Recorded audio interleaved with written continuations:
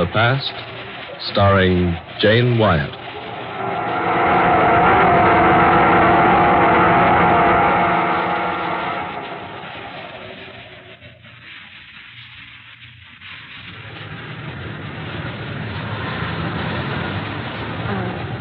I beg your pardon.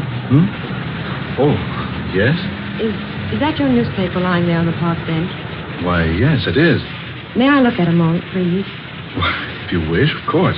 Here, I'll move over. Sit down. Thank you. Well, there you are. I hope you don't think me forward. I'll only be a minute. Oh, take as much time as you like. Here, will you roll yourself a cigarette? Huh? Oh, no, thanks. Sorry, I can't offer you a tailored one. Oh, quite all right, thank you. Out of a job, huh? Yes, but don't tell me I look that desperate.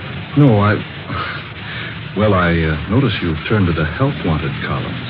Yes, but somebody seems to have been there ahead of me. These ads are certainly all marked up with pencils.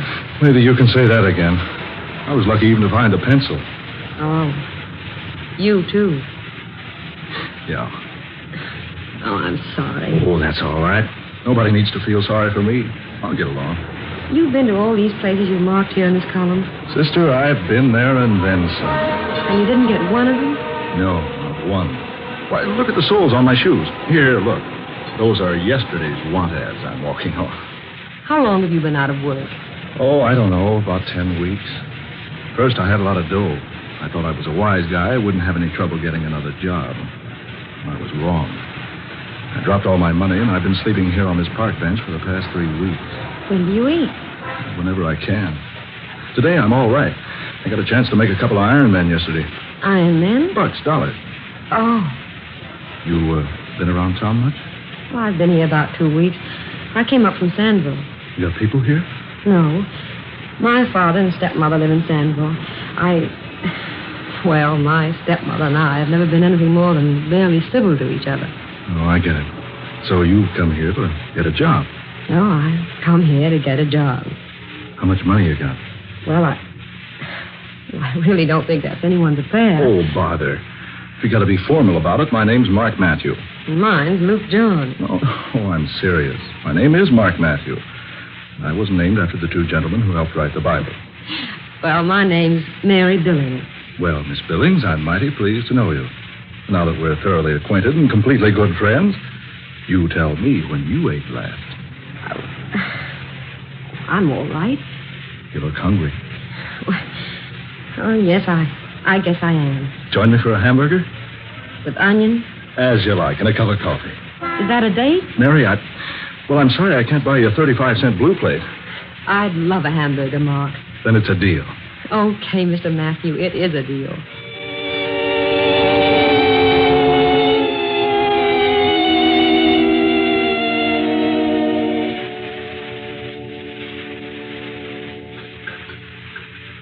Want another hamburger, Mary? No, thanks. Two's plenty. You shouldn't have made me eat that second one. I'm sure you can't afford it. Oh, I know where I can make $1 or so tomorrow. I'll buy some cigarettes if you don't think you can roll No, one. thanks, no. And don't buy any. I really don't smoke much. Say, you're a nice girl to know. Inexpensive. I really don't know why I'm letting you do this for me. I'm not in the habit of... Oh, I know. Neither am I. But my Irish mother taught me never to ignore a pretty young woman who is hungry. Say, you are pretty, you know. I thought you were going to be different. Yeah, I'm different. I say I'm going to feed you hamburgers, and I feed you hamburgers. Oh, and good ones, too. Don't I know they're good? I've been eating them for weeks. Ma, I think I'll answer this ad. Say, did you drag that old beaten-up newspaper in here, will you? Well, certainly I did. I'm still looking for a job, even if my hunger has been temporarily satisfied. Well, if you can find a job out of that bunch, you're a better job hunter than I am. Well, you haven't tried this one. Someone's looking for a woman. Sound good? Very. Listen. Wanted. Stenographer. If you are an ambitious, talented, and reasonably attractive young woman who can use the typewriter, the adding machine, and can write shorthand, apply in person to see Mr. Gibson, Friday night after midnight, room 1313, Temple Building. Do you think you can fill the bill? Are you ambitious? I can use the typewriter. Are you talented? I can operate an adding machine. And Are you reasonably attractive? You told me you thought I'm pretty, remember? Besides, I also know how to write shorthand. Then apply for the job by all means. I think I will. But I don't like this apply after midnight angle. Yeah, it is very unusual. Why at that time of night? Well, maybe it's a night job. Anyway, I'm going to have a try at it. Room 1313, Temple Building. Where's the Temple Building? On the other side of town. How far, Mark? Oh, about 10 or 12 miles. Oh. Hey, you need car fare. Here, take this $50. Oh, Mark, Well, I'm not going to argue about it. I'll take it. And I'll return the money tomorrow night. I get a small check from my father tomorrow morning. That's all right, Mary. I'll meet you... Well, let me see. I'll meet you here in the park at the same bench, and I'll let you know how I come out about the job in the Temple Building.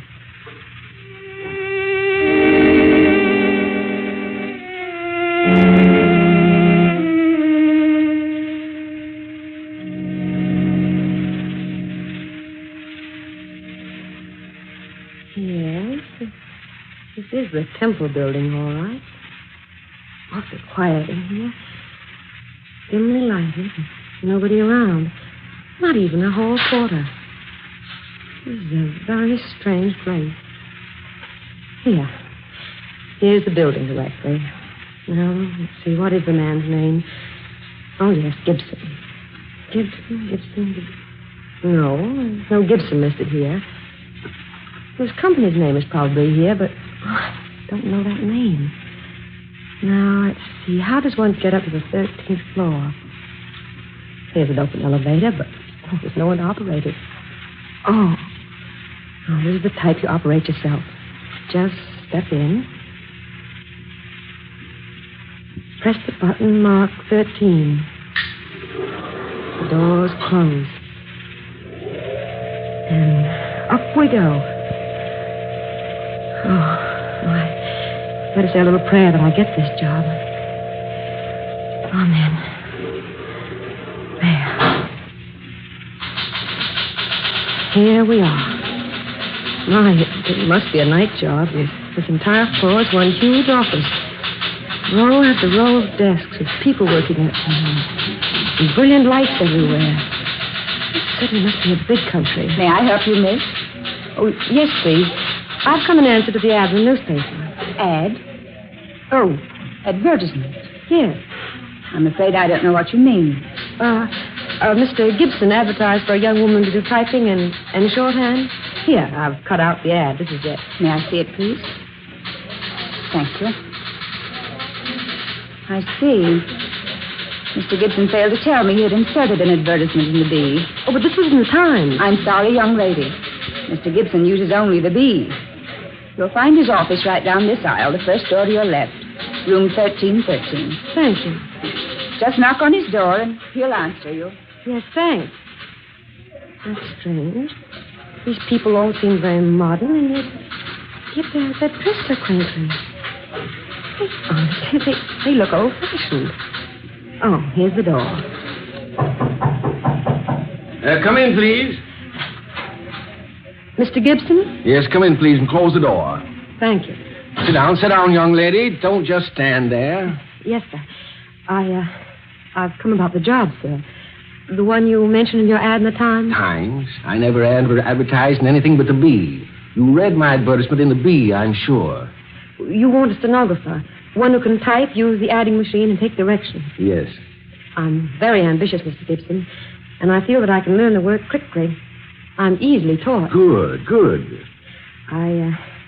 Your ad asked for a moderately attractive girl. I'll try to be neat and tidy, sir. My dear young lady, if your qualifications are as you claim, I feel you'll do very nicely. Here, take this pencil, please, and this pad. There now. Are you ready to take a letter? Yes, sir. Address it, Mr. Hugh Lanning, 1501 Tower Building, City. Dear Mr. Lanning, we have received your order for the office materials listed on your invoice, and I shall personally see to it that the items ordered are assembled, boxed, and shipped to you immediately. We are exceedingly thankful for your order, and we trust you will find our service up to its usual promptness and carefulness. If we may serve you again in the future, please be assured every attention will be given to your desires. Yours very truly, the Acme Office Supply Company by Jonathan Gibson. Got that? Yes, sir. Now, will you type it up, please? Use that machine over there. You'll find paper in the drawer. Yes, sir. How old are you, young lady? 22. Your name? Mary Billings. Where were you born? In Sandville. That's about 35 miles from here. Are you ready to start work tonight if you prove satisfactory? Oh, yes. What salary will you expect? That'll depend upon the work, sir. You must know what's fair. Well, say $20 a week. Shall we say that to begin with? Then if I do more than $20 worth of work, I'll ask for a raise. It's my opinion that employees should be paid according to the amount of work they do. True, young lady. Quite true. What's your home address, please? 2122 Melrose. I'm only there temporarily. Will you please sign this, Mr. Gibson? Eh? What? Sign what? The letter you gave me. It's ready. Finished? Already? Young lady, you're quite efficient. Let's see. Typing is neat. I like it. Thank you, sir. I hope I may have the job. Yes, of course. But one thing, Miss Billings. Yes, sir? Your clothes, my dear. They're, shall we say, a little too modern. Too modern? I thought them quite conservative. The neckline and the skirt length and the sleeves. I'm afraid, Miss Billings, you'll be compelled to wear a tight neck dress, long sleeves, and a skirt to the ankles. Like the others outside I dressed, sir? Yes, exactly. And the rouge and lipstick. We don't use cosmetics with the Acme Company, Miss Billings. Very well, sir. And the short haircut. Bob, I believe it's called. You will let your hair grow out, Miss Billings. Meanwhile, you will add a switch to your hair. Yes, Mr. Gibson. Now, if you just step outside and speak to the young lady at the reception desk, she'll show you a place to work and assign your duties. Mr. Gibson, I can't thank you enough. I'll work very hard, and I'll try to be a credit to your company. I'm sure you will, Miss Billings. May I tidy up your office before I take over my work? Tidy up my office? Well, yes, if you pardon me. We really could stand a little cleaning and dusting. So many cobwebs and dust everywhere. But these windows look like as though they hadn't been washed in years. And your calendar needs changing, Mr. Gibson. My calendar? Yes, look. It says April 16th. This is January 16th. My dear girl, you're mistaken. This is the 16th day of April. And the calendar says 1912. That's right. This is 1912. But, Mr. Gibson, this is 1942. And it's January, not April. My dear young lady, are you in earnest? Why, of course I am. This is the 16th of January, 1942. Oh, certainly. You must be jesting. No, Mr. Gibson, I'm not jesting. This is not 1912. It's 1942. I can't understand what would lead you to say a thing like that. Here, young lady, this newspaper. Today's. Now look at the date on it. April the 16th, 1912. There, you see? Gibson, you say this is today's newspaper? Of course it is. Look at it yourself. Fresh ink. Smell it? Fresh paper. Yes, you're right. But those headlines. Yes, a terrible disaster. The Titanic sunk at sea on her maiden voyage. Yes, she hit an iceberg. A sad tragedy. That was 30 years ago. Long before I was born. What was that? I'm afraid I don't hear very well these days. Wait, it wasn't important. Shall I take over my work now? Yes, if you will. We need your services very badly. Business is exceptionally good, and I'll admit it's difficult to find a young woman with as much ability as you have. Thank you, Mr. Gibson. I'll try to live up to your expectations. I feel certain you will, Miss Billings. If there's anything you don't understand, just ask the young lady at the front desk. Yes. Thank you, I shall. Thank you very much, Mr. Gibson.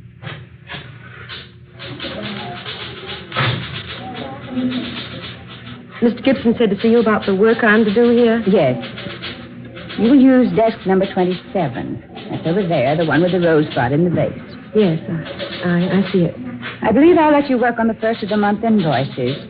Here, use these invoice blanks. The books are on that metal table by your desk. Yes, thank you.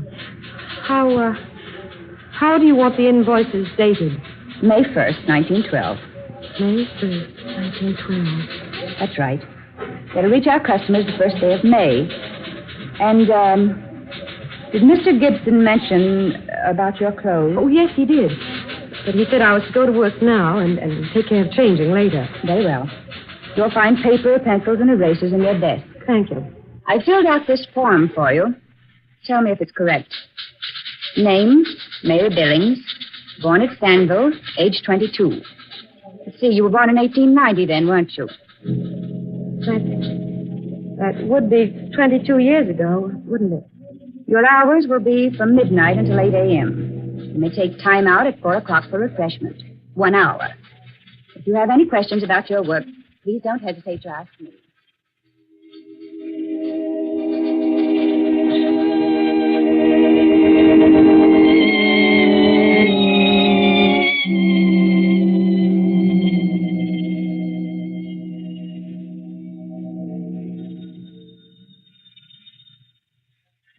Miss Billings speaking. Yes, Mr. Gibson. In your office? Yes, sir. I'll come in immediately. Yes, Mr. Gibson, you sent for me? Yes. Sit down, Miss Billings.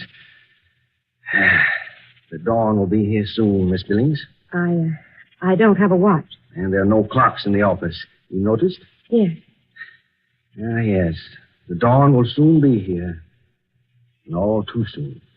I haven't been here long, Mr. Gibson, but I enjoy the work I've done so far. Yes, Miss Johnson reports you give all your attention to your work. She reports that you're extremely efficient. Oh, I'm glad, sir. I've tried to apply myself. Yes. You were just as I expected you would be. What was that, Mr. Gibson? I mean, I could tell by the work you did in here for me that you would be quite capable. I hope you like me well enough to allow me to keep the job. I want you to go home now, my dear. You've done quite enough work for tonight. But I'd just as soon stay my full time. No. Won't pay to overwork the first day, you know. Here, Miss Billings, is your check. My check? Yes, you probably need a little money. Why, yes, but... No. Just cash the check and get what you need with the money. But this check is made out for $80. Yes. I believe that was the amount, wasn't it? Why, I don't understand. Would you mind going now, Miss Billings? The dawn will soon be here, and... Would you mind going now? I know if you wish. Thank you, my dear. And may I wish you every happiness, Miss Billings. Every happiness in the world. Good day now.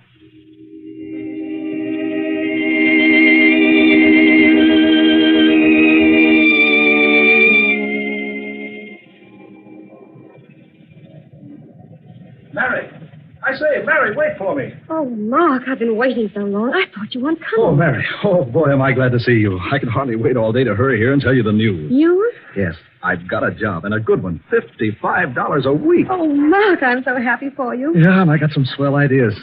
I'm going to tell you one of them before long. Hey, how about your job? Well, I got it, Mark, but I don't know what to think about it. Everything was so strange. Yeah? What happened? Well, I went to the Temple building, and I took the elevator up to the 13th floor.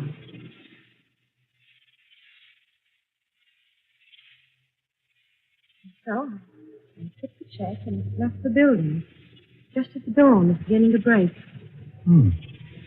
That's odd. Very. Look, Mary, you have to go to work at midnight, you say. Do you mind if I go along? I know. I suppose it'll be all right. Good.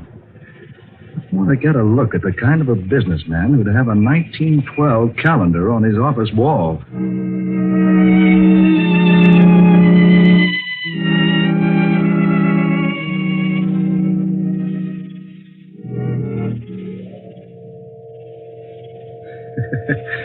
That's some elevator, Here, push the button for yourself. Yeah. I guess they figured you'd cut down an overhead. No operator. Here we are. Mark. Hey. Are you sure you pushed the right button? I'm positive. But look at this place. I thought you said this entire floor was an office. Yes, it was. But now, there's nothing but one dim light. Heaps of junk and boxes, barrels, and celsius. But this floor isn't used for anything but storage space. But There were desks here, lots of them, and people working. Oh, but Mary, there couldn't have been. Wait a minute. Mark, lying over there on the floor. Oh, let's see. Oh, something glittering over here. It's a lipstick. Mark, it's my lipstick. What? Yes. I missed it just after I left the building early this morning. I must have dropped it here while I was waiting for the elevator. Then what you told me did happen. Yes, Mark. I'm very certain of that. Very certain.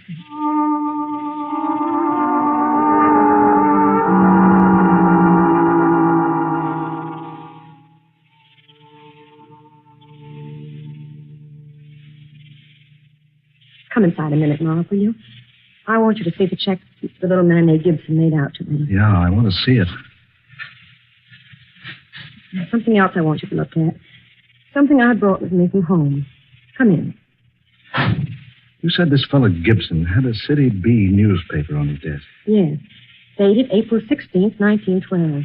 Well, you might not know it, but the B went out of business in this town 20 years ago. But the ink was fresh. And the paper.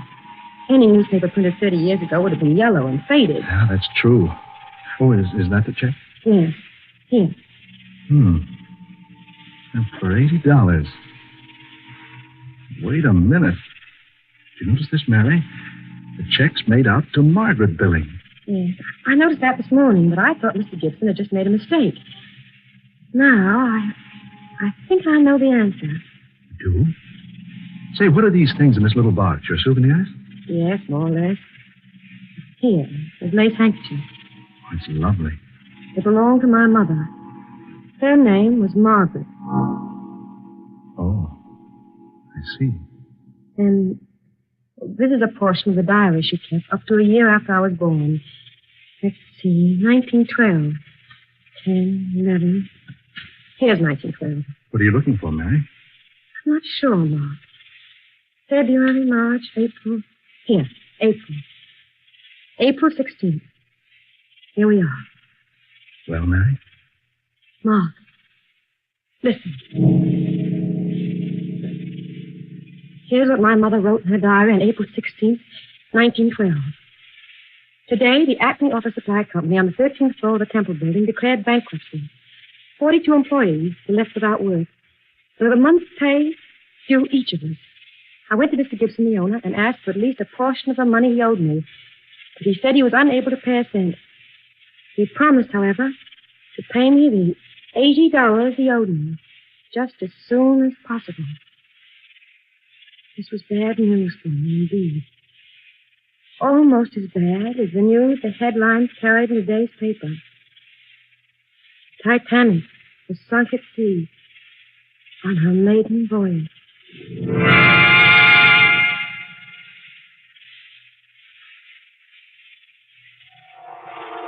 Dark fantasy.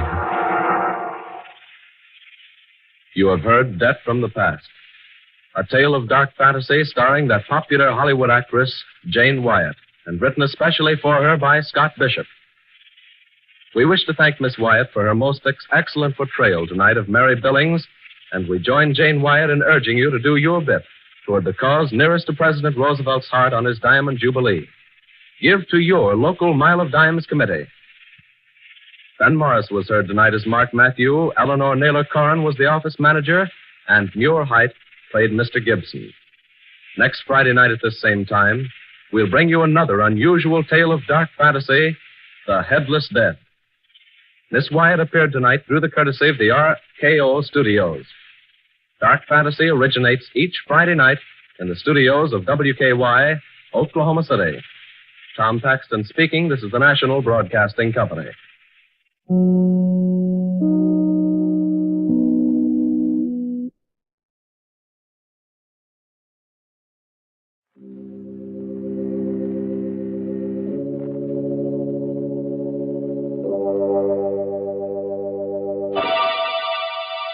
Lipton Tea and Lipton Soup present Inner Sanctum Mysteries.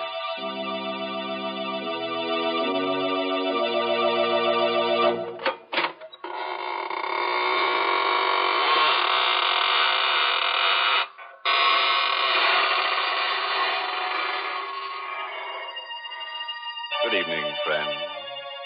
This is your host of the Inner Sanctum inviting you in through the creaking door. Come on in and enter into the spirit of things. Don't pay any attention to those gurgling sounds you hear. They're the unfortunate ones.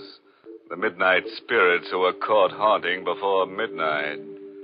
Poor things. All they can do now is gurgle because they've evaporated into distilled spirits. What a horrifying thought, Mr. Host. Can't we ever talk about the brighter side of life? Well, don't forget, Mary, murder is my business. Well, thank goodness it isn't mine. And right now, I'd much prefer to talk with our Lipton listeners about something more conducive to happy spirits. I mean, a cup of hearty, piping hot Lipton tea. You know, it's really wonderful, the extra delight you get from this superb tea, friends. And the reason is simply this: Lipton's grand brisk flavor. Brisk, you know, is the tea expert's own word for the fresh, full-bodied, lively flavor of Lipton tea. Because unlike ordinary teas, Lipton's is never flat-tasting or lifeless. Lipton tea is always spirited, full-flavored, truly satisfying. Why, I'd even go so far as to say that once you've tried it, I think you'll enjoy Lipton tea more than any other tea you've ever tasted. And I'll go even further, Mary, and introduce our listeners to tonight's story. It's an original radio play written especially for Inner Sanctum by Emil Tepperman, and starring Richard Widmark in the role of Alex Gregory. It's about a man who became master of a secret so fearful that it could never be revealed to any mortal, living or dead. But let him tell you the story himself, how he learned the most terrible secret in all the universe, and what he did with it.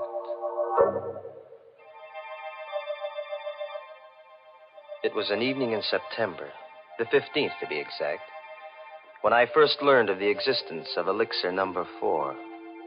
It happened at Professor Jarman's house just off the college campus. You've heard of Jarman, of course. He was to chemistry what Einstein is to physics. But it was his daughter, Elaine, that I was interested in that evening in September when I rang their bell. Well, hello, Alex. Oh, gosh, is it that late? I'm not even dressed. Hi, sweet. Snap it up, will you? The last show starts at 8:30. Oh, it won't take me long. Wait for me in the library. I'll be ready in a jiffy. I knew my way around the house.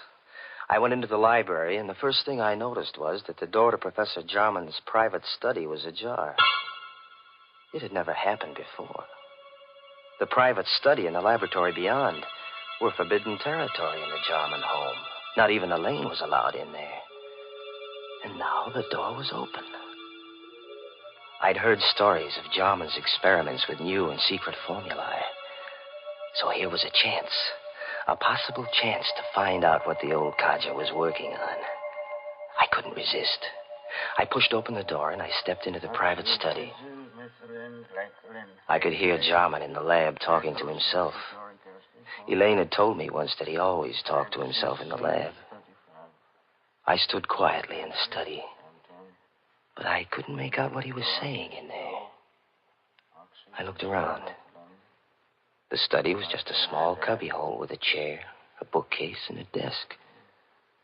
And on the desk, I saw the open diary. A single sentence was written on the open page. I stepped closer.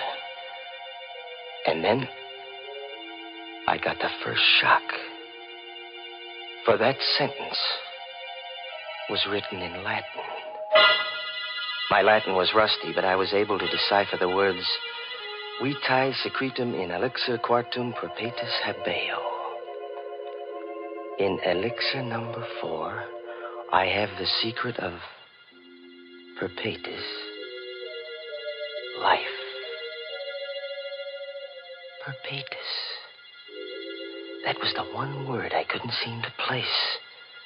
In elixir number 4, I have the secret of something. Life.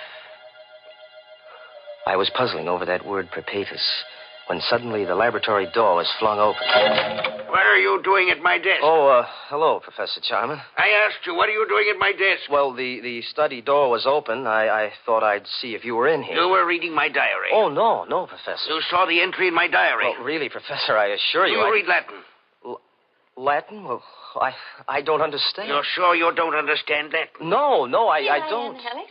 Ready and... What, is anything wrong? Elaine, I've told you time and again, no one is to be admitted to my study. Oh, I'm sorry, Dad. You must have left the door open. Oh, Alex, you shouldn't I'm have terribly sorry, Elaine. I found the door open, and I thought Professor Jarman was in here. I just wanted to say hello. All right. No harm done, as long as you can't read Latin. Now, get along, you two. I'm busy, but keep out of my study hereafter. I took Elaine to the movies, but I haven't the faintest recollection of what the picture was about.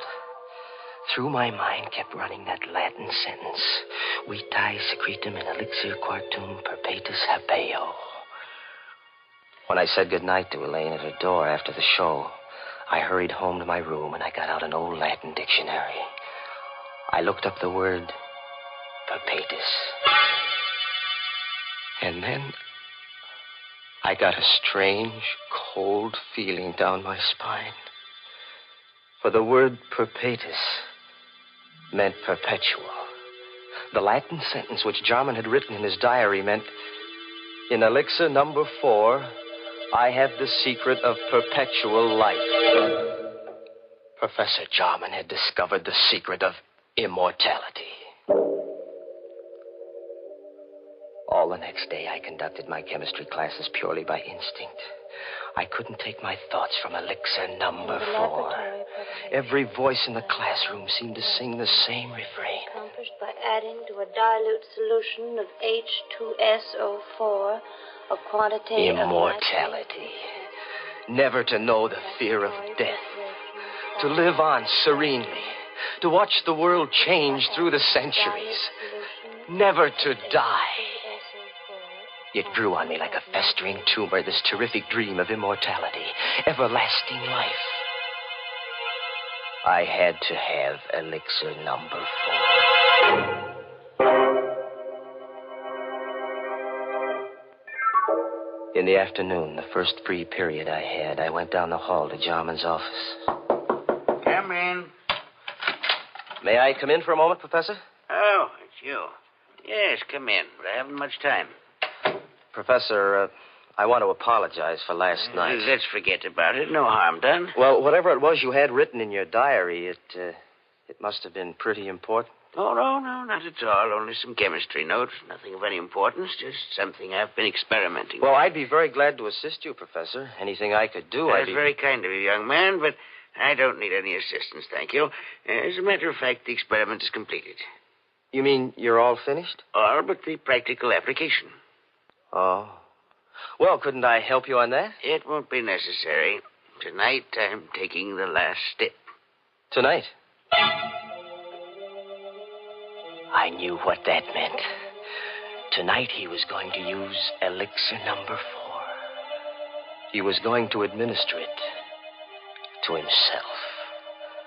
I had to act tonight or never.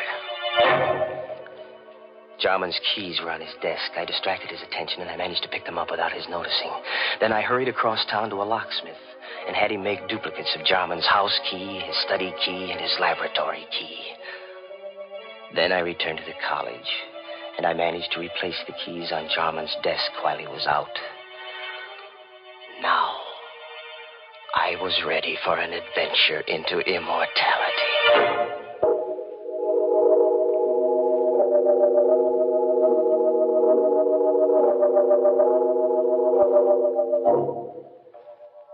At 8:30 that evening, I let myself into Jarman's house, opened the study door, and stepped quietly over to the laboratory. I knew Elaine was at a sorority meeting. The professor and I were the only ones in the house. Jarman was standing at the lab table with his back to me, talking away to himself. There was a small vial on the table and a hypodermic syringe alongside it. Equal quantity administered yesterday will be sufficient. At my age, since my blood is too thin, I require the additional dose. But a younger man would need only one injection to cause the necessary type change in his blood. Who's that? Good evening, Professor Jarman. I hope I'm not interrupting. What are you doing here? How did you get in? So elixir number 4 changes the bloodstream, huh? What do you want in here? Quit stalling, Professor. I know what elixir number 4 is. Oh. So this is it. Elixir number 4. Careful. Don't spill it. How much of this stuff have you got? That's all there is. 5 cc's. You mean you haven't got any more? It took me 5 years to distill 10 cc's. Before that, I experimented for 10 years. I failed 3 times. And this is your 4th try, huh? Elixir number 4. And there isn't any more of it? It will take me 5 years more to make up another bat. Please be careful. Don't drop it. Don't worry, I won't. You said this is enough to make the average man immortal. Me, for instance? It's not for you. You hear me? Not for you. Oh, yes, it is, Professor. It's for me. I won't let you... What are you doing with that mallet? What do you think? No. I'm so sorry, Professor. Wait. I'll let you have it. Don't kill me. I've got to kill you. When I take this dose of elixir number 4, I'll be immortal.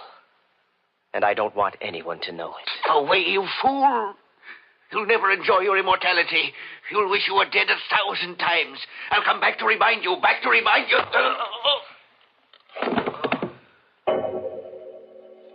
I didn't hit him hard enough to kill him. That wasn't part of my plan. But when he lay unconscious on the floor, I searched among the chemicals until I found what I wanted.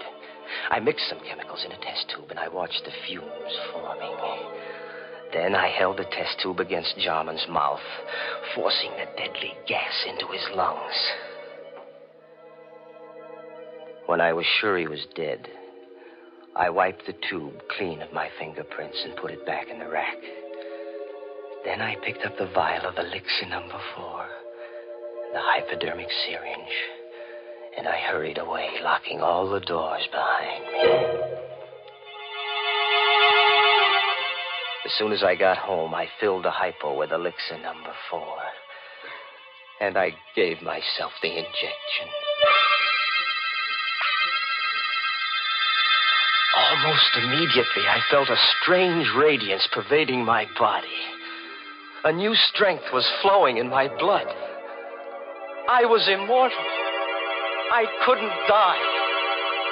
I would go on living and living and living forever.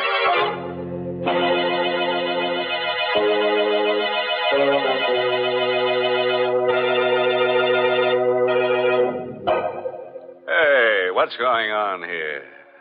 What's all this about living forever? If you ask me, it would be more of a curse than a blessing. Now, just suppose we all took a shot of this elixir number 4. Why, think of all the people who'd lose their jobs. Grave diggers and stone cutters and shroud makers and hearse drivers and... Oh, why, go on. You see what I mean. Why, everybody'd be out of a job. We'd all practically starve to death. Well, then, Mr. Host, maybe we can be glad that nobody has ever found the fountain of youth. You know, I think it's not a matter of trying to live forever. The important thing is to get more enjoyment out of every day. Mm-hmm. For instance, Mary. Well, for instance, one splendid way to get more enjoyment out of an otherwise dull day is to invite your friends in for tea. It's a delightful neighborly custom, made even more delightful when the tea you serve is Lipton's, because there's so much extra pleasure in Lipton tea. The party will seem more of a party. The conversation will be more sparkling, and your reputation as a thoughtful hostess will soar to the skies the moment your guests take their first sip of Lipton tea. For Lipton's wonderful brisk flavor makes it a favorite with everybody. So when friends drop in for tea, or the family gathers around the dinner table, serve them Lipton's, tea at its delicious best. And now let's get back to our story. We're all anxious to see what this fellow Alex does with his secret of perpetual life. Just imagine, a man with all that time on his hands. Time to kill, and kill, and kill. Immortality. I had it in my blood. I could feel it pulsing in my veins. The vitality, the power. I had to establish an alibi. Not that I expected to need an alibi. Jarman's death would surely look like an accident or suicide when his body was found in the laboratory in the morning. But I wasn't taking any chances on a murder charge. I had so much more to lose now. Wouldn't it be ironic if they were to execute me for murder? Me, an immortal.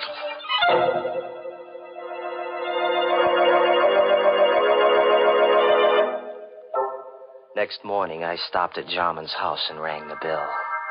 I knew Elaine must have gone right to bed when she returned from the sorority meeting last night, because she never disturbed her father when he was in the lab. But now, when she discovered that he hadn't been to bed all night, she'd want to investigate. And I wanted to be there when the body was found.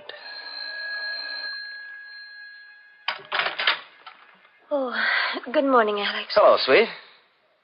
What's wrong? You look worried. Come on in. Alex, I am worried. Dad's still in the lab. He didn't go to bed last night. Well, what of it? He must be working on something big. No, I'm afraid something's happened. I knocked at the door just now, and there was no answer. The door was locked? Well, yes, but I have a pass key. I wonder if I ought to use it. Well, of course you should. Well, please, Alex. You come with me. Of course, darling. Together, we opened the laboratory door. I was all set to act horrified when we discovered the body on the floor. But there was no need to act. I was horrified. For the lab was empty. There was nothing on the floor. The body of Professor Jarman was gone. I don't know for how many hours after that I walked the street, confused and frightened and uncomprehending. I tried to reason it out. How Jarman's body had walked out of that lab. There was only one solution. Jarman had already taken one dose of elixir number 4. It must have counteracted the poison that I'd forced into him. He must have gotten up and then walked away. But where? And why? I recalled what he'd said before I hit him with the mallet. Yes, I could hear his voice faintly strumming at my brain. You'll never enjoy your immortality. You'll wish you were dead 1,000 times. I'll come back to remind you.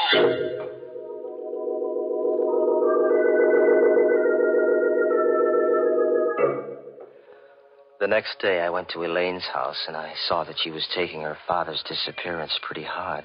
Oh, Alex, I don't know what to make of it. Do you think that Dad... that he's... Now, take it easy, baby. Maybe he's just suffering from amnesia. Maybe he just walked out of the house. He might turn up tomorrow. I have a terrible feeling, Alex, that he's dead. What makes you think so? Oh, I don't know. Now, please, Elaine. That won't do you any good. Oh, but it's the uncertainty. If I only knew for sure. Alex. Do you believe in mediums? Communicating with the dead? Do you believe a medium can put you in touch with the dead? Oh, is that what you're thinking of, darling? Going to a medium? But don't you see, Alex, if Dad is dead, maybe... I was worried, too. I had to know if Jarman was dead or alive. I had to know before I could start enjoying life. Yes, that might be a good idea, Elaine. Can't hurt to try. There's a medium in town. Oh, I don't know what I want to do. Let me think about it. Well, sure, darling.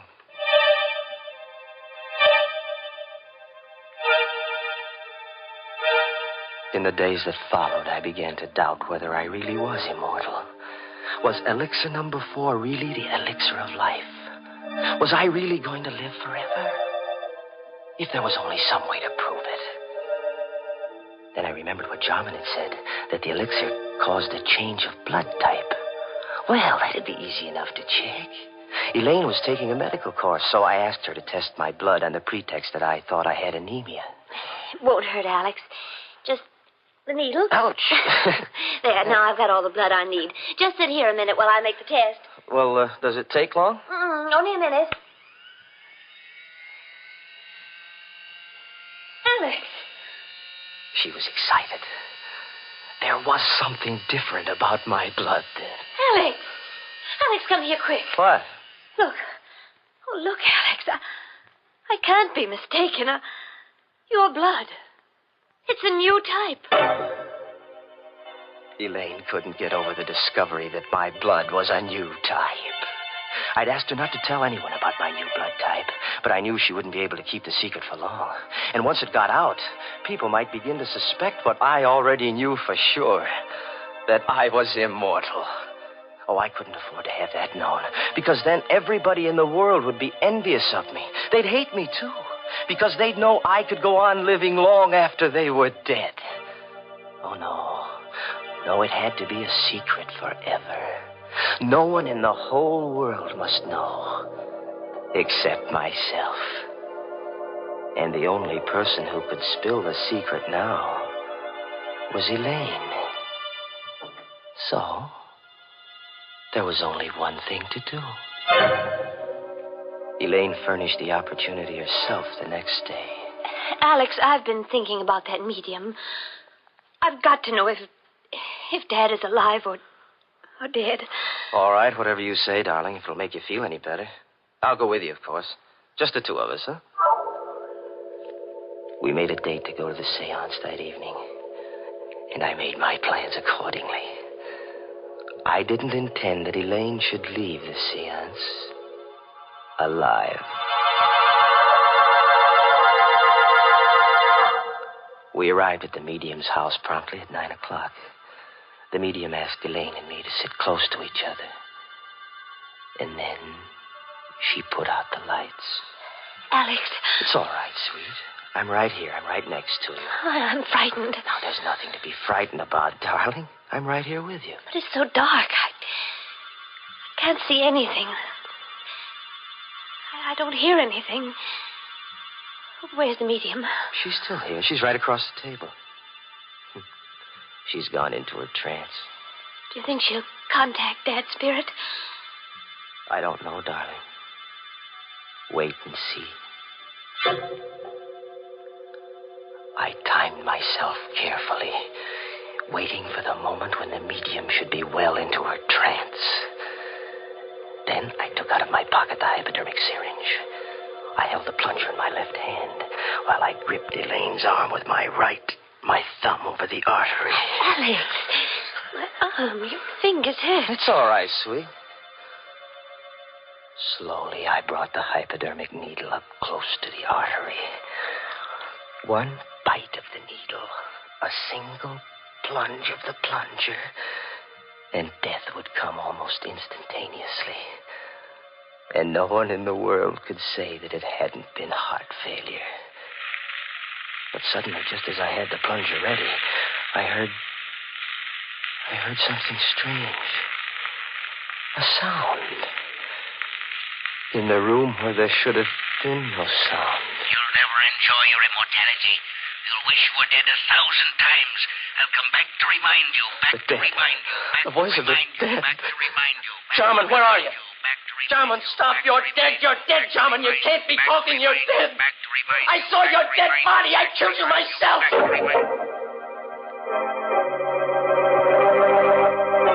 Suddenly, the lights flashed up. The room was full of police. Arrest him, officer. He killed my father. You heard his confession. That voice. That was Dad's voice, Alex. A recording. What? A recording? That's why he always talked to himself in the lab. He had a wire recording machine. He talked while he carried on his experiments so that there'd be a permanent record. The wire recorder picked up everything that was said in the lab the night you killed him. But we could never have proved it was your voice in court if you hadn't confessed just now. Yes, but the body. I found Dad dead that night when I got back from the meeting. And I hid the body until I could find his murderer. And now, Alex, I found him.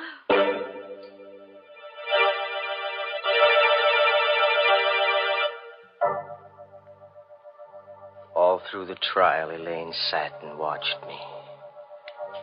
All the time the jury was out, she sat and watched me. And she watched me while they read the verdict of guilty. Her eyes never left me when I stood up to be sentenced and heard the judge say, Alex Gregory, it is the judgment of this court that you be confined to the penitentiary for the rest of your natural life.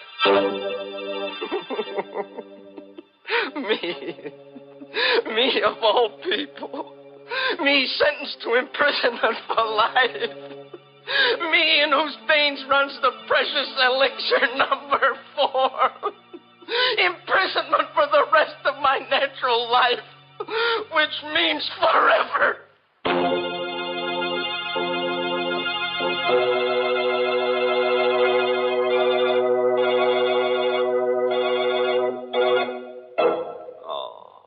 You know, I feel kind of sorry for Alex. He really got a tough break. Locked up in a cell for all eternity and no way out.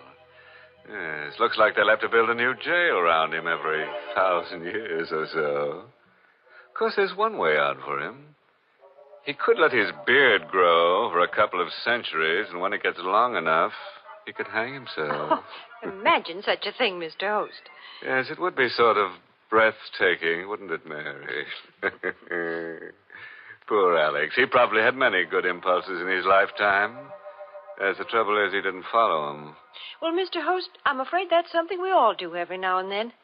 For instance, perhaps some of you Inner Sanctum fans have promised yourselves the pleasure of trying Lipton tea, but somehow just haven't gotten around to it. Or maybe you've just forgotten it when you're writing out your grocery list. Well, this time, make sure. Add Lipton tea to your grocery list right now, for until you do try it, you're missing a real treat. Why not start enjoying lively, full-bodied Lipton tea beginning tomorrow?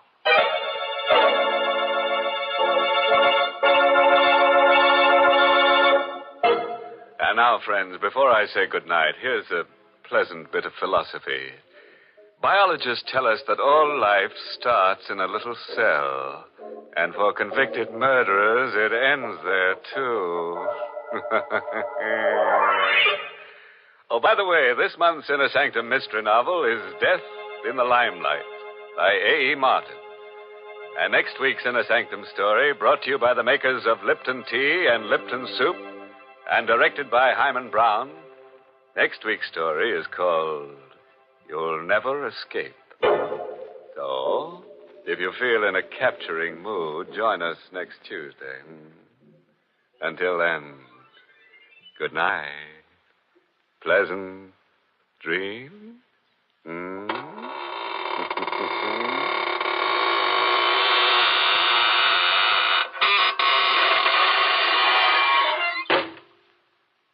Friends, you want to know how to make an ordinary meal into a feast? Start it right. Start it bright with tempting, heartwarming Lipton's Noodle Soup. Lipton's Noodle Soup is ready to serve in a jiffy, and what a treat it is. Lots of tender, golden noodles and a world of real chickeny flavor that makes it taste homemade. It's economical, too. Lipton's Noodle Soup mix costs less and makes lots more than canned soups. So try Lipton's Noodle Soup real soon. And don't forget to tune in next week at the same time for another Inner Sanctum mystery.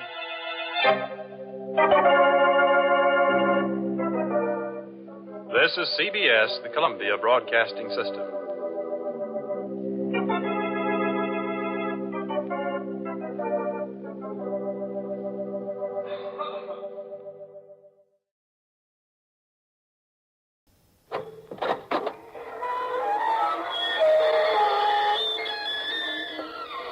Good evening, friends. This is your host to welcome you through the creaking door into the Inner Sanctum. Come in, come in. Brrr. It's getting cold. Yeah, we're all blowing on our hands. Those of us that have hands. One character who hangs his sheet in our happy little inferno got frostbite so bad we had to amputate his leer. Oh, well. At least the big freeze has brought us one blighted blessing. The stiffs around here will keep refrigerator fresh.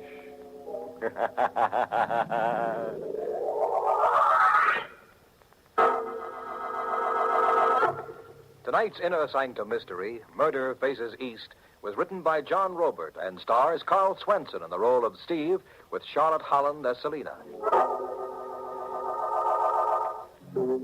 Tonight's candidate for oblivion is a chap whose hobby is collecting nightmares. Oblivion comes with a crash when our boy discovers an idol is no idle jazz. Hang on, everybody, and we'll fill in the gory details. We're in a gloomy cell of a city prison in San Francisco. On the edge of a lower bunk, sitting with bowed head, is a man. A recent arrest. He's still dressed in street clothes. His tie is missing, so are his suspenders.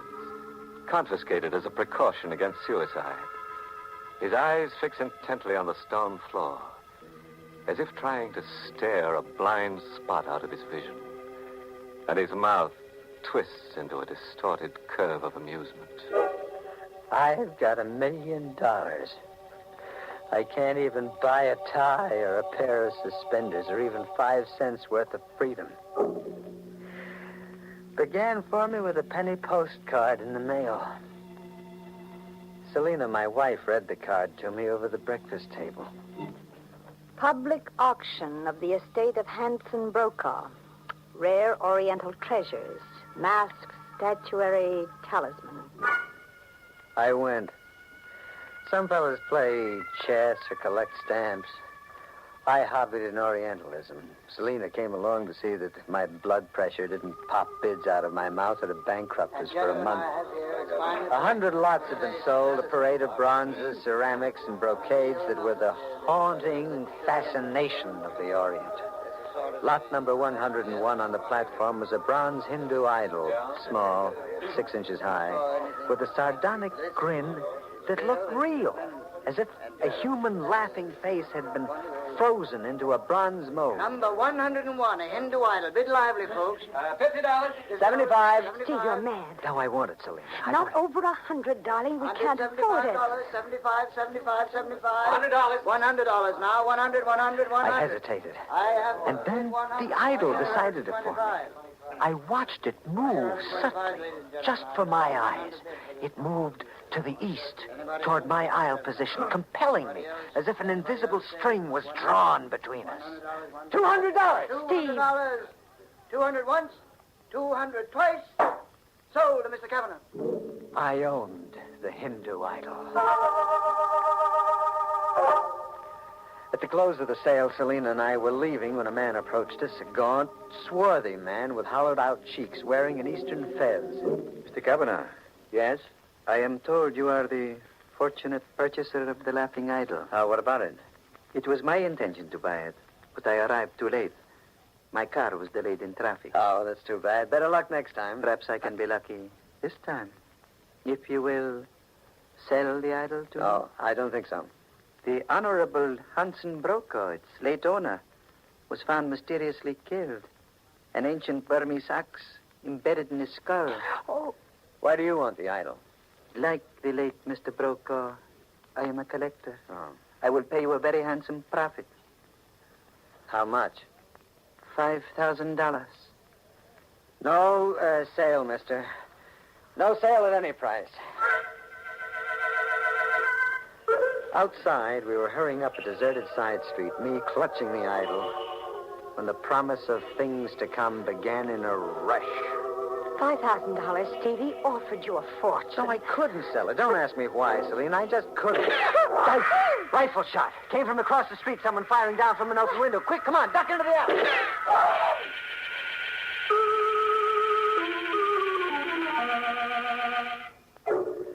Somehow we got home alive and whole. Selina went to bed in tears.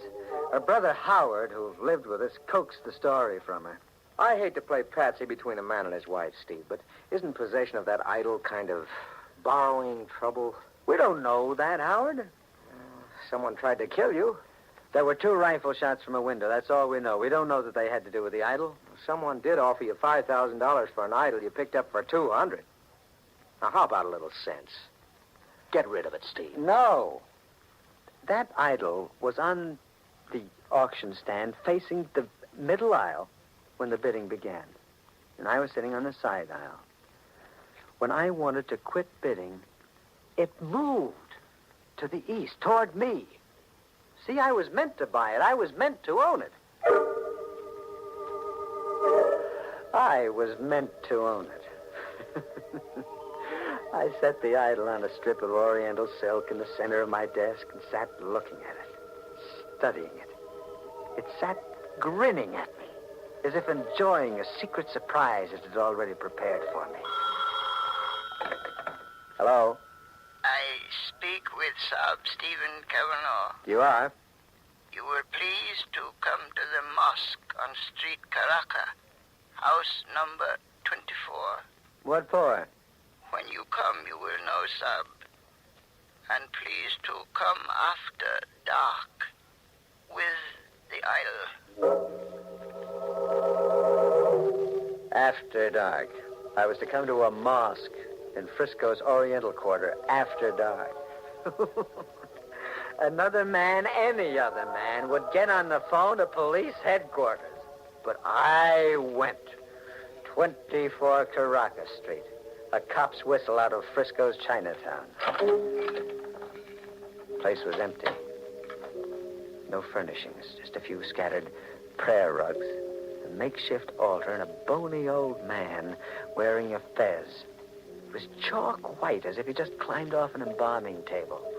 The Sub Stephen Kavanaugh. In person. I am Jin Khan. Okay. Tell me why I'm here. Because you possess the laughing idol, and because it is written that Jin Khan must serve the possessor of the idol. Serve me? How? Your danger is great, Sahib. Huh? Now, see, your enemies will strike, but you will reach riches and power. The idol will show you the way, and Jin Khan will serve you. Serve me? How? Now, see. It is written that when it faces to the east, Jin Khan will talk to his ancestors and then come to you.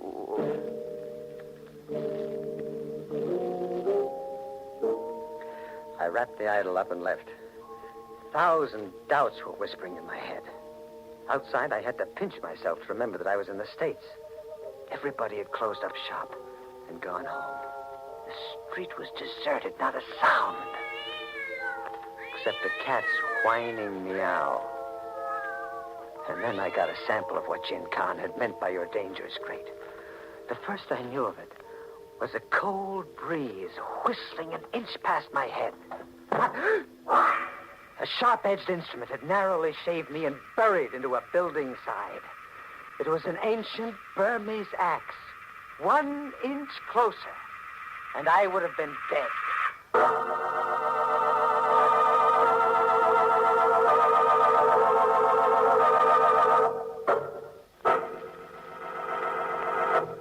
Nothing like a hobby. Keeps you mentally fit to be tied. But what gives? A chap buys an auction sales bargain and some creep applauds him with a blast of gunfire. And to top it off with a hand-tooled coffin lid, a second creep chirps bravo with an axe. Looks like that Hindu idol is going to make Saab Kavanaugh permanently idle. Let's see exactly how said retirement is accomplished, shall we?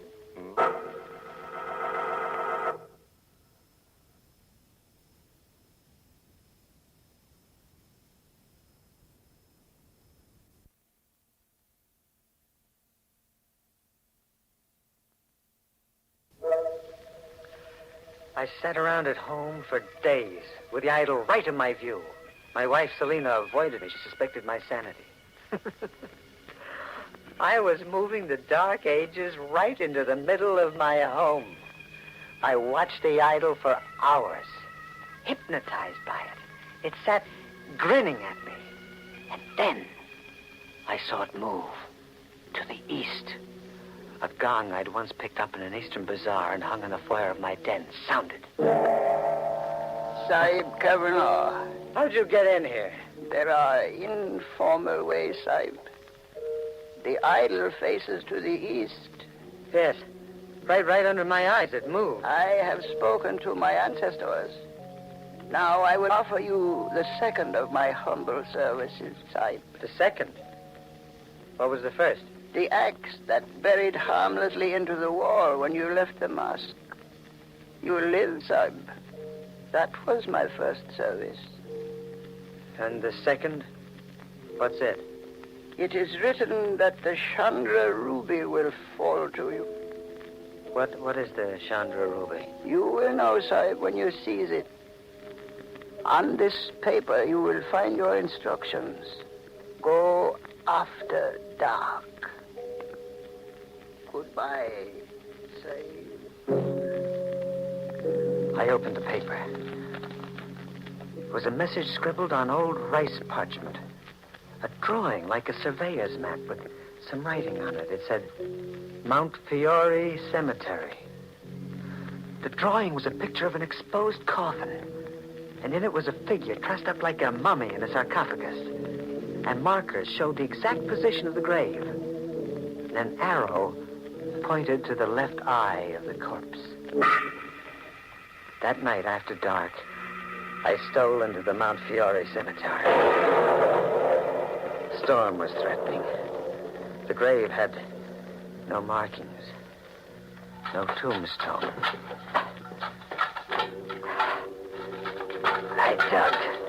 I dug 4 feet down. I reached the coffin. It lay exposed, with the rumbling skies giving it a ghostly glow as if someone had rubbed it with phosphorus. I wedged the edge of a pick into a side and pried it open. Exactly as drawn, it was a mummified corpse, a strip of face, what was left of it, peeked out. Just the nose, the eyes, and part of the brow. One socket was empty. And the other, the left eye, the eye marked by an arrow on the drawing, gleamed red. A lightning spear in the sky caught its radiance, and the eye seemed to burst with a ruby fire. And then flicker and dim as the lightning passed. The Chandra ruby, Jin Khan had said. I was the owner of the Chandra ruby.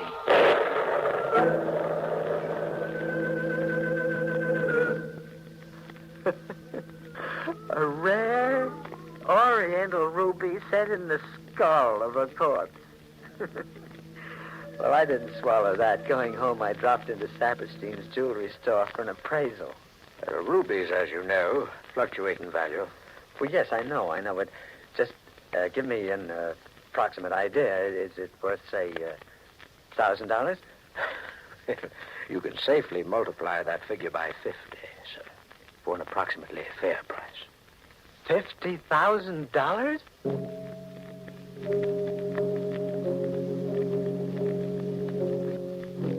For days, I hardly slept watching that idol. And then on the 4th day, the idol moved again to the east. I have spoken with my ancestors. It is written that you will reach great wealth and power. But first, an unhappy task awaits you, Sahib. Oh, an unhappy task? You must kill to save yourself. Kill? Yes, Sahib. Who do I have to kill? Your wife. Kill Selena? No, that's insane. Why? To save yourself. Her hatred for you rages in her mind like a fever. Her wish to destroy you is overwhelming. Selena kill me? No, I don't believe that. It is so written. Search her mind, Sahib, and you will know. Search her mind and convince yourself. Jin was gone. Murderer or be murdered. That was something to swallow. Search her mind, Gin-Con. It said twice as if there were a clue in his speech. Search her mind. How? How was I to search her mind so that I could know? I thought about it hard all through the evening. And then, her diary. Selena kept a diary faithfully. I found her diary in a drawer of the night table. Selena was fast asleep. I thumbed through it noiselessly, reading into Selena's secret mind. Gin-Con was right. Selena lived only to hate me. A page written just the day before proved it. The unbearable agony of life with Steve. The bleak, sick days and the terror. When he touches me, I wither and fall away. One day I will destroy him. I must, or be destroyed. Destroy. Or be destroyed. Murder. Or be murdered. I stared over at Selena, and then something, the intensity of my thinking maybe, awakened her. Steve. Steve, you've been prying into my diary. No, not into your diary, into your mind. I've been prying into your secret mind. Steve, what's come over you? A revelation. I have been living with a fraud, a murdering fraud. Steve, you're out of your mind. Kill or be killed. Do you hear, Selena? Marriage boils down to a comical simplification. Kill or be killed. Murder or be murdered. Isn't it funny, Selena, huh? No, please, Steve, no!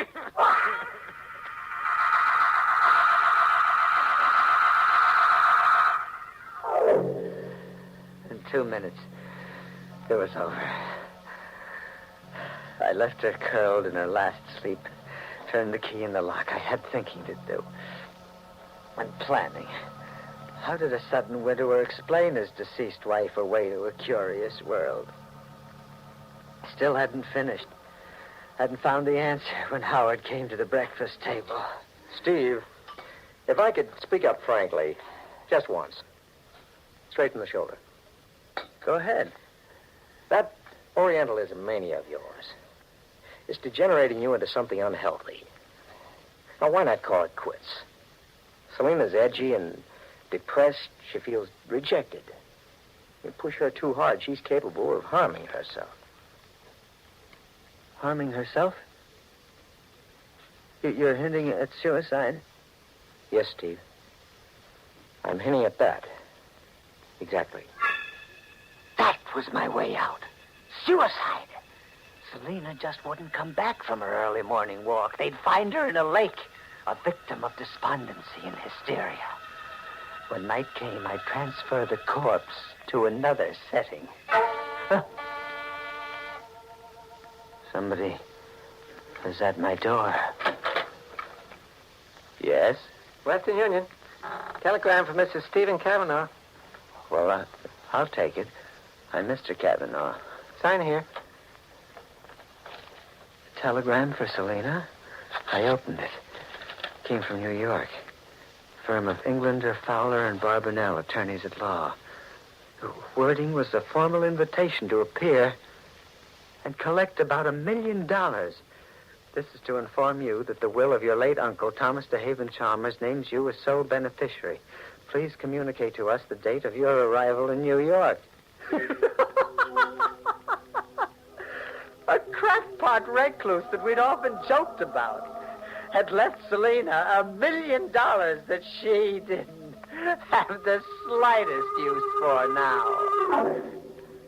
Great wealth and power, Gin-Con had promised. By succession, the fortune was mine now, if I could make murder the perfect crime. When night came, I drove Selena toward Apple Lake. It was just outside of town. Selena was fully dressed, gloves, shoulder bag, right down to the last accessory. A frantic wife on a solitary walk had taken a fatal plunge. I got to the lake.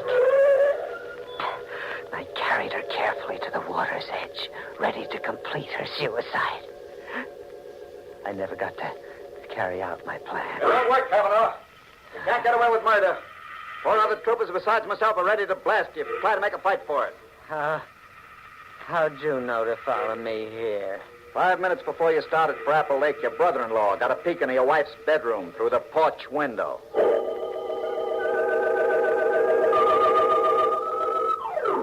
I'm in a city prison on the first lap that leads to the electric chair.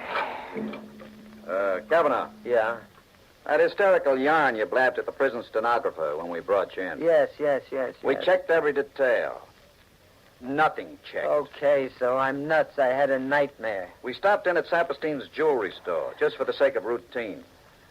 At Saperstein's, your zany story suddenly rang true. Oh? We ran into as ingenious a plot as I've ever encountered. Ingenious plot? It was at Saperstein's that your brother-in-law, Howard, purchased the stone you called the Chandra Ruby. Howard? Mm-hmm. We got a confession out of him. Why? To capitalize on your weakness for Oriental bunkum. It was worth investing $50,000 for a genuine ruby. Worth forging entries in your wife's diary and putting you through the paces as he did. All to sell you the idea of murdering your wife. He knew an uncle had died in New York.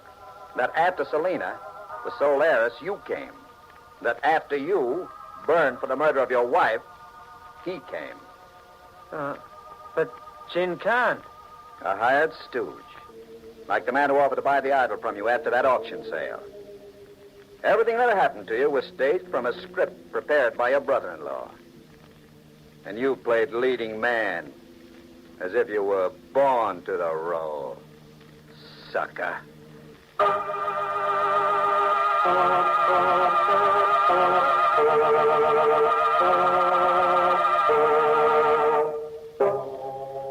An Oriental onion peeler once remarked, Examine your relative carefully, Bub. What looks like an in-law might actually be an outlaw.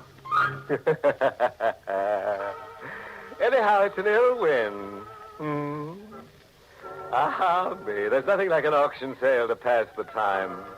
Right into tomorrow. Those three little words, going, gone. Steve's going, Howard's going, and Selena's gone. The only thing left standing up is that unclaimed $1 million. Interested? Somebody? This is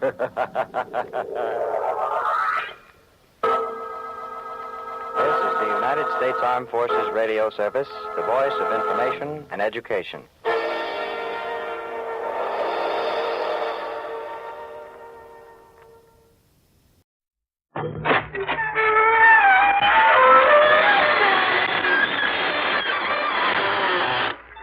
Good evening, friends of the creaking door. This is your host to welcome you into the inner sanctum. Come on in. Come in, whoever you are, whatever you are, whether you're alive or dead. In fact, the deader you are, the more we like you. Some of us have gotten the arts and crafts rage. You know, the urge to make and unmake things with our bare hands. Gadgets and copper, silver, and bone. So striking they make your head roll. One character drove himself into such a creative frenzy, he worked himself right back into the grave. I won't tell you who or what he is, because sooner or later you'll surely be seeing him around.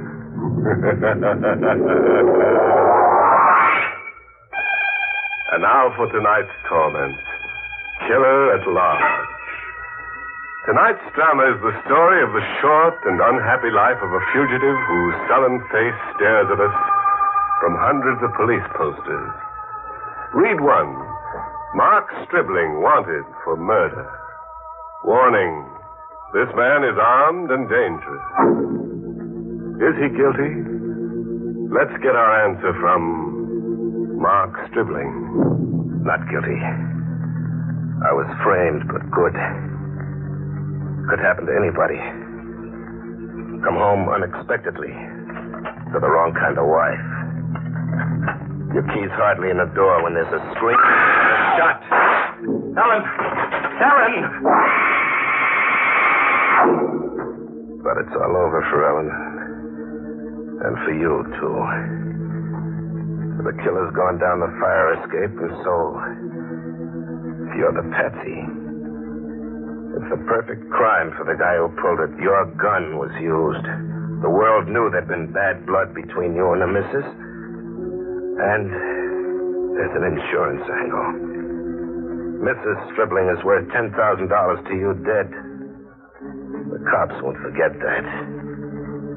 There's enough circumstantial evidence to burn you. So you run. You don't face the music. You don't dare. You hide and drift all the time looking for Mr. Other Man. I found him. 6 months and 10,000 miles later in a tourist town over the border. I found him in a club called the Casa Real. I got behind him and rammed a gun into his back. Who? Guess who did this? Don't turn around and don't stop smiling. Stribling in person. I got a message for you from Mrs. Stribling. She wants you to join her as fast as you can go. Stribling, no, don't.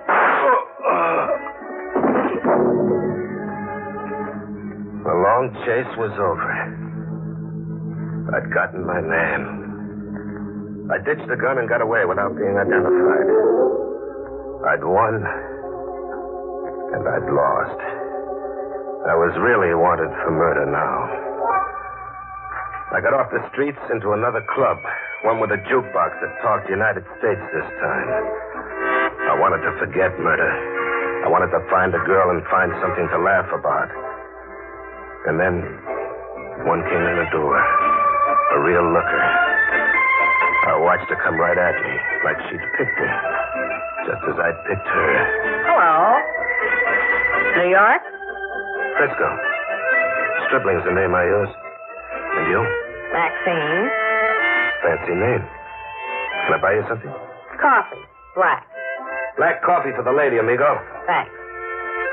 Now, can I sell you something? Well, it depends. What are you selling? Blind packages, like this one. For you, special. And don't be fool enough to open it here. Fool enough? What's in it? Your hammer's in that package. The one you use nailing up coffins. In other words, Stribling, your gun. Is this some kind of gag? No. Where'd you get the gun from? Out of the ash can I saw you throw it in. Why?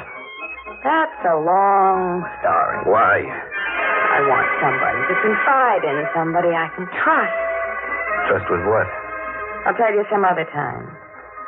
Come see me tomorrow morning, room 110, the Hotel Chico. Bye now.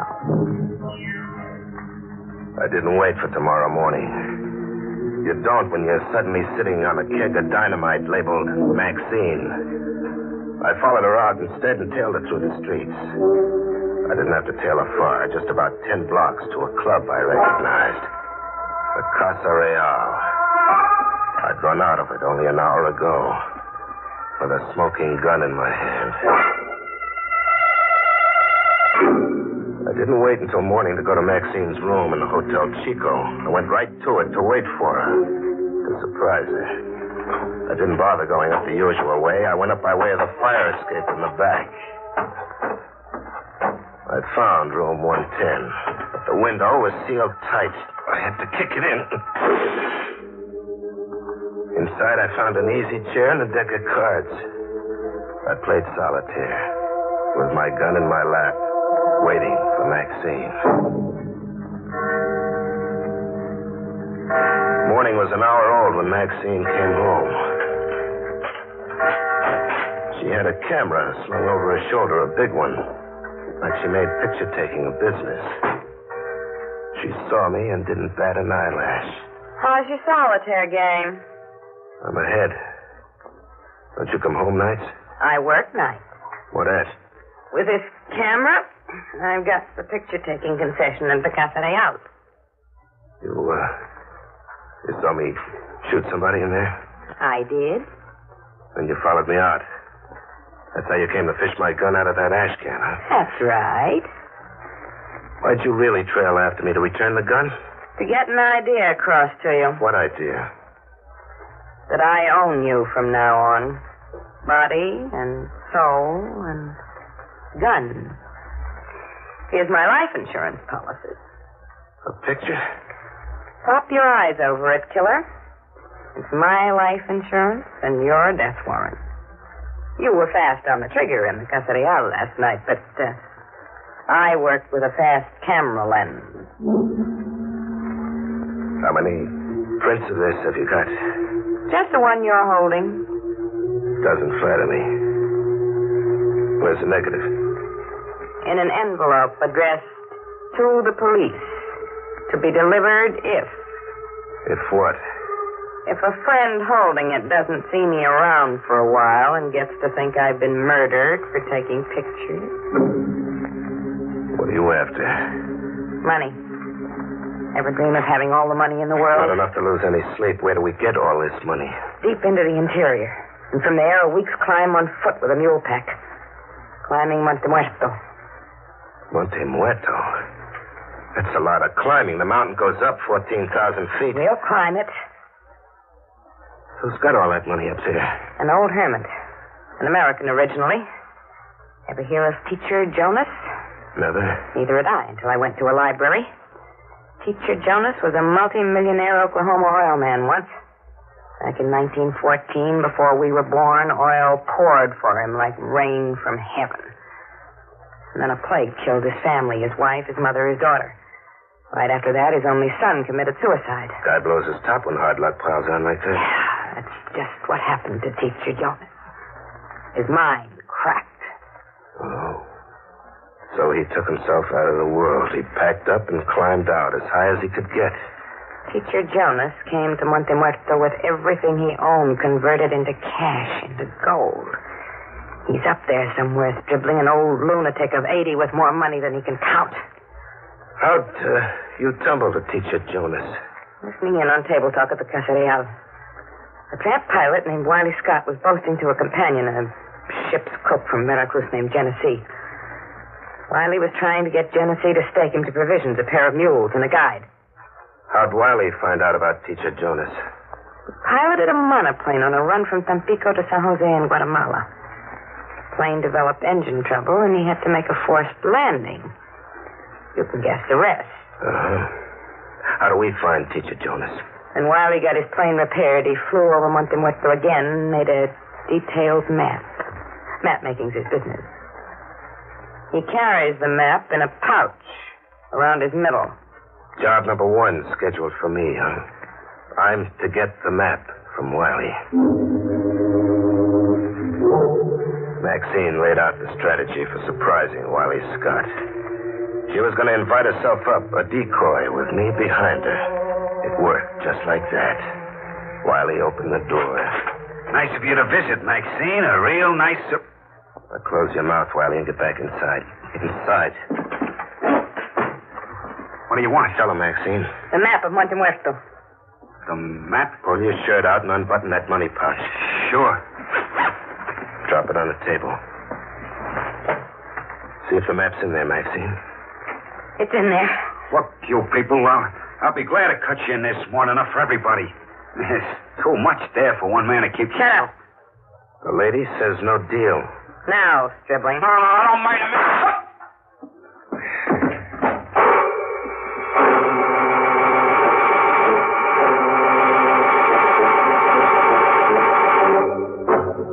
Now, picture that, will you? Since Maxine became a camera fiend, Stribling's become a horribly negative guy.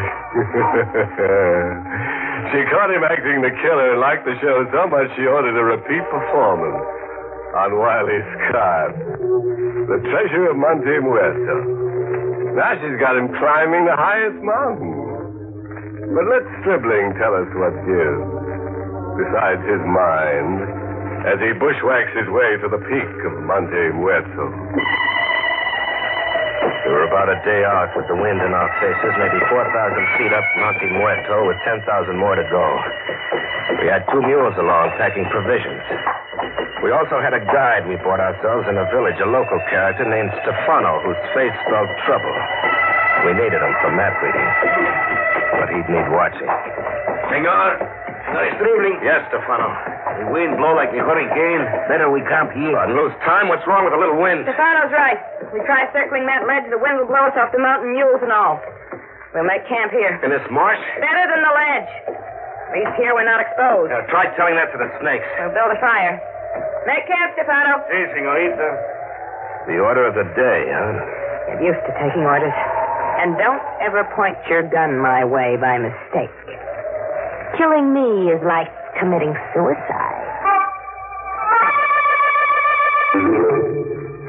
We made camp and got a fire going.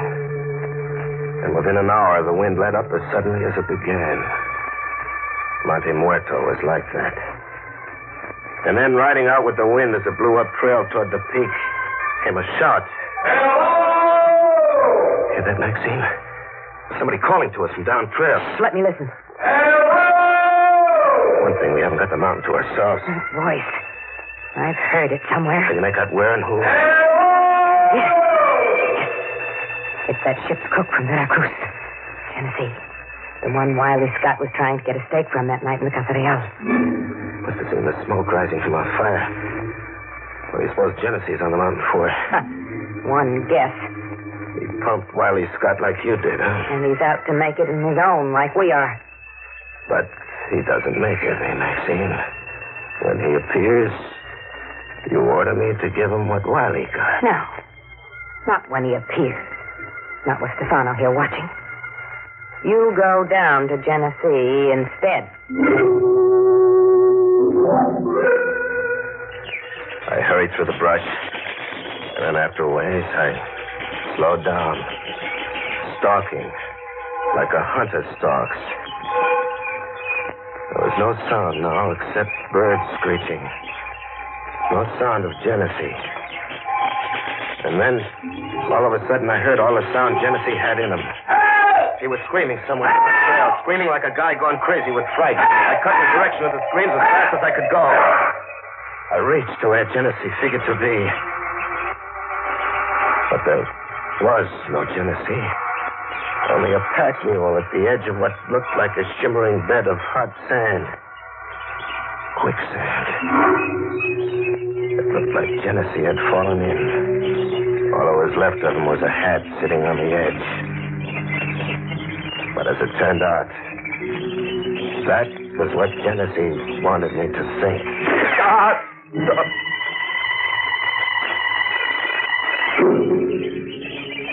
It came to, but my left hand smashed where a bullet had burned into it. And Genesee looking down on me. He'd been squatting in the brush with his rifle aimed and ready. You're not very bright, my friend. You fool easy. That hat on the edge of the quicksand was only a stage setting. How could you know I was coming down after you? Oh, these field glasses. I saw you make camp up there off the ledge and then come down trail after whispering with Maxine. I guessed you were coming down to kill me. Maybe not. Don't lie to me, my friend. I know Maxine. Roll. Roll? Into the quicksand. I ain't got any bullets to waste. Roll. Okay, if you want it like that. I rolled, slowly. I was damn sure, but Genesee wasn't very bright either. Rolling, my good hand under me closed on the 38. A 38 and a shoulder holster. Coming up on the roll, a shot from the hip. Genesee never even knew what hit him.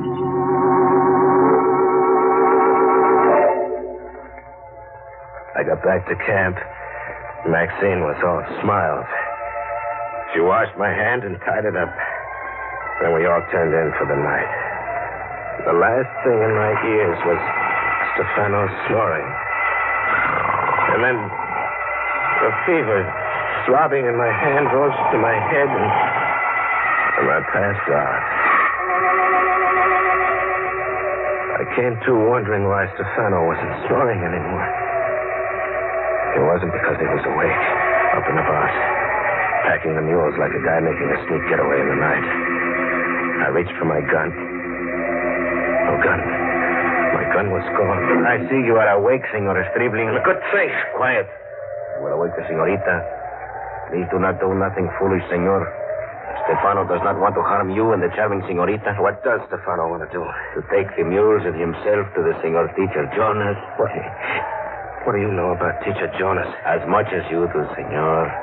You see, the senor Wiley Scott also tells Stefano everything when he asks Stefano to work for him. He's a guide to the top of Monte Muerto. Adios now, senor Stribling. I have a long way to go. Stefano had left us to what seemed sure death. Either starvation, one of those sudden quicksand beds, an animal, or a snake. But we kept pushing on, Maxine and me. 3 nights and 2 days. With Maxine breaking into laughing jag after laughing. Now what's so funny? You. The tender way you're keeping me alive and I've got to keep you alive. Even if it kills you to do it. You hate me, don't you, Stripling? I'll give you one guess. If you only knew where I'd left that negative. Oh, no. I'm keeping you alive, sure, just about. But that mud water you've been drinking and the rotten food, you'll catch yourself a fever on it sooner or later, and then you'll talk. You'll rave with fever, and before you know it, you'll let on where you left that negative. When that happens, I'll kill you. But I had an exclusive on fever. My head was swimming in it. My hand. A hand jealousy shot. I wanted to cut it off. And then what seemed a half day from the peak, we ran into Stefano again. Maxine saw him first. Look. Where? Up there, hanging from the tree. What? Stefano. It was Stefano, strung up by the neck and grinning like he knew the joke was on him. I cut him down. The $64 question of who strung Stefano up was answered in a note pinned to his clothes. What does the note say? I'll read it to you. You're next, Stripling. And after you, our mutual Maxine. Signed, Wiley Scott. Wiley Scott? But I shot him through the heart and left him in the hotel closet. His ghost took up where Wiley left off. Let me see that note. You've seen Wiley's handwriting before? Lots of times. Well, is it or isn't it? Yes. Wiley wrote this note. A dead man hung Stefano. You get to a point where you don't figure things out anymore. You don't think. You just push on like we did to the top. Or die. And then not much further to go. Smoke. Smoke coming from the chimney. Yeah. It's Teacher Jonas's hideaway. We made it. Almost. We got a good quarter mile yet. Stripling. What? Wiley's up there. Look through these field glasses you took from Genesee. See what I saw? Yeah. Wiley out front with a rifle standing guard. We made it, but we're licked anyway. We show, and Wiley or his ghost shoots us down. No. We don't do it like that. I show. Wiley draws a bead on me. His eyes are on me. You find an approach behind him. With my bare hands? I only got one with hand. a rock. You kill Wiley with the biggest rock you can find. We tried it like that. Maxine stumbling into Wiley's view, then pulling a dead faint 100 yards away. Me crawling on my knees and stomach from the rear with a rock. I waited until Wiley bent over Maxine, and then I heaved. When Wiley came around to consciousness, I had his rifle. I lose again, I guess. How'd you come back to life? That day in my room. You shot okay, but you only knocked me out. A concussion did that. I always wear a bulletproof vest. How'd you beat us up here? Shortcut I didn't indicate on the map. And the old man, Teacher Jonas, what'd you do with him? I don't see him. The old man's dead. He died this morning in his room. You killed him? Nah, I found him dying. Nothing special, only old age. And the money, what about his money? That's a joke. Old Teacher Jonas told me I could have it if I wanted it bad enough. Seeing as he was dying without heirs. He was a real old gentleman. If he was crazy, you couldn't tell. Where'd he say he kept the money, Wiley? In an iron trunk in the kitchen? In an iron trunk in the kitchen. You take care of Wiley, Stribling. Maxine, wait a minute. Let her go, Stribling. She deserves what she's gonna get. What she's gonna get? What do you mean, what she's gonna get?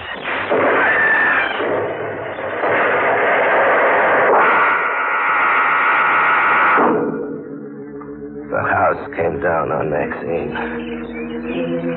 When the smoke cleared, Wiley told me what old teacher Jonas had told him.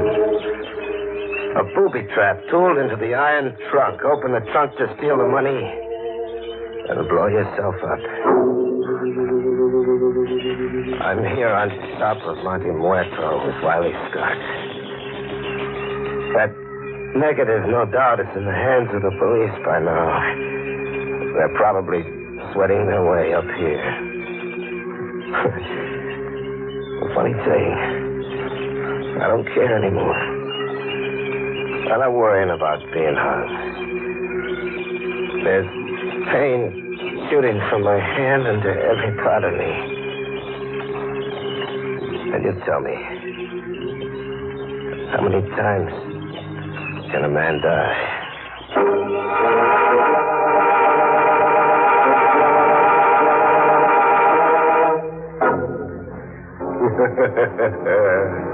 Nothing like blowing your top in high places. Maxine and Stribling reached the peak, all right. The peak of insanity. Poor Stribling's absolutely disinterested in that picture Maxine took of him now. He figures you can't hang a man for dying. Moral? Oh, sure.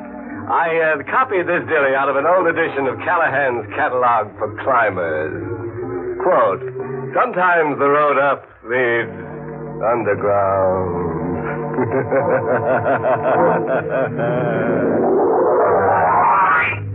Pleasant dreams.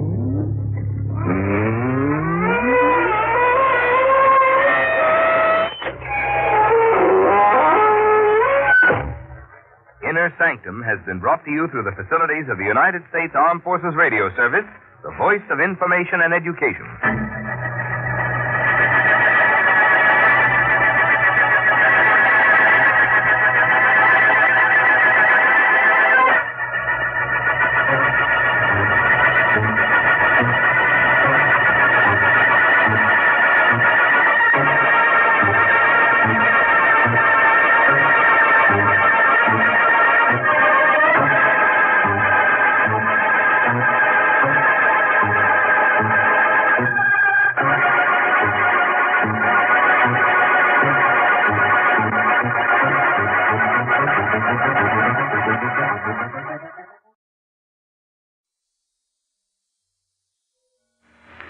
You got all that straight? Yes. And leave right away.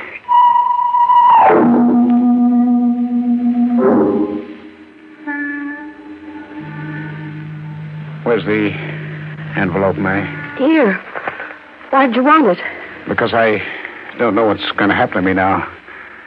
I've got some bonds here and my will. It ain't much, but I want to take care of you.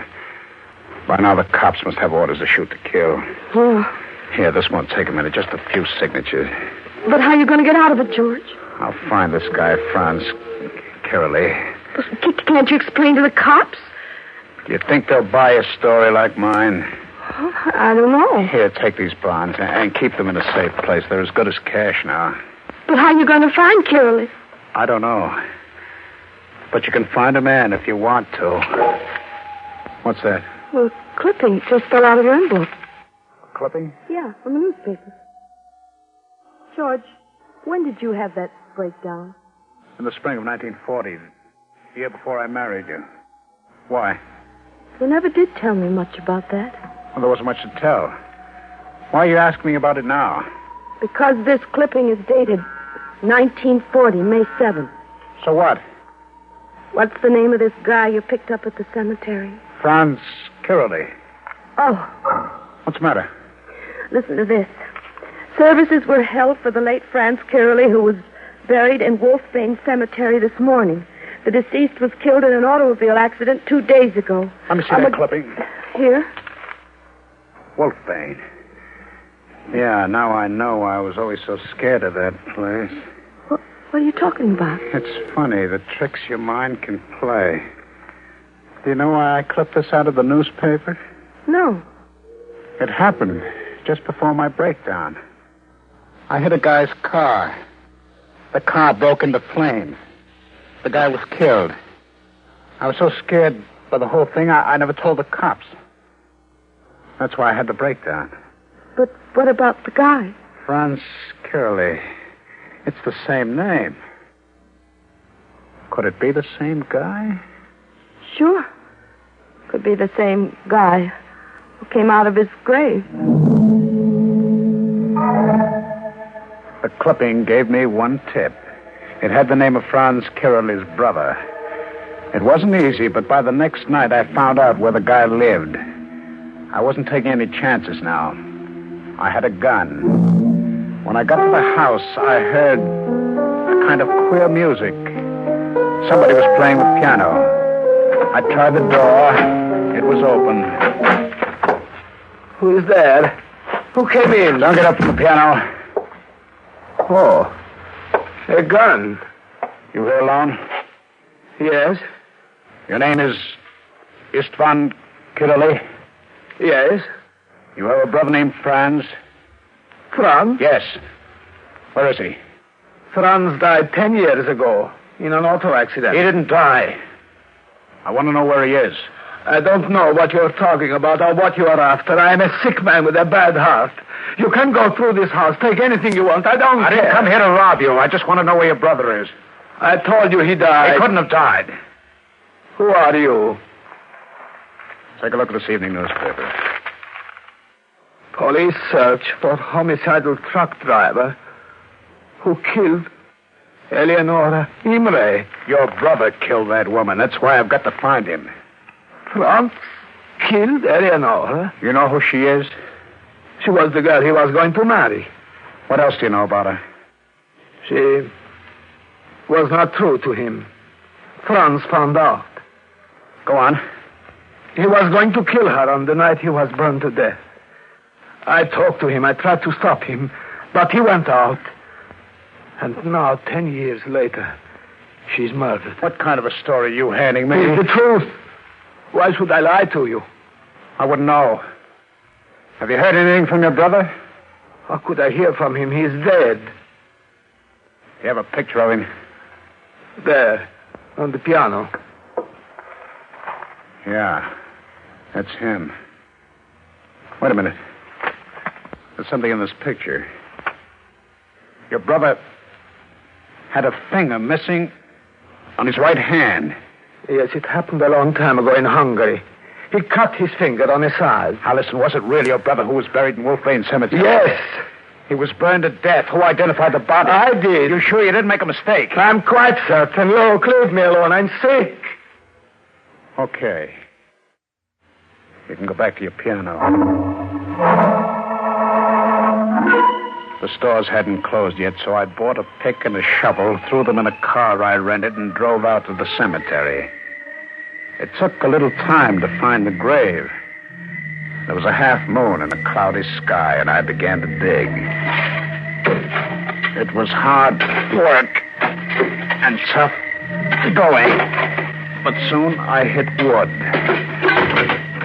I grabbed the pick and crashed it through the rotten wood. If I could show that this wasn't Franz Curley, if there was no finger missing, I could go to the police and prove that this guy who was supposed to have been dead for 10 years was still alive. I struck a match and looked. One of the fingers was missing. The third one of the right hand. The same one that was missing in the picture. And then I heard it. The limping footsteps of the man who had been dead for 10 years. For a moment, my heart seemed to fill my chest, beating there like a big bass drum. And suddenly I knew what to do. I yanked the gun out of my pocket, swung around.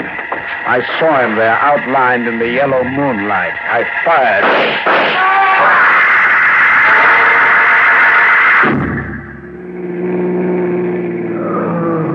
Don't move. You understand? Don't even try to move. My chest. You've been wounded. It ain't too bad.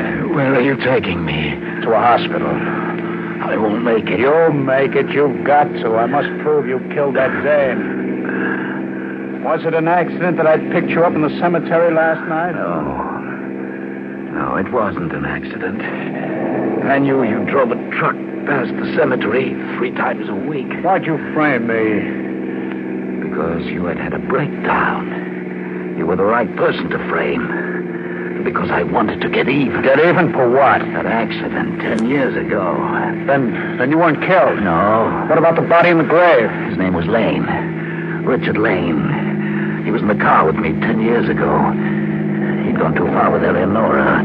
I was taking him out to the cemetery for a showdown when your truck sideswiped us. Was he killed? No.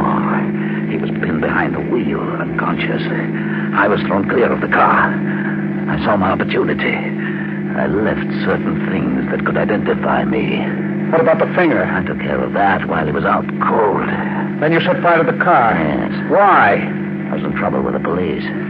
They wouldn't look for a man who was dead. I knew it would all make sense.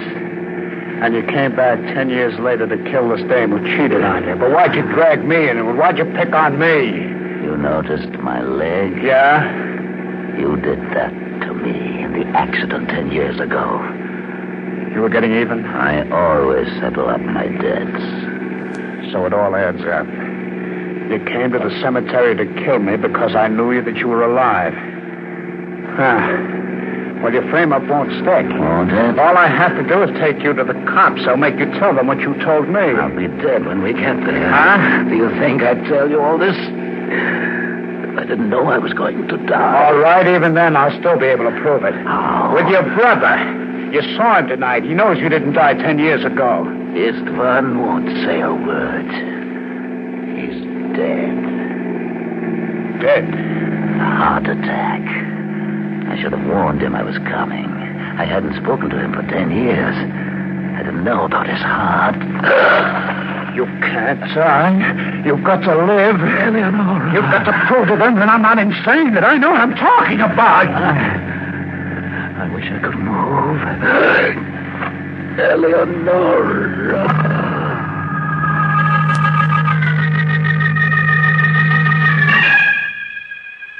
I realized the spot I was in. They had me tabbed as a homicidal maniac. It would look great if they found him in the car. It would sound great if I tried to tell them the truth. So I stopped the car and I dumped him out and hid the body behind some bushes. I kept on driving for 4 days. I hired a room in this house where I'm writing this. So you'll know what happened, May. For a week, I've done nothing but sleep. But last night I was awakened by the sound of footsteps in the room above mine. I recognized them. They were his. Somehow, he's come back again.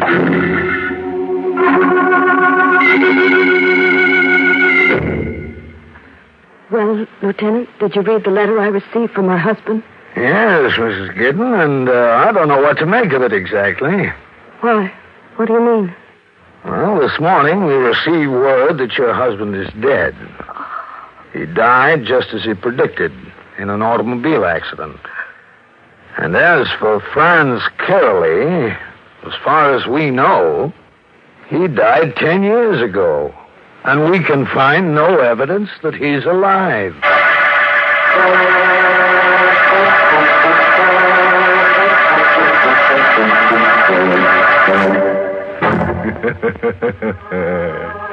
I guess George finally ran out of gas. Guess there's nothing wrong with him that couldn't have been cured by doing a valve job on his brain. George was the kind of guy who cut off his nose to spite his face. He should have cut off his whole head and had no further trouble. Which brings us to the moral of our story, taken from the Roman philosopher Corpus Delicatessen, who wrote, "The one thing in the world that's easiest to get into and hardest to get out of is not marriage. It's a grave."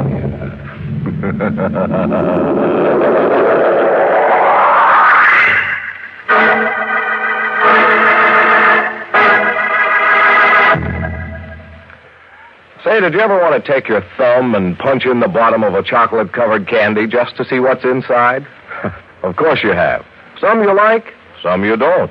So it's just natural to want to know what's inside. So let me tell you what's inside the Mars Coconut Bar. Smooth, pure, dark chocolate. Delicious dark chocolate spread on thick. And inside of that, the finest Philippine coconut. The very best. And when you bite into that delicious coconut, freshly shredded, juicy, rich, you'll say, now that's coconut the way I like it. Yes, take pure, dark chocolate. Take the finest coconut. And take Mars candy-making magic. And that's the Mars Coconut Bar. The candy bar for you to take to really satisfy your deep-down crave for coconut. And now, once again, our host. Tonight's story was written by Milton Lewis and starred Ralph Bell in the role of George. Peter Capell played Franz. Music was by Lou White. This month's Inner Sanctum mystery novel is Until You Are Dead by Henry Kane. The entire production of Inner Sanctum is under the direction of Hyman Brown. Well, friends, it's time again to close that creaking door until next week at this same time, when we'll be back contracting for an eerie earful called The Death Proposal. It's all about a young wife who wants to age her husband in the woods. Pine wood, that is. This is a tale where feelings run deep. About 6 feet. Oh, you'll be sure to listen in next week when we dig up the plot. Until then, good night. Pleasant dreams.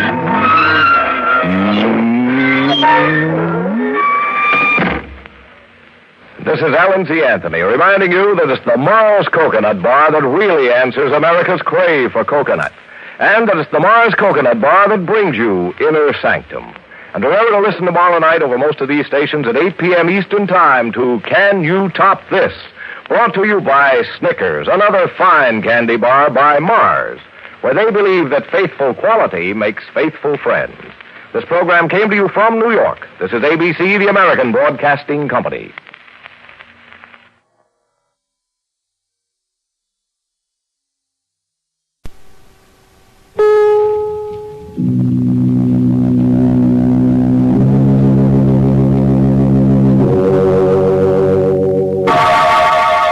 Inner Sanctum Mysteries, brought to you by Bromo Seltzer.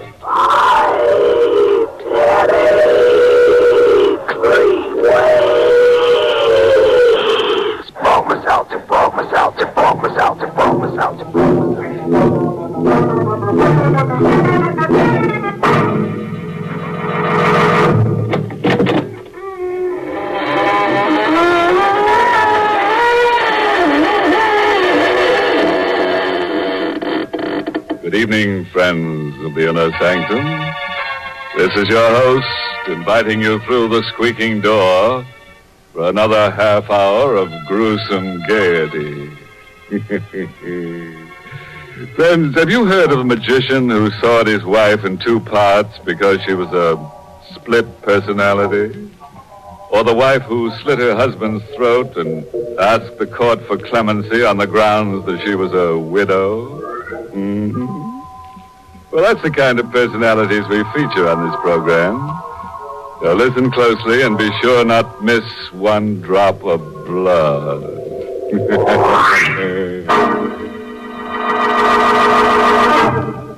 Tonight's Inner Sanctum Mystery, Death Bound is an original radio drama written by Milton Lewis and stars Richard Widmark in the role of Rocky, and is presented by the Emerson Drug Company of Baltimore, Maryland, whose registered pharmacists compound that speedy, refreshing relief for the pain of headache, Bromo Seltzer.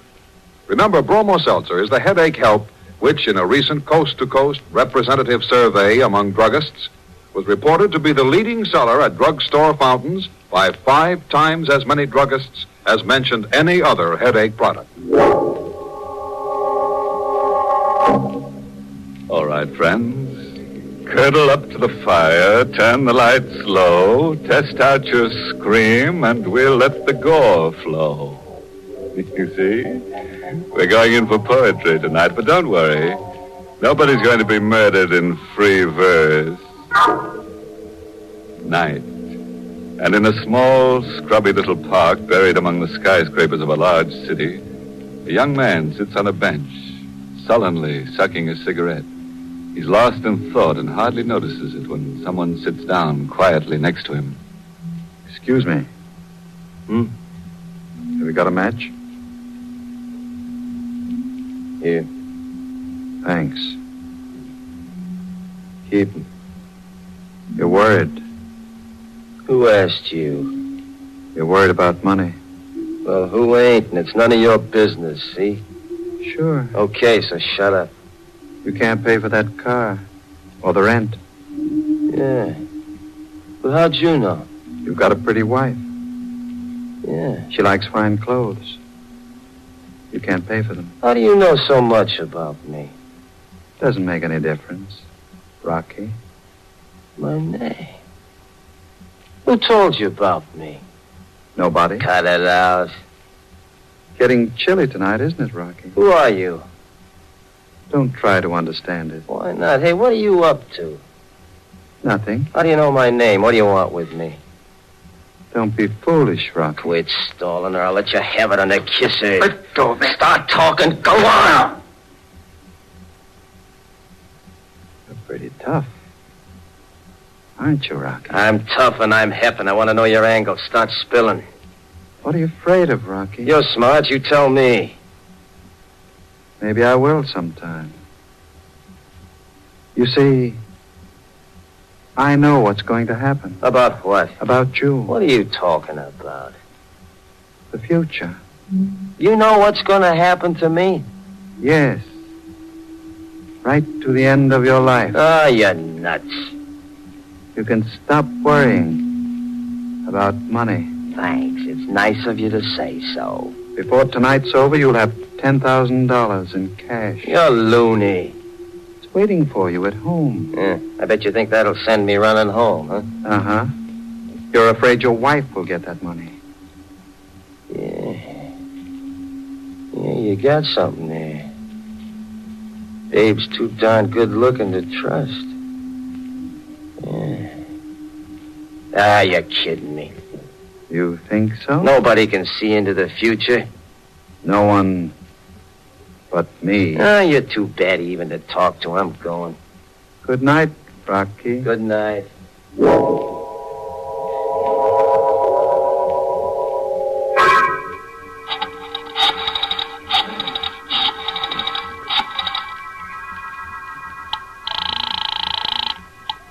Hello? Hello, Slim. This is Babe.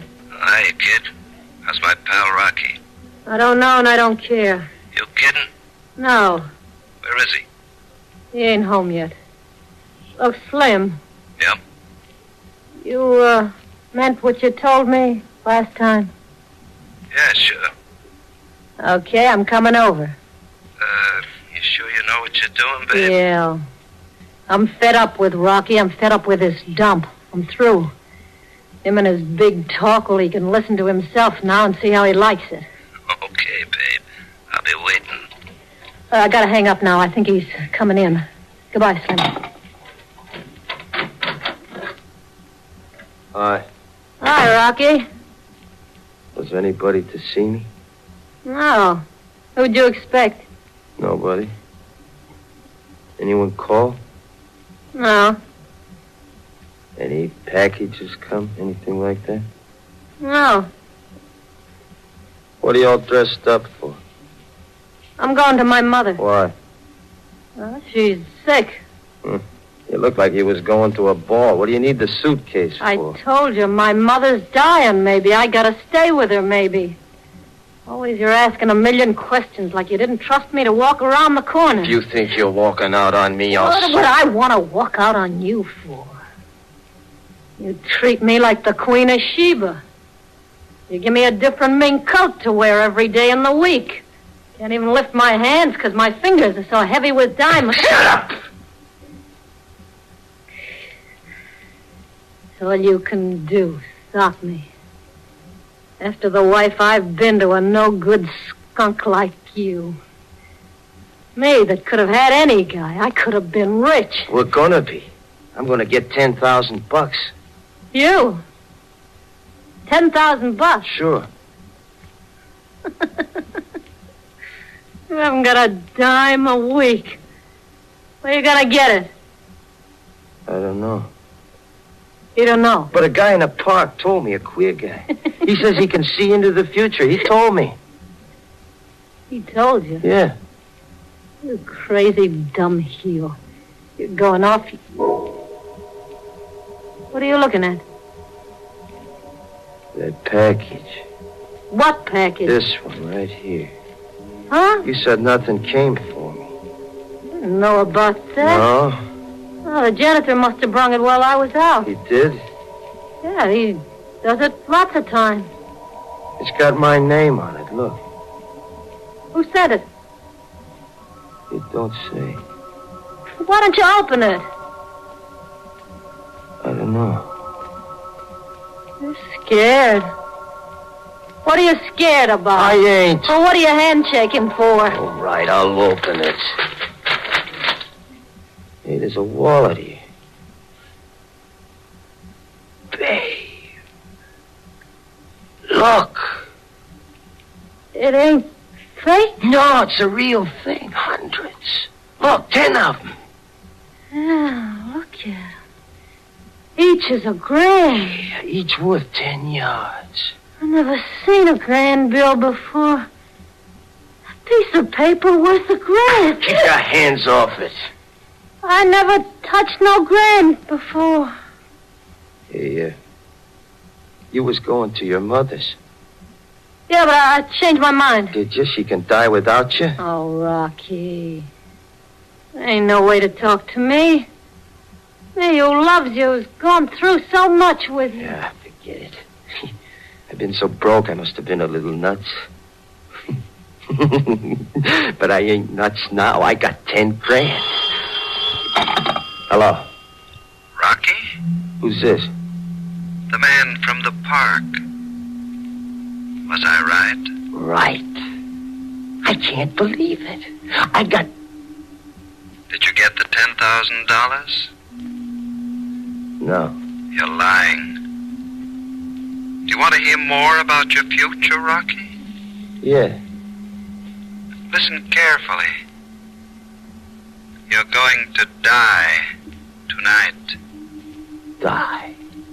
Die. Good night, Rocky. What's the matter? Who was it? The guy who said I was going to get the money. I wasn't going to tell him I got it. Everybody's got their angle. He'd robbed me or something, sure. Look at me. Why? How do I look? White. Like you've seen something. Do I look like I was going to die? Do I? Well, answer me. No, Rocky, no. Who's that? I don't know. Open it. Why don't you? Because maybe he meant I was going to get killed. Go on, you open it. Who is it? There's no one, just a package. Here. It's for you. It's just like the other one. Yeah. Wait a second, Dave. Don't open it. Oh, maybe it's some more dough. What? Rocky. Look, on the floor.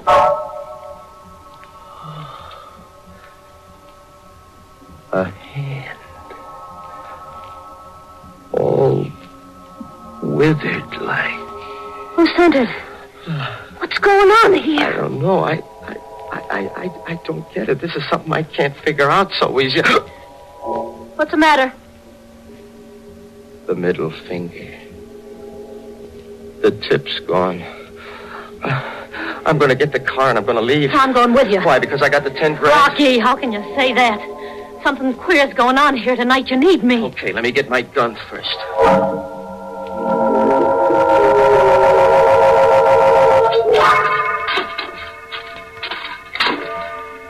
Rocky, why you doing that? Why you digging up that grave? You better not ask so many questions. Look, if you tell me, I could help you more. You close up like a clam. You drive out here to the cemetery. You start digging. You don't shut up. I think I found it. What? I'll let you know in a minute. As soon as I can open this coffin. Rocky! Turn that flashlight down here. Okay. You want to know why I come here? Take a look in there.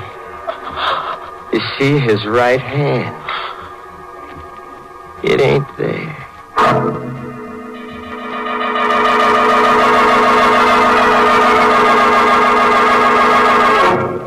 You are listening to Inner Sanctum, brought to you by Bromo Seltzer.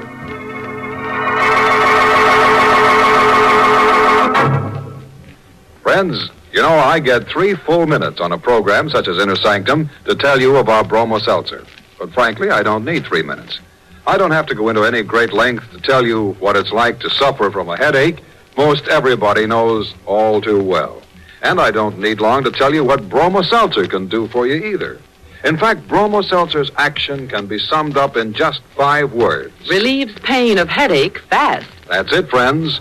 Bromo Seltzer fights the misery of your headache speedily. And not only that, Bromo Seltzer helps relieve the jangled nerves and upset stomach, which, as you know, can team up with an ordinary headache. Oh, and Mr. Wiest, I think you should also mention how pleasant Bromo Seltzer is to take. You see, a lot of people are sissies like I am about taking things. And gee, Bromo Seltzer is really refreshing. There's nothing bulky to chew or dry to swallow. Right, Vivian. Which only leaves me to say, folks, next time a headache strikes you, ask at your druggist, fountain, or counter for speedy, refreshing... Bromo Seltzer, Bromo Seltzer, Bromo Seltzer, Bromo Seltzer, Bromo Seltzer.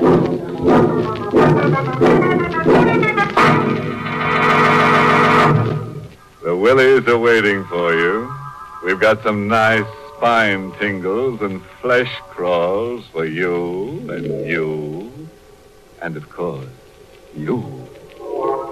Well, let's go on with the second half of tonight's grisly gavotte. Where were we? Oh, yes. Rocky had just dug up a body in the graveyard, and he's just told his wife that the corpse had no hand attached to his right arm. Rocky, you mean that thing that was in the package? Yeah. It was his hand. Are you sure? Sure. The tip of the middle finger was cut off. Stephen Dane. What are you doing? I'm reading that name on the tombstone. Rocky, who's Stephen Dane? Why do you want to know? Because maybe I can help you. Nobody can help me. You now. mustn't say that. Can't you see this ain't something you can fight, babe? First the guy tells me I'll get 10 grand. I get the 10 grand. Then he tells me I'm going to die, and that hand comes. I tell you, it's queer. And there's nothing I can do about it except wait to die tonight. Only you tell me. Okay, I'll tell you. That guy, Stephen Dane. We killed him. We? Me and Slim. Why? Money? Anybody know? Nobody but you. The cops. They picked us up, but they didn't have nothing on us. I get it. I'm going to die tonight, babe. No, you're not. This is something too big for me. I'm afraid. Look. Where? Over there. Oh, that's a light. It's a queer kind of a light. Yeah, I see it. It's coming here. Yeah, it's coming for me. Rocky, it's closer. You ain't gonna get me. Nobody's gonna get me. I don't care what you are. You ain't gonna kill me. You hear me? I'll let you have it! It's gone now. Yeah, babe. Yeah, maybe I killed it, huh? Whatever it is, maybe I killed it, huh? What do you think, babe, huh? What do you think?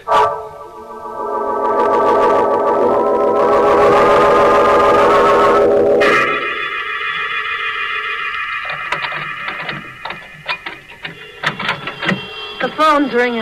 Yeah, I'll take it. No, you better... Get away from it. Hello. Hello, Rocky. You. Yes. The man in the park. What do you want now?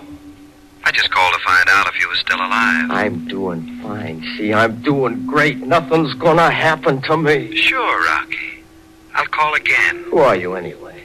Don't try to understand things that are too much for you, Rocky. You leave me alone, see?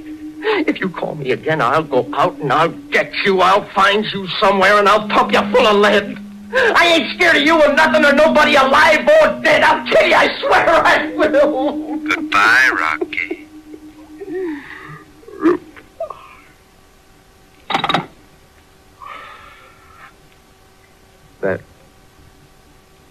That was him again. Yeah. And you're letting yourself go to pieces. Don't you worry about me. I'm okay. Babe, Yeah. why didn't we find nothing? Where? In the cemetery where the light was. I swear I shot something, but there was nothing. Why did you come back here? Where can we go? With 10 grand? There's a lot of places. No, you can't run away, not from something like this. I figured I'd come back, see? I'd get ready for it. When it came, I'd be all ready to fight it. That's my angle. What are you gonna fight? I don't know, babe. I don't know. Say it, babe. Tell me again, huh? I'm not gonna die. Tell me again and again and again. Tell me all night I'm not gonna die. Tell me. Say it! No. No. But you said it in the cemetery. Yeah? You believe I'm gonna get it too, huh? Yeah. Why'd you change your mind? That thing on the floor. The hand. Yeah. Get rid of it. No. I'll give you $5 grand. No, I won't Look touch at it. Look at it like it wanted to grab me. Like it want... Wait a minute. Maybe that's it. What? What I'm waiting for. Don't you get it, babe? Here I am waiting for something that's gonna kill me. Don't you get it? This is it. How can it kill you? How can the other things happen? But they did. I'm gonna get it out of here. No, don't touch I bet it. if I touch it, I won't be scared anymore. If I get rid of it, that'll break the curse. I'm gonna get it. No. You see, I got it. It can't hurt me. I ain't scared. It's the hand of the man I killed, and I ain't... No! It's trying to grab me. It's gonna get me. No! Rocky! It started to move, babe. It started to go. Look, you don't know what you're saying. Oh. Yeah. Maybe you're right. Maybe I'm going out of my head. Don't leave me, babe. No, I'm I done won't. to tackle all this alone. Don't leave me. Okay. Maybe I'm so scared because we killed him. Don't leave me, babe. No, I I'm won't. sick and I'm scared and I'm going to die. Don't leave me, huh? When we killed him, I did it only because he was a rich kid and I wanted dough to set you up right. Don't leave me, babe. Please don't leave Rocky, me. I ain't going. Listen, you better get hold of yourself. Go on in there, Rocky. Lie down. Just lie quiet. Go on. Yeah, lie down. That ain't a bad idea. Lie down. Yeah, maybe I can figure it all out.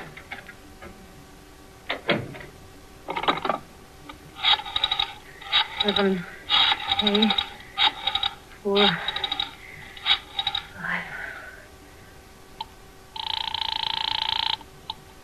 Hello? Slim, this is Babe. I'm still waiting. Listen, Slim, something's come up. What? Rocky's got 10 grand in cash. That's why you didn't come in. Now, look, you don't understand. He's blowing his top. He's going crazy. So what? So you better get over here. Why? I want that 10 grand. I want you to get it. Get it yourself. No. You'll do it. What makes you think so, babe? Because I know all about Stephen Dane. What? Rocky told me. I'm coming over. Then bring your gun. I want to get rid of Rocky. I'll bring it. Goodbye. Bye. So that's the angle. Rocky! I heard you, babe. You did? Every word. Put the gun away, Rocky. No, You're making a mistake. I don't think so. Look, I had an angle. I was doing it to help you. Sure, babe, sure. Let me explain why I called You Slim. explained fine, I heard you. Rocky, don't. You're behind don't the do it. whole thing. I don't know how you worked it, babe, but you were after that Rocky. 10 grand. Did Slim help you? Rocky! You're no good. You never was any Rocky! good.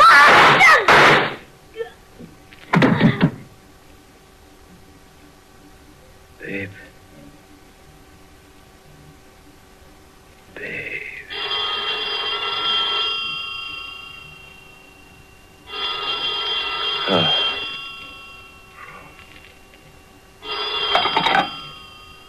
Yeah. Still there, Rocky? You hear me, don't you? Yes. But no one will ever hear you again. When the night's over. Yeah? Look, why do you always keep calling up? Why don't you come up yourself? Maybe I will, Rocky. To see you die. Goodbye.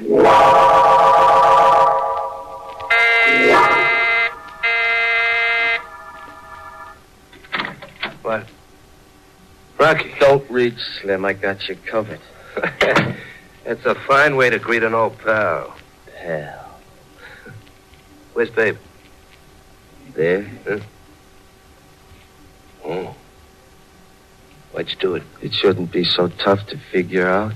I ain't sorry. No? Ah, she was cheating on you. She wanted to get you 10 grand. You ought to know. Well, you got 10 grand. Yeah, keep 'em up, Slim. Why, you must be nuts. I wouldn't do nothing to you. Maybe. Rocky, after what we've been through together. But you remember that Dane business? I didn't rat on you then. Why should I rat on you now? Because I got 10 grand because somebody's going to kill me. Maybe it's you. What are you talking about? I ain't taking any chances, Slim. You got reason to kill me. He said it'd happen. I ain't going to let it happen. I ain't going to die. She was right. Your bat's your race. Shut up! No. Don't reach. I ain't taking any chances. Wait.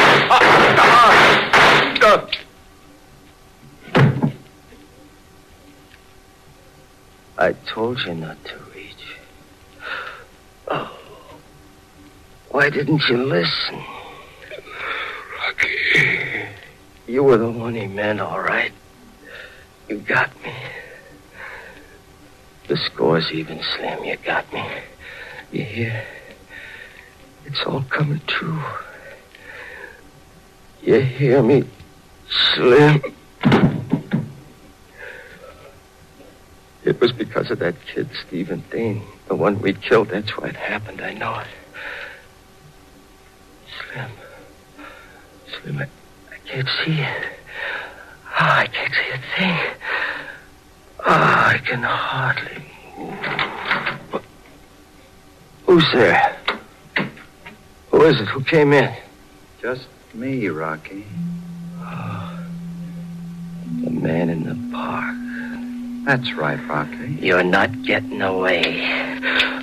The gun's empty. Yes, Rocky. I can't see it. It'll be over in a minute, Rocky. I just came to watch you die. Then I'll get my $10,000 back. Your money? Yes. I had it sent here. You poor, stupid fool. I stood in the apartment next door. I made a little peephole.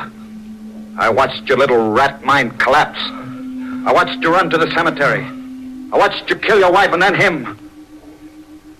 I knew I'd be right in my plans. Like all criminals, you're cowardly, superstitious, vicious. Mostly stupid. I suppose if you weren't, you wouldn't be a criminal. Who are you? The name is William Dane. The brother of the man you murdered. The police couldn't get you. I did. No, you didn't. I'm still alive. Oh! Rocky? Goodbye, Rocky.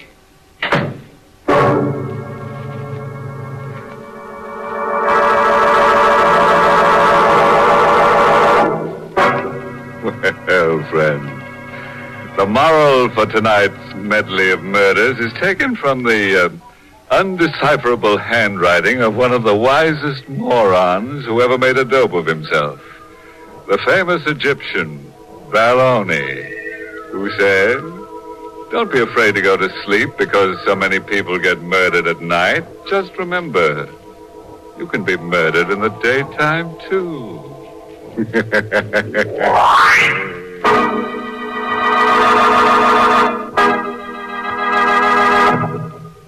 Friends, if you're sniffling and sneezing because of a cold, that can make you miserable enough. But, When you have a headache at the same time, you'll feel even more miserable. yes, when a cold and a headache team up, that's the time to reach for the familiar blue bottle of fast-acting Bromo Seltzer. Of course, Bromo Seltzer does not claim to help the cold itself. You should go to bed and follow your doctor's advice. But Bromo Seltzer relieves the pain of the headaches. And when you have relieved your headaches, it's a lot easier to face anything else you're up against. That's why, these blustery days, Bromo Seltzer is such a friend in need to so many smart folks everywhere. Yes, Bromo Seltzer is famous for its speedy, pleasant, three-way headache help. Bromo Seltzer relieves the pain of headache, plus the jangled nerves and stomach upset that may team up with it. Caution, use only as directed. If headaches persist or recur, see your doctor. And remember, when you have a cold, don't let headache pain add to your misery. For ordinary headaches, ask for economical Bromo Seltzer at your druggist's fountain or counter. And Fight headache 3 ways. Bromo Seltzer, Bromo Seltzer, Bromo Seltzer, Bromo Seltzer, Bromo Seltzer.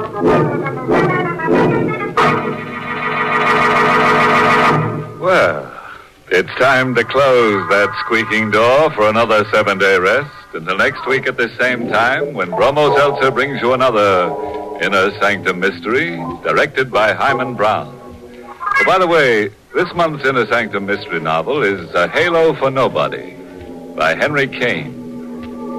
Next week's little horror deals with a gal who planted her uncle in the rose bushes and then was terribly surprised at what came up. It's called The Ghost in the Garden. You'll be sure to listen, won't you? Until next Monday, then, good night. Pleasant dreams.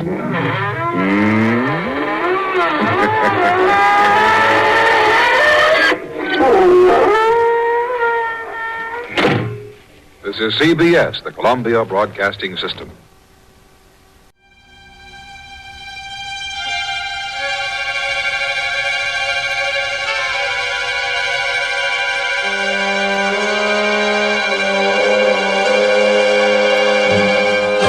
The Price of Fear.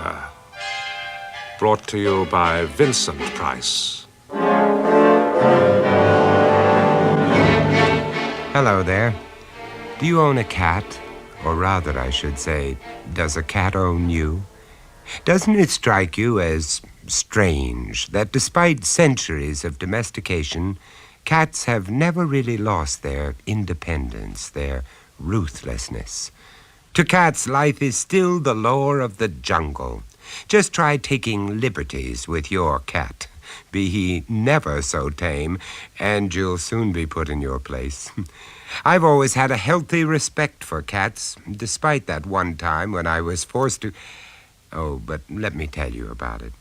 I think I'll call the story Cat's Cradle. Several years ago, I was making a movie in Germany, and there was some sort of hold-up during shooting, a tiresome and boring state of affairs that happens all too often, and I found myself with some days on my hands, so I decided to visit some of the beautiful old castles of Bavaria. High on my itinerary was Sonderberg in Franconia, near the Württemberg border. Sonderberg tends to get overlooked by the main tourist trade. Yet it is one of the most complete examples I know of a medieval market town which has survived comparatively intact. I checked in at one of the local hotels late one afternoon, and while they were getting my room ready, I sat down at one of the little tables near the door and ordered a drink, a large tankard of their local beer, actually. At the next table sat a young couple, whispering intently, but their voices were angry and out of control, and as I sat enjoying my beer, it was impossible not to overhear that they were deep in some childish tiff. Beth, for God's sake, stop talking nonsense. How dare you say it's nonsense? It is nonsense, and you know it. I never even looked at the damn woman. I don't know how you can be so callous. Did you see how disgustingly fat she was? I tell you, I didn't notice her at all. Liar. Oh, shut up. Oh, God, what a start to married life. Oh, look, Beth, you're tired. I'm tired. It's all been a strain.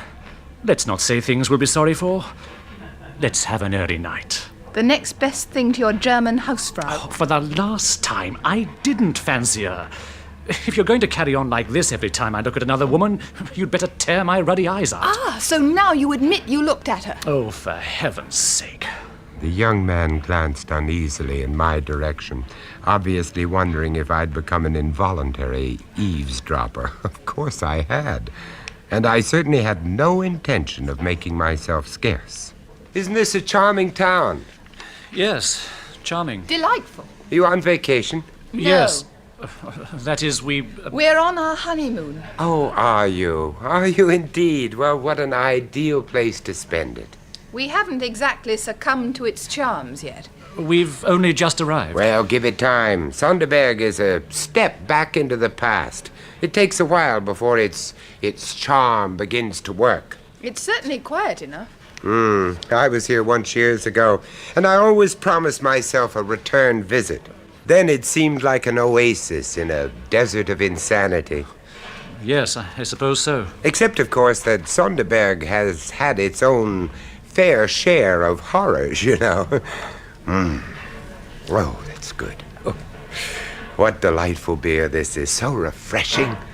Do go on, please. Well, the castle, do you see it up on that rock? Yes. Look through the window there, see? Oh, yes.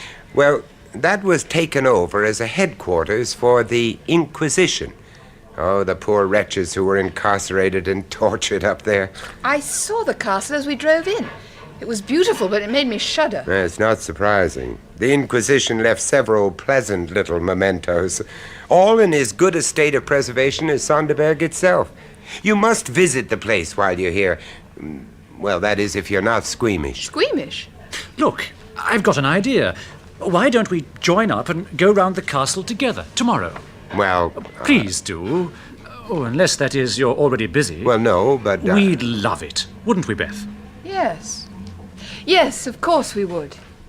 At first, I couldn't understand the young man's enthusiasm. After all, a honeymoon is a honeymoon. Then it struck me that he needed a defense mechanism, and I would be there to guard him from the kind of row that I'd stumbled upon just now. Well, at any rate, we agreed to meet in the hotel lobby at 10 o'clock in the morning. As events turned out, I needn't have worried about breaking the idyllic atmosphere, because as we were about to set off... Good God, it can't be. Bryce, it's you. It really is. Hello, Malcolm.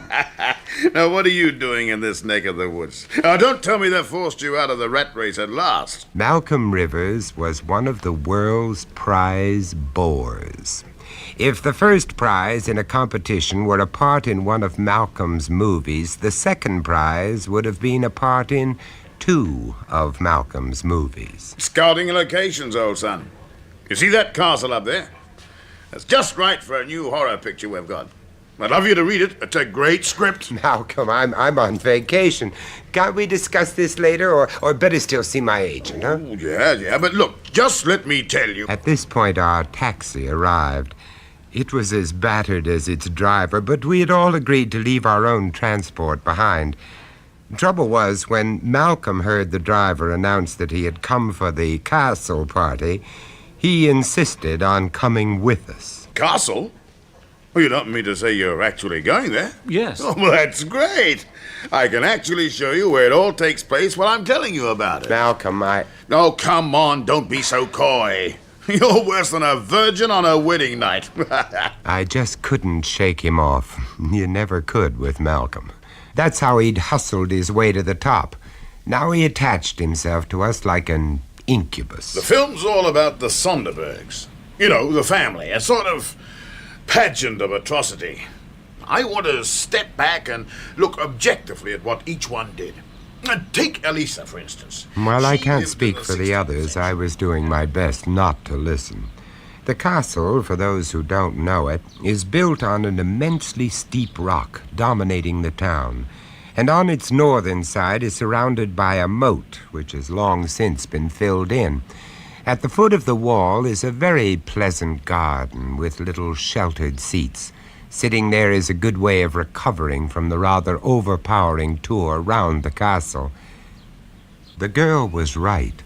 There still was a sinister aura clinging to the place, which even a hot and cheerful summer's morning couldn't entirely dissipate. And they broke in and found the girl strung up by the wrists over the hot coals.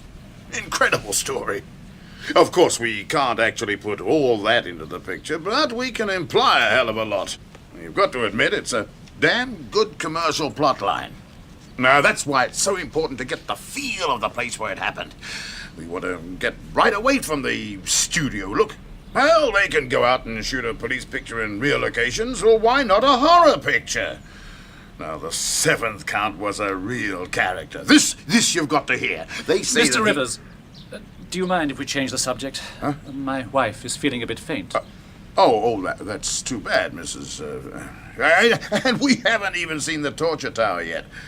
Now, say, would your lady wife like to wait for us out here? She could sit down there in the garden. Oh, no, I don't want to miss anything. I'm quite all right. I think it was probably just that steep hill and the heat. You go on, Malcolm. We'll catch up with you later. No, I wouldn't dream of it. Stick together through thick and thin, that's my motto. I know, look at that. Ah, isn't it sweet? It can't be more than 6 weeks old. It was a tiny black kitten, which was playing with its mother near one of the seats in the garden just below us. The cat, a great sleek creature whose coat shone in the sun, lay stretched on the grass, and the kitten romped around near her. The mother would wave her tail for the kitten to try to clutch with its paw, or raise her feet to push the little one away as an encouragement to further efforts. It was a charming sight. Beth has been on to me to buy her a cat as soon as we were married. Now I'll get no peace. Oh, Jack, I'd like to take them both. I wonder who they belong to. Oh, they're not strays, and that's for sure. Look at the condition of the mother's coat. Well, they probably belong to the castle. They'd be great for the picture. Add a touch of atmosphere. Here, Puss. Come on, Puss. Malcolm, leave them alone. They can't get up the wall anyway. It's far too steep. Yes, you're right. Oh, look at the size of the mother. We don't grow cats like that in England. Now, wait just a minute. Here we are. What are you doing? Well, I'll just throw this stone to attract their attention. No, don't do that. Don't do that. You might hit the kitten. Oh, not a chance. What do you take me for? I may produce movies, but I'm not all that bad. I'll just aim it so it lands near them. Make them look up. You ever seen the expression on a cat's face when it's startled? Well, watch. Oh, no! God, man, look what you've done. I never meant to do that. Maybe the wall wasn't as sheer as it looked. Maybe there was a concealed angle at its base which we couldn't see. Whatever the reason, Malcolm's aim wasn't as true as he thought. I truly believe that he only intended to startle those cats. But when he leaned over the wall and threw the stone, it landed with a sickening thud right on the kitten's head and shattered out its little brains there and then. Oh, poor thing. The mother cast a swift upward glance, and I saw her eyes flash like green fire as she stared for an instant at Malcolm Rivers. Then her attention was given to the kitten. After one quiver, it lay still, while a thin red trickle oozed from a gaping wound. Oh, the poor thing. Well, I wouldn't have had this happen for the world. I can't understand it. Beth, darling. The cat was assiduously licking the kitten's wound, and then suddenly she stopped. She must have realized that it was dead and that her ministrations were useless, for all at once she appeared to lose all interest in the pathetic little body. Instead, she looked again at Rivers, and in that look was all the concentration of primitive hate. Her green eyes blazed, and the blood which dabbled her mouth and whiskers made her look for all the world like an avenging fury. There, Malcolm, I hope you're satisfied. That's something for your horror film. And you have the consolation of knowing it's real blood and not vegetable dye. Oh, don't rub it in. I feel bad enough as it is. Oh, I'm sorry. Of course you do. I love cats. I really do. Although my outburst was a relief, I felt slightly ashamed. I realized how painfully vulnerable the man really was. I turned my attention to the cat. She was now attempting to claw her way up the wall. When this failed, she tried to launch herself into the air, eyes blazing, claws distended, and then she fell back. Let's go on. I can't bear any more. Do you want to go home? We can come back tomorrow. I think a brandy would do you good. I think a brandy would do us all good. No, I don't want to go back to the hotel. I want to see the castle. Let's go on. In face of her obvious determination, there was nothing else we could do. At least the tour would divert her mind, or so we hoped. And we also hoped that Malcolm would be deterred from prattling on about his inane script. But no. I really expect to pick up some great vibrations in the torture tower. It's just over there. You see, you can't expect to involve your audience unless you're involved yourself. Now that's the basic rule. You've got to be convinced. And that's why so many movies are just laughable. Nobody is convinced, least of all the makers. I remember one crazy scene. This'll kill you. There was this... As Malcolm laughed, I looked back at the cat. She, too, had heard, and her whole demeanor seemed to change. She no longer tried to jump or run up the wall, but instead began to lick and fondle the dead kitten as if it were alive. Then she took it in her mouth and began to follow us until we reached the limit of the wall's boundary. I thought I was the only one who noticed, but I was wrong. Mr. Rivers, I know this may sound silly, but I think that cat means to do you harm. Oh, now that I like. Oh, let's keep a sense of proportion about this.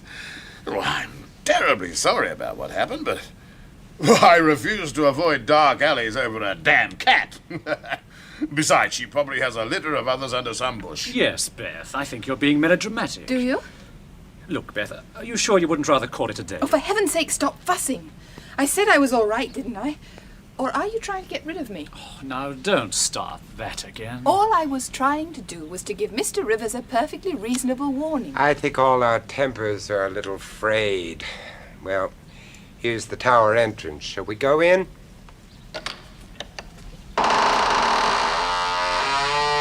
I tried to sound unconcerned, but somewhere in the back of my mind I had a sneaking feeling that the girl was probably right.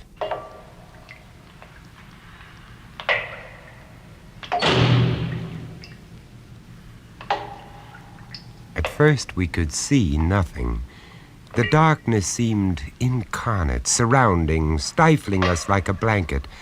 The four of us just stood there, waiting for the use of our eyes to return. We were in the lower chamber. The thin sunlight, filtering in through a tiny window, seemed to lose itself in the thickness of the walls, which were coated with the dust of centuries. Here and there were patches of dark stain. Only Rivers, naturally, remained comparatively unmoved, Not much room for cameras down here. Still, I suppose we could manage. Excuse me, but you are English? Yes. Well, three of us are. I think you are English are interested in tortures, yes? Yes. You would like to see our collection? Yes, It's the best in Germany. Thank you very much. Perhaps you could show us around. You will follow me, please. You are my first party of the day. The main collection is on the floor above. I think you will find them interesting. I remembered the wealth of stories about the legendary cruelty of the Counts of Sonderberg, and of course their ladies.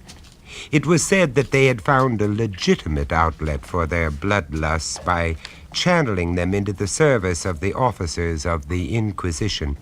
None of your half measures here. Wow! Look at all that. Oh, Jack.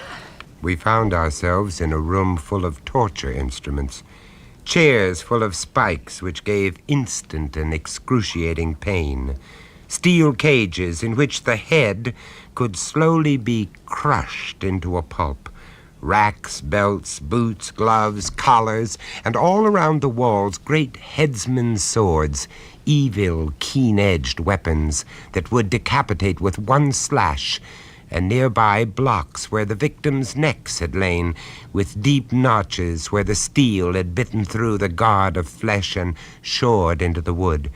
We all found ourselves speechless in the face of this bestial evidence of man's inhumanity to man. All, that is, except Malcolm Rivers. Is unbelievable. Just what we need. It's too good to be true. It really is. Do you see? It's perfect for a setup, just here. It's a question of getting permission to use this stuff, but well, I wonder what the formalities are. Hey, let me just sit in that chair a moment. Wow! Rivers was behaving with his usual insensitivity, but there was something more. I think the others shared the feeling with me that it was sacrilegious. An odd word to use, I know, but there was something sacred about the place. It was a temple, but a temple to evil. Now, over here, sirs and madam, is a famous instrument of the Inquisition. One might almost say the most famous, and still in perfect working order. The old man pointed to the main object in this chamber of horrors, the Iron Virgin, a copy of the famous one at Nuremberg. The contraption was covered in rust and dust, except for the face, which was oddly fresh-looking, as if the custodian had scrubbed it. While the figure was curved in the shape of a woman, it was just broad enough for a man to fit inside, as we could see when the door was opened. The door itself was enormously thick and was worked open and shut by a thick chain running through a pulley attached to a heavy beam in the roof. When the weight was released, the door would slam shut. The devilish nature of the Iron Virgin was truly revealed when you examined the inside of the door. A number of iron spikes were fixed there, and when the victim was placed inside it and the door closed, the upper spikes would pierce his eyes and the lower ones his heart and vitals. What a charming toy. Oh, God, look at the bloodstains. It's hard to wash out blood completely, man. And there are some who say it comes back anyway. I think I can believe this place is haunted. And on that happy note, I vote that we make a hurried exit. That suits me. Well, let's go and have that drink we promised ourselves, shall we? Right now. No, wait. What's up this time, for God's sake? Hey, you, old man. Now, how big is that space? What, sir? The space inside. I want to see if I can get in. Oh. Well, I told you, I like sampling new experiences. Now, Malcolm, realism is one thing. Nonsense. Courage of your convictions and all that. Now, come on, Squire. I need your help on this. Very good, sir, if you insist. You're not serious. Well, sure I am. Yeah. It's a tight fit. We've grown some since those days. But I'll manage. Here. See? You are not really allowed to do this, sir. If anyone found out, I might get into trouble. Why should anyone find out? I might even lose my job. Okay, I get you. Price, give him something, will you? Oh, well, I'll settle with you later. I think this is all very silly. All in the cause of art. Well, I, for one, won't go and see his beastly film. That, my dear, makes two of us. Hey, what's all the whispering about? Oh, here you are. 2, 4, 6. Thank you, sir. Oh, thank you, sir. Do you think that will square your conscience? Oh, yes, sir. I think that squares it very nicely. And now that you've had your little game, can we all go? Go if you like. I'm not stopping you. I'm staying here. Oh, come on, Malcolm. Malcolm, nothing. I'm really enjoying this. Live dangerously, that's my motto. Charlie, now unfasten the door. But, sir... Can't somebody stop Malcolm, this? you've had your little joke, but enough is enough. Enough hell. You, Charlie, do as I tell you. Now start letting that door down. But slowly. Very, very slowly. Despite his reluctance, the old man did as he was told. He worked the machine with a deliberate and excruciating slowness in which the outer edge of the door hadn't moved half 5 inches in as many minutes. The whole ridiculous charade had a kind of macabre thrill about it. It was a scene from Malcolm's horror film played exclusively for our benefit. And then I saw her. The cat. I don't think the others noticed at first. They were too intent on watching the progress of that door. Even Rivers had ceased to chatter. In the far corner of the chamber, dark, untamable forces were gathering. Her green, baleful eyes shone like danger lamps, and as I peered at her, I could see that their color was heightened by the blood, which still smeared her coat and reddened her mouth. And still, slowly, inexorably, with the precision of an expert, the old man went on working that door. Even then, I wasn't sure what the animal intended to do, or even if she intended to do anything, until suddenly... The cat! Look out for the cat! The cat launched herself, not at Malcolm, but at the luckless custodian. Her eyes blazed with ferocity. Her hair bristled till she seemed twice her normal size. Her tail lashed out like a tiger's when the quarry is before it. The cat's claws found one of his eyes, and I actually saw her tear through it and down his cheek, leaving wide bands of red where the blood seemed to spurt from every vein. Oh, Jack! Oh, God! Look out! He can't hold it! With a yell of agony and terror, the man leapt back, dropping the chain which held back the door. It ran like lightning through the pulley block, and the massive door slammed shut. In the instant before the door had closed, I saw Malcolm's face. His eyes stared as if dazed, and for once in his life, he was speechless. Jack, help me get the door open. For God's sake, help me. I'm coming. Beth, stay where you are. For God's sake, don't look. The end must have been quick, for when we managed to wrench the door open, the spikes had done their work. They had pierced right through the skull, so that as the door opened, the body came with it, and he fell to the floor, face turned upwards. Get your wife out of here. She needs air. I'll attend to the old man. Right. Oh, The old custodian was leaning against the wooden pillar, holding his reddening handkerchief to his eyes, while on the face of poor Rivers, there sat the cat, purring loudly as she licked the blood which trickled through the gashed sockets of his eyes. I pushed her away from her ghoulish meal, and, well, I hope no one will call me cruel, because I seized one of the old executioner's swords from its rack on the wall, and with one slash, shore her in two on the spot. Poor Malcolm. He'd had his total experience, a good deal more total than he'd bargained for. Cozy, wasn't it? You see what I mean about cats? You never can tell.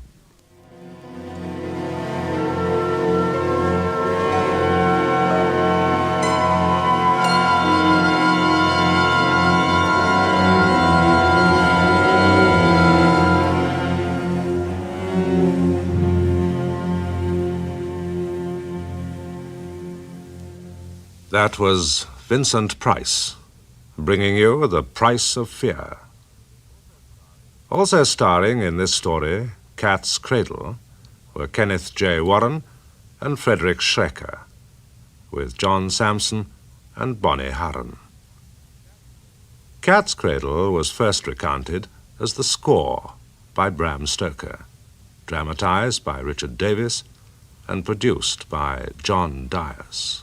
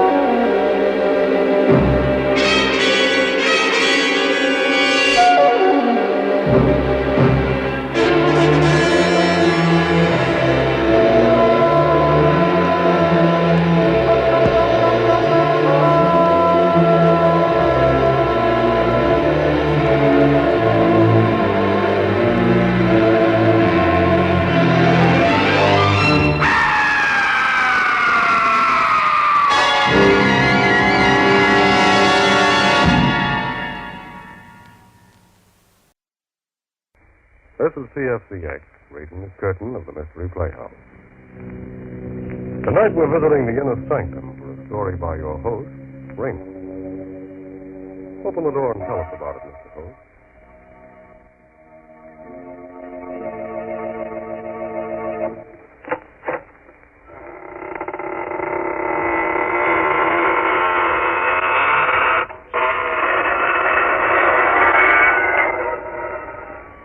Good evening, gentle friends of the inner sanctum.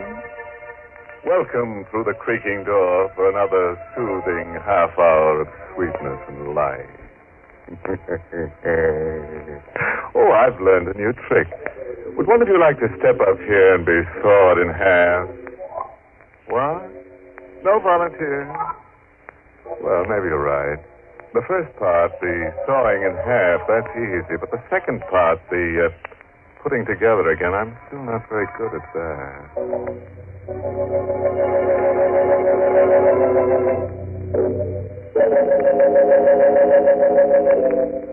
What does a man think of when there's murder in the air? The close presence of death. Does it have matter and substance? Does it generate unseen light waves that touch a man's subconscious? Or unheard sound waves that speak to him when he sleeps? Well, let's listen to I Walk in the Night, written by Emil Tepperman, with Larry Haines in the role of Peter Lang to tell you this story himself.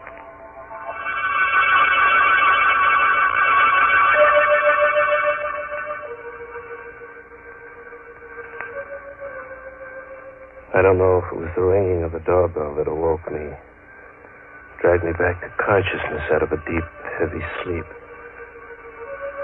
I felt groggy, as if I'd been drugged. My eyes were so heavy, so hard to keep open. That infernal ringing. I stumbled out into the hall. Myrna's room, my wife, there opposite mine.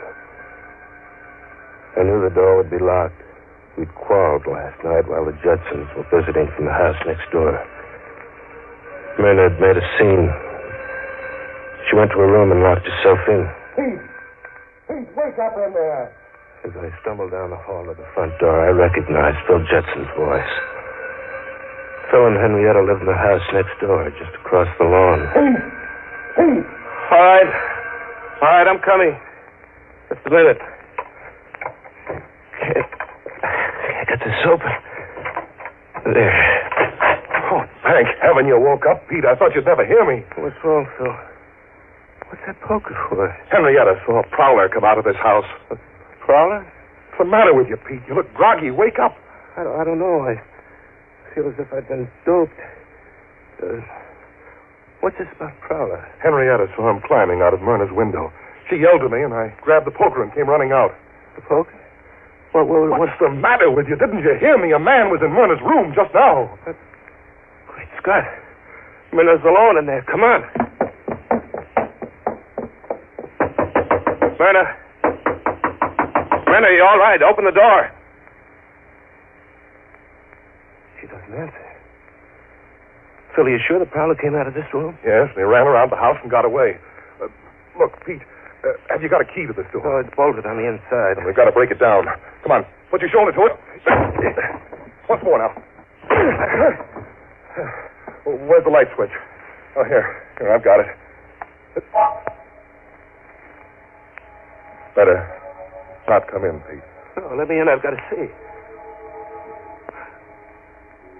Myrna. Take it easy, Pete. Oh, Myrna. Strangled to death. Myrna. Look at the black and blue marks on her throat. This chain on her neck is broken. It was her locket. The one I gave her last Christmas. Killer must have taken it with him. And see here, her fingernails, there's bits of skin under them. She must have struggled and scratched the killer's face or hands. Why, Phil? Why should anyone want to kill her?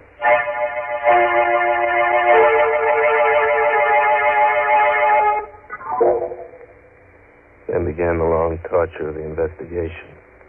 Detectives swarming over the house.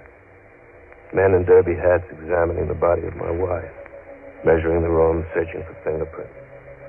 And finally, more men who came and carried her away forever. Through it all, Phil and Henrietta sat with me, trying to give what comfort. Oh, Peter, dear, please talk to us.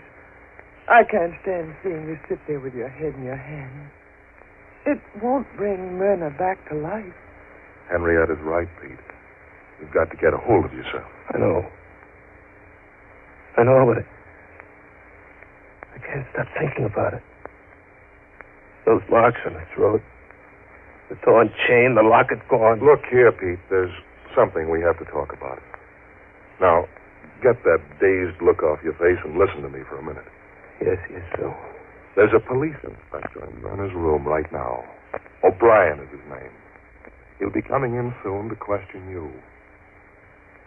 Now, you'd better not tell him about the quarrel you had with Myrna last night. I don't get you. It would look bad for you. For me? Oh, what do you mean?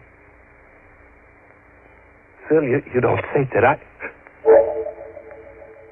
Suddenly I caught my breath. My right hand in my bathrobe pocket had touched something cold. Phil and Henrietta both stared at me. Peter, what's wrong? Phil, look what I found in my pocket. What is it? Look. A locket? It's Myrna's locket. The one that was torn from her throat. Phil, how could this get in my pocket? Here, give me that, quick. But Phil... Give it to me. There's it. Myrna's locket, all right. You recognize it, Henrietta? Yes. What are you going to do with it, Phil? Get rid of it, quick. Out this open window. Now, if the police find it out there, they'll think the killer dropped it. Phil, it was in my pocket. What are you looking at, Phil? Your hand, Pete. What? Your left hand. I looked down at my left hand. There on my wrist were 3 long gashes where the skin had been scraped. As if by the fingernails of a woman fighting for her life. Phil, do you think I could have killed her? Nonsense. I don't believe it. You could never do a thing like that, Pete. Couldn't I? How can you be sure? How can I be sure? Peter, please. Don't talk like that. You're making yourself out some terrible monster, but you aren't. Phil and I know you can't be like that. I don't know. Maybe I got up in my sleep and killed Myrna without ever knowing it consciously. After all, I did have that quarrel with her last night. Cut it, Pete. Here comes O'Brien, the detective. I hope I'm not intruding. Oh, no. It's all right, Inspector. Come in, O'Brien. Mr. Lang is very upset. The shock. Yes, I understand. Believe me, Mr. Lang, you have my deepest sympathy. I wouldn't bother you at all at a time like this, but... Inspector O'Brien was a pink-cheeked, cherub-faced, chubby little man. But his eyes were cold and blue and restless. They kept jumping from Phil to Henrietta to me as he fired his questions at us. Mr. Lang, one more thing. I understand you had a small party here last night? Oh, no, it wasn't a party. Just Phil and Henrietta and Ted Hale. Ted Hale? Yes, Myrna's cousin. Oh, I see. This Ted Hale, a cousin of your wife, you say? Pardon me, Inspector. Yes, Mr. Judson. Peter's too easygoing and good-natured to tell you about Ted Hale, but as Peter's attorney, it's my duty to give you certain information. Oh, go ahead. Myrna, Mrs. Lang, owned considerable property in her own right. Recently, I drew a will at her request. In it, she leaves a sizable sum to Ted Hale. Oh, I just thought of something. What is it, Henrietta? Well, Peter was so groggy when he woke up. That's right. He looked as if he'd been drugged. Well, don't you remember last night? Ted Hale went in the kitchen to mix the last round of drinks. Oh, Henrietta, that's ridiculous. On the contrary, it's quite important. Now, tell me, this Ted Hale, what does he do for a living? Why, he works for me in my brokerage job. Uh-huh. To please Myrna, I gave him a job as my confidential secretary. I suppose you tell me where Mr. Ted Hale lives. I think I'll have a talk with him.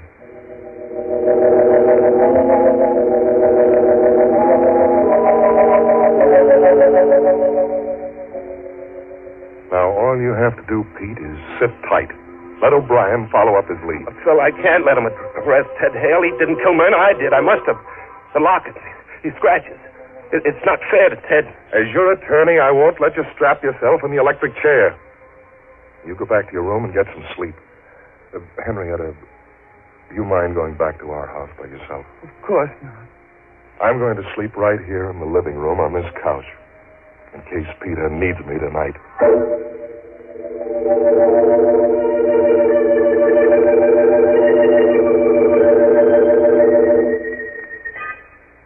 From my bed in the dark, I kept seeing 1,000 pictures. Myrna, her face mottled with strangulation.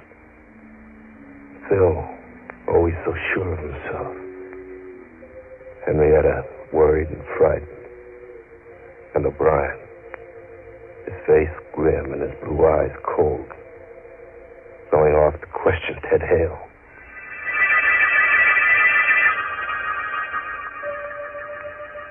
I must have been close to dozing off when I heard the doorbell faintly, as if in a dream. I tossed about in bed for a moment or two. And then I heard the voices in the living room. Phil's, cold and harsh. And someone else's, loud and angry and frightened. I got out of bed and opened the door. I went down the hall to the living room. I had to know who was in there arguing with Phil. It was Ted Hale. Ted, what are you doing here? Phil phoned me. He told me about Myrna. I called him up. Told him O'Brien would be coming for him.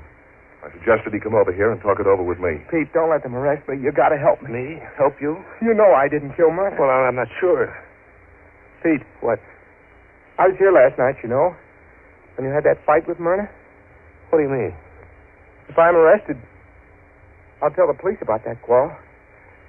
Phil says I had a motive, but what about you, Pete? You were always quarreling with Myrna. Now, look here, Ted, if you're threatening me... I only want you to help me, Pete. Don't let them arrest me. Hide me. Hide me out till this blows over or till they get the real killer. I think Ted is right, Pete. We should help him. But where? I'll handle it. You have a dark room fixed up in the cellar, haven't you? Yes. We'll stick a cot in there and let Ted hole up for a day or two. Nobody will think of looking for him in this house.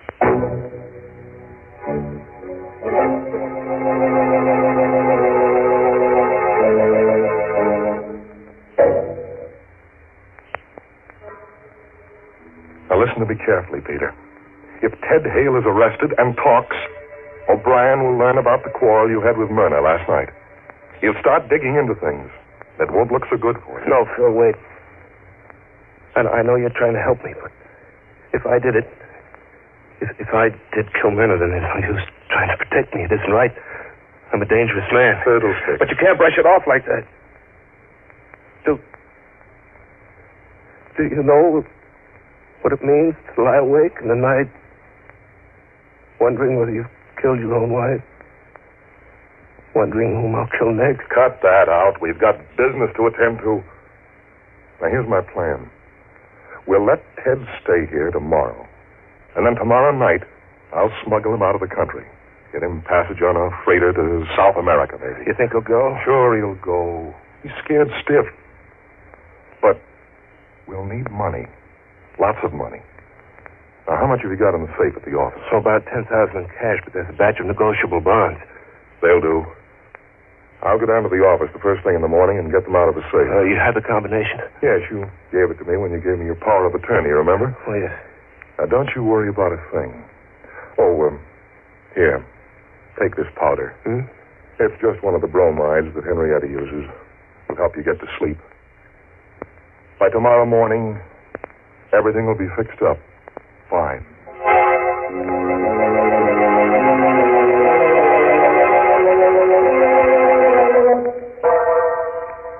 It was almost dawn when Phil left. And it must have been hours later, close to noontime, when I felt myself being roughly shaken out of a heavy, troubled body. Pete, wake up. What? Hey, wake up. Come on, snap out of it. What? Oh, gosh, I feel groggy. What was in that powder you gave me? Never mind the powder. Get your eyes open. Got something to tell you. So what's wrong? What happened? Listen to me carefully, Pete. I went down to the office before business hours this morning and opened the safe to get the money out. Yes? The safe is empty. Empty? The securities are gone. Well, it can't be. Who else had the combination besides you and me? Only Ted Hale. Oh? Do you think that... I'll bet you $1 to a donut he's gone. Come on, let's check. Hey, look, Pete. There's a light in the dark room. You must have got up early and beat me to it, to the safe. Ted, you in there? Always the optimist, huh? Come on, open it up. Ted. Good heavens. Ted Hale hadn't gone anywhere. He was lying there on the cot. His head was a bloody pulp. It had been bashed in while he slept. With a long-handled coal shovel which lay there alongside the cot. Great Scott. He's been murdered. We stood there in a narrow, dark room, Phil and I, and we looked at each other. There was a strange gleam in Phil's eyes. I tried to read the meaning of that gleam, but he averted his eyes too quickly. He dropped his gaze to my hands. I saw what he was looking at. My hands were black and grimy with coal dust. And on the briny, coal-blackened handle of the shovel was a fresh set of fingerprints. Phil, did I kill him? Did I kill him in my sleep? The same as Myrna? Phil, I can't stand it being a murderer. I'm going to get myself up. You'll do nothing of the kind. If you did it, Pete, you're not responsible. But you do think I did it? And Myrna, too? I don't know. I don't know what to say. Just think, Phil. Maybe tonight I might kill you. Or Henrietta. There's no telling what I might do. Rubbish. No, Phil. It's hard to believe, but there's the proof. I'm a murderer. I'm dangerous. There's only one thing to do. I won't let you do it. What else is left? Come on. I'm going to help you hide Ted's body.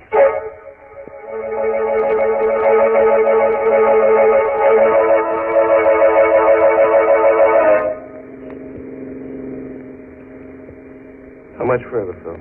Oh, there it is. There's the bridge up ahead.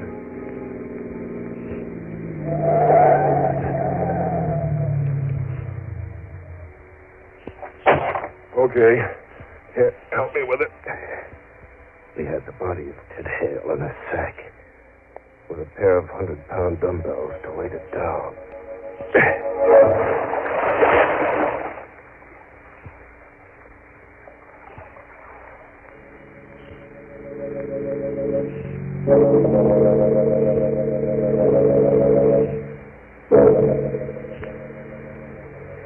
Myrna's funeral took place the next morning, and I had to endure the condolences of friends and business associates. But Phil and Henrietta stood by me all. It'll be over soon, Peter. Then you can rest. Keep your chin up. I'll get rid of the stragglers. Look who just came in. Where? Oh, Inspector O'Brien. What does he want, Phil? Take it easy. Let me do the talking.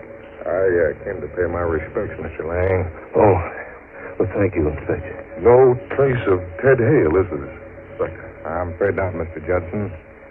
We're combing the city for him, but I'm afraid he's got clean away. You see, it was marvelous to see how calmly Phil could talk to O'Brien about Ted Hale, knowing all the time just where the body was, under that bridge.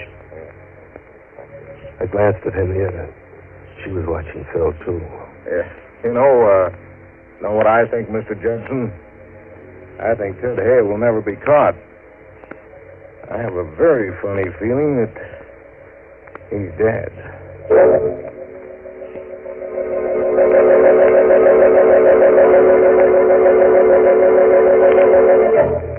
Later that afternoon, I took a taxi cab and went down to police headquarters and asked to see Inspector O'Brien. Well, glad to see you, Mr. Lang. You're looking a little better this afternoon. I feel better, Inspector. I feel better because I've come to an important decision. Oh, yeah? Inspector, I've decided to tell you something that'll startle you. That's pretty hard to startle an old hand in my business. Go ahead, I'm listening. All right.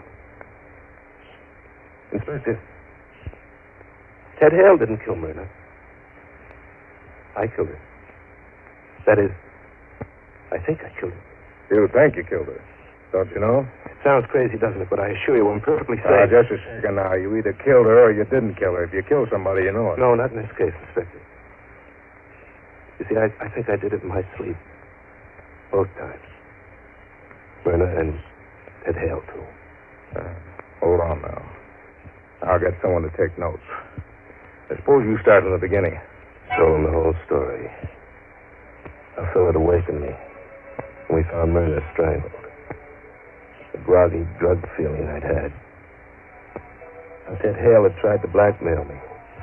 And I felt it awaken me once more, and we'd gone down to the cellar and found Ted with his head bashed in.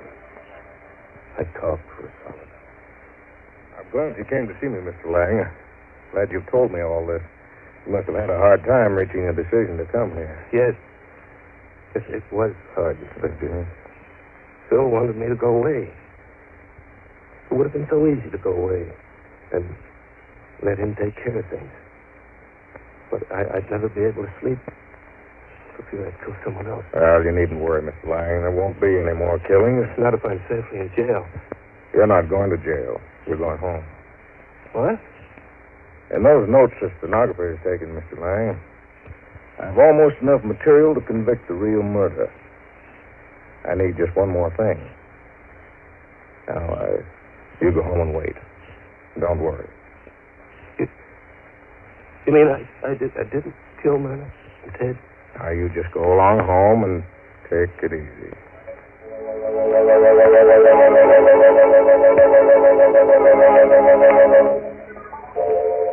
I'm back at home now.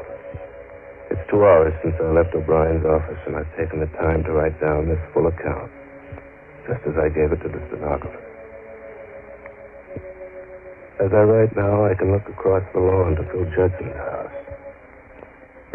5 minutes ago, I saw Inspector O'Brien and 2 detectives go in there. The front door is opening now. I can see them coming out. O'Brien first, then the two detectives.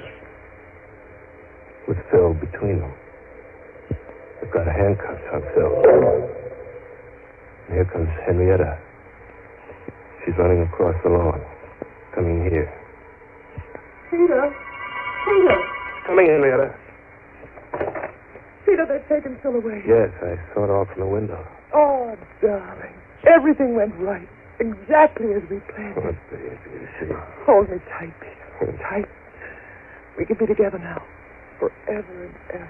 I'd have killed a dozen men to feel, baby. I know. And you were clever, Peter. So clever. And the hardest part was getting Phil to cooperate. But I knew he'd do anything. Friend. What a fool he is. He stepped right in and took over. You should have seen O'Brien when I told him the story. I could tell exactly what he was thinking. Here's a poor innocent sap whose best friend is framing him, giving him drugs, and then making him think he commits murder. We know. As soon as he's convicted, I'll be free. And we can go away together. All right. Huh? But you'll have to cancel that trip. Both of you. O'Brien. You heard what we said? Sure did, every word. Remember at my office, Mr. Lang, when I told you I only needed one more thing to clinch the case against the murderer? Well, this was it. I faked the arrest of Mr. Judson. Then I sneaked back to see what you'd do about it. You did plenty.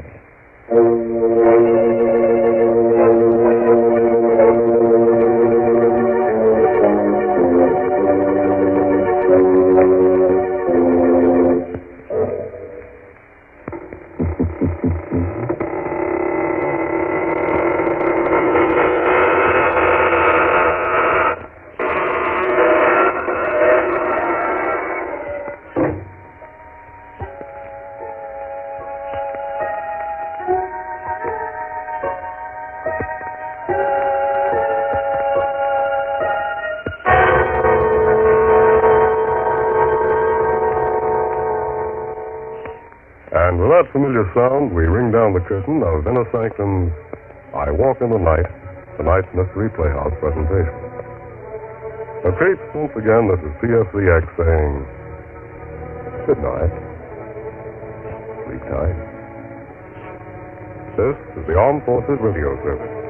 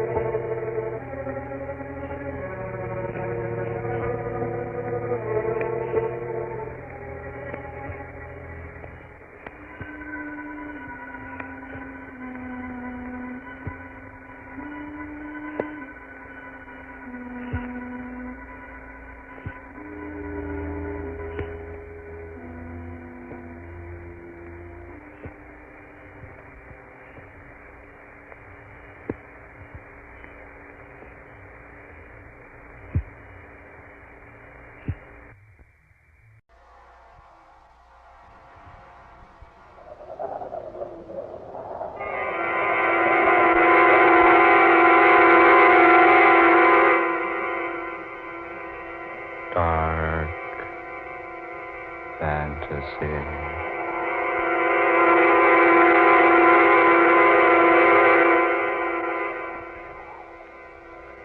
Rendezvous with Satan.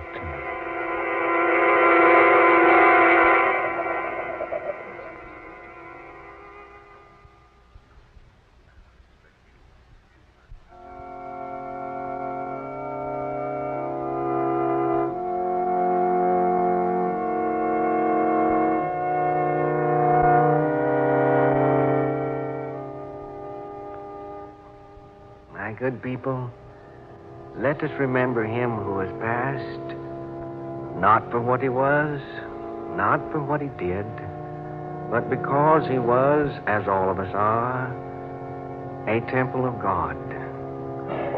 Let us remember that this which is about to return to common clay was molded from common clay.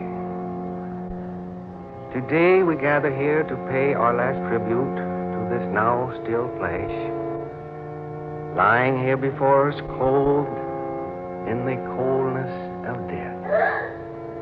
Let us always remember. Let us always remember. Didn't you see him? He moved his hand. What are you saying?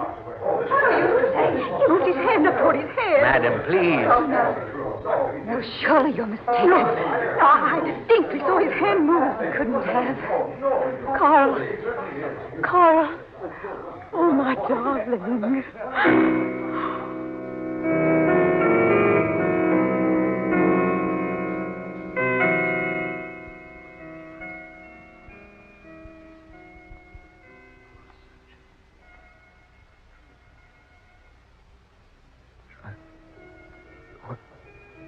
What's happened to me? Just lie still, Carl Fisher. This craft is most fragile. Where am I? Where would you be after death? Dead? You say dead? Yes. Am I dead? They have your body in a church, Carl. Imagine you in a church. No. No, you're mistaken. This is no church. I'm right here. Apparently you are, yes. But we are most careful when we bring you here. We take every precaution to relieve the shock. Shock? Of finding yourself in the midst of fire and brimstone. Hot. It's so hot. You'll get used to it. Where am I? Your soul is here with me. Your body is back on Earth. At present, resting within a satin-lined coffin. Coffin? Yes. They're soon going to place you within a tomb. Oh, I don't believe you. Don't you? Personally, makes no difference to me whether you do or not. But for your own satisfaction, suppose you feel for yourself. What? Yes. Reach up with your right hand. Reach up. Feel the casket lining by your head. Go right ahead. There. You see? Yes. But I'm lying in the bottom of a boat. Only your soul is. This is some trick. The boat is satin-lined. I'll admit, Carl Fisher, I am generally most concerned about my own comfort. But as far as lining one of my boats with satin, no. I fear that would be too much, even for Satan. Satan? Yes. Here, let me prove to you the boat is not cloth-lined. There. You see? You devil. That's irony. You are the devil. Yes, I am. But not just a devil. The devil. You mean I'm really dead? One never dies, Carl. The common clay perishes, yes, but only the common clay. Let me out of here. I'm sorry. You see, you can't move until I permit you to. But I moved my hand a moment ago. Felt the lining near my head. That's because I wished you to. Nothing is done here unless I order it done. Then I am dead. Only your body. It might interest you to know you caused quite a commotion up there a moment ago when you interrupted your funeral oration by suddenly moving in your casket. Yes, quite a commotion. Only 2 people saw you. One of them was a woman. You frightened her, Carl. But they've taken her away now. You mean My body actually is being preached over? Oh, yes. Indeed, yes. You were a prominent man on Earth, Carl. Naturally, yours is a most elegant funeral. So many flowers, half of them could be brought into the church. People standing outside, on the sidewalk even. Is Laura there? Your wife? Oh, certainly. Where else would she be? Church, you say? Yes. Amazes you, doesn't it? You haven't been in a church for 35 years. No. You wouldn't even permit your daughter to be buried from a church, Carl. But she went to heaven. Anyway. Stop it. Stop it. Do you remember Reverend Brooks, Carl? Reverend Brooks? Yes. He married you. Remember? Today, he's officiating at your funeral. No. No. Would you like to hear what he's saying, Carl? Listen. If Carl Fisher has brought tragedy into our lives, let us remember that out of tragedy, good can arise. Soon that tragedy will be forgotten. But let us never forget Carl Fisher. Let us remember him always as a Christian. You hear, Carl? A Christian, he said. Stop. Stop that voice. Listen, Carl. Let us pray for him often and ask Almighty God to grant him pardon. Let us be generous towards him, that finally the Supreme Ruler may in turn be generous towards us. No. No, stop him. Stop him. I don't want to hear anymore. Did you hear what he said, Carl? He asked your friends, your family, your wife, to forget your evil, to remember only what was good about you. Yes, Carl, but that leaves them nothing to remember. Oh, let me alone. No, Carl. They've nothing to remember. Because there was nothing about you that was good. I didn't have a chance. Chance? You say you didn't have a chance? Certainly not. Well, I'd only waste my breath by pointing out the chances you did have. I was forced into everything that happened. Forced, I say. Were you? Certainly I was. Haven't you ever heard of free will? Free will? Free will, you say? I haven't had a will of my own in the last 30 years. Haven't you, Carl? No. You know I haven't. I knew I was doing wrong. Sure, I knew it. I'd never have made my millions by being any other way. Your millions. Did you enjoy them, Carl? I was just beginning to when I took charge of you. Is that it? Yes. Your millions aren't worth much here. Oh, where am I? Certainly you haven't lost your imagination. Where would you be? With fire on all sides and the smell of brimstone. And with me as your pilot on the river Styx. Styx? You remember.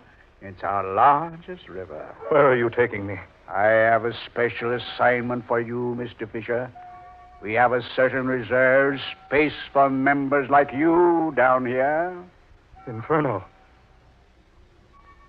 Tell me. Am I in Hades? Does that surprise you? No. No, I can't be. I didn't want to die. I wanted to do what was right, but I couldn't. You didn't try. I was going to try. You've done nothing but evil for 30 years. You couldn't change now. I could, I tell you, I could. No, Carl. I'll make a bargain with you, Satan. Bargain?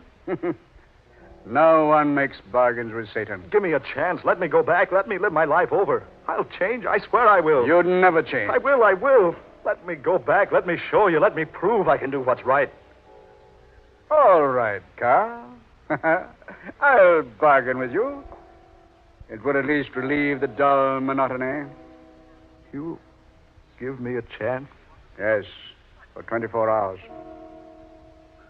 24 hours? Only 24 hours? Yes. Do nothing but good for 24 hours, and I'll not return to claim you. But if you fail... I won't fail. I won't. It's up to you, Carl. It's entirely up to you. But remember, only 24 hours. Only 24 hours, Carl.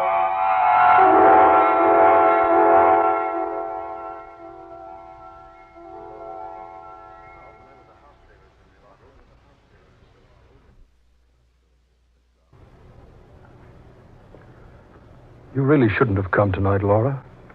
You should rest. I know. But I couldn't rest. Poor Carl. He needed someone so badly those last few days. And I was away. Never dreaming what was happening. You mustn't blame yourself, Laura. No, I can't help it. I feel I deserted my husband. Just when a man needs his wife most. There'll come a time, Dr. West, when I'll be afraid to come out here to the mausoleum. I wanted to come tonight to tell him goodbye. Goodbye? Yes. I loved my husband, David. Despite everything he did, he was the only one I ever cared for. Here, my dear, I have the key. I say, Laura, it's not locked.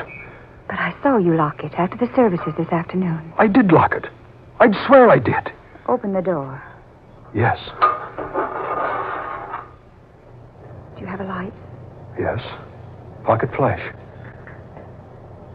There. Oh, David. Empty. The casket's empty. David, for heaven's sakes, what's happened here? I don't know, but Carl always said he'd come back. What? Yes.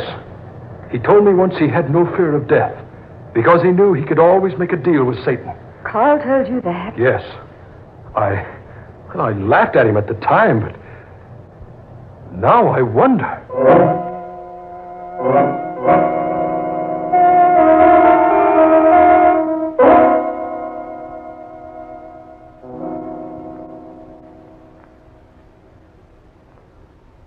I'd better go now, Laura. Sure you're feeling all right? Yes, I know I won't sleep tonight. You can relax. I can send you out a nurse if you like. Oh, no. No, I'd rather be alone. Well, if you need me, please don't hesitate to call. Thank you, David. Good night, my dear. Good night, David. And thank you so much for being such a dear. I'll call you in the morning. Good night.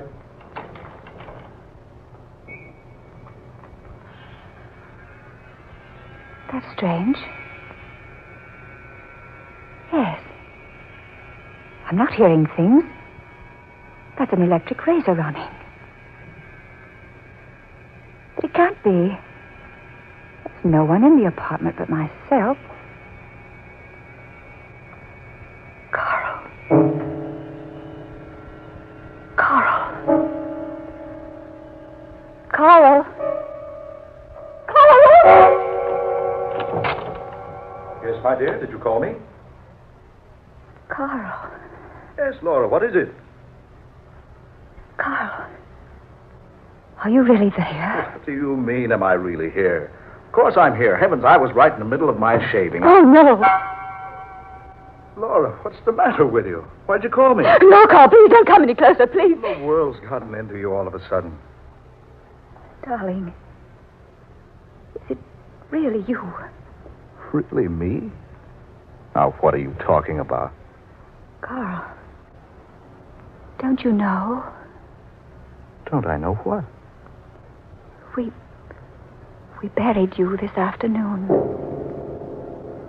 Carl, don't look at me like that. Buried me? Yes. Oh, darling, what's happened? Tell me what's happened.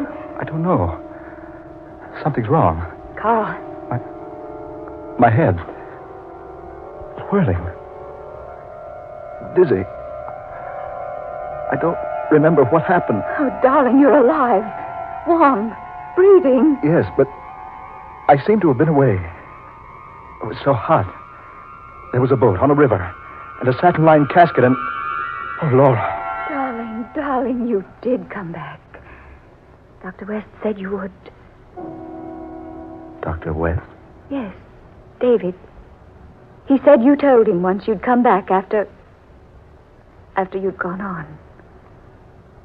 Laura, I have been dead, haven't I? Yes, Carl. I remember now. I was sitting at my desk, sitting alone at night in my office, and then something happened. You were shot. The back of the neck. Everything stopped. The next thing I knew, I was riding in the bottom of a boat lined with silk. No. That wasn't the boat that was lined. It was the casket.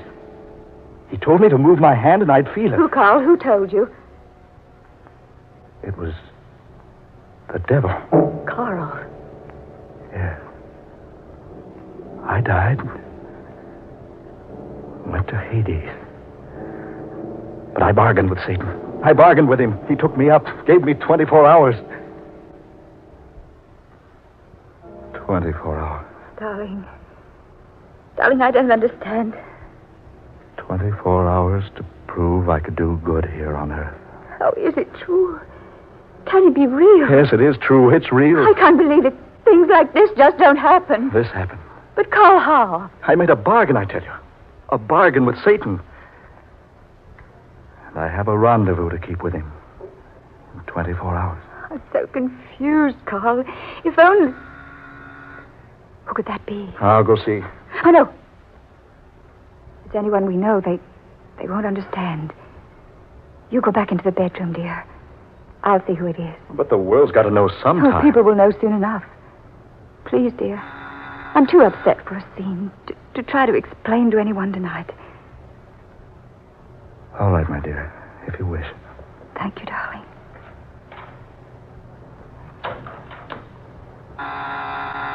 Just a moment. David. I had to come back, Laura. I couldn't stay away. David, please. Forgive me, dearest. But I've waited so long. David, please go. No, not until I've talked to you. Some other time. I can't wait any longer, Laura. It's not fair for you to ask me to. Not fair? You know I love you, Laura. You've known it for months, years. David. You have known, haven't you? Yes, but... I've waited so long to have the right to tell you about my love. Now, I know it's not right to come to you on the night of your husband's funeral and say these things, but I must know, Laura. I must know. I have nothing to say to you, David, nothing. I know you were always madly in love with that criminal of a husband of yours, but that's over now. You'll have to forget him. Oh, remember, darling, you're a young woman yet. Your life is still ahead of you. You can't go on carrying a torch for someone who cared more about making $1 million than making you happy. Please, David, don't say that. I have a right to say it. Now, I've kept it in check all of these years, waiting and hoping. And now Carl is dead. You hear me? Dead. Dead. You belong to me now. No, David. Not now or ever. Yes, I say, you're mine. If anyone has a right to you, I have. After everything I've done to get you. Will you go now, David? Oh, Laura, I need you. Oh, Laura, please, so you'll marry me. No, David. I'll never marry. But I know you care for me. I could make you learn to love me. No, never. I've had nothing for you, David, but friendship. I'll never have more. I know that's not true. Don't say that. It's not. You do care for me. I could tell by the way you kissed me. That's when I first began building my hopes. Kissed you? When did I kiss you? You haven't forgotten. The party in my penthouse. Not more than 3 months ago. Your birthday party? Yes. All the girls kissed you that night. If you'll remember, we even made a sort of game out of it, lined up like a bunch of high school girls to compliment our host. Yes, but you meant more than just a compliment that night. Do imagine. Oh, no. I kissed you just like the others. In full sight of my husband. And I might add, to his complete amusement. Carl wasn't in the room. You waited until he'd left before you got into line. Oh, nonsense, David. No. I knew that night you cared for me. That's when I began planning to make you mine. David, will you please go? Not until you've told me you'll marry me. I've told you I won't. There's someone else. Only my husband. Someone else. Someone who's alive. Please go, David. What's that? I want you to go. What was that? In that other room? Nothing. What are Nothing at all. What are you doing? I don't want you to ever come back here, David. What are you doing? I'm locking this door. I'm in no mood to have you go ransacking my place. There's someone in that room. David? So. You couldn't wait until your husband was safely buried. Couldn't wait. David. Well, he won't have you. You hear me? He won't have you. David. Please go now.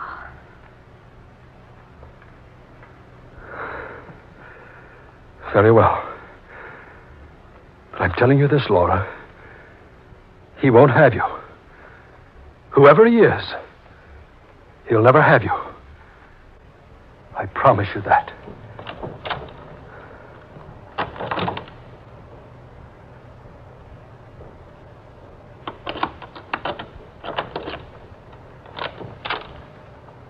Carl? You hurt? Yes. Well? Go ahead. Go ahead, Carl. She's been having an affair behind your back, hasn't she? She deserves to be killed, doesn't she? Well, go ahead and kill her. I don't have to tell you, Carl. I've never cared for him. Go ahead, Carl. Kill her. She's lying, don't you think? No one but you, darling. Ever. I can still tempt you, Carl. That's my job. That's how I keep my fires burning. I know you believe me, Carl. No, don't believe her. She's never lied to you before, but there's always a first time. Darling, please don't stand there looking at me. Say something. She wants you to say something. Well, go ahead. Say something. Darling. It's all right, dearest. I believe you.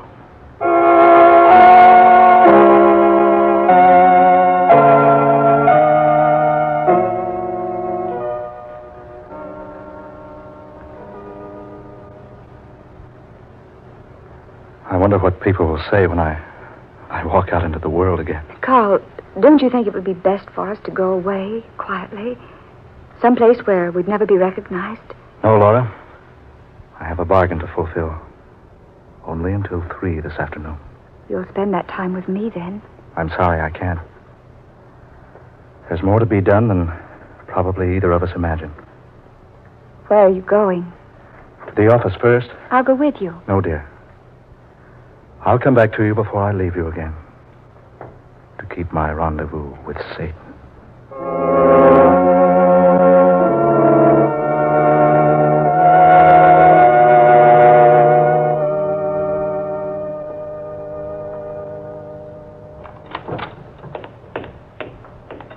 Good morning, Miss Walling. Good morning, Mr. Fisher. You're early this morning, Mr. Fisher.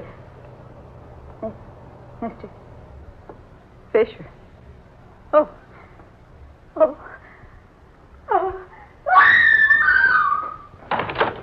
Confounded girl. How she'll made a scene. I'll spend all morning explaining. Nothing doing. I'll lock myself in the office.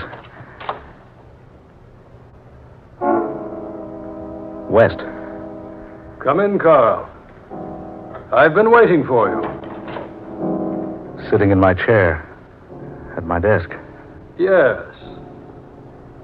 This is your gun, I believe. What's the meaning of this?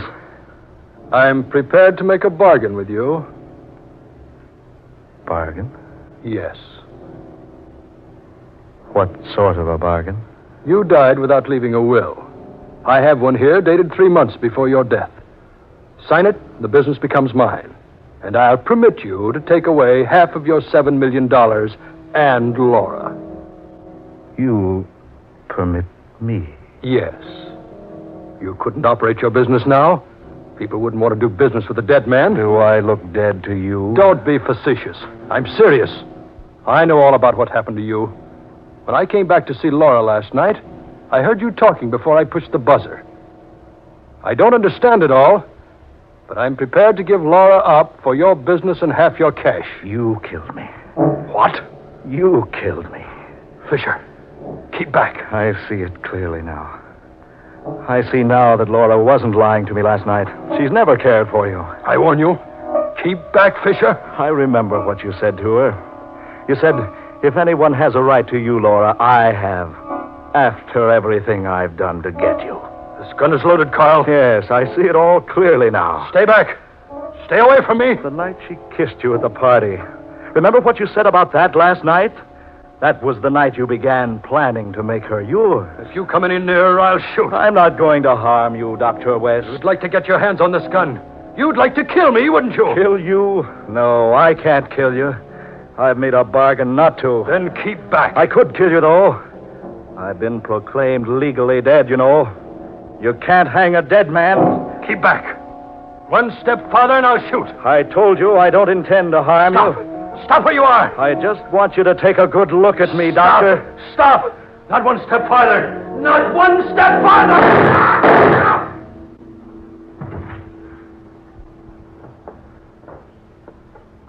Laura. Oh, darling, are you hurt? It's nothing. He shot you, Carl. Laura. That gun in your hand. I followed you here. I don't know why I brought the gun. Laura. You killed him. Oh, darling. Give it to me. No. Give it to me. Give it to me. Carl, you must get to a doctor. No. Look at the clock. No time for a doctor. You're hurt badly. Oh, it doesn't matter. Give me that gun. Carl. Give it to me. There. Now they'll think we shot each other. Carl! Carl! Carl! Oh, my darling. My darling. You have won your bargain, Carl Fisher. There's no place here for you now.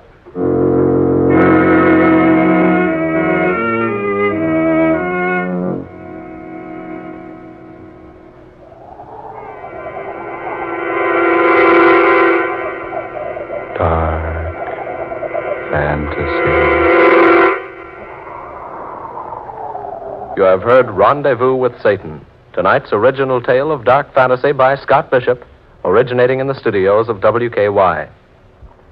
Ben Morris was Carl Fisher, Blois Wright played Dr. David West, Eleanor Naylor Corrin was Laura Fisher, Fred Wayne took the part of Satan, Muir Height was heard as Reverend Brooks, and Georgiana Cook Height played the secretary. Next Friday at this time, listen for Scott Bishop's I Am Your Brother.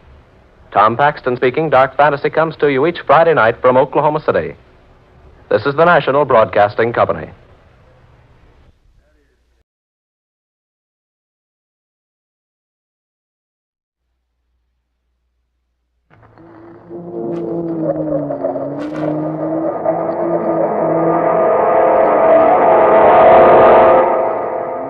Dark Fantasy.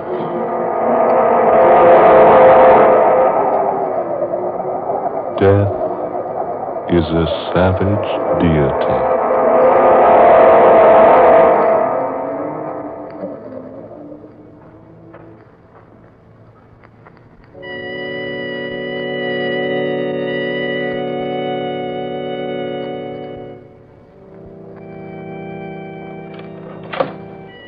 Is that you, Dolores? Yes, Warner. Don't stop playing. I heard the music coming from the conservatory, so I stopped by. What are you playing? Just a simple melody of my own. So weird. I thought possibly you were playing a dirge. A dirge? Yes. Or Andrews. I fear neither dirge nor prayers nor candles burned on the altar will do Andrews any good. Oh, Warner, what made him do it? He was always so happy, so full of the love of life. Why did he do such a thing? He was blind. He couldn't stand the thought of being without the use of his eyes, so... Yes, but if only... I cautioned him. Over and over again, I warned him to take care of his eyes. But he wouldn't listen to me. Now he's dead.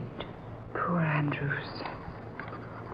I suppose you and James will postpone your marriage a while, Dolores? Yes, I think it's best, don't you? It wouldn't be quite decent to have a funeral today and a wedding day after tomorrow, would it? I wouldn't permit it in my home. And this is still my house, you remember. Oh, now, who's that? Yes, come in. All right, Alma, what is it? Beg your pardon, Miss Jarmus. All right, out with it. Don't stand there stammering. Yes, Miss Jarmus. It's for Miss Dolores. Mr. Harvey's here. Oh, Jim said he'd drop by. Shall I show him in here, Miss Dolores? Yes, please do. Yes, ma'am. By the way, Alma, Yes, ma'am? how does your head feel today? Not so good, ma'am. It ached me all night long. I didn't get much sleep to speak of. Perhaps you should go to a doctor, Alma. I did, Miss Dolores, yesterday. He said there was nothing wrong with me, but I know better. My head hurts something fierce all the time. Oh, I'm sorry. Thank you, ma'am. I'll show Mr. Harvey right in. Hello. Hello, Jim. Oh, Dolores, my dear, you look tired. How are you, Miss Jonas? Very well, thank you. Oh, Jim, I'm glad you stopped by. We've rather had the doldrums around here the past day or so. Yes, I know. I thought I'd stop by now and be here for the funeral this afternoon. Poor Andrews. You loved him too, didn't you, Jim? Yes, dear. I guess I did. I've known Andrews almost as long as you have. Well, all I can say is I warned him again and again. If he'd only listened to Auntie, me... please. Jim, let's go outside and get some air. I've been in the house all day. All right, dear. You'd both better stay around close. I may need you. All right, Warner. We'll probably be in the garden. Very well. Oh, Jim, Yes? remember about the lily pond. Oh, yes, of course I will. It's dangerous, you know. Be careful of it, Jim. Don't get too near to its edge. Yes, I'll remember. Come, dear.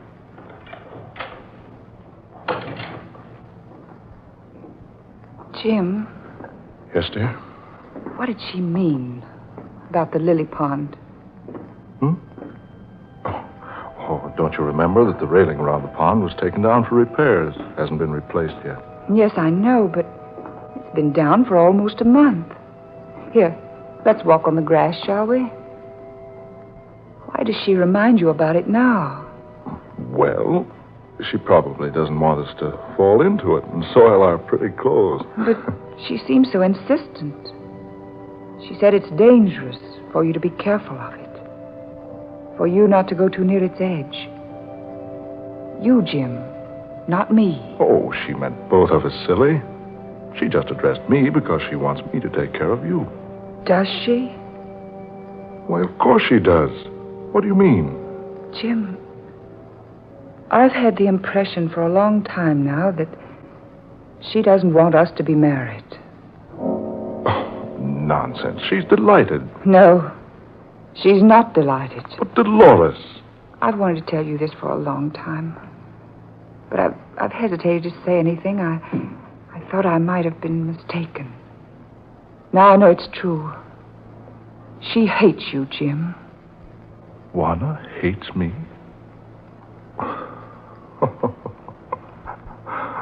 Why, of all the silly things I've ever heard of, Juana and I are great friends. Oh, darling, you're wrong. Juana has no love for you. I don't know why, but she'll be perfectly delighted if you and I never marry. Dolores. Jim, I want to be married just as soon as we possibly can. Then I want to go away from here. Away? Where, dear? I don't care where. Just so it's someplace else, anywhere but here. But, darling, I thought you loved this place. Love it.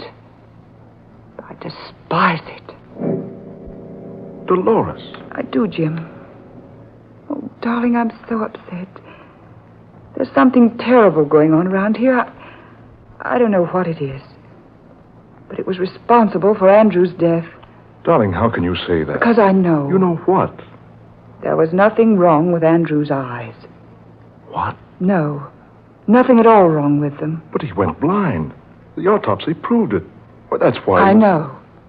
He died blind, yes. But I went with him to an optometrist about a week ago. Andrews had perfect vision in both eyes, and no sign of defect or weakness. But, Dolores, that's not possible. I know, but it happened. But how? How, dear? I can't answer that.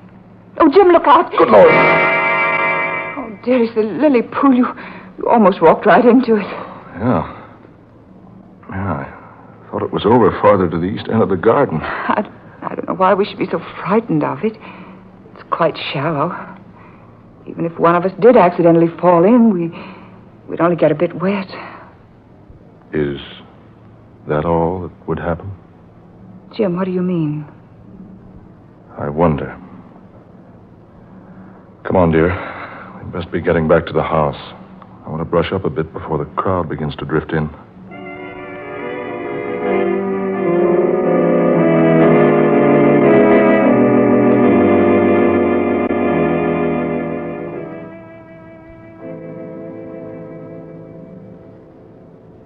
Dolores, will you play the organ a while?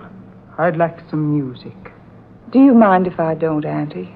I'm rather tired. Look here, Dolores. How about a swim down on the beach? The moon's up. It's quite warm tonight. Jim, I think I'd like that. Certainly, if you're too tired to play the organ, you're too tired to swim. Oh, it'll be good for her, Miss Jonas. She needs some fresh air and exercise. Yes, Auntie. You don't mind so much, do you? No, I suppose not. Good. Is there a suit in the men's quarters of the bathhouse I can use? Yes, you'll find several there, James. Take your choice. Oh, fine. Come along, Dolores. No, let's not go that way, Jim. Let's take the back door and cut through the garden to the bathhouse. All right, dear. We won't be long, Auntie. Just a plunge and we'll be right back. Very well. Oh, James. Yes, Miss Jonas? Remember about the lily pond. Oh, yes. Oh, all right. It's still quite dangerous, you know. Don't get too close to its edge. You may fall into it. Yes, all right. We'll be careful, Miss Jonas. We can see it all right in the moonlight. Come on, Jim. There. You see? She keeps reminding you about the lily pond. Oh, well, that just proves she doesn't want anything to happen to me. I told you she doesn't dislike me. Jim, don't you think for a moment she doesn't. She dislikes you terribly. I think she even dislikes me. But why?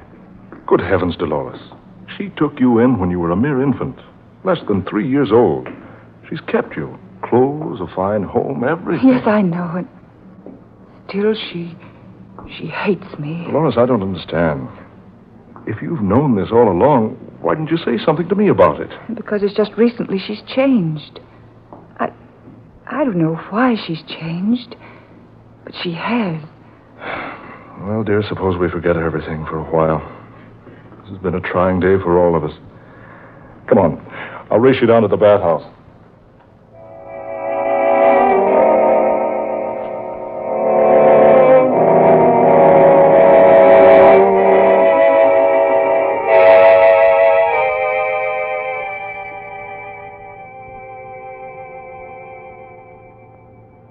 Well, Jim must not be dressed yet. It's odd. He has plenty of time. Jim? Jim, do you hear me? Are you in the bathhouse, Jim? Jim? What's that over there? Surely it got... Oh, no. Jim? Jim? The lily pond. Its head beneath the water. The lily stems around his throat. Oh, Jim. Jim, my darling, what happened to you, Jim?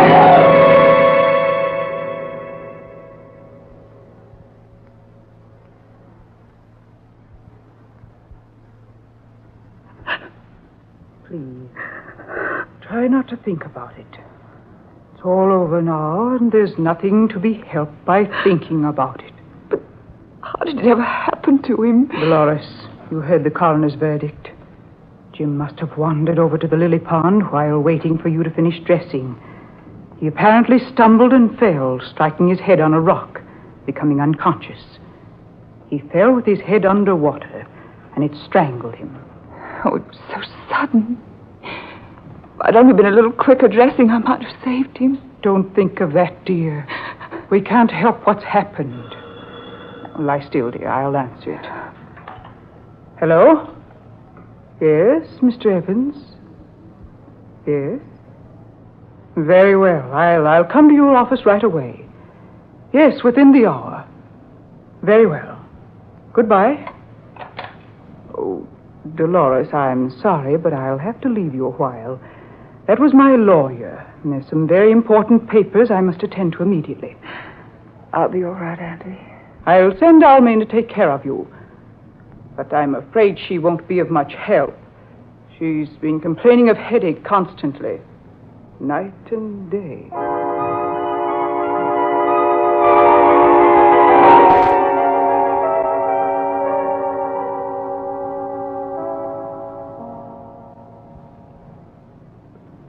Did you call me, Miss Dolores? Yes, several times. You were so long answering. I'm sorry, Miss Dolores. I was downstairs. Can I do something for you, ma'am? Yes, Alma. I want the key to this room. That room, Miss Dolores? Yes, and I want it right away. My aunt has kept this room locked for 18 years. She's always told me she wants no one in there because her father died in that room. Yes, ma'am. That's it. Nothing else. I'm not so sure. I intend to go inside that room now. Get me the key. Oh, Miss Dolores, I beg you, ma'am. Don't go into that room. Whatever you do, ma'am, in the name of heaven, don't go into that room. Why not? Tell me, Alma.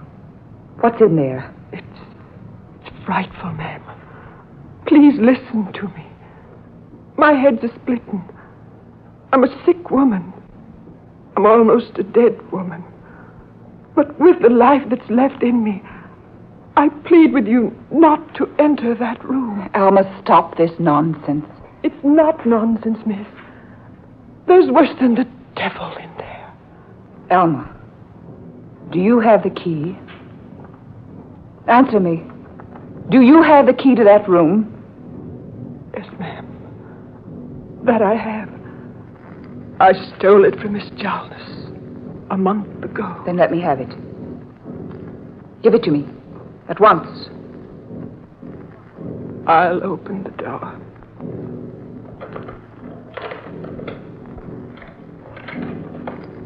There you are, ma'am. I'll turn on the light. Why? Well, this room is empty. Nothing here but an old table covered with a huge black cloth. That's all, miss. Come now. Let's shut off the light and lock the door. No. Wait a minute. What's on that table? Please, Miss Dolores, don't go near that table. I want to see. I ask you not to, Miss Dolores. Dolls. 4 little dolls. Each about 12 inches tall, lying here on the table. Please come away, Miss Dolores. Good heavens. This doll looks exactly like Andrew's. Look. Lying there on his back, with a common pin stuck squarely in the middle of each eye. He went blind, Miss Dolores. Good heavens. An exact image of Jim Harvey, lying with his head submerged in a miniature lily pond. Mr. Harvey died in a lily pond, in the garden. This doll. Alma. It's an image of you, with a pin stuck into its head. Oh, Miss Dolores, ma'am, my head's killing me with its aching. Alma. This 4th doll. It's you, Miss Dolores. With another pin stuck into the doll's body so it pierces the heart. Don't you feel pains in your heart, Miss Dolores? Alma, what in the world does all this mean? It's witchcraft. Witchcraft? Black magic. But I don't understand. It's Miss Jarvis, your aunt. First, she convinced Andrews he was going blind. Then she convinced Mr. Harvey he'd die in the lily pond. And now she's trying to kill me with a headache. And you with a heart attack. But how? How? They use it where she came from, miss. Where she came from years ago. Where was that? Haiti. Haiti? Yes. When you've got an enemy in Haiti, you want to get rid of him. You make a doll that looks like him. You put hair from his head on the doll's head. Cloth from his clothes for the doll's clothes. Then you stick a pin in the part of the enemy you want to make hurt. And it works. Alma. It does, Miss Dolores. Look at Andrews. Blind because of the hex. Look at Mr. Harvey. Dead in the lily pond. Look at me. Me with my terrible headache. And the pin sticking in the head of that doll. We'll pull out the pin. Oh, no, don't. If you do that, I'm sure to die. Right away. Alma, tell me how you know all this. I've been listening, Miss Dolores. And watching. For years. I've been watching. And listening. And... Oh, Miss Dolores! Alma, what's wrong? Alma, speak to me. Are you all right? Alma! She's dead.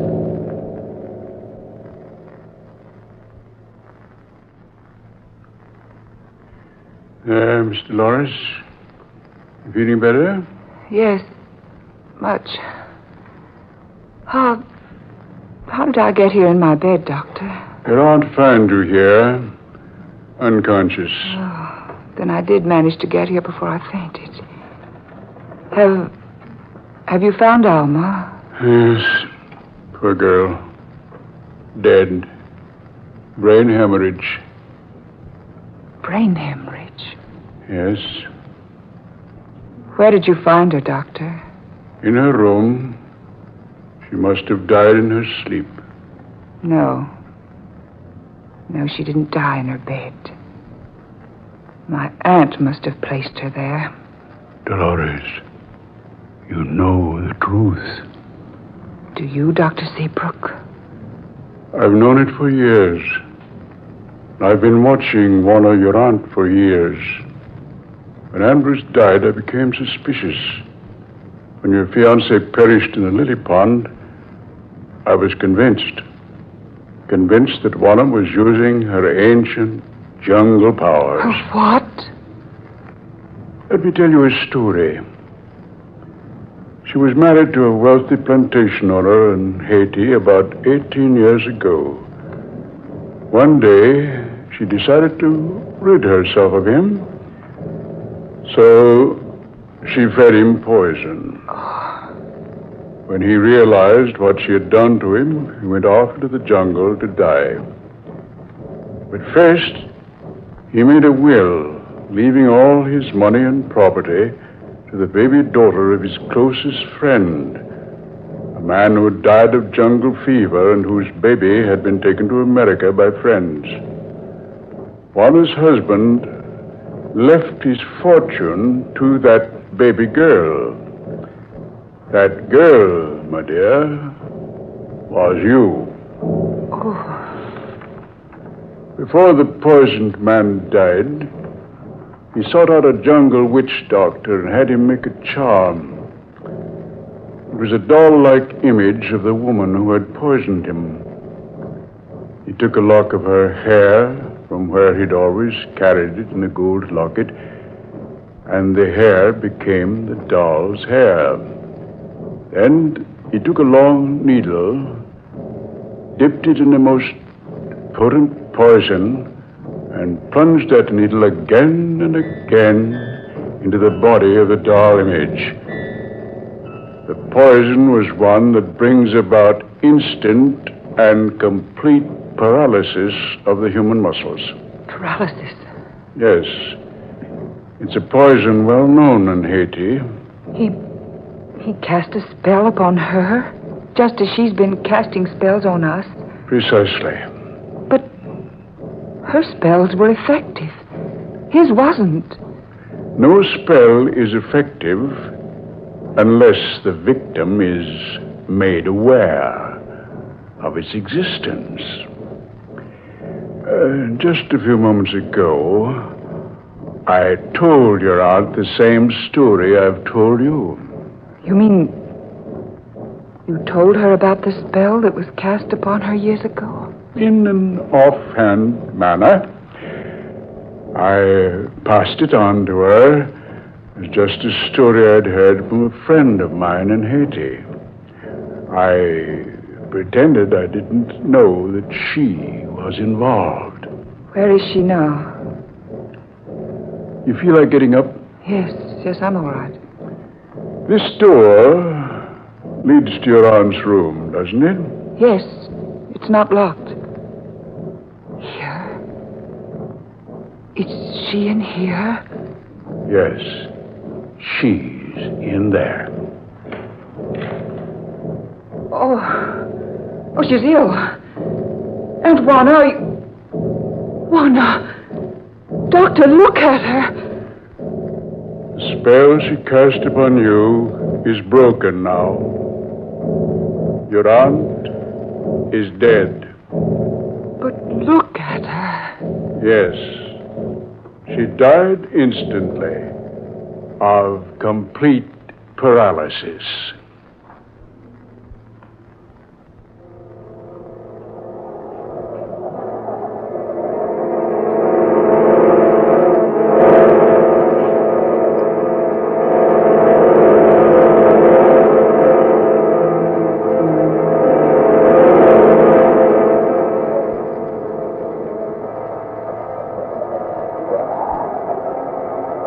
Death is a savage deity.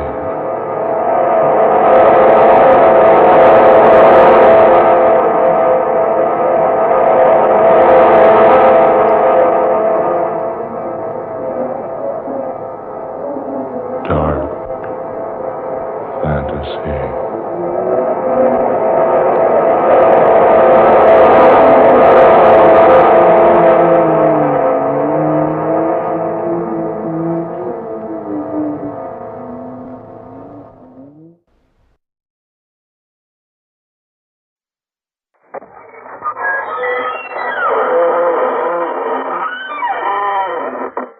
Good evening, friends of the inner sanctum. This is your host to welcome you through the squeaking door. Our cast assembled here in a highly unique manner tonight. The ingenue flew in the window. Did anyone whisper, which window? Another nimble member of the cast crawled out of the studio woodwork. This creep said that he simply loved popping up where least suspected. Oh, unforgettable characters. Meet them once, they'll haunt you right to your grave. But seriously, every last one of them is really and truly wrapped up in his work. Like shall we say, a scorpion?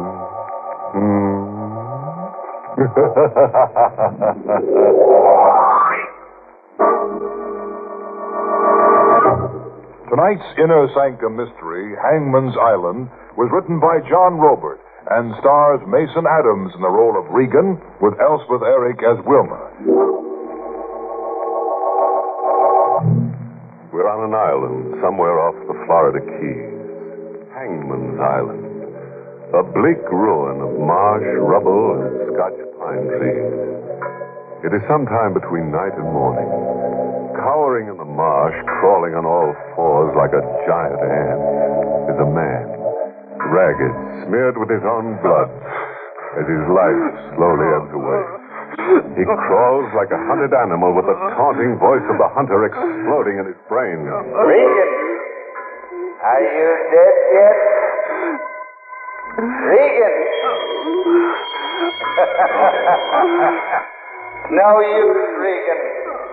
I can hear you move. A bell rings every time you move. I know exactly where you are. And I watches you, Regan. And I as big as this island.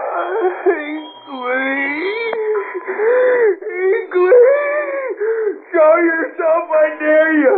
Meet me face to face. Just once. Give me an even chance. In the morning I'll come for you. Just 1 more hour, Regan, and it will be morning. Morning. 1 more hour. Up there in the sky, I can see a gold ball. The sun burning up the night. A gold ball in the sky. All the gold I'm gonna get. It all began the day I got the feeling that Fats was about to dust me off. Part company. Fats had that little greedy gleam in his eye that spelled a secret bankroll. I could tell he didn't want me around to help him count it. Fats? Yeah? I could use 5. Who couldn't, kid? Hey, you're not hinting you think I've got 5. You've got that well-fed look the last couple days. Lobster dinner look. You're talking from hunger, kid. I've been bumming coffee and just like you. Hand me that necktie. Stepping out? Yeah. Regan. Why? I've been thinking. We haven't done so good, teamed up. Our luck's been all bad. So? So, we ought to face up to it. And part company, huh? Yeah. I was thinking that starting in the morning, one of us ought to shove off. Go it alone. Sure. No hard feelings. Sure. No hard feeling. Fats had some swindle cooking, and he wanted to hog it. I followed right behind him to a shack on the wharf that furnished cheap piano music and heaping plate of fish and chips. I was right behind a paper-thin partition, watching Fats and a blonde doll sitting over a lobster dinner. The doll had hair as golden as anything in the mint. She was the last dame in the world you'd expect to make a pitch for roly-poly Fatso Crocker. I didn't catch your name the other day, Goldilocks. Wilma. Your mind made up? Half. What's the other half of you holding out for? More on the line. How much more? The same slice. In advance. You're expensive for a down-at-the-heel panhandler. You'll find another slice in this envelope. How about the rest of the instructions? You'll find them written on this. How long have I got? 2 days. When you're finished, we'll meet again. Fats was cooking a fancy dish, all right. Early that night in the wormy room we shared, I waited till Fats was asleep. I had to find things out fast before daylight brushed me out of his life. I went through his pockets. Fats had a bankroll, all right. More dough than he'd ever seen outside of his dreams. $10,000 in yellow-back gold notes, the kind the Treasury had called in back in the 30s.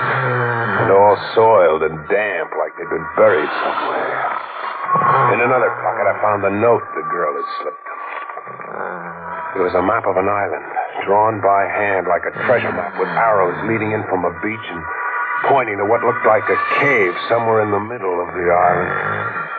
The map read Hinckley's Island. A treasure map right out of a kid's storybook. There was a big star over the last arrow where the cave showed.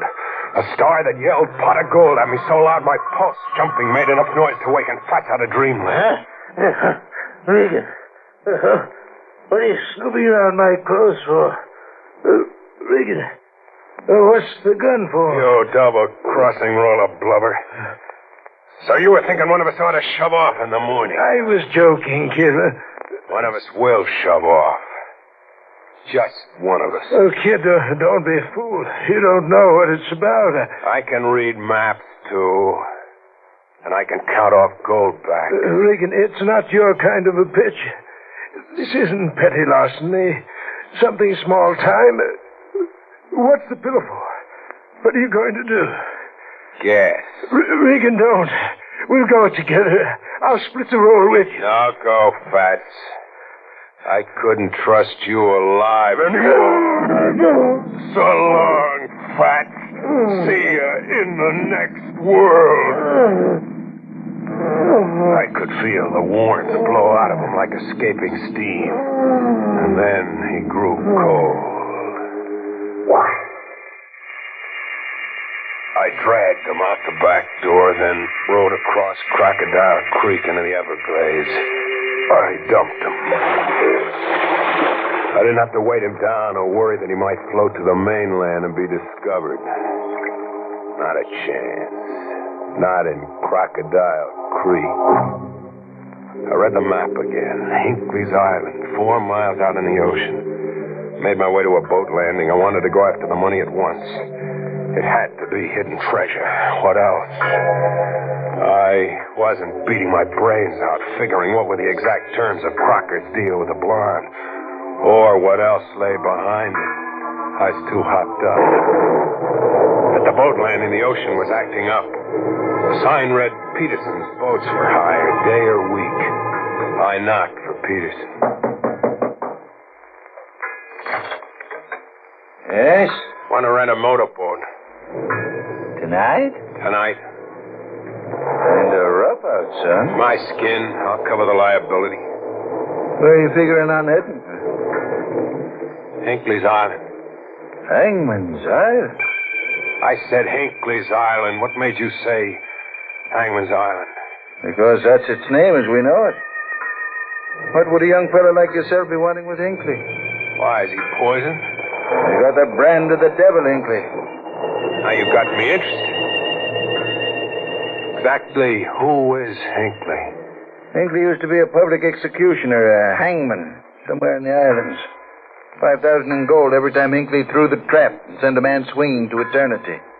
How'd he come to settle on the island? He bought it and retired to it 20 years ago. Brought a young bride from the islands to settle there with him. Nobody's seen hide or hair of the bride ever since that first day, 20 years ago. Has anybody around here ever seen Hangman's Island? Not these years. It's worth your life to try. Hinckley's got barbed wire all around it. Electric voltage that'd burn you to a crisp if you touched it. A crackpot hermit, huh? You can have your money back. Land's drier and safer. I said I wanted to rent a boat.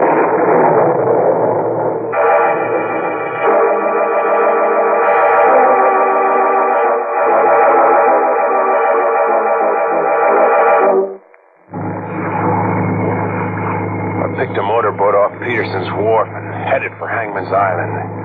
The seas were calmer and the lightning had quit as if someone had pulled a master switch. A midnight moon was peeping through. I covered the 4 miles to the island straight as an arrow and ran the motorboat up on a sandbar that opened into a short, rocky beach. I had company on the sandbar. Another boat. I got the map out to figure my course when a sound like the death cry of an animal broke the air. It was a human cry, a man. I looked, following the direction of the scream. And then, in the distance, outlined high against the sky, a man was hanging from a tree with a crossbar that looked like a gallows. He was hanging by 1 foot, face down. I started forward toward him before I could stop to think. Sporting idea, friend. You haven't a chance in the world of reaching him. Who are you? Burnside? Lieutenant Burnside of the Coast Guard. Without a uniform? It's still Lieutenant Burnside of the Coast Guard. What do you mean I haven't got a chance of reaching him? The island is a big booby trap. You've got to get through electrified barbed wire to get anywhere. You get through the barbed wire, and you still got to get by delayed action bombs that'll blow you to smithereens. and quicksands cleverly covered over and camouflaged. And lime pits that would eat you alive if you dropped into one. McAvoy there walked into one of the simpler devices. Steel-jawed animal trap that swung him into midair, hanging by one heel. Who is McAvoy? He's my sidekick. I mean, was. You get stranded on that sandbar? Yeah, I lost my bearings and ran up on it. Well, that map you were reading a minute ago, let's see it. Maybe I can set you back on your course. How do you know it was a map? I guessed. Oh, you're shaking your head. I'm doing more than shaking my head. I see. You mean to shoot that gun? If I don't get some straight talk and fast. Okay, straight talk. That map you're carrying, what if I told you the map is the biggest booby trap of all? I'd laugh out loud. The girl palmed off a similar map on a couple of characters a month ago in Key West. They rented a boat and scooted for Hangman's Island and... And what? No, that's all. They never came back. You'll probably run into them in one of the lime pits. Or under the quicksand, Tucker. Don't believe me, huh? Still shaking your head. I've got gold backs, mister. A pocket full of them that says you're just trying to scare me off. The gold backs are the bait. The girl snitched them from Hinckley's savings. Why would she bother just to give them away? Some insanity of hers. Let's just say that the golden-haired siren baits men to their murder for reasons of her own. You, still pushing ahead? I still want to know who you really are, Mr. Burnside. It's still Lieutenant Burnside of the Coast Guard. We've been watching the girl. We came here to arrest Hinckley for the murder of those two men who never returned a month ago.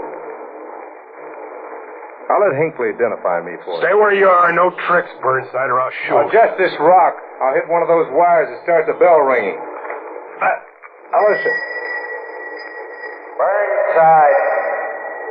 Lieutenant Burnside. This is Hinckley. Your man hangs by a heel, head down, strangled by his own blood rushing to his head. You're next, Burnside. Believe me now? Sure. It's crazy. But I believe it. Then give it up and don't hamper me. I've got enough to do. Have tangling with Hinckley. Put your gun down. No. I'm in it for the whole ride. How far can you get? Right to the star on that map. Okay, Burnside. Turn around. You'll regret it. I might regret giving you a break. Better turn around. Burnside fell like a slaughtered ox. Somehow I didn't have the heart to drill him. It was one murder I wasn't up to. He'd be out cold, stay put until I worked my way to the cave on the map. Luck. Lady Luck couldn't give me the horse laugh. Not after what I'd done chasing her. She couldn't. She stayed with me as if I was somebody special. I'd pass an arrowed marker on the map an inch closer to the cave, and the landmine would blow a shower of sand and rock into the air. Just 20 yards away, maybe 30, but I stayed alive and unhurt. My clothes brushed live wires that started bells ringing in a jangling chorus. But I pushed on like a foot soldier crossing no man's land. Inch, yard. Seemed hours. But I made it. I made it on my hands and knees. I made the cave.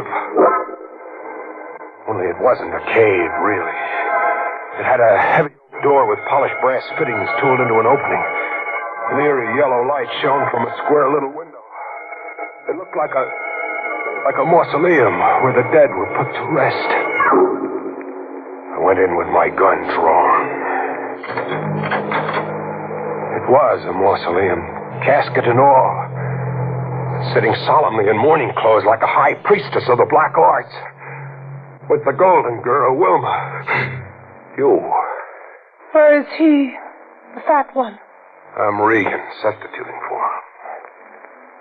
Any objection?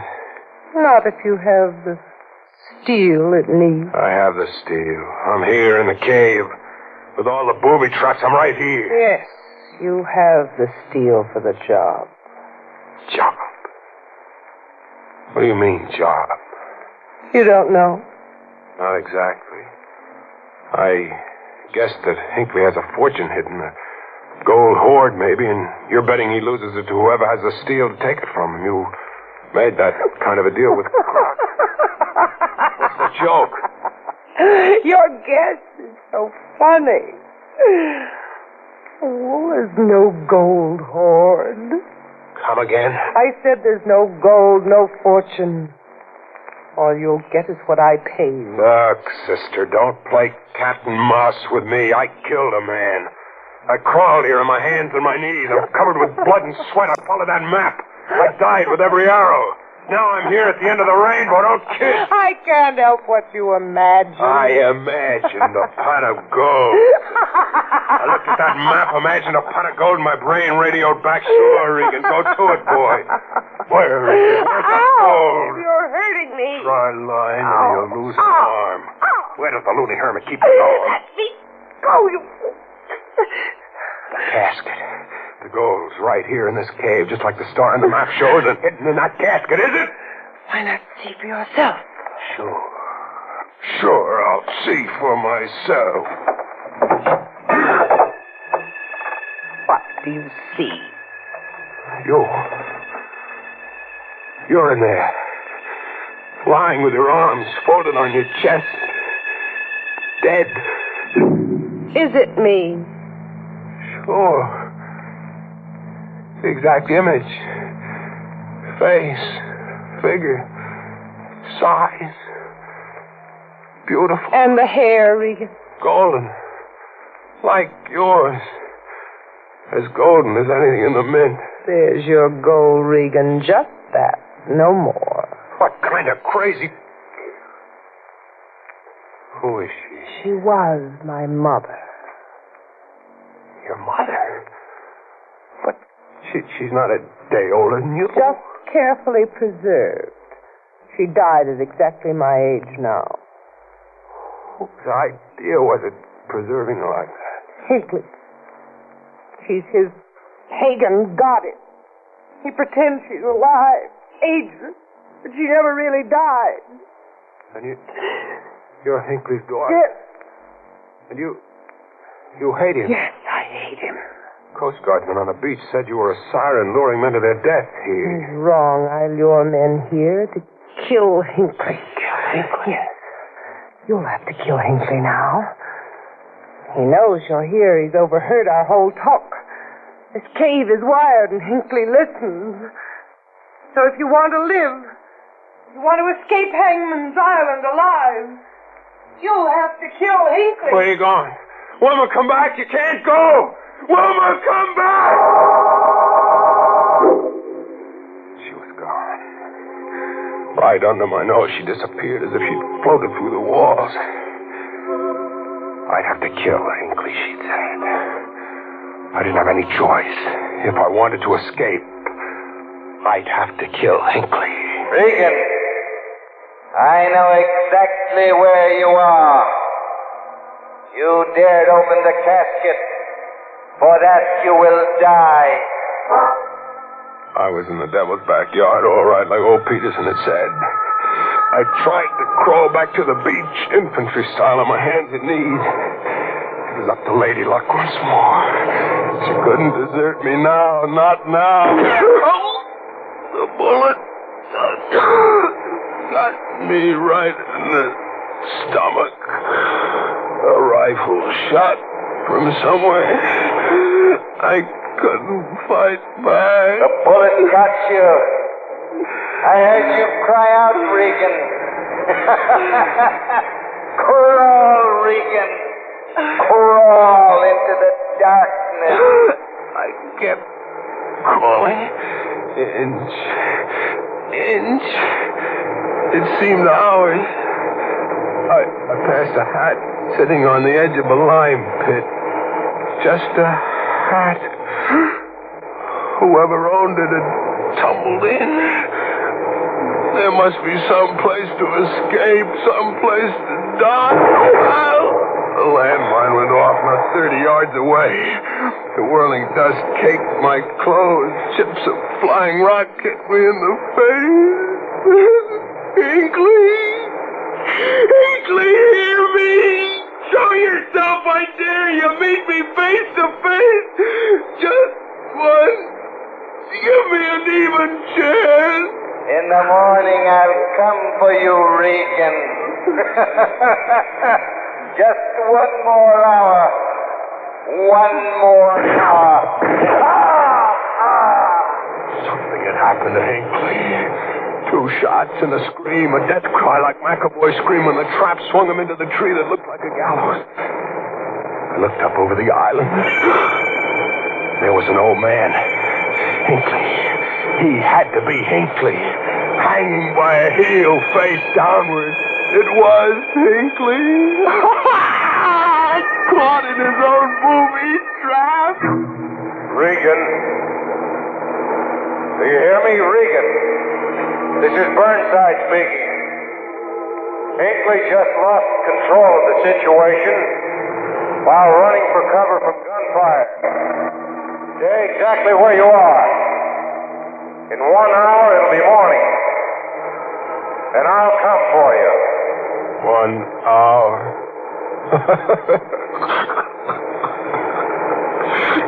Don't bother, Burnside. Don't bother coming.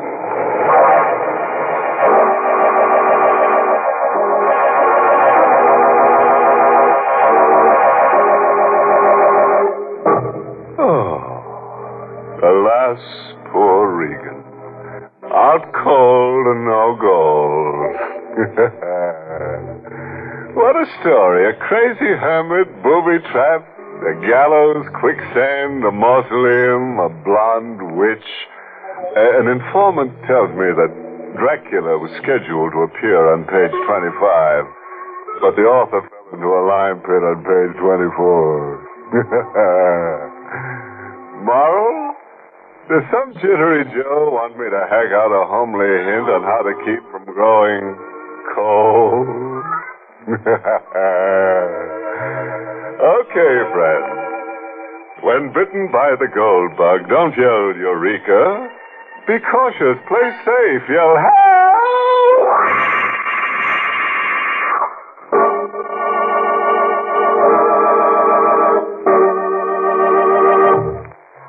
Good night. Pleasant dreams.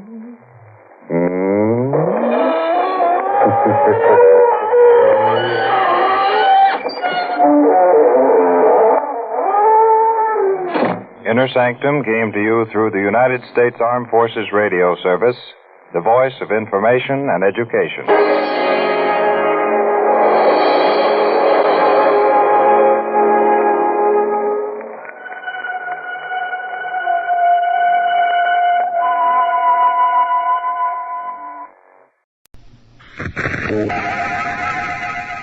Inner Sanctum Mysteries, brought to you by Bromo Seltzer and starring Ben Hecht.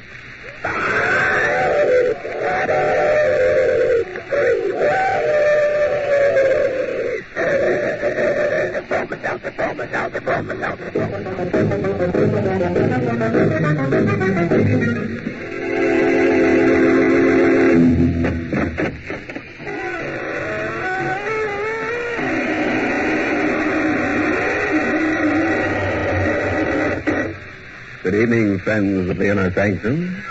This is your host, inviting you in through the squeaking door. Come in, won't you? We're having a gala affair tonight, a grand premiere at the downtown mausoleum. And anybody who is anybody will be there. Yes, it's formal, of course, but you don't have to wear evening clothes. You can come in morning. But do come early. We're having a few people in to die for us, and you mustn't miss the opening kickoff.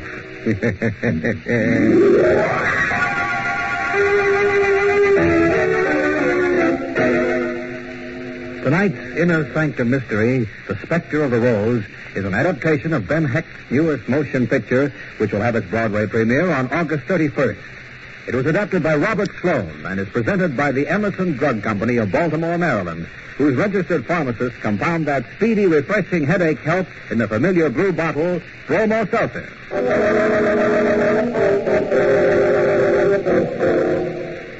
This is your host, ready with tonight's story.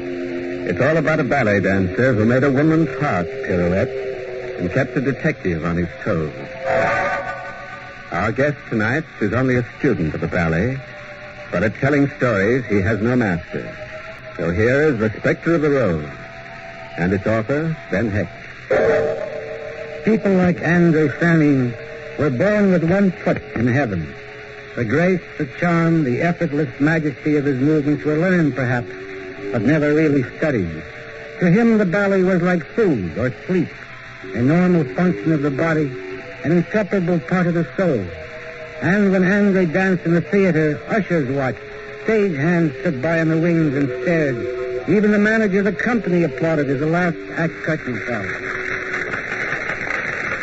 Bravo, Andre. Bravo, you were magnificent. Don't be an old dog, Polikoff. Every night it's the same performance. No, but tonight it was even more the same. Already they're calling me Nijinsky. That's Madame Lascelles. He's right, Andre. We've been standing tonight. Listen to that hand they're giving you. It's for you, Madame. You're an Spectre of the Rose. Oh. I'm just a puppet who brings your dancers to life. Ah, you're a fool. Go out there, take another call. No more calls without Nina.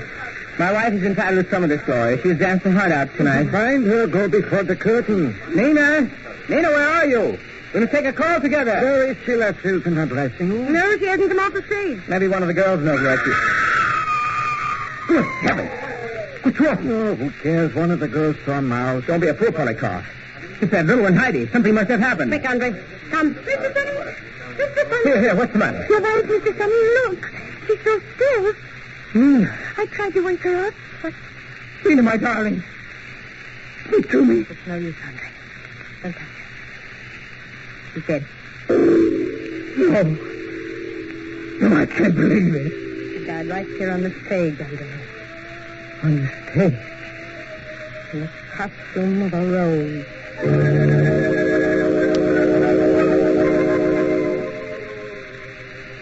Nothing like it had ever happened before. A ballerina dies in costume at the end of a performance, and her husband's grief closes the show. But men like Polikoff, men who are full of ego and insolvency, never let a good show stay closed. It took him months to find a new backer for another ballet starring Andre Sanin. But as soon as he found one, he went to La Silk with his plans, his bigger and better plans. It's a gold mine, darling, a gold mine. Polikoff, why do you come in with your gold mine? I'm giving my girls a lesson. Andre Sanin is sick. No, sick. I don't believe in that sickness. Nerves, that's all. Please. Listen. All right, children. All right. Just a moment, we'll start again. Polikoff, forget Andre. He's mental. But how long can a man suffer over a dead wife? A week, 2 weeks, but 7 months? That's ridiculous. When the music plays, he'll die. I told you, he doesn't dance. He lies in a bed, staring. He hasn't moved for months. He doesn't even know if it's day or night. That's not fair, Madame. He's moody, but he's as charming as ever. This poor child here brings in soup. Like Little Red Riding Hood. He never even looks at her. Oh, sweet of you, Heidi. As long as one woman still adores a man, he isn't sick. He isn't mad. Yes? What is it? Excuse me. You, Madame Lascelles? That's right. My name is McFarlane. I'm from the Homicide Bureau. Do you mind if I ask you a few questions? What about? About a dancer you know called Andre Sanin. You know where I can find him? Well, I imagine you can find him right where he's been for the last 7 months, at home, in his flat. Where is that? Why do you want to see him? Oh, just a report I'm investigating. You know how the police are. We never really close our books on a case. What books? What are you talking about? Well, to be perfectly frank, mister, Sanin seems to have been making some peculiar statements about his wife. And I'm not altogether sure they aren't true. What has he said? That his wife was murdered. Murdered? Yeah. That's why I'd like to talk to him. Get some of these statements firsthand. This is foolish, officer. He's sick. It's his sickness makes him say things like Just that. the same, I want to talk to him. But you can't, not while he's in this condition. I wouldn't think of letting you speak to him now. I'm afraid you'll have to, young lady. Why? Who did he say murdered his wife? That's just it. He said he did it himself.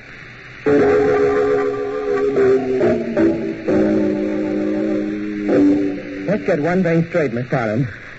I didn't kill her.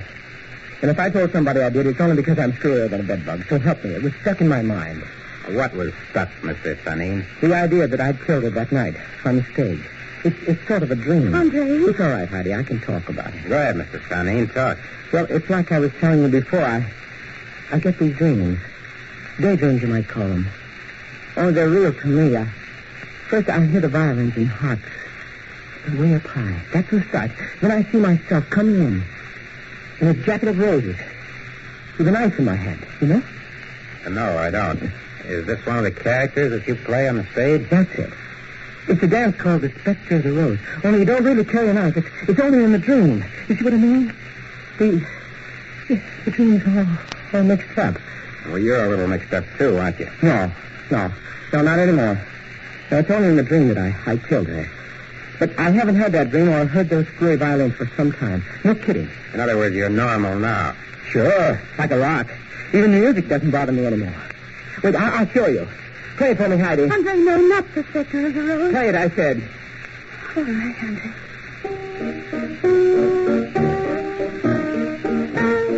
You see, I've graduated. It's nothing but a waltz to me now. I take it back about being screwing the fire. Do you mind? I've been working in this room with that tune chasing me up and down the walls. It's just a waltz to me now. Just a waltz. Ladies and gentlemen, this is an historic moment. We're witnessing the comeback of a genius. It is a comeback for me, Polikarp. I'll dance again. Of course you'll dance. We'll build the entire ballet season around your scenery by Kropotkin, a full orchestra. You can do your own choreography like you always wanted. Bravo. Bravissimo. Andre, be careful. Oh, Angel. Little angel that heaven has sent to nurse me back to health. I'm well again. And you have made me so. But, you're beautiful, darling. And I want you to dance with me. Don't you understand? You shall be my ballerina. Andre? Do you mean that, Andre? You want me to be your ballerina? Of course, my darling. Together we shall dance the Spectre of the Rose.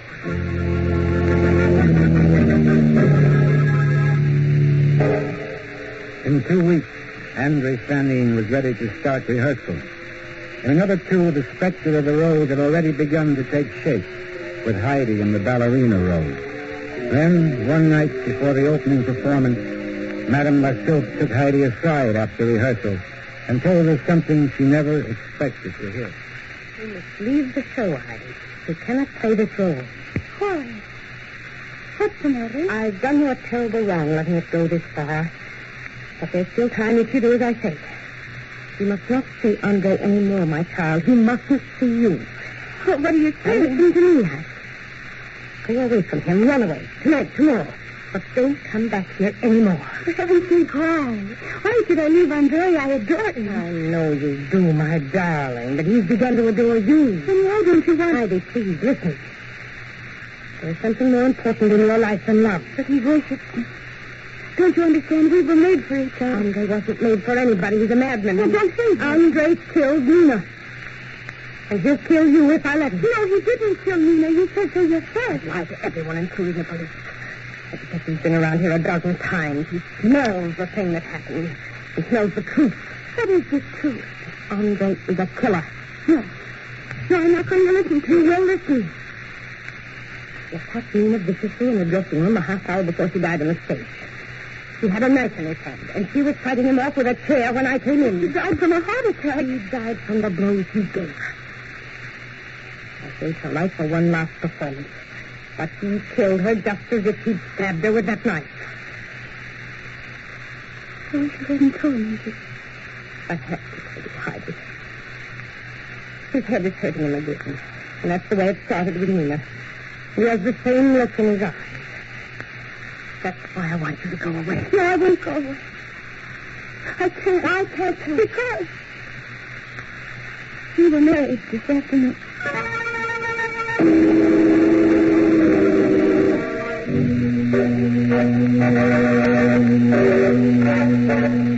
No, Please put me down. Oh, but I insist, darling. A man has a right to carry his bride across the threshold, even a warped one like this. There, now I can let you down. Oh, you're so sweet, my dear. Sweetness is infectious, Angel. I'll catch it all from you. And when I take it... What's the matter? Music. I don't hear anything. You can make it go away. Hold me.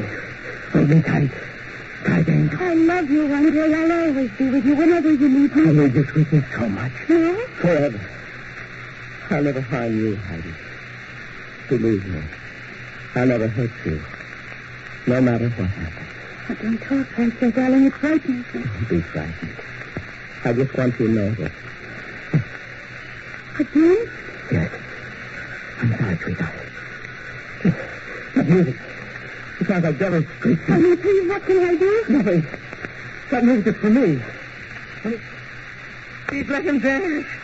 The phantom. The man with the knife. Can't you see him? He's coming.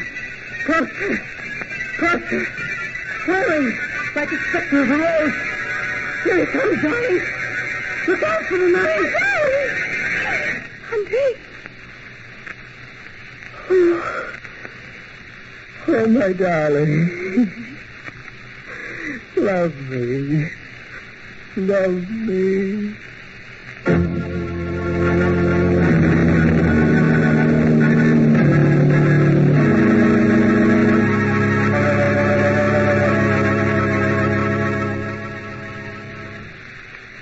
Do you know that the experts in radio have a way of telling how many people listen to a program?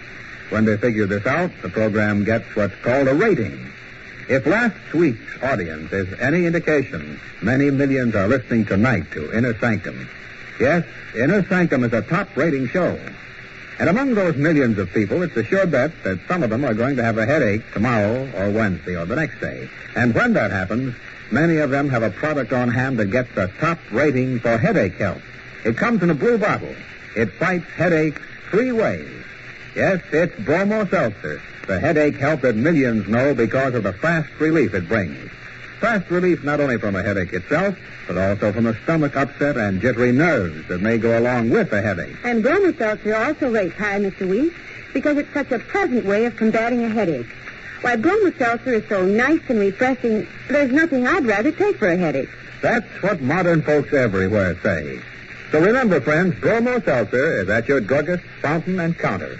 And next time you have a headache, get fast relief from that headache grief. Take refreshing... Bromo Seltzer, Bromo Seltzer, Bromo Seltzer.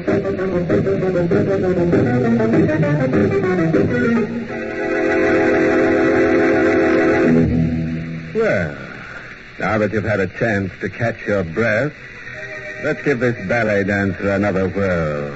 And find out what makes him tick. No. Not Andre. The other one, the gay blade that dances up and down the walls with a knife. He's the one I like. Only it's a pity he never uses a fork. But then what can you expect of a Spectre? Yes, he's an artist, and artists who paint with a sword have a nasty habit of drawing blood. But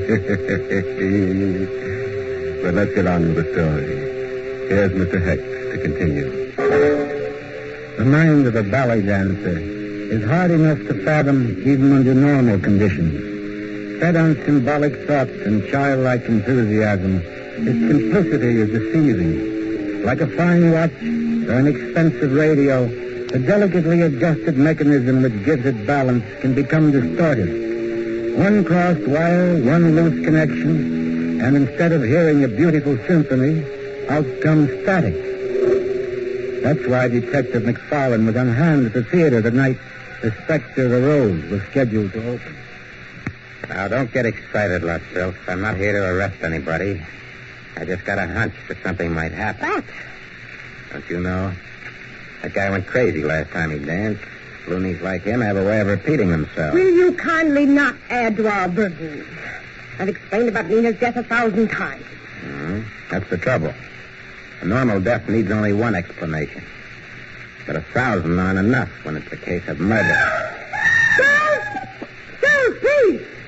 Stop your fighting Don't give me that, Lascelles. That scream wasn't upstairs. It was right down here, and Andre's standing in the grill. Open up. Open this door. Open up, or I'll put you there. Andre! Heidi, what's wrong in there? Huh? What? Who's making all the noise? Never mind about that. What's going on here? Nothing. I've been asleep. Somebody screamed in here. Where is she? Who? What are you talking about? Your wife. Where is she? She's lying down, resting. We always rest before a performance. You wanted to see me, officer? Oh. Yeah. Thought something might have happened. I heard a scream here. And... No, nothing's happened. My husband and I were quarreling. I screamed. I couldn't help it. Please leave us alone. Not so fast. You look a little pale to me. Are you all right? Of course I am. Wouldn't I tell you if I weren't? I don't know. Now, listen, will you? I know this isn't very pretty, but everything is all right. After the show, you can hit me on the head if you want to, but right now, you've got to leave us alone. We're dancing tonight. He's right, McFarland. Leave him alone. Okay. I won't bother you anymore, Sonny. But I'll be standing right outside the door. Fair enough. Oh, darling. What did I do to you, darling? No, I struck you, didn't I, Angel? I struck you with my fist. Please, Andre. Who struck you? Him, that whirling devil. I thought I was watching him, but it was me. I'm the one who... No, darling, no, I love you, Andre. Did you hear me? I love you, Andre. I'm no good, Heidi. Just a lot of muscles that can dance. The rest of me is rubbish, broken glass, and No, don't talk now, please. Don't even think. How can I not think after what I've done? Heidi, your shoulder. It's bleeding. No, don't look, Andre. It's only a scratch. It's not. It's deep. It's a cut. I can fix it. I did that too, didn't I? I cut you with the knife. No, there wasn't a knife. Don't lie to me, Heidi. There was. I tried to kill you. It was an accident. I fell against the glass. Can't you see the edge of it is sharp? And I thought... I'm sorry. I tried to hide it from you in my rope. The knife. The knife I held in my hand. It wasn't you. Take it, Heidi. Take it and plunge it into my heart with blood. No, never. Angel, you must kill me before I kill you. Officer. All right, honey. All right, darling. Tonight you must dance.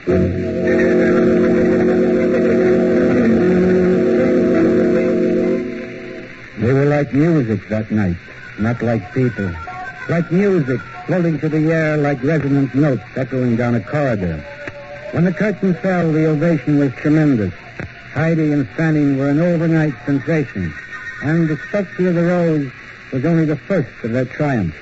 For weeks they played to capacity houses, and then one night, just before curtain time, it happened. They're not here yet, Lascelles. They're not here yet. What? Heidi and Fanning, they're not in the theater. No. What time is it? 8:25, 5 minutes before curtain time. They're not here yet. How can they do this? Sorry, please. Have they called up or anything? Nothing. They haven't called. The phone in their apartment doesn't answer. Henry's been calling them for 20 minutes. Where is Henry? Here, ma'am. What can I do? Bring him again? No, Henry. Go over there right away. Something must have happened.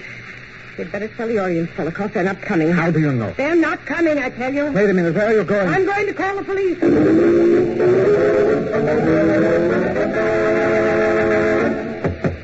Heidi!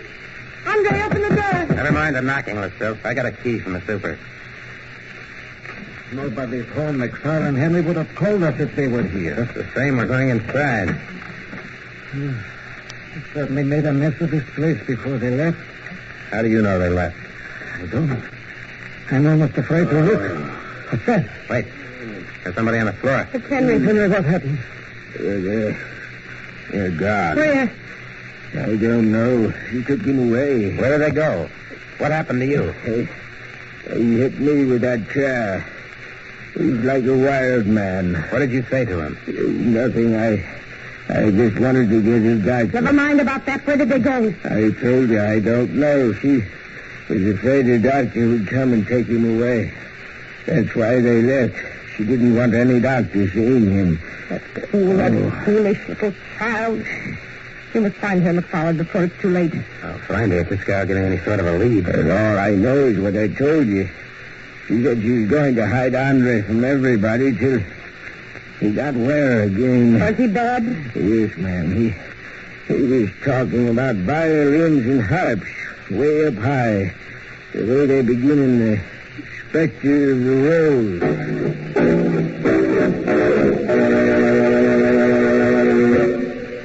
Andre was bad. For 3 days and 3 nights in the stuffy hotel room where Heidi had hidden him, he tossed and turned over in his bed like a man with tropical fever. And all the while, the demons sang in his head. On the 4th night, Heidi went out for some food. When she came back, Andre was very still on the bed. Oh, Heidi. Oh, I was hoping you'd be asleep. Let me sleep. He dances all the time now in my mind. I can't stop him. Don't sleep, Andre. Here, I brought you some rolls and milk. I'm not hungry. Oh, you must be hungry, darling. You haven't eaten for 3 days. You were gone just now. Trying to get some milk. Why didn't you stay? And leave you here alone? I'm not alone. He's here. He's always here. Poor Andre. I'm feeling so much better this afternoon. I thought you were well again. Go away, Please, I'm still fine. Darling, if you could only sleep. If I could only get you some pills, but they won't give them to me without a doctor's prescription.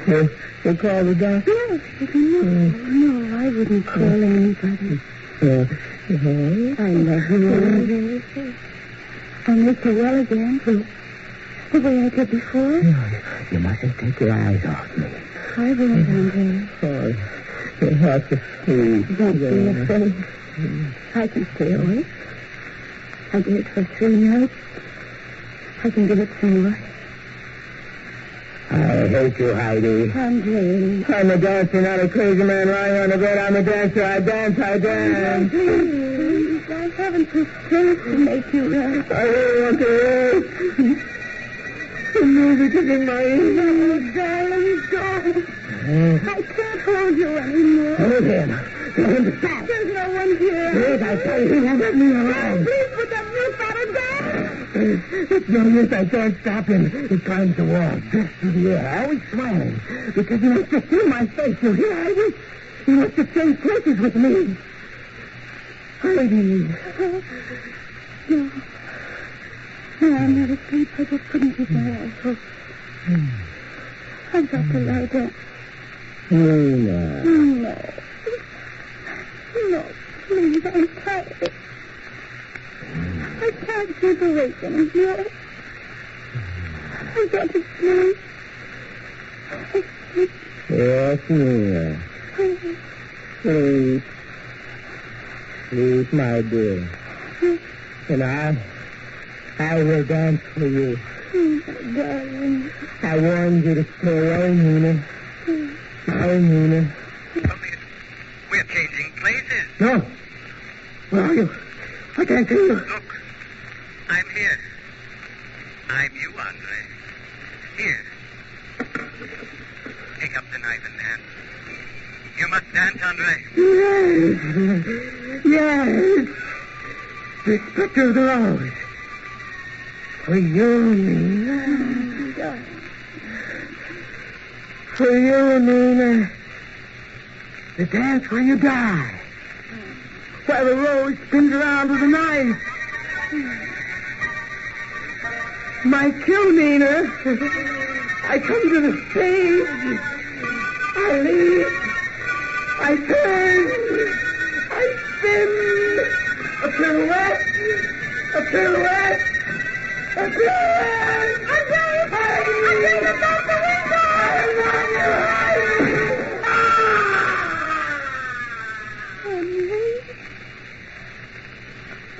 Oh, my darling. My poor darling.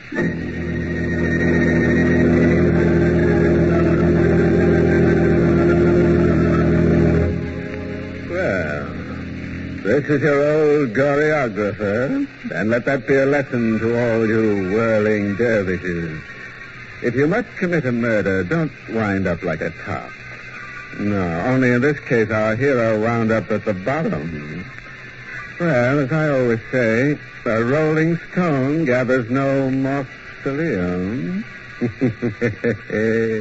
Oh, a word of advice, friend, from a man who made quite a mark for himself, cutting throats. Murder, he says, is a messy business, but business always comes before pleasure.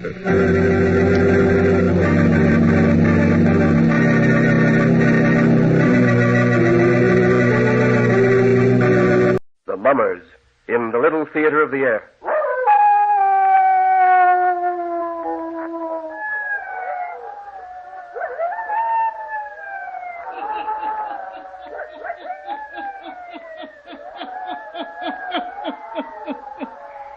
Ghost stories. Weird stories. And murders, too. The hermit knows of them all. Turn out your lights. Turn them out. Have you heard the story? The house with a past, eh? Then listen while the hermit tells you the story.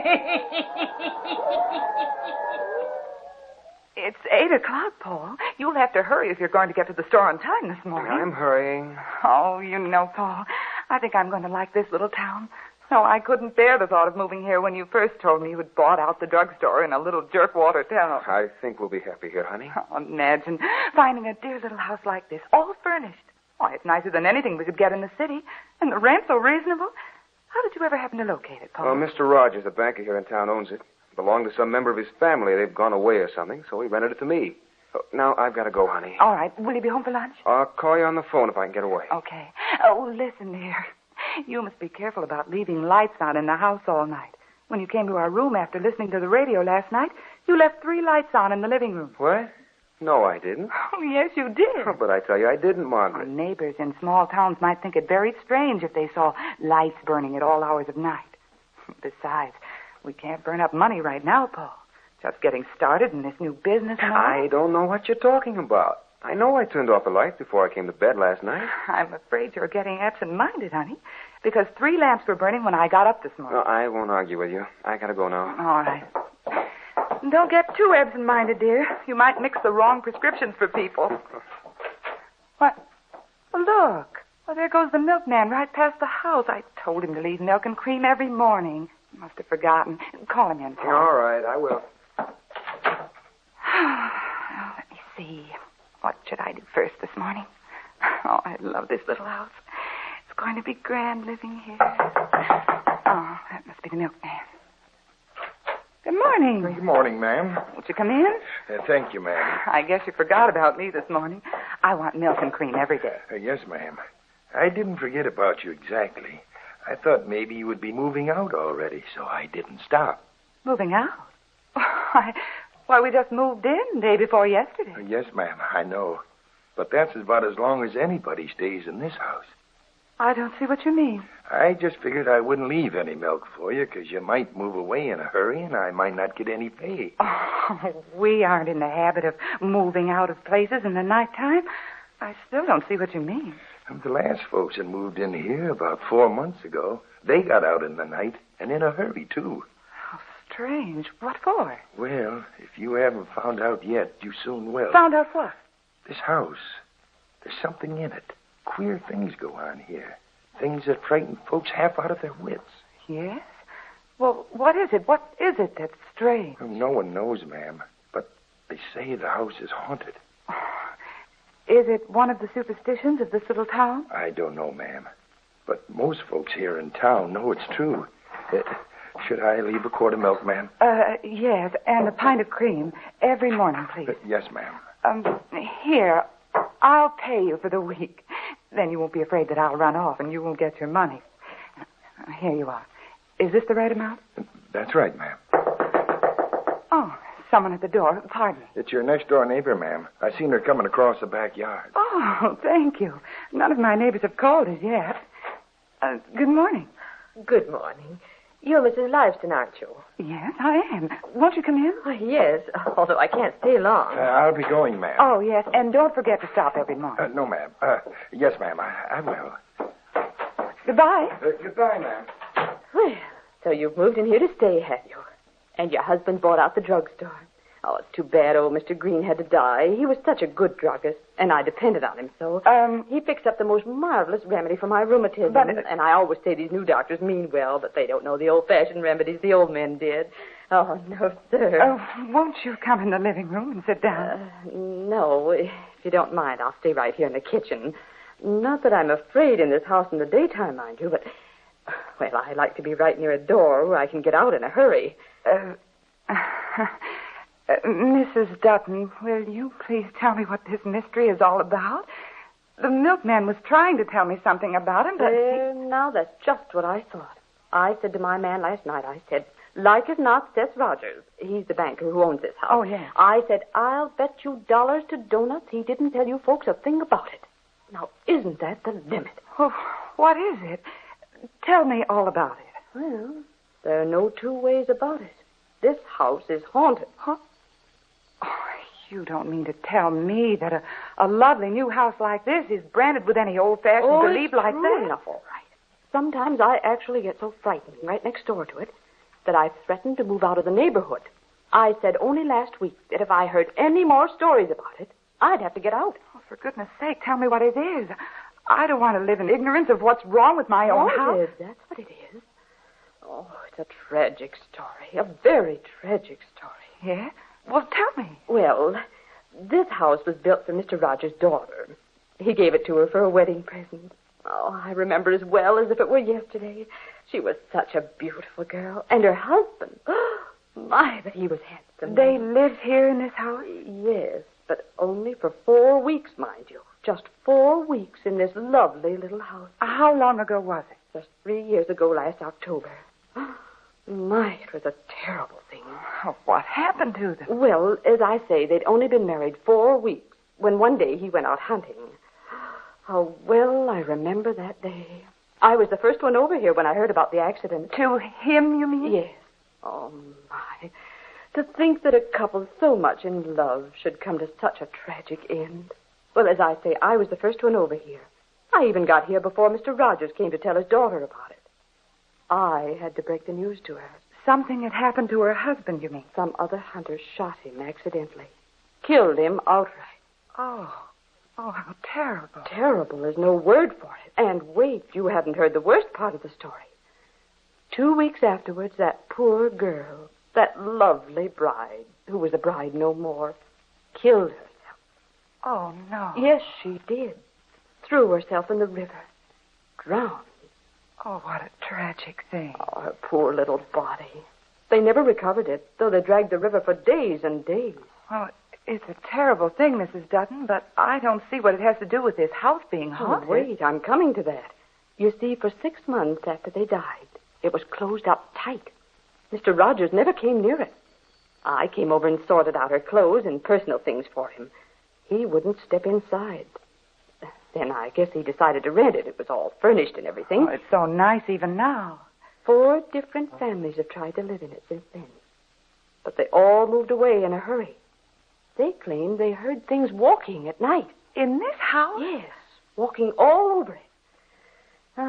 Tragedy struck it too soon. And the ghosts of those young people come back to walk on the earth they were forced to leave. Have you ever heard them walking? No, and I don't want to. Oh, I heard nothing last night. But you will. You mark my words. Oh, great heavens. What was that? Sounded like something in the living room. I'll go see. Something certainly did fall. What? Why, look. It's this beautiful vase that's set on the mantel. Oh, what a shame. It's broken in 1,000 pieces. And not a car going by on the street to jar it up. Not a thing. Oh, I tell you, they're beginning to walk in the daytime. Let me out of here. Let me out of here. They haunt the house in the daytime now. Oh, let me out of here.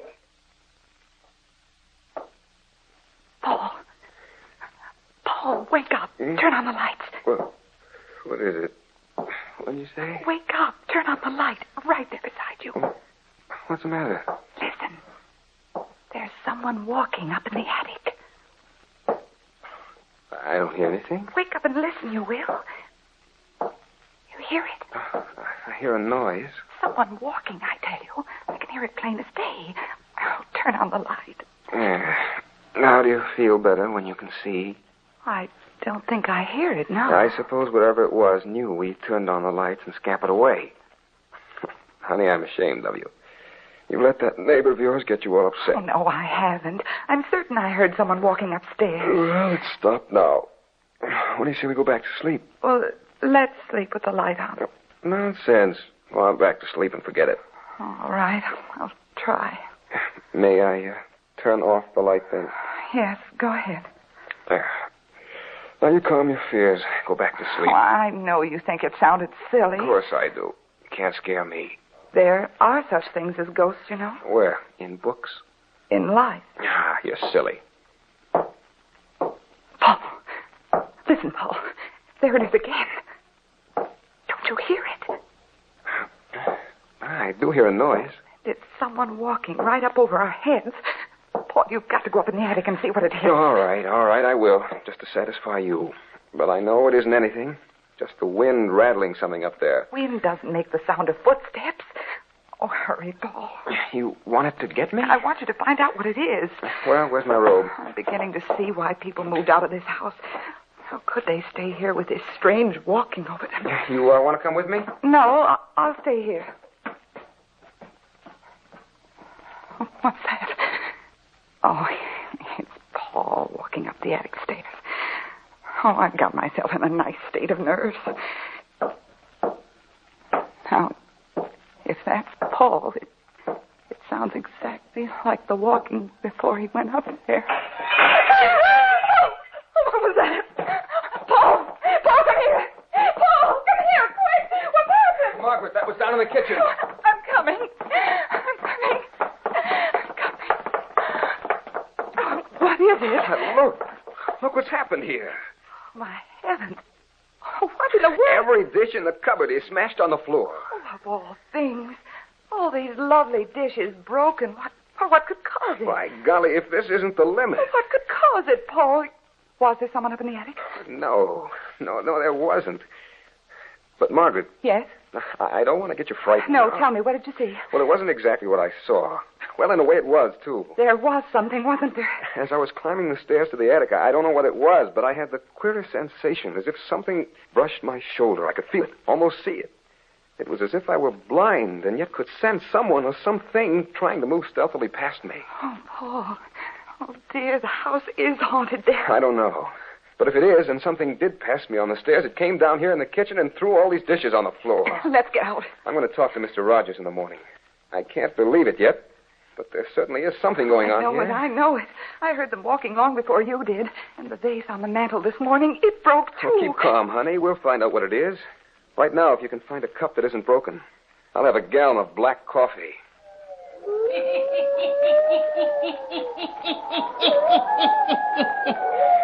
What can the trouble in the house Paul and Margaret have rented be, eh? Who is moving about in their house in the dark of night? The hermit will tell you before the night is done. And now, the hermit again.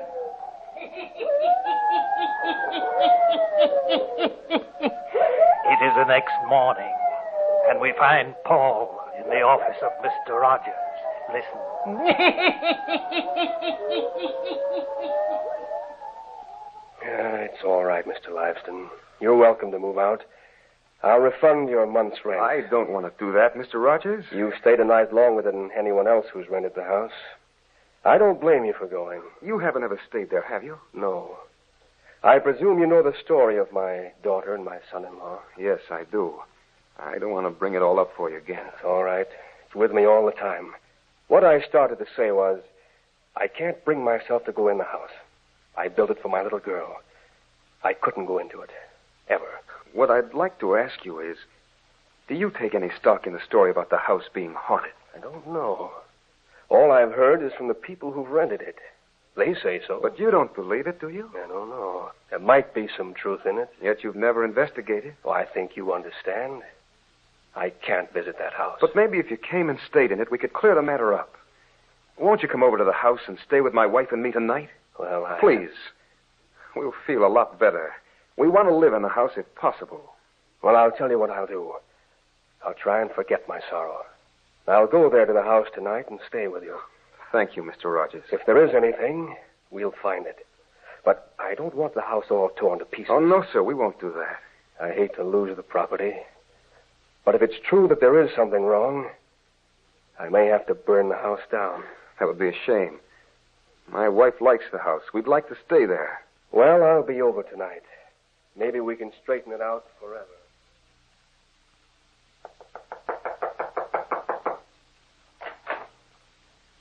Good evening. Oh, Mrs. Dutton. Come right in. Suppose you're surprised to see me. I didn't think myself that I'd ever come into this house at night. Well, now you're here, won't you take off your things and sit down? I just wore this shawl. I'll keep it over my shoulders. Isn't that Mr. Rogers' car out in front? Yes, it is. Well, think of that. I never expected he'd come to this house. Never. Is there something wrong? Something more than usual, I mean? Well, not exactly. It must be something very strange that would bring him to this house. He never set foot inside it since the death of his daughter, you know. So I understand. But he very kindly consented to do so after my husband went and talked to him. What about? Well, we like the house very well, and we'd like to stay here if we can. Has anything else happened since the day I was over? We did hear some strange sounds. I knew it. And you've gone right on living here. How can you do it? Why, I'm sure Where's Mr. Rogers gone? Oh, he and Paul are looking through the house. They've gone down the basement now, I think. Searching? What for? Well, nothing definite. What could they find? Things that haunt houses couldn't be seen. Well, you know how much better anyone feels after they've searched all through a house, which frightens them. Oh, my heavens. Look. Where? What do you mean? Can't you see? Look at that chair. What? Look at it. Why, it's rocking. Oh, of course it's rocking. All by itself. Oh, they must have jarred it while they were down in the basement. Oh, no. It's spirits rocking that chair. I know it. Whatever is in this house that haunts this place, it's after someone. Or it wants something. I know it. Oh, it's rocking again. All by itself. Oh, help! Help! What is it? Yes, what's happened? Oh, Mr. Rogers, it's you. Oh, I'm glad you've come. But now you may stop whatever it is in this house. What is it, Mrs. Dutton? See that chair there? It started to rock all by itself. Did it, Margaret? Well, yes, it did. I thought perhaps it was because you jarred the floor while you were down in the basement. Oh, it was spirits. I know it. Oh, my nerves. The nerves are all unstrung. I've got to go home. Right now. Right now. Well, she really was frightened, wasn't she? Of course, if it did really move of its own accord, it would frighten anyone. I can't make it out. We haven't seen a thing. Oh, it isn't that there's anything in the house that hurt you, Mr. Rogers. It's only this constant moving of things in the house. And in the nighttime, someone or something moving in the attic. We haven't seen anything either. I don't think we shall. I shall have to admit I'm still at a loss to account for it, though. Now, if you'll excuse me, I'll retire to my room for the night. But I promise you I shall stay awake. And if there is anything, we'll find it.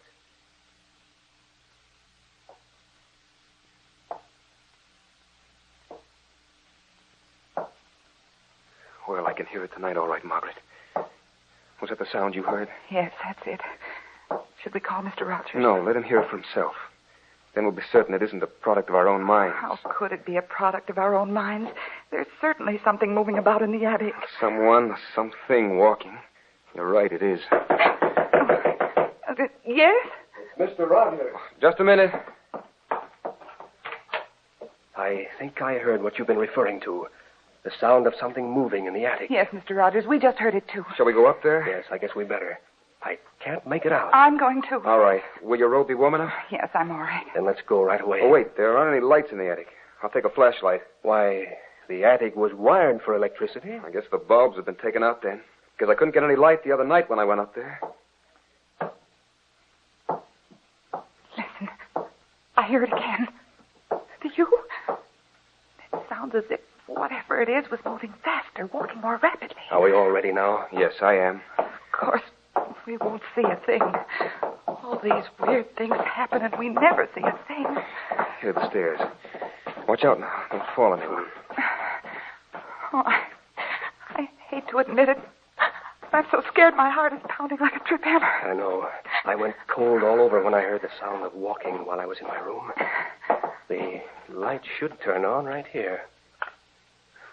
Guess they don't work. We can see pretty well with this flashlight.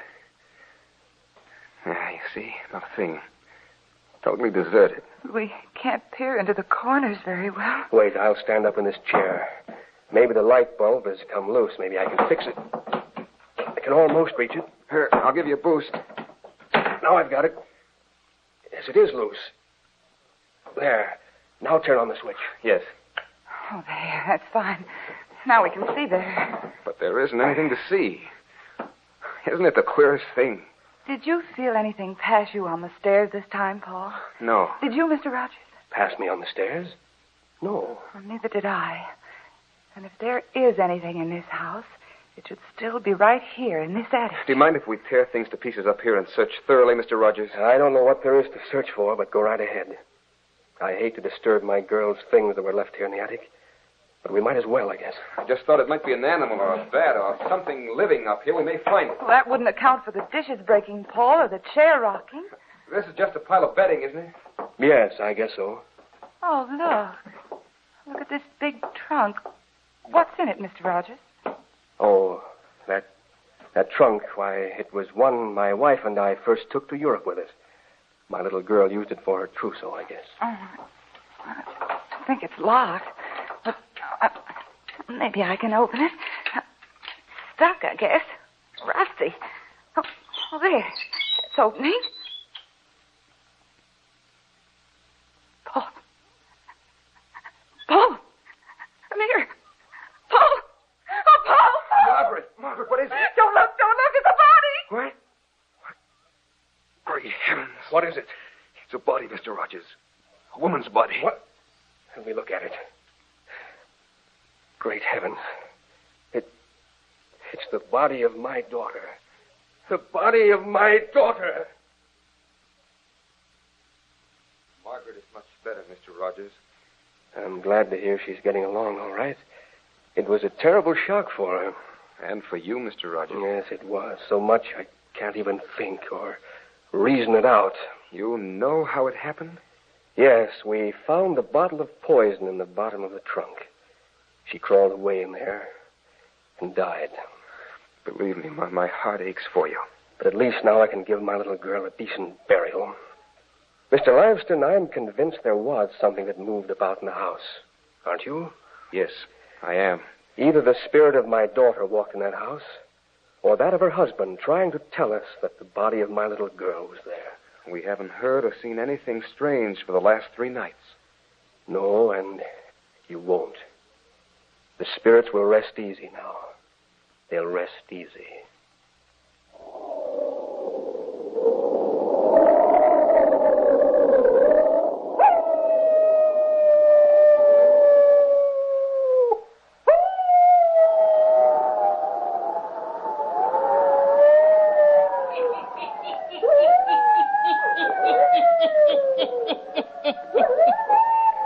The wandering spirit was set free. It will walk no more. Turn on your lights. Turn them on. I'll be back. Pleasant dreams.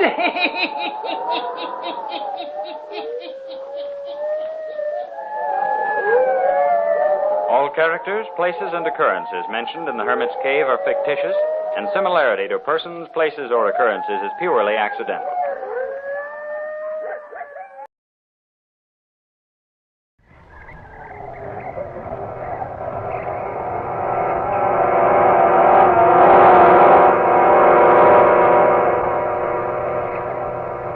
Dark fantasy.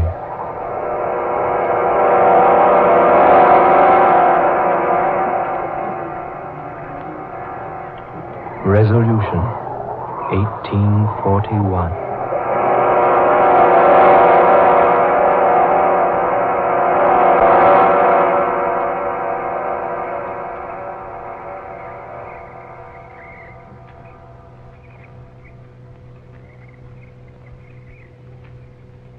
My name is Laura Cabot. It is January 2nd, 1942. The second day of a new year. As I speak these words, even I myself can't believe that what has happened is true. It began only a few short hours ago, less than 48 to be exact. And yet it has changed everything for me, even life itself. I must tell someone. And so, I'm telling you. It all began night before last, New Year's Eve. A number of us had braved the deep snow and cold north wind to go out to the old Cabot place, north of Quincy, to see the new year in. There were 4 of us, Ed and Helen Richards, who had just been married a year, and a business friend of Ed's named Duke Toback. We had to leave Ed's car down at the road and walk up the narrow, unused lane leading to the big brick house.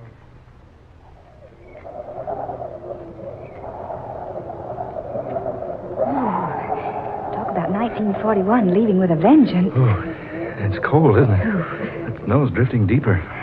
Oh, Helen, to the right, dear. The house is over there. All right, Laura. I didn't know we'd have to walk. Yeah, it'll be good for us. I wonder what your friend must think of us out like this on New Year's Eve. Duke? Oh, Duke's a good sport. Besides, dear, haven't we made a practice of spending New Year's Eve in the old Cabot place for the last 3 years? Yes, Ed, we have. Besides, Duke wouldn't want to spoil the fun. Anyway, I think that he makes a fine partner for Laura, don't you? Yes. He's very handsome. And wealthy. Helen, do you think she likes him? Well, the way she's hanging on to him and laughing, I wouldn't exactly say she hates him.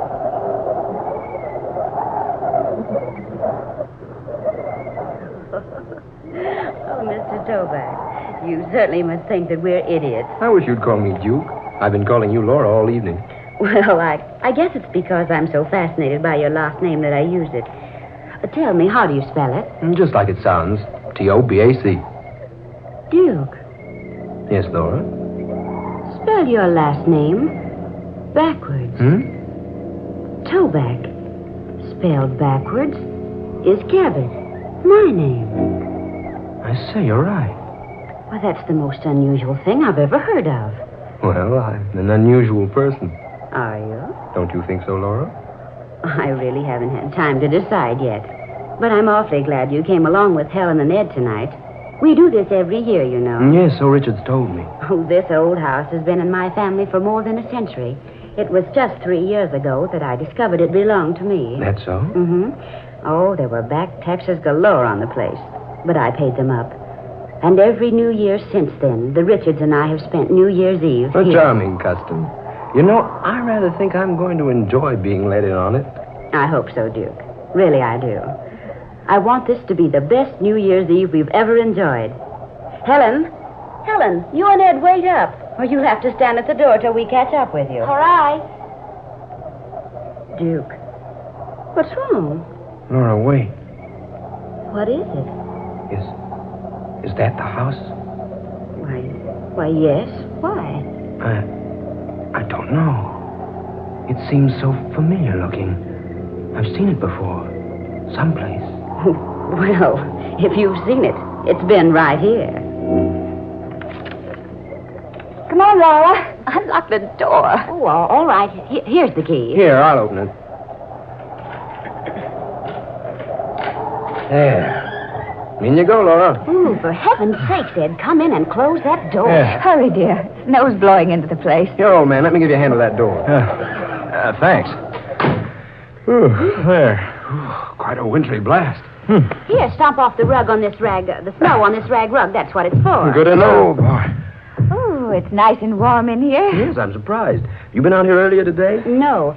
Oh, Mr. Johnson owns the farm across the way. He always comes over on the last day of December and builds a fire for us. You see, he expects us. The place seems so strange tonight. Strange? What do you mean, Laura? I don't know. Does it really feel warm to you folks? Well, it certainly does. Of course it does, dear. Yeah, it's fine. Boy, it sure makes it handy to come here and have the place all heated for us. Yes? But it doesn't seem the same in here as it always has before. Well, personally, I think it's very homey. Well, so do I. It's a pity no one lives here. It's such a nice place. I've tried to convince Laura she should stay here instead of renting in town. I've had this feeling before. It's so strange. Almost weird. Weird? Why, this place is far from being weird. Oh, of course. Oh, I'm just being silly. Come on, Helen. Let's take our coats into the other room and see what condition the kitchen's in. All right. Ed, you'd better throw a log on the fire. How about some refreshments all around, huh? Oh, you just leave that to us, gentlemen. There are plenty of refreshments in the kitchen. Yes, indeed. Laura and I had them sent out yesterday.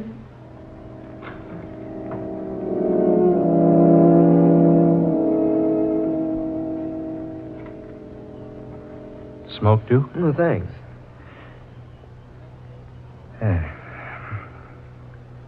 Well, how do you like her? Laura? Mm-hmm. Charming. Oh, now, Duke, is that all you've got to say for her? Well, I haven't known her but a few hours. And yet... Yes, Duke? Yet, it seems that I have known her before. Somewhere. Sometime. What makes you think that? I can't say. Something about her. The way she acts. The way she talks, possibly. I don't know. Well, have you asked Laura if she'd met you before? Oh, I thought that rather a silly thing to say. Besides, that's what men always say to women when they're trying to make conversation. And, well, Laura's very easy to talk to. She talks so comfortably with me. And, well, it's as though she'd known me someplace before, too. Yeah, well, I know how you feel, Duke. I felt the same way about folks I'd just been introduced to. Sensations like that are hard to explain. Yeah, they're generally not explained. Look here, Duke. This is your first trip to Quincy, isn't it? Not only my first trip to Quincy, it's my first trip to Massachusetts. Well, now, Laura's lived here all her life. She's been away a summer or two on vacation, though. Possibly you met her then. Yes, that could be the answer. But it does seem we've been acquainted before. And the strangest part of it all is... it seems that we were once very close to each other. Very close.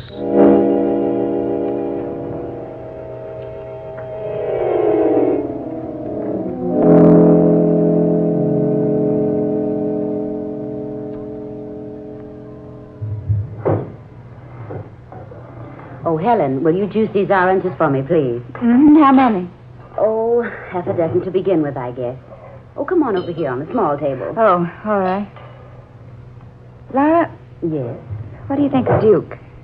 Oh, I don't know. Give me a little more time. He seems to be attracted to you. Does he? Does he indeed? I caught him 3 times staring at you like, well, with a sort of fascination. Like he couldn't get used to you. Well, perhaps you're right. Maybe he can't get used to me. No, I didn't mean that way. I mean, well, he stared at you like he was trying to remember something. Yes, I noticed that. And I caught you staring the same way at him. Yes. What is it, Laura? I don't know. You like him all right, don't you? That's just it. I feel that suddenly I like him too much. Oh, now, you needn't fall in love with him right off the handle. Oh, no, it isn't that. It's a different kind of a feeling. An affection, but not the kind a woman has for a man. It's different from that. I don't understand what you mean, Laura. I wonder if I understand what I mean myself. It's something that seems to draw me very close to him. Oh, love at first sight. I've always believed in it. No, not that. Something else. Something different. Something greater. He hasn't made love to you already, has he? Helen, will you please stop talking about love? Love has nothing to do with it. Laura, you need a lift. Come on, let me fix you one. No, not now. You know, Helen, I'm positive I've never met Duke Toback before. And yet it seems that I did know him once a long, long time ago. Well, it couldn't be very long ago. You're only 23. No, I mean farther back than that, even. Hey, wait a minute. His name. It's so strange. Toback. It's so very strange.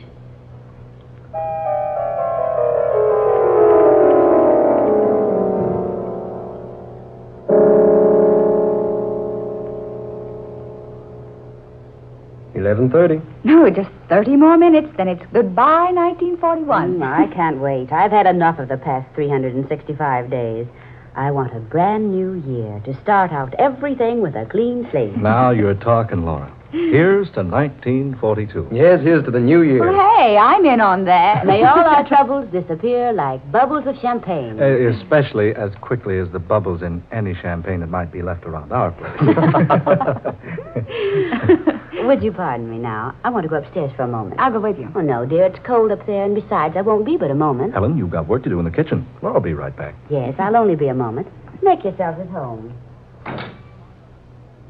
She seems strange tonight, doesn't she, Ed? Yeah. You know, she was right enough when we left town. But you know, the minute she stepped into this house tonight, something came over her. I think she's quite attractive. Duke, had you ever met her before tonight? Well, no, at least I don't think I have. Well, that's what she said about you. She did? Yes. She acted so strangely, too. She said that you attracted her in a strange sort of way. Now, that's a pretty compliment. Oh, Ed. What I mean, Duke, is Laura told me she seems to have known you before somewhere. You know, that's odd. Duke just said the same thing about Laura, not more than 30 minutes ago. Duke, you mean that... Yes. It's so strange. I'm trying hard to remember. Well, now, I wouldn't worry about it. You know, I've had the same thing happen to me. Just some trick in nature. You meet a person, for a moment you'd swear you'd met him before. But isn't it strange that Laura should have the same feeling about Duke? Yes, I was about to forget the whole affair, but now... Well, I wonder. Well, now, my advice is that you two get together a little more. Talk over the places you've visited, places you've been. Now, I'll wager one of my Christmas ties you met at the seashore. Or at Santa Anita, or maybe on some dude ranch. Possibly, Ed. But it doesn't seem that way. You know, I haven't said this before, but even this old house seems familiar to me. It does? Yes. When I first saw it outside, I stopped dead in my tracks. Something seemed to stop me, and... Well, I'd have sworn I'd walked up that same lane out there dozens and dozens of times. Well, that's incredible. This room, with its high ceiling and huge fireplace. These pine walls, the heavy oak floors, the decorations. They all seem so vaguely familiar. But why should they? You've never been here before. No, I haven't. Don't you two think it's getting chilly in here? Yes, a little. Oh, there are no more logs. I guess I'd better go fetch a couple. No, Ed, I'll do it. Now, there's no reason for both of you to go out in the cold. Ed, you go. Isn't that just like a wife? No, Ed, you stay here. I know exactly where the logs are. I saw them when I came in. I'll be right back with a couple. Better put a coat on, old man. No, it won't be out long enough. The wood's just around the corner of the house.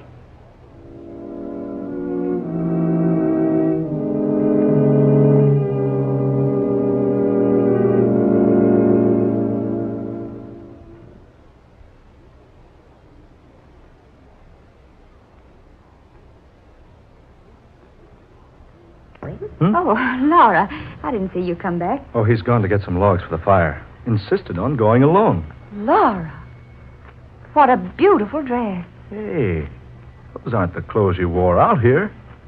Wherever did you find such a quaint outfit, darling? It's a dress my mother used to treasure. It's been in my family for almost a century. Oh, it's beautiful. I thought it would be fun to put it on tonight. I found it upstairs in an old trunk. Just wait until Duke sees you in that dress. Maybe that'll help him remember where he knew you before. He thinks he's known me before. And Helen says you feel that you've met him before, too. Well, yes. I do feel that way, but... Oh, I don't know what to think. I'm so upset tonight. Laura, what is wrong tonight? Ed and I've both noticed it. Yeah, what's wrong, Laura? Oh, I didn't want to mention it, but... There. Something is wrong. Well, can we help you? No, I couldn't ask you to. Well, you two know how very fond I've grown of this old house and the property. Yeah. You certainly spent a lot of money putting it into shape. I still don't see why you don't live here. Oh, it's the memories and more than anything. And the fact that my grandmother and her grandmother and hers lived here for so many years. Oh, Laura, you don't mean you're going to lose the place? I'm afraid so. Oh. You see, it's heavily mortgaged. I'm in debt more than $3,000. I can't meet that debt. Well, that's a little more money than we've got right now. Yes, quite a bit more. Oh! What's that? Duke! Oh. Oh, Ed, see what's wrong. For heaven's sake, don't just stand there. Hurry.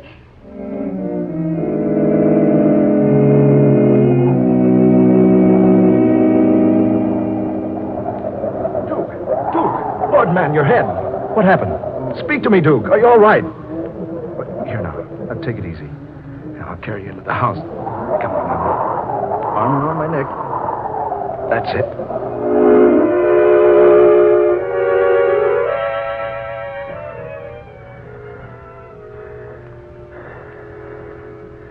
Is he all right, do you think? Yeah. There's quite a pile of wood out there. Picked up a piece near the bottom, and the lot slid down on him. Just knocked him out, that's all. Oh, he looks so pale. Here, loosen his collar. There. You better take his tie. That's it. Oh. Duke? Oh. Duke? Are you all right? Feeling better now, old man? What?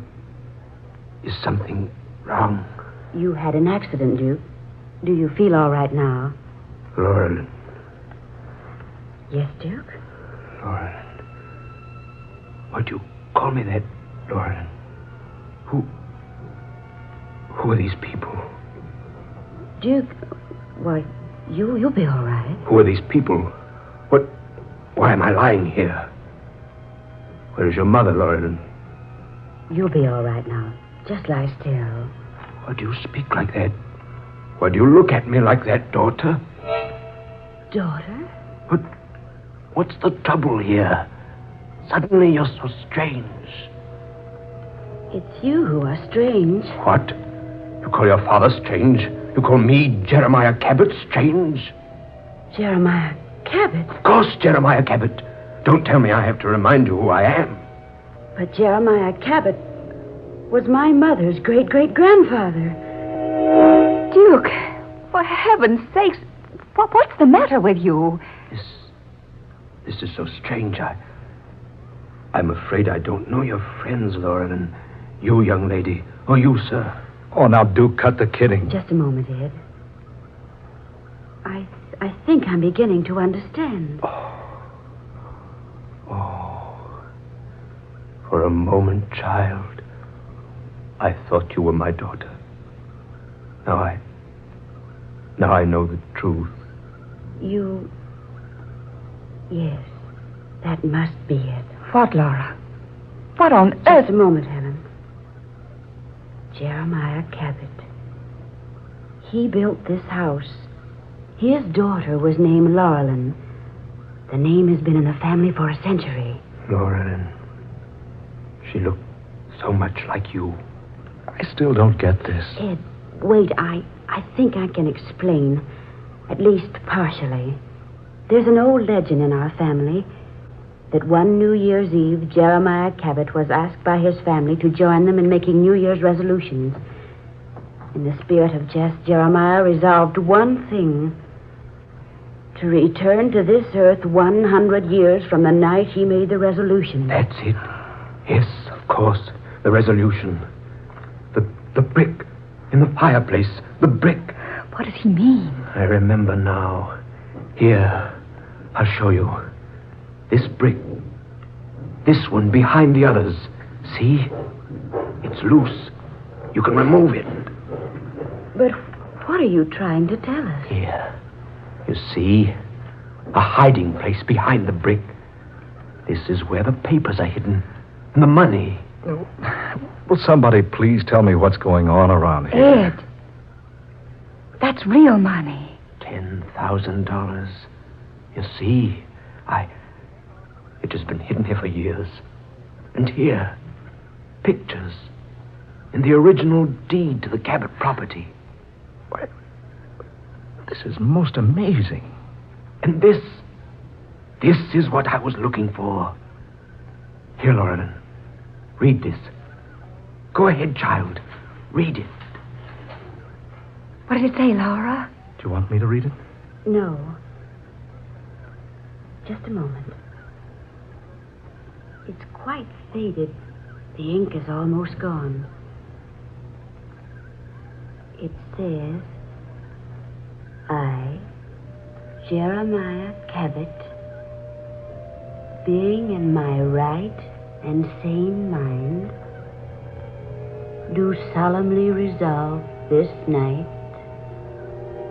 to return to earth again. Exactly 100 years from now, if it be within the realm of power. Signed, Jeremiah Cabot, December 31st, 1841.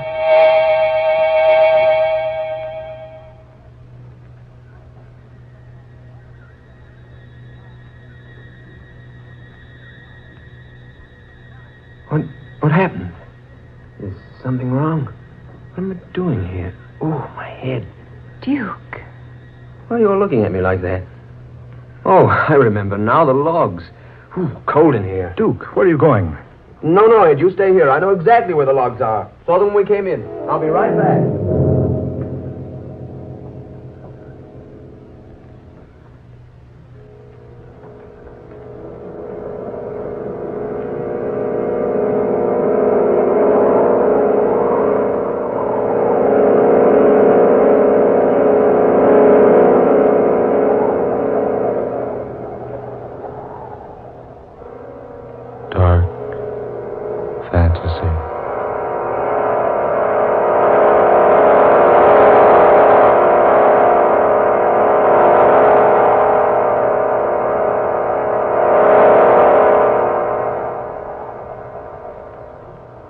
Resolution 1841. Tonight's tale of dark fantasy, written by Scott Bishop. Charles Carshon played Duke Toback. Minnie Jo Curtis was Laura Cabot. Eleanor Naylor Corrin was Helen Richards. And Ben Morris played Ed Richards. Next Friday night at this same time, the National Broadcasting Company will bring you the 8th in this series of stories of the supernatural and the unusual, created for you by Scott Bishop. Listen for the weird and haunting The Curse of the Neanderthal, the story of a grave 40,000 years old, and the awesome secret that it contained. Dark Fantasy originates each Friday night in the studios of WKY, Oklahoma City. Tom Paxton speaking. This is the National Broadcasting Company.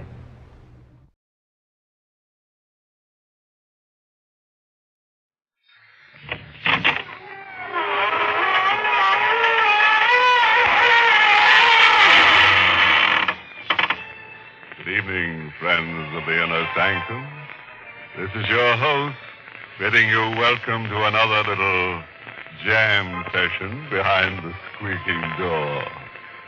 We're introducing a new kind of music. It's called Swing and Slay. And believe me, it really sends you straight to the gallows. What's that? Oh, you have a friend who wants to join. Why, certainly. All he has to do is tear off the top of a clue and send it to the Spook of the Month Club. We'll call for him.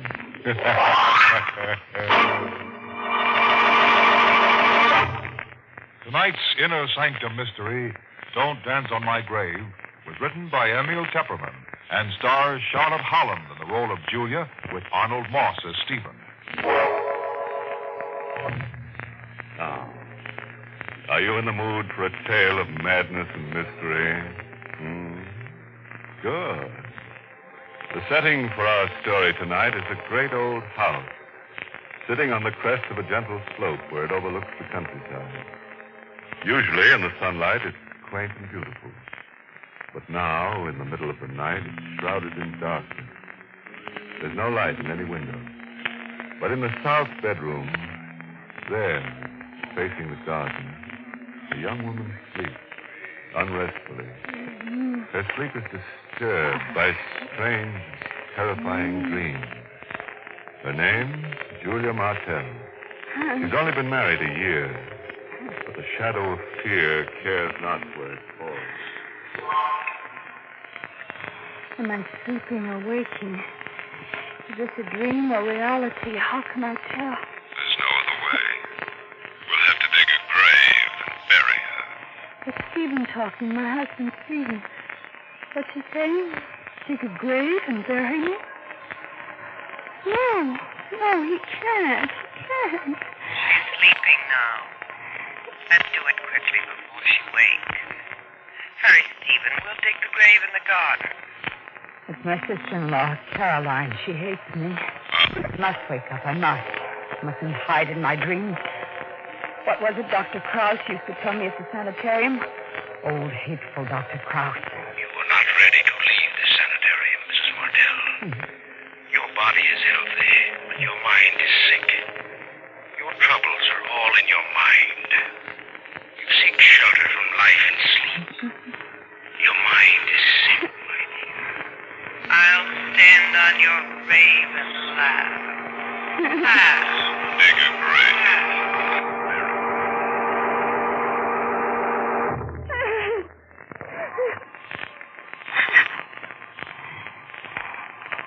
The dreamer must have had a dream.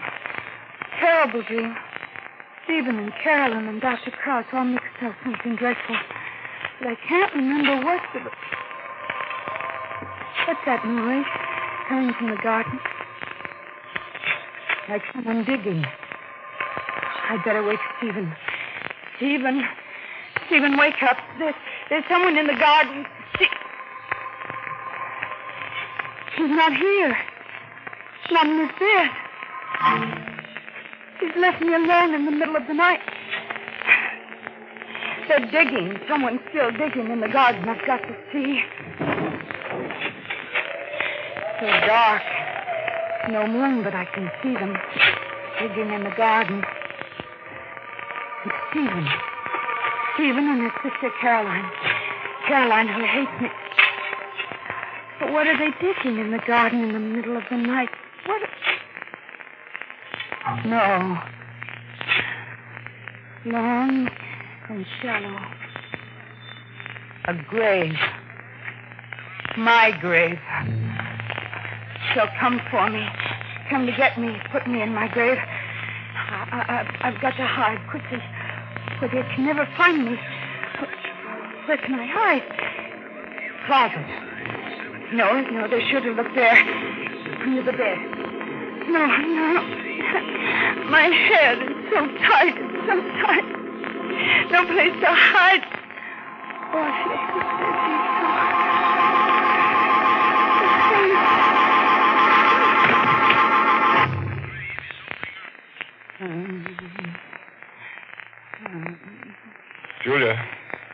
Julia, darling, wake up. It's morning. Julia. No.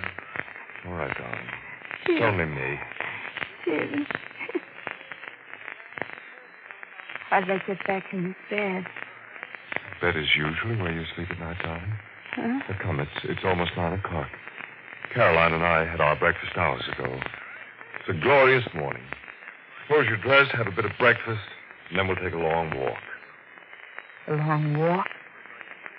What's the matter, darling? You look frightened and you were moaning in your sleep. Another one of those nightmares? No. I'm all right. I'll get up. Stephen, did anything out of the way happen last night? Why do you ask? Oh, I thought. Yes. Never mind. No, what were you going to say? It wasn't anything, really. Why are you looking at my shoes? I was just looking at the mud. You must have been out last night. Were you out in the garden last night, Stephen? In the garden? Yes. Julia, just what are you driving at? I don't know. I don't know, Stephen. I must have been having one of those horrible dreams. Oh, Stephen, I wonder if I'm really cured. Maybe you brought me home from the sanitarium too soon. So it was another nightmare. Now look here, darling. Don't you worry about it. I'm having Dr. Krause out here this afternoon. Dr. Krause? Stephen, you're not going to send me back. There's nothing to worry about, darling. It's just a routine checkup. Now, suppose you get ready for breakfast. I'll be waiting downstairs. Stephen. And whatever's bothering you, don't let it worry you. Just call it a bad dream. Just a bad dream. Was it really just a bad dream? But I saw them digging the grave last night, and then I fainted. Maybe it was a dream. Let me see. I was standing here at the window. It all seemed so clear. Where were they digging? Over there, I think, near the oak tree. But I don't see the grave. Maybe they covered it up again. I've got to go down and look. I've got to find out. Nobody in the hall. This way, the back stairs. Must be quiet.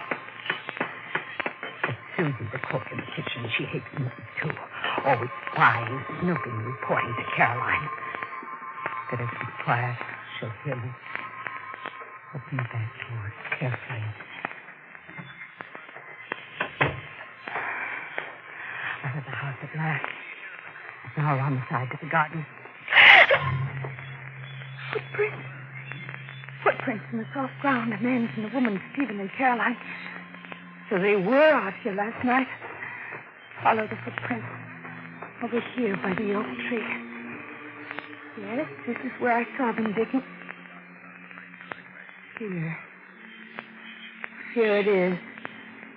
The ground's been dug up and filled in again, just the shape of a grave. It wasn't a dream then. Any of it. Looking for anything special, Julia, darling? Oh, Steve, I didn't hear you come up behind me. Well, that's because you were so busy examining the ground. What were you looking for, Julia? The ground here, it's been dug up. Well, so it has. It's the shape of a grave, Stephen. Yes, so it is. Whose grave was it to be? And why did you fill it in again? I think you'd better come back into the house, Julia. No. Now, please come in quietly, Julia. Caroline and I want to talk. No, let go of my arm. You're hurting me. Sorry, Julia, but you've got to come in with us. No, I won't. Let go of me. You're coming inside with me, Julia. Oh, my arm. Now, are you coming? I'll go with you. I'll go.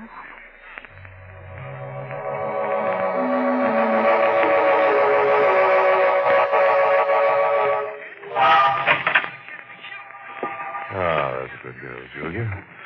Go right into the dining room. Your breakfast is ready.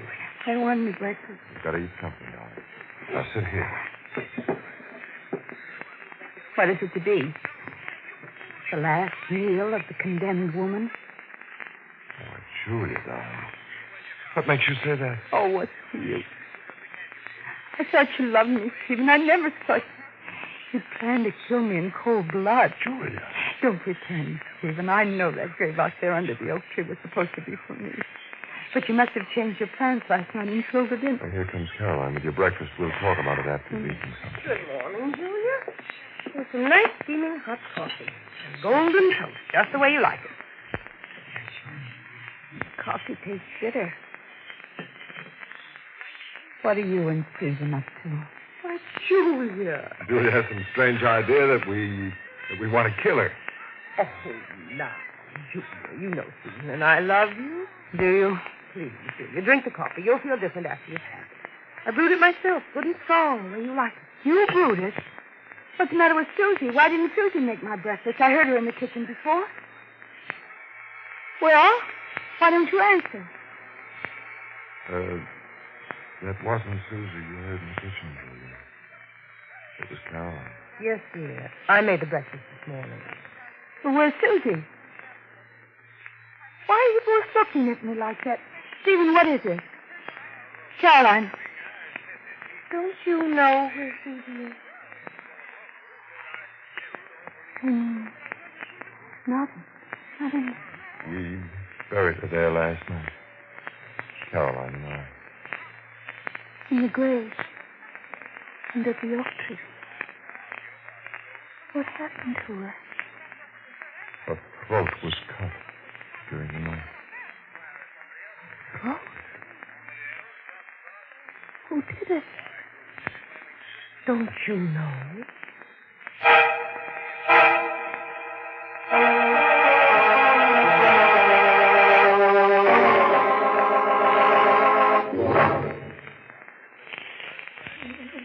This is no time to have hysterics. Try to keep calm, darling. Remember what Dr. Cross told you. Excitement is bad. How can I help it with the both of you? You, Stephen, and you, Caroline, standing there looking at me as if I had cut Susie's throat in the middle of the night. We found one of your bedroom slippers in the hall outside Susie's room. It had blood on it. Oh, I couldn't have done it. Wait, we'll have to let Dr. Cross take you back to the sanitarium until you're fully cured. No, please don't send me back to him. Would you rather go to jail, Julie? But tell me one thing, darling. What did you do with the knife? What knife? The one you cut Susie's throat with. We can't find it. Now, where's the knife, Julie?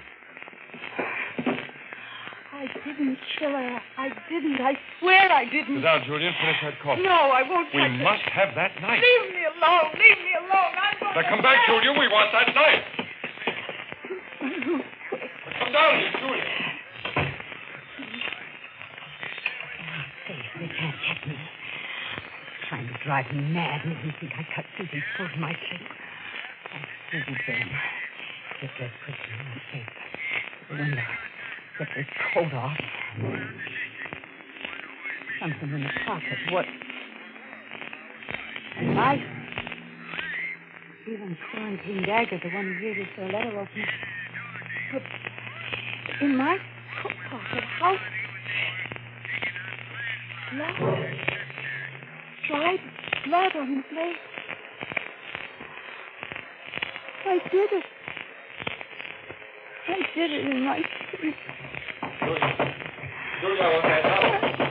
You shot me where it is. Go away. Oh, go away. Go away. I'm so tired. I just want to sleep. Please. Please.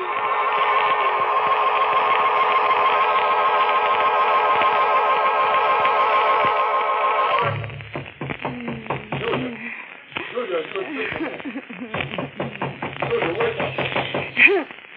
Julia, Dr. Cross, he wants to talk to you. Let us in. Here again. Why can't you leave me alone? Open up, Julia. We'll break the door down. What do I do? Julia, you open the door. What do I do? We gotta tell you this is your last chance. The knife. I'll show them. They say I killed Susie with this knife. Well, I'll show them. Oh, thank heaven you're being reasonable, Julia. Look out, Stephen. She has the knife. Yes, I have the knife, Caroline. Don't come any closer. My dear Julia, you must realize that we are your friends. Stay where you are, Dr. Krauss. And you too, Caroline. Not one of you is coming into this room. Julia, darling, Dr. Cross has come all the way from the city to talk to you. He thinks he can help you. Help me? By taking me back to that sanitarium. My dear, I will do only what is best for you. But first you must give me the knife. Oh, Julia! Did the knife cut your hand, Dr. Krauss? I'm so sorry. I warned you not to come in. Did she hurt you, Doctor? No, Caroline. It's only a scratch. Julia, you must realize that you're not acting for your own good. Now, you're in serious mental trouble. So why do you insist on fighting this trouble alone? You're all so anxious to help me, aren't you? Well, I don't want anything from anybody. Just leave me alone. You want to be left alone so you can go back to sleep. You've been sleeping all day, Dr. Krauss. Leave me alone. Sleep will not help you, Julia. Your dreams are no longer quiet and peaceful. They're full of violence and terror. Oh, no.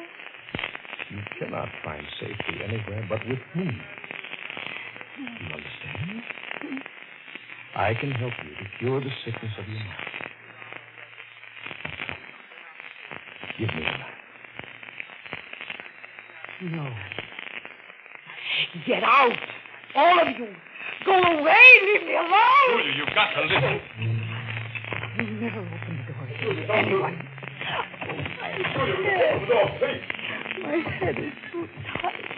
I could only fall asleep again. I'll put the knife on the floor. Now I can sleep.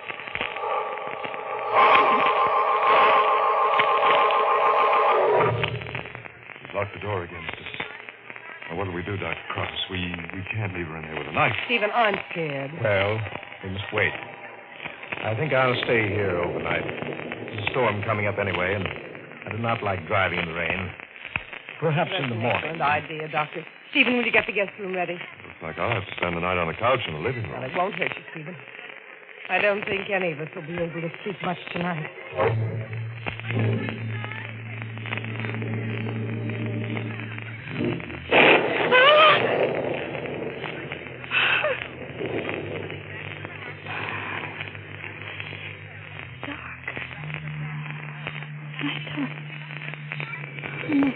All evening. Thunder woke me up.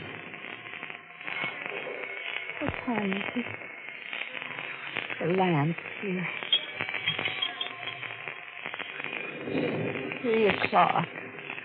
Middle of the night. Well, now's my chance. Escape in the storm with that knife. It's here on the floor. I'll take it along. Blood. The blade wet with fresh blood. Whose blood? Mine? Stephen, Caroline, Dr. Cross's? But how? I was asleep. In my sleep. As my sleep. The door. Locked. She's still in the lock. Nobody could have gotten in. I must have opened the door, gone out, and... I've got to find out. I'll take the knife along. It's in the hall. Let's see. Stephen said he'd be sleeping on the couch in the living room down the stairs by bending room. Yes, there he is, sound asleep on the couch. He's alive, thank heaven. Not Caroline. She's across the hall. Open the door carefully. There she is. Sleeping. She's alive, too. Now the guest room. Down the hall. Here. Dr. Cross on the bed. Is he asleep? His head twisted. His throat. No! What are you doing out here with this knife? What's happening? Look at there! Dr. Cross, you cut his throat! Give me that knife! Take it! Your darling wife has done it again! Dr. Cross this time. Julia, did you do it? Did you do it in your sleep? I must have. When I woke up, there was fresh blood on the blade. And my door was locked. The key was in the lock. Nobody could have gotten it. I must have killed him, then gone back and locked the door. All in my sleep. Oh, Jesus. At least she gave up the knife. Just a minute. Caroline. What? Your shoes, Caroline. They're full of mud in your stockings. They're soaking wet. Oh, that. I heard the garage doors banging in the wind. They kept me awake, so I dressed and went out and closed them. The storm caught me on the way back. I see. I was almost positive I'd locked those garage doors. Stephen, she's lying. What do you mean? I saw you in bed just a minute ago under the blanket. Why did you get into bed fully dressed with wet shoes and stockings? Julia, dear, your imagination must be running wild. Stephen, please believe me. I saw her in bed under the blanket. She was pretending to be asleep. Julia, I I don't know what to believe. You've been doing such strange things lately. I'm asking you to believe that it was Caroline who killed Dr. Cross, not I. But how? Well, don't you see, Stephen? She did go out of the house, but not to close the garage door. She must have got the ladder from the garage and placed it against my window. Then she climbed into my room while I was asleep and took the knife. She killed Dr. Cross, then climbed back and left the knife, and then the storm started and she got her feet wet. It would have been all right if I hadn't been awakened by the thunder and found the bloody knife. But it left her no time to undress, and when she heard me in the hall, she slipped under the blankets and pretended to be asleep. A very pretty theory, my dear Julia, except that you didn't see me in bed. Well, we could prove that very easily. What? I said we could prove very easily whether or not you were in bed. By looking at your bed, Caroline. If Julia really did see you in bed, then the sheets and the blankets would be wet and mud-stained. Stephen! Shall we go and look? Never mind. I did it. I killed Kraus. And this was crazy, too, and tried to blame it on me. Stephen, I did it for your sake. I had to bring you to your senses somehow. You never should have married this woman. And all the things that I thought about Julia, they're all untrue. You had no right to bring her into this house. You're the one who's insane. I was insane to think I could change Stephen's mind. That was the mistake I made, Julia. I should have killed you first. But it isn't too late. I've got the knife and I'll do it now. Stop that, Caroline! Let go of my wrist. Drop that knife, Caroline! I'm going to kill her. Let go, Stephen. I'll catch you. Stephen, let go. Now, come back here, Julia. I'll catch you. She tripped and fell on the knife. Caroline! Blade. Right under her heart.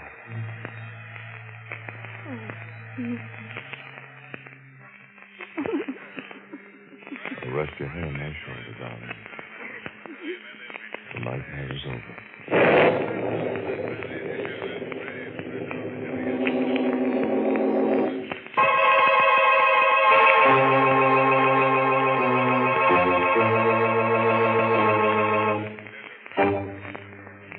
Yes, the nightmare is over.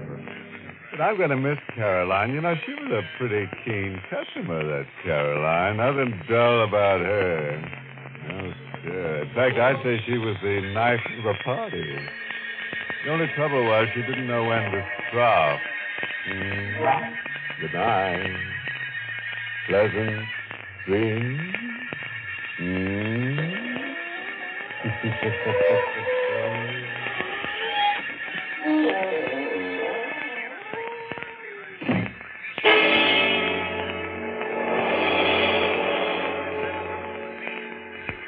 This is the United States Armed Forces Radio Service, the voice of information and education.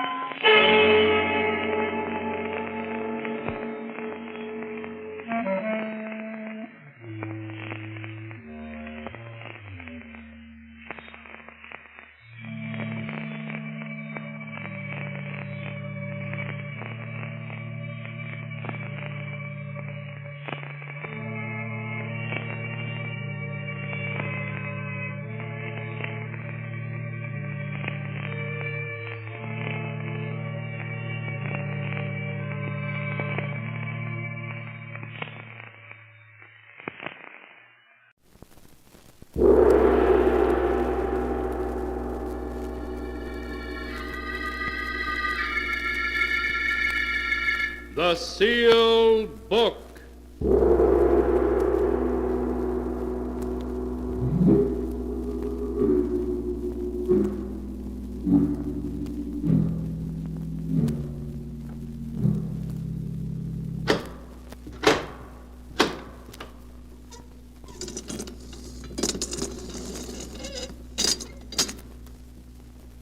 Once again, the keeper of the book has opened the ponderous door to the secret vault, wherein is kept the great sealed book, in which is recorded all the secrets and mysteries of mankind through the ages.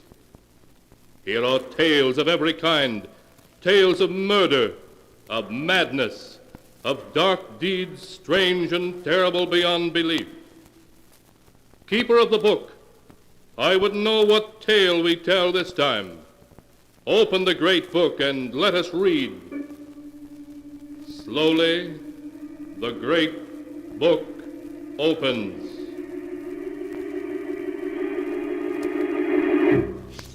One by one, the keeper of the book turns the pages and stops. Ah, the strange tale of a dying man told on his deathbed. A story of madness and horror. A tale called Out of the Past.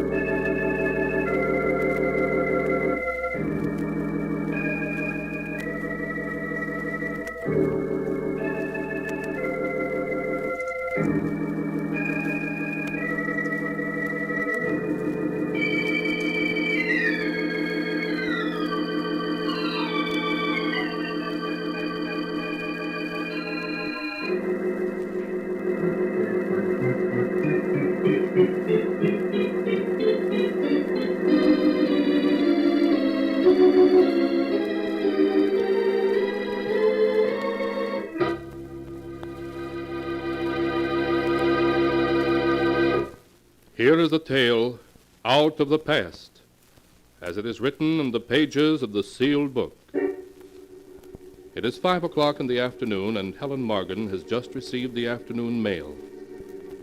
As she's about to look at it, her husband Gerald enters their luxurious suite. Hello, beautiful.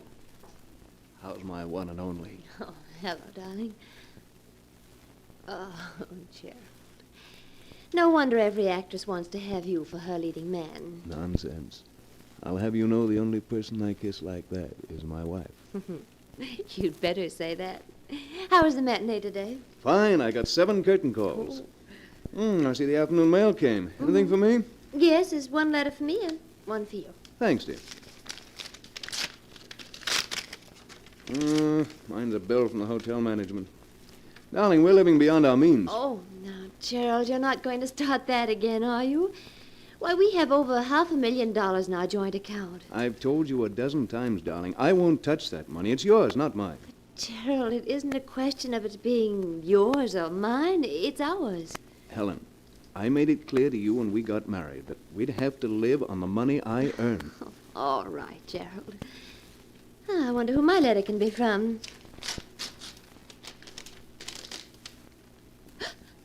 Helen, what is it? For a moment, as Helen stared at the letter in her hand, she felt as if her heart had stopped. Then it began to beat again wildly, as though it would burst.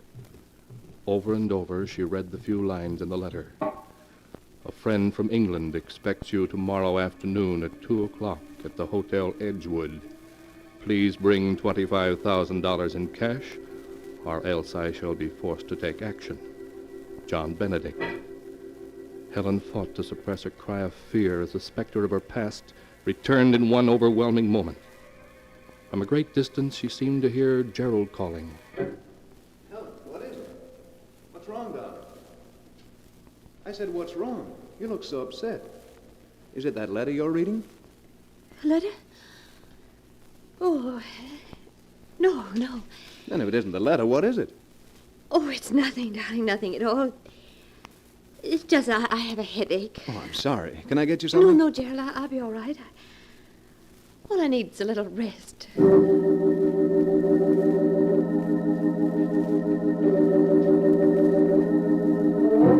Helen noticed the worried look in Gerald's eyes and strove to act natural.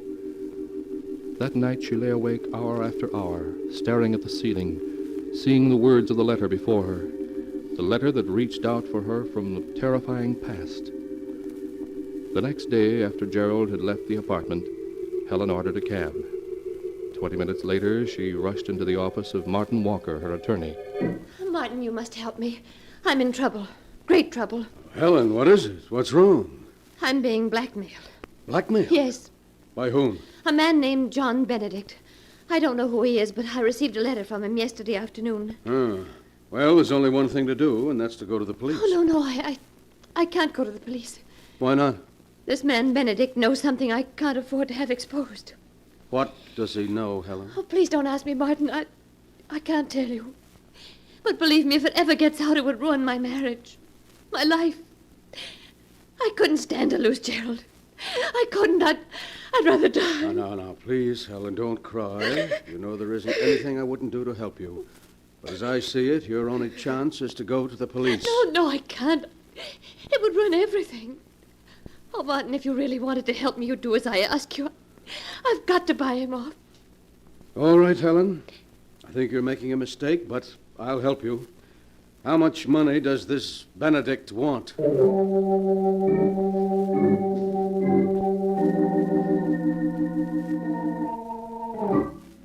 At 2 o'clock that afternoon, an hour after Helen had withdrawn $25,000 from the bank, Martin and she entered a small, dingy hotel on a side street.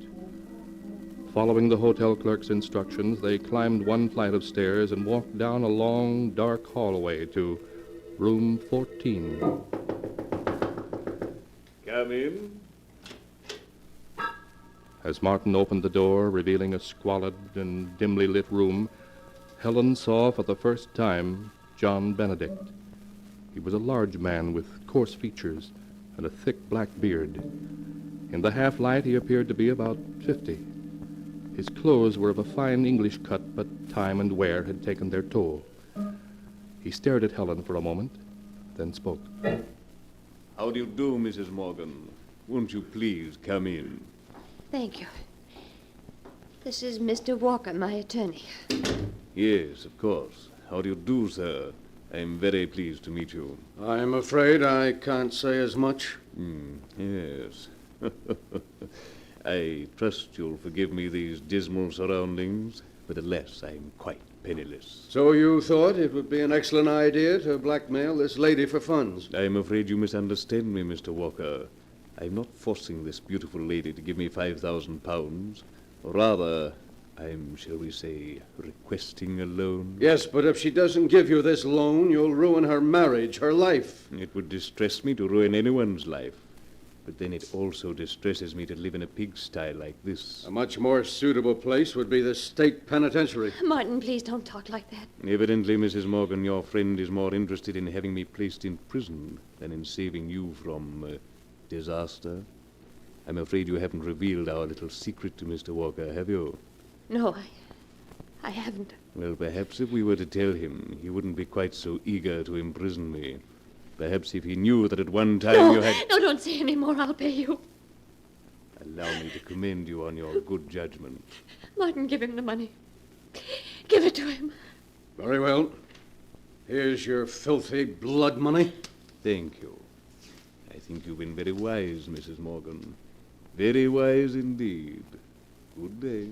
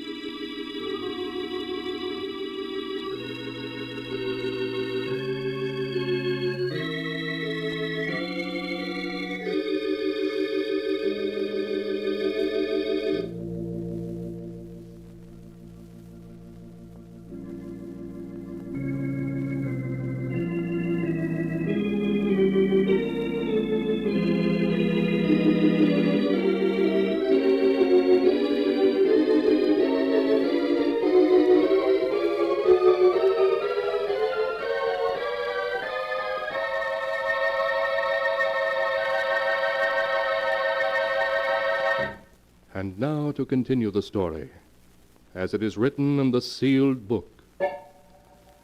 In the days that followed Helen's payment of money, the money Mr. Benedict demanded, she tried unsuccessfully to forget him and the terrifying secret he shared with her. Life for Helen became tense, watchful, frightening. Then one afternoon, while Gerald was at a rehearsal of a new play, she received another call. A call that sent her in panic to Martin Walker's office. Martin, I've heard from him again. Who? Benedict? Yes, he phoned an hour ago. He wants $50,000. $50,000? Now maybe you'll have sense enough, Helen, to let me turn this over to the police. No, I can't do that. You can't? You mean you're going to buy him off a second time? Yes, I must. But you can't, Helen, you can't. What's to prevent his extorting money from you a third and a fourth time? He'll squeeze you dry. The money doesn't matter to you here. Nothing matters but keeping what Benedict knows from Gerald. If he finds out, it will mean the end of everything for me. Everything.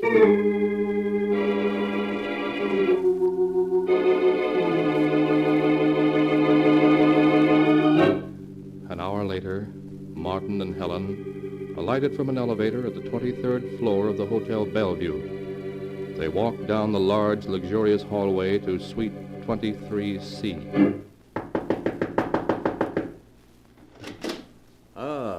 Good afternoon, Mrs. Morgan. Oh, I see you brought Mr. Walker. And I was counting on a pleasant afternoon. May I take your coat? No, thank you. Benedict, what do you mean by asking for $50,000 now? We paid you $25,000. That was supposed to keep your mouth shut. Well, it has, up to now. However, now I need more money. Well, you shan't have it. There's a limit to what anyone will pay. Quite true, Mr. Walker, but the limit hasn't been reached, as yet. Mrs. Morgan is very much in love with her husband and would pay considerable more to keep him from learning what I know. He must never know. Oh, you swine. If I had my way, I'd call the police and put you where you belong.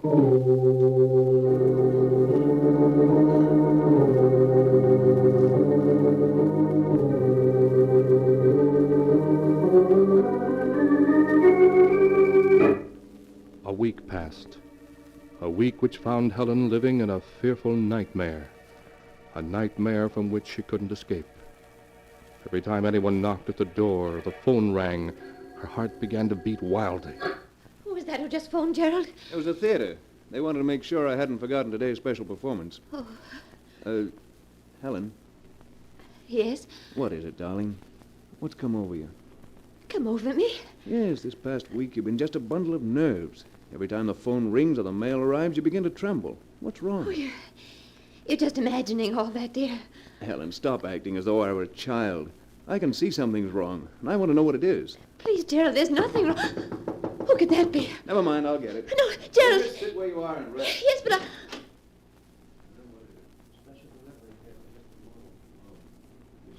Oh, why doesn't he come back? What's taking him so long?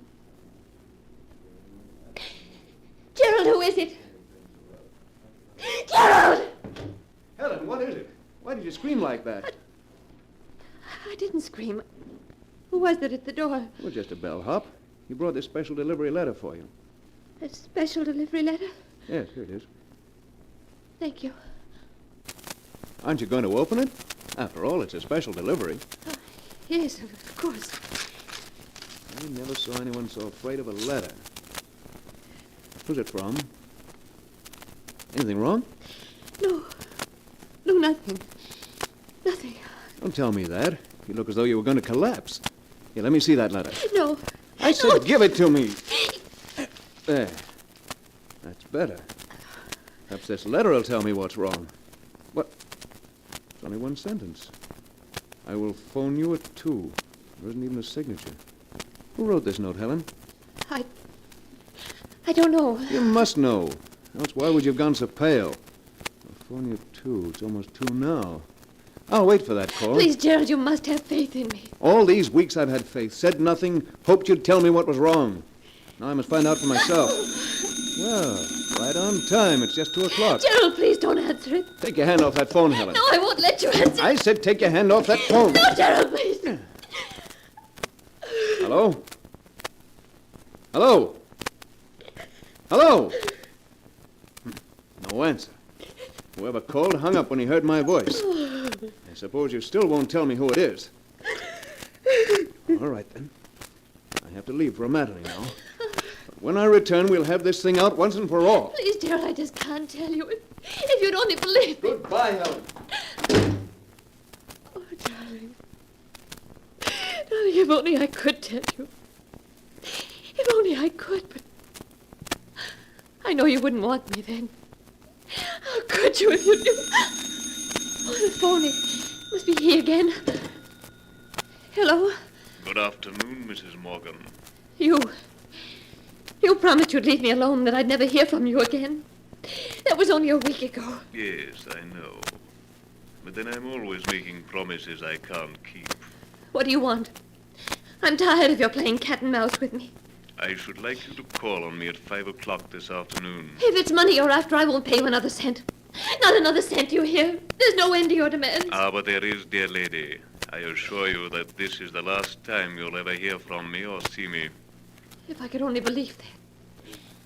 But that's what you promised the last time. I won't be tricked again. I'm not coming, you hear? I'm not coming. I shall expect you at 5. And don't bring Walker. No, I won't be there. I won't. Hello? Hello? Hello? Hello?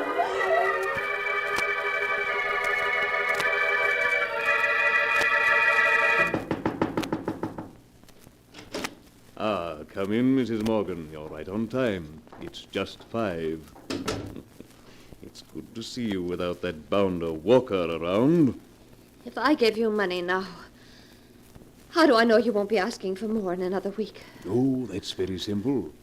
Because after you pay me off this time, there won't be any point in my bothering you again. What do you mean? I mean, Mrs. Morgan, that this time I want $500,000. $500,000? Yes. If I'm not mistaken, that's what your balance is. Don't you see, once you paid it over to me, there'd be no point in my bothering you anymore, as you wouldn't have any money left. Simple, isn't it? Oh, you must be mad. I? Oh, no, Mrs. Morgan, not I. Come now, you love your husband and he loves you. There are years and years of happiness before you. If he doesn't learn your little secret, if you're wise, you'll turn the money over to me. But I can't. I can't. My husband and I have the money in a joint account. If I were to withdraw $500,000, he'd know about it at once. Ah, but there's always a chance that he won't find out. But if you don't do as I ask, I assure you he will. Oh, no. No. Yes, Mrs. Morgan, your husband will learn that while you were in England in 1934, you murdered your sweetheart. I won't listen. I won't listen. But your husband will, and he'll learn that after you committed this murder, you spent the following 7 years in an English insane asylum. No, you can't tell him. You can't tell him. But I will. And what do you think your husband will say when he learns his dear wife had murdered a man and spent 7 years in an insane asylum? No, you can't tell him. Think of what the sensation the tabloids would make out of it. Your husband will have to divorce you. No! So, fainted, have you? That isn't going to help you, Mrs. Morgan.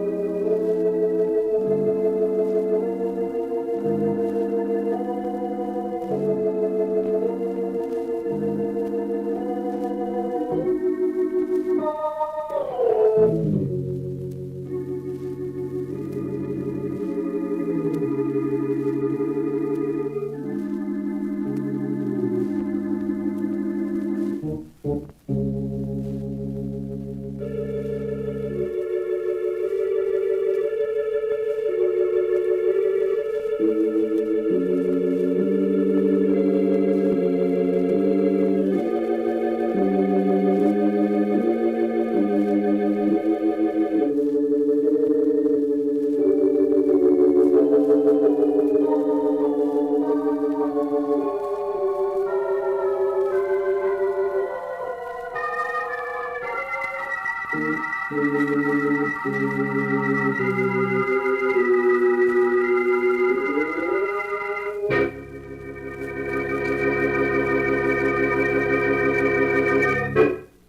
now to continue the story as it is written in the sealed book. After Helen Morgan fainted when Benedict threatened to tell her husband of her terrible past unless she paid him $500,000, she lay helpless and stunned in her bed. When Gerald came home that night... Helen! Helen, where are...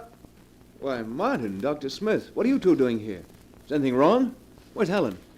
She's in her room, Gerald. What's wrong? She's had a breakdown. A breakdown? Yes. I must see her. Very well, Gerald. But only for a moment. I'm afraid you'll have to wait out here, Mr. Walker. I understand, Doctor. Now, you must be very quiet, Gerald. Yes, of course. Helen. Darling, how are you? Helen, please speak to me. I'm not Helen. My name is Grace. Grace Arnold. Helen, what are you saying? Yes. Grace Arnold. Grace Arnold. Doctor, why does she keep saying her name is Grace Arnold? Why doesn't she recognize me? We must let her rest now, Gerald. Come along. She doesn't even know me. What's wrong, Doctor? Come along, Gerald. Well, how is she, Doctor? You said she had a breakdown, but she didn't even know me. Gerald, I'd hoped I'd never have to tell you what I'm going to, but now I must. Tell me what? Helen comes from a family which has insanity in its blood. Insanity? Yes.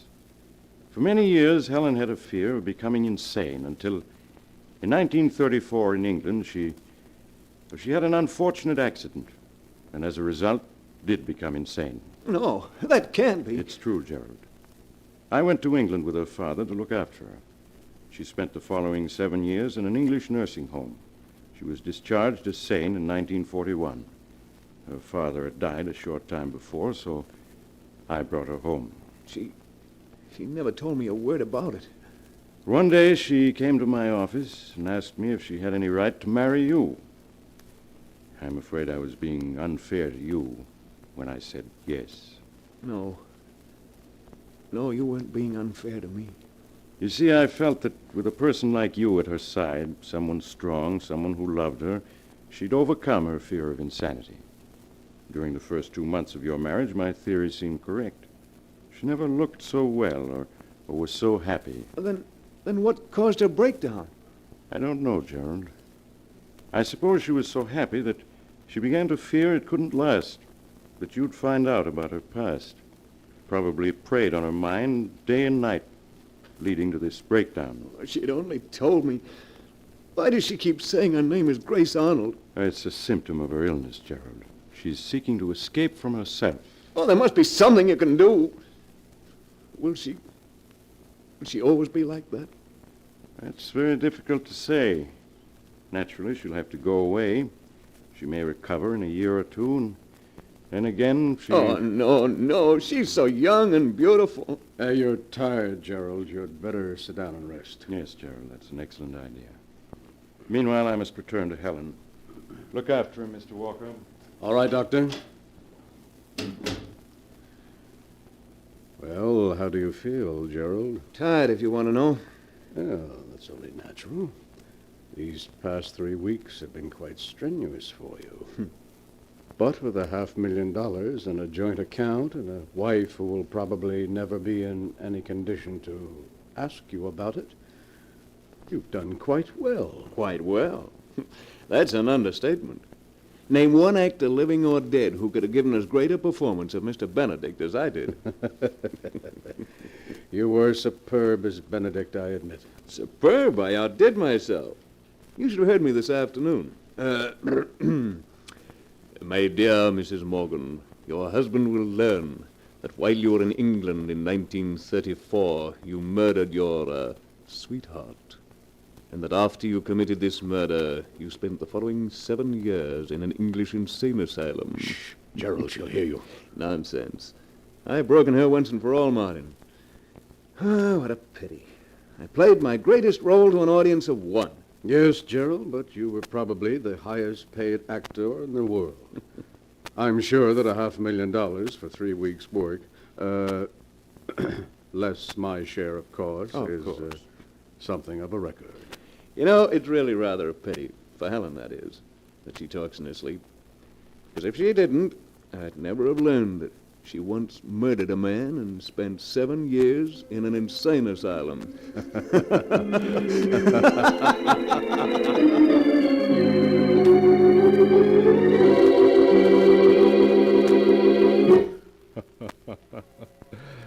Clever of Gerald, wasn't it? The way he played his wife's love against her. But unfortunately, he never had a chance to enjoy his ill-gotten gains, for 2 weeks later he died as a result of an automobile accident, and on his deathbed confessed to everything. Even after Helen's recovery, which took some time, she was never told the truth about her dear departed husband.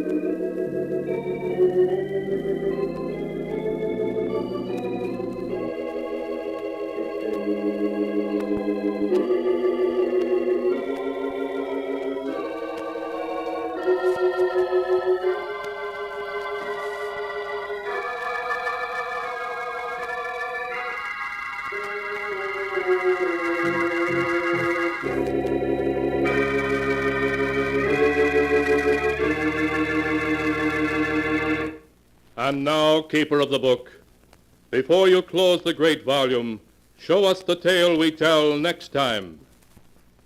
This one. Ah, yes. A story about the dark and mysterious Louisiana bayou country, and voodoo in the night, and the water rising in an old mausoleum built underground. A tale called Welcome Home.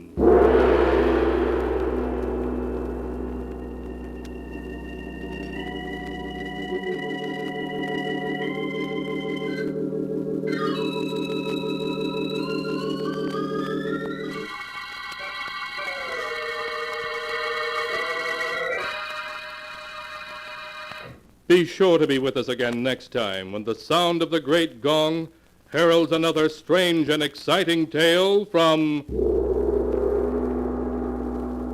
The Sealed Book. The Sealed Book, written by Bob Arthur and David Cogan, is produced and directed by Jock McGregor.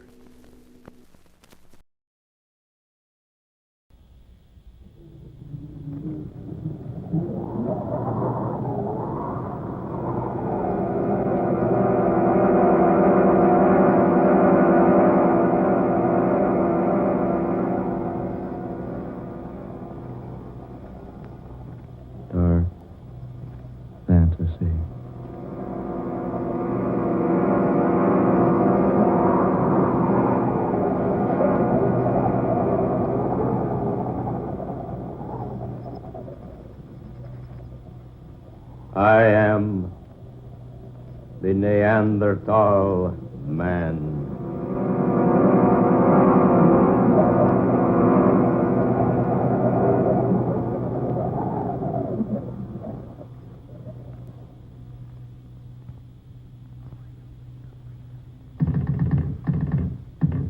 Operator? Are you there, operator? She's probably gone out for a spot of tea. Or a date with one of the music hall boys. Will you people be quiet? Isn't she pretty when she's excited, Hayes? Oh, quiet. Operator.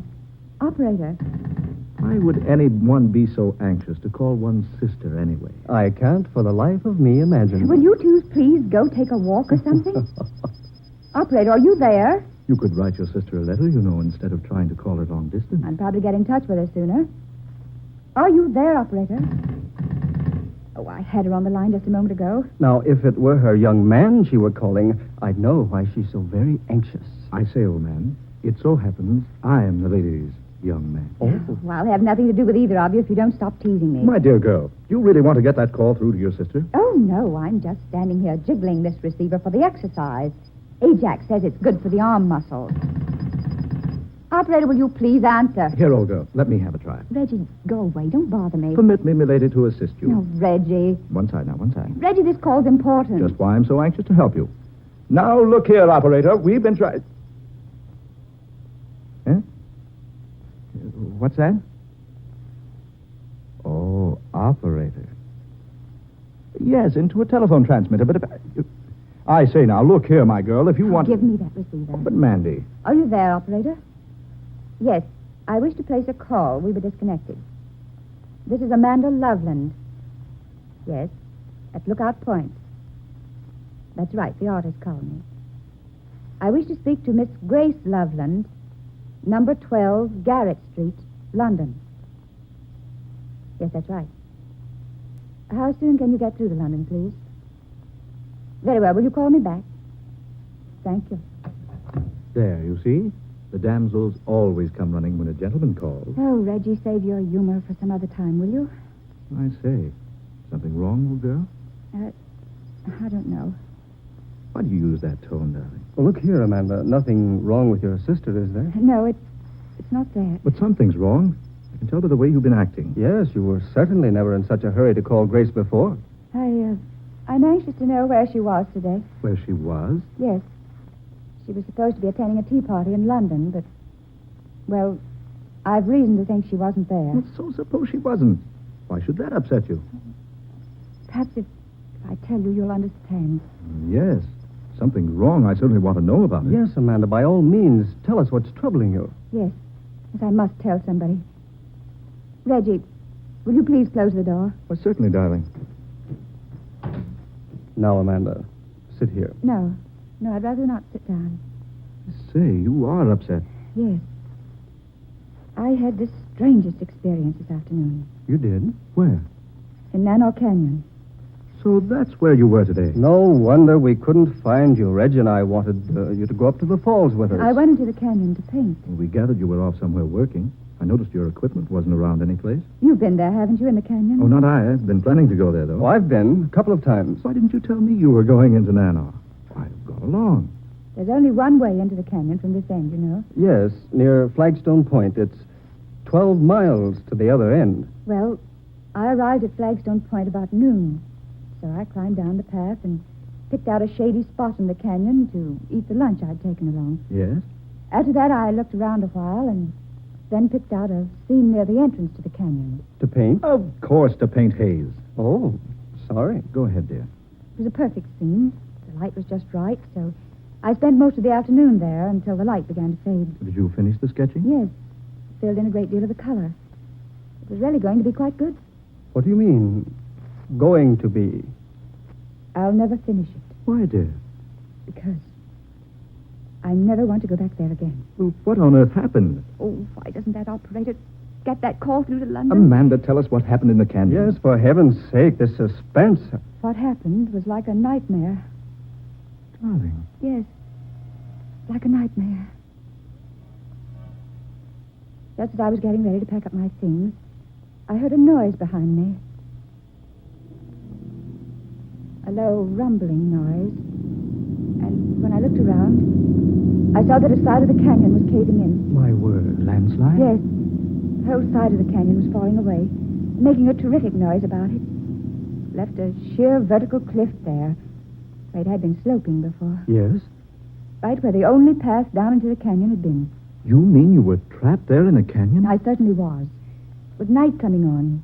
And you know the stories they tell around here about Nano Canyon. Yes, they say the place is simply oozing with ghosts at night. Oh. No, really, Reggie.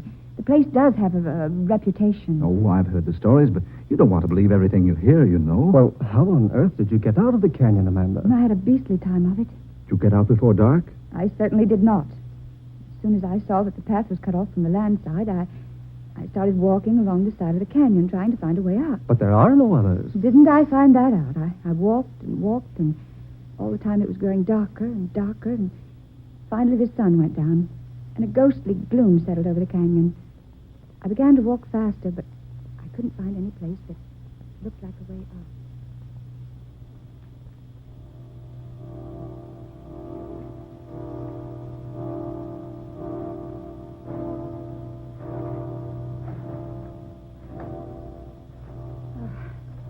I've walked for miles. No way out of here. Oh, dear, it's so dark. All I can do is keep walking. Ah! Oh, what's that? Oh, some night birds. Yes, that's all. Such a weird sound. I've never heard anything like it before.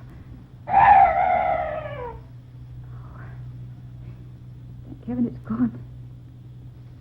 That's strange. That bird was the only noise I've heard in this place. No other night noises at all. Good heavens! What's that up there? Light. Shining on a human figure. Am I losing my mind? It's Grace there in the light. Oh, no. Oh, no, it can't be. Grace! Grace! That is Grace standing there in that strange glow of light. Pointing. Gesturing as though trying to show me a path out of here. Yes. Yes, she is directing me out of the canyon. The light. I can see the way out. Grace? Grace, is that you? Is that you, Grace? Oh, no, don't go! Fading. The light's fading away. She's gone. There's still that strange light shining on the way out of this awful place.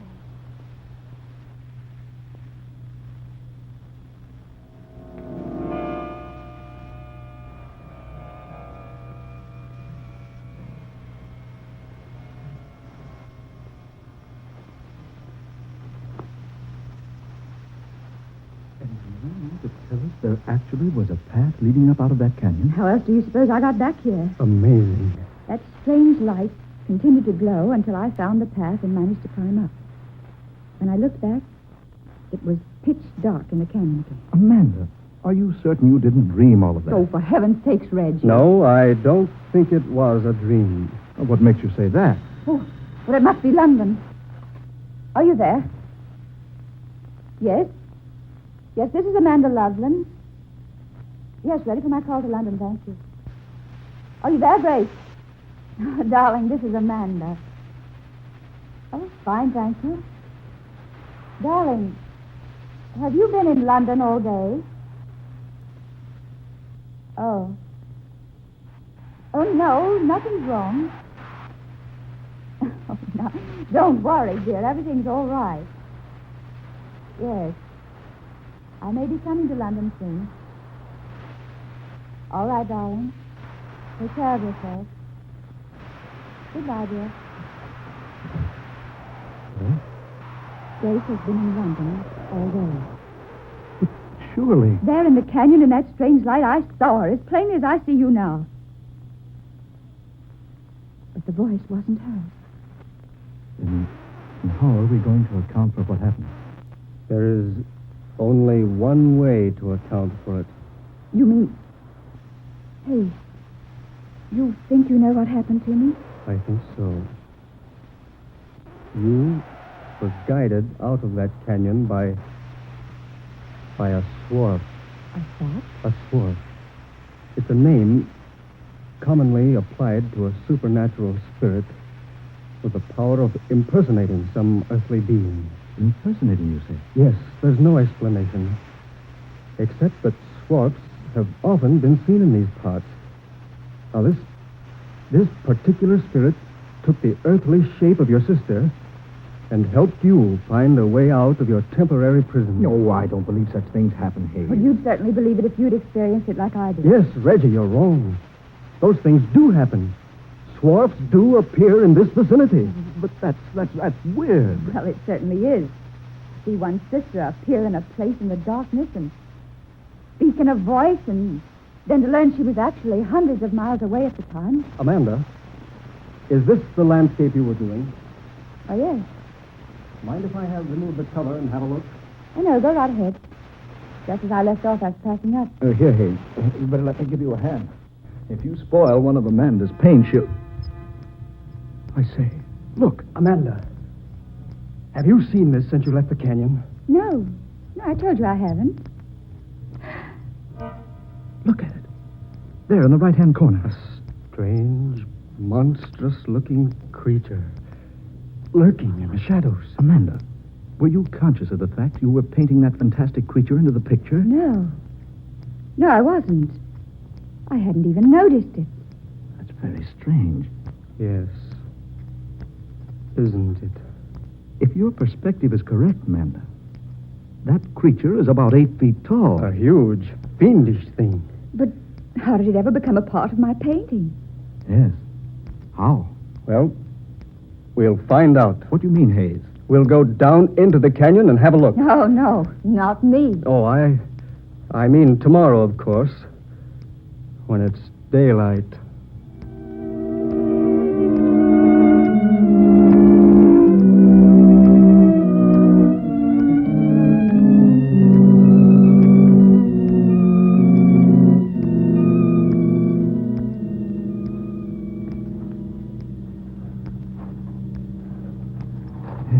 How much farther, Amanda? We're practically there.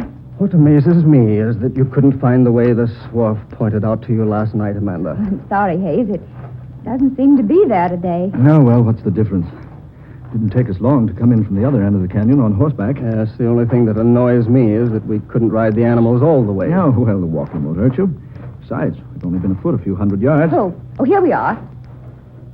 This is the spot I was painting. I set up my canvas over there on that little mound. Then, according to the sketch you made, that fearful creature was lurking about here. Reggie, look here. Bones. Human bones. Down there in that crevice. Oh, I say, those can't be human bones. No, they're much too large. I should say so. You're wrong, both of you. They are human bones. I've studied anatomy enough to recognize the clavicle, humerus and ulna of the human arm, and the femur and fibula of the leg there. Jove, Hayes is right. This was some gigantic prehistoric creature. Heaven knows how many years old. Could this skeleton have any connection with the ghostly figure in my painting? It could, yes. It's just possible that the spirit of this prehistoric man is himself a swarf. And can take on a human shape. The spirit, I mean. Precisely. He saw Amanda sitting there on that mound, painting. He assumed a shape she couldn't make out, but one which her professional brush caught in the sketching. Then he could have assumed the form of my sister. If our theory is correct, yes. That's fantastic. But how can we learn anything about this thing that was buried here in this crevice? There's one way I know of. We can consult Dr. Gustav. By Jove, you're right. Dr. Gustav's staying at the colony. Well, then let's go get him and bring him here. Yes, let's. Who knows? We may have discovered something entirely unknown to our civilization.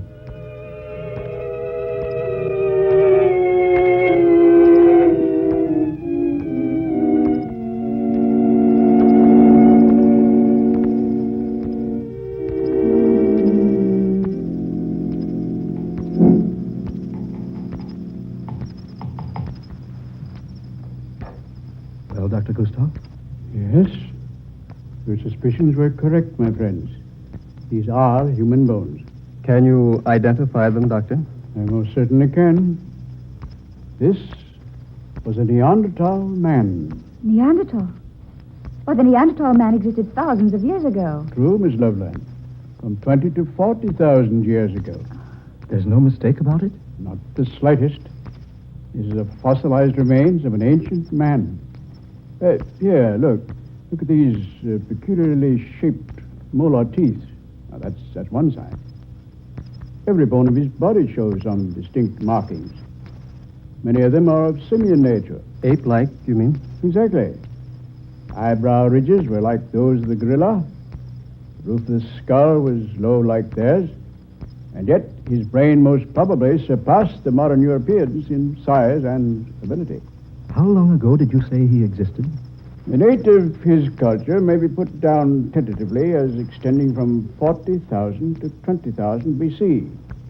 The Neanderthal man appears to have been the sole occupant of Europe during the middle of the Pleistocene period, throughout the time in which the Mousterian culture prevailed.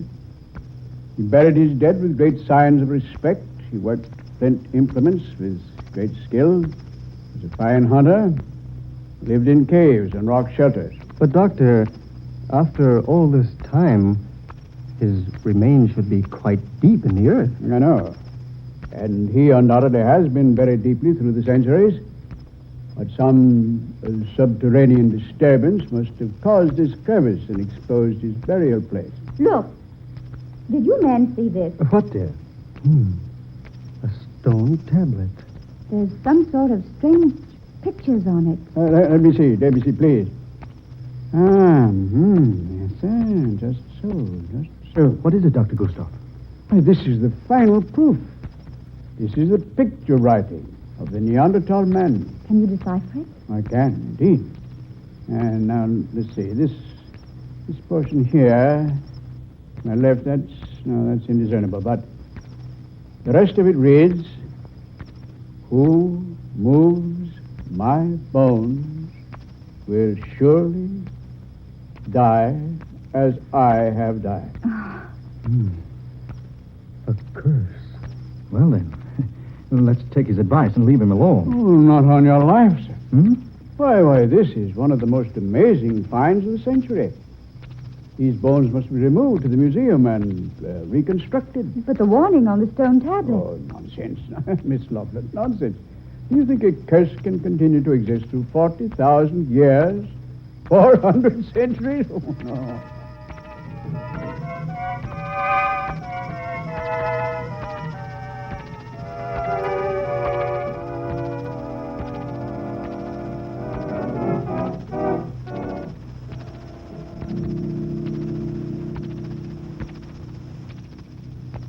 Well, Mandy, this is the museum. Ever been here before? Once, when I was a child. Uncle Reginald brought me. How long has it been since the Neanderthal man was brought here? Oh, at least 6 weeks. Well, Dr. Gustav said in his letter that the man had been completely reconstructed. The skeleton had been placed in a standing position in a special room. There's the room, see? Oh, yes. The sign over the door. The Neanderthal man. Let's go look before we visit the doctor, shall we? Right.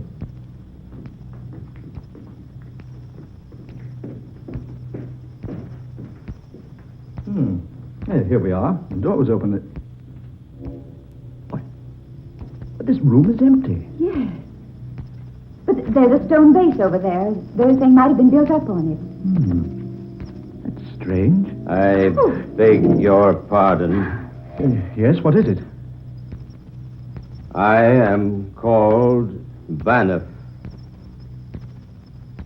Could you direct me to Dr. Gustav's study? Oh, why, yes. It's at the end of the hall. See, his name is in black letters on that frosted door pane. Oh, yes. I thank you so very much. Pardon me for having disturbed you. Reggie. Amanda, that man, Jove, what a giant. At least 8 feet tall. Such bushy eyebrows and low forehead. He looked like an ape. And what was wrong with his neck? He held his head crooked over to one side, one shoulder humped up in a terribly grotesque position. Did you see whether or not he went into the doctor's office? No, I didn't. Reggie, if I didn't know better, I'd think that man was... Was what, dear? Oh, nothing. I know what you're thinking. That warning, Reggie. Who moves my bones will die as I have died. Look, What? there in the room, on the stone base, the skeleton of a prehistoric man. But it wasn't there just a few moments ago. Good Lord, come on, into the doctor's office.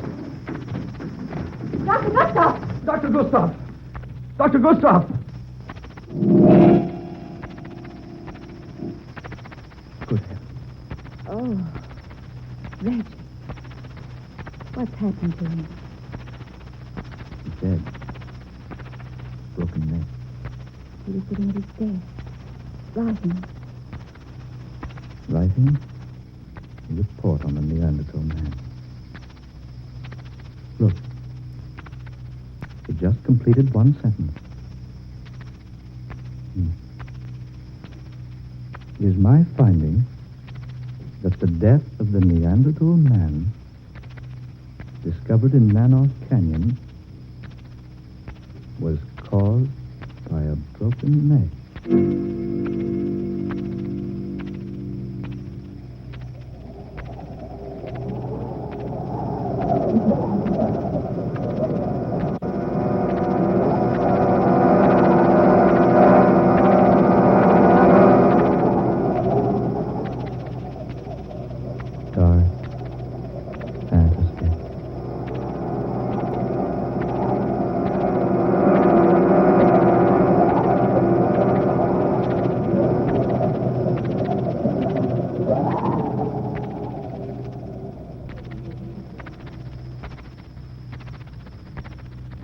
The Curse of the Neanderthal. Another original tale of dark fantasy, written by Scott Bishop. Ben Morris was heard as Reggie, Eleanor Naylor Corrin was Amanda, Murillo Schofield was Hayes, Fred Wayne played Dr. Gustav, and Darrell McAllister was Bannock. Next Friday night at the same time, we'll bring you another story of the fantastic and the unusual, created by Scott Bishop. Listen for Death from the Past, a strange, weird adventure laid in modern America with the flavor of the 19th century. The story of a businessman who was almost too honest and who found a method of paying a long-standing debt of honor, although 30 years in his grave. Dark Fantasy originates in the studios of WKY, Oklahoma City. Tom Paxton speaking. This is the National Broadcasting Company.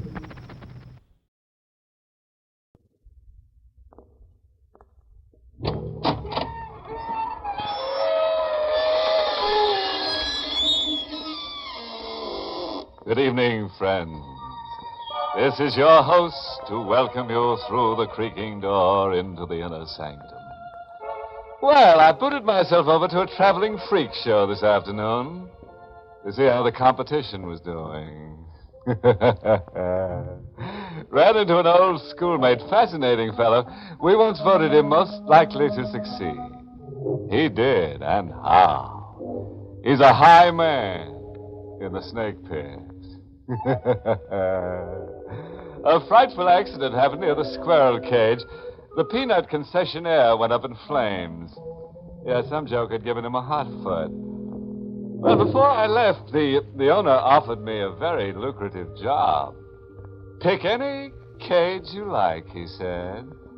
I told him I'd think it over sometime when I got my mind back.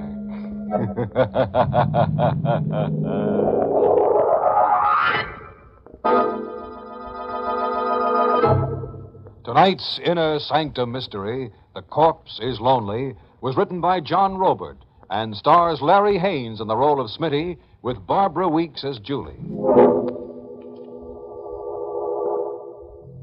And now for tonight's anguish. We're on the ground level of an old abandoned lighthouse on Jellicoe Strip, a narrow islet 2 miles off the North Atlantic mainland. It's the exact instant a sputtering fuse hisses close to a wooden box that reads, "Danger, Dynamite." Near the box, lying dazed, are two figures. Julie. A boy and a girl. Julie. The boy rises, staggers unsteadily, Julie. then reaches down frantically toward the unconscious girl. Julie, get up. Julie will be blown to bits.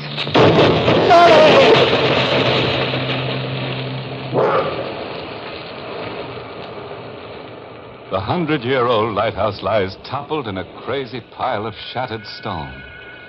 One figure lies outside it, flung clear of the wreckage in a freakish whim of the fates. One figure, the boy.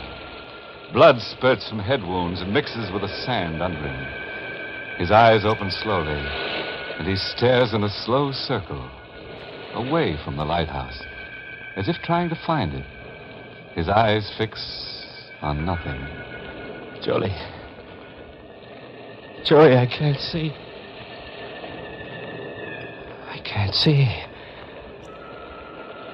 I'm blind.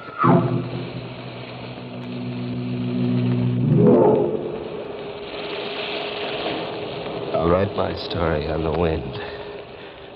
Yes. The short, happy story of Smitty Lonergan. It began with an old green bottle on the beach. Only yesterday. I'd been out all day casting for sea bass in an old rowboat rigged up with an outboard motor. When I'd had enough, I ran the boat up on the beach. Except for the seagulls, I was alone, I thought. It was a beach at the tip of nowhere, a 4-mile walk from town. I just dropped my anchor when I saw the old green bottle lying on the edge of the beach like it had just been washed ashore. There was something inside it, rolled up.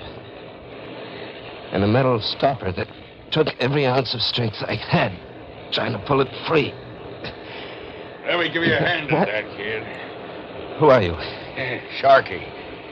You don't need to look so green. I ain't gonna bite you. Well, where'd you come from just now? I didn't see I was any. watching you from up on the dunes. Hand me that bottle. There, just takes a little muscle. Now, let's see what you found, kid. Yeah. Sheet of paper. Looks more like old parchment. Yeah, it does. There's a coin with it. Old green coin. Looks Portuguese to me. No. It's American. It's an old gold coin. Well, what do you know? $50 gold piece at that. Yeah, what does the paper say? Well, it's old script, hard to make out. Don't give me that stall. Make it out. Well, read it for yourself, why don't you? I don't read.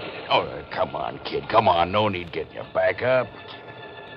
I can make out the words 1/3 to the Lady Jane, 1/3 to the Croaker, and 1/3 to the sea.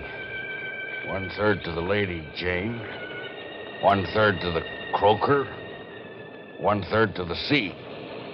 What does that double talk mean? I don't know. There's a signature on it.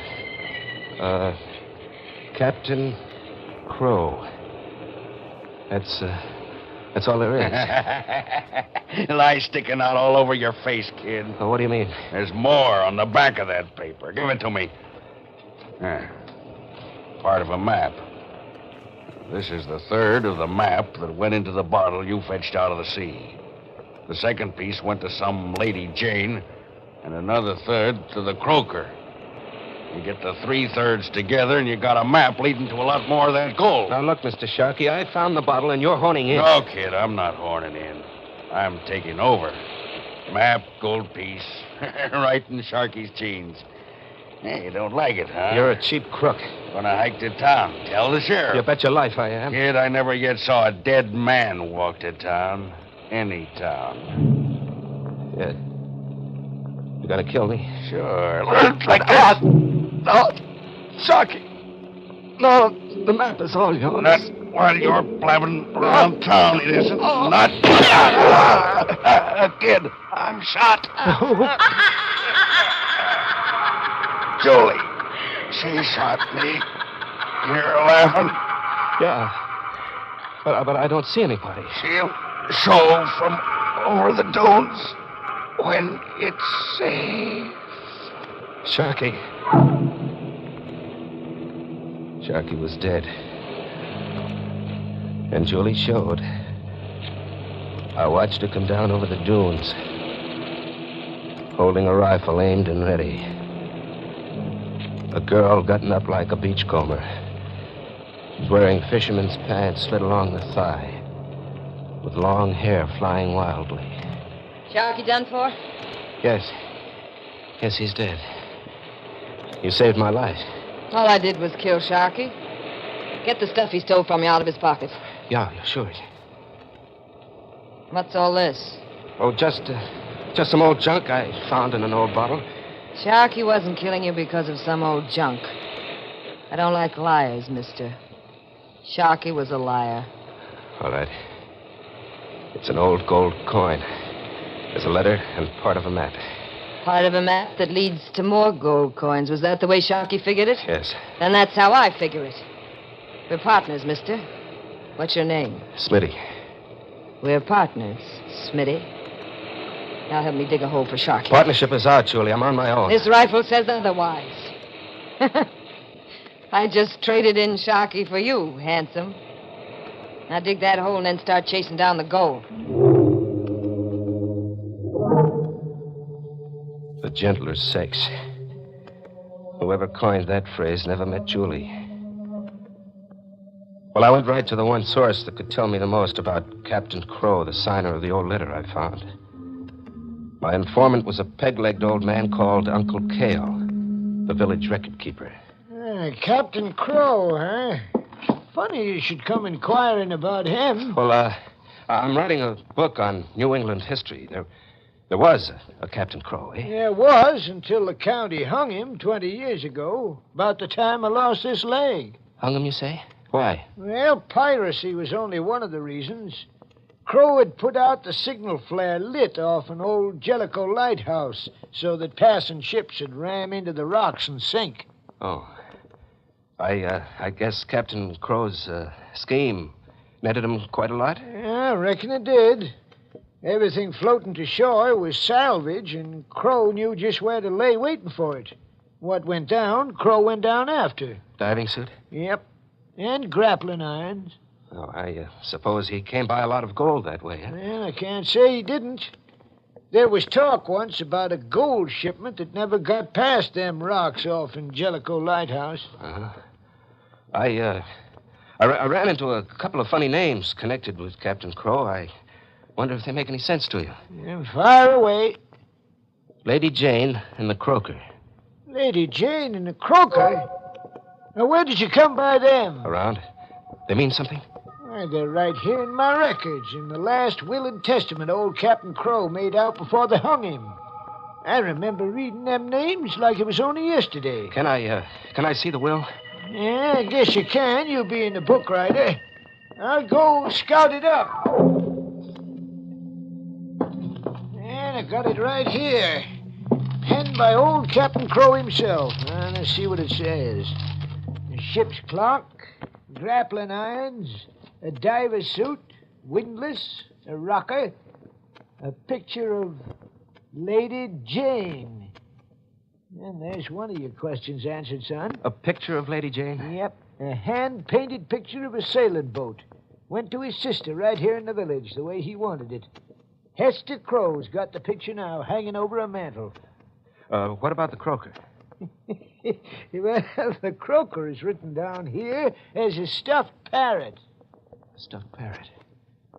Who did Captain Crow leave that to? Yeah, his brother Tom. Yeah, Tom's got that stuffed bird sitting on a table in his parlor right now. I've seen it there. Say, you want to hear the rest of what Crow divided around in his will? No. No, thanks. I know all I want to know. Thanks. Hester Crow and Tom Crow, the surviving brother and sister of old Captain Crow. I had 2 stops to make. To pick up a painting of a ship and a stuffed parrot. Yeah. Pick them up somehow. Buy them if I could.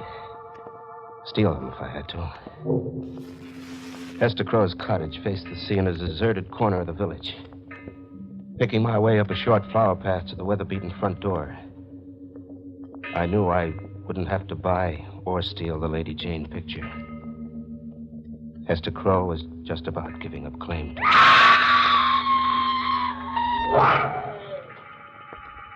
Inside on the floor with a face splotched green and purple and twisted as if she'd just screamed at the devil was Hester Crow. Stop staring stupid and get the painting down off the mantelpiece. Julie, you killed Hester Crow. It didn't have to be murder. When you're chasing gold, it's kill or be killed. How'd you know to go after Hester Crow? I was outside the window listening to you pump that record keeper.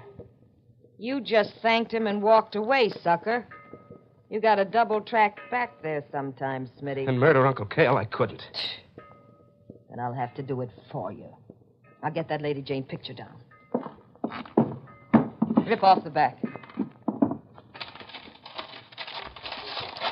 Well, is it there or isn't it? It's there. Another 1/3 of a map.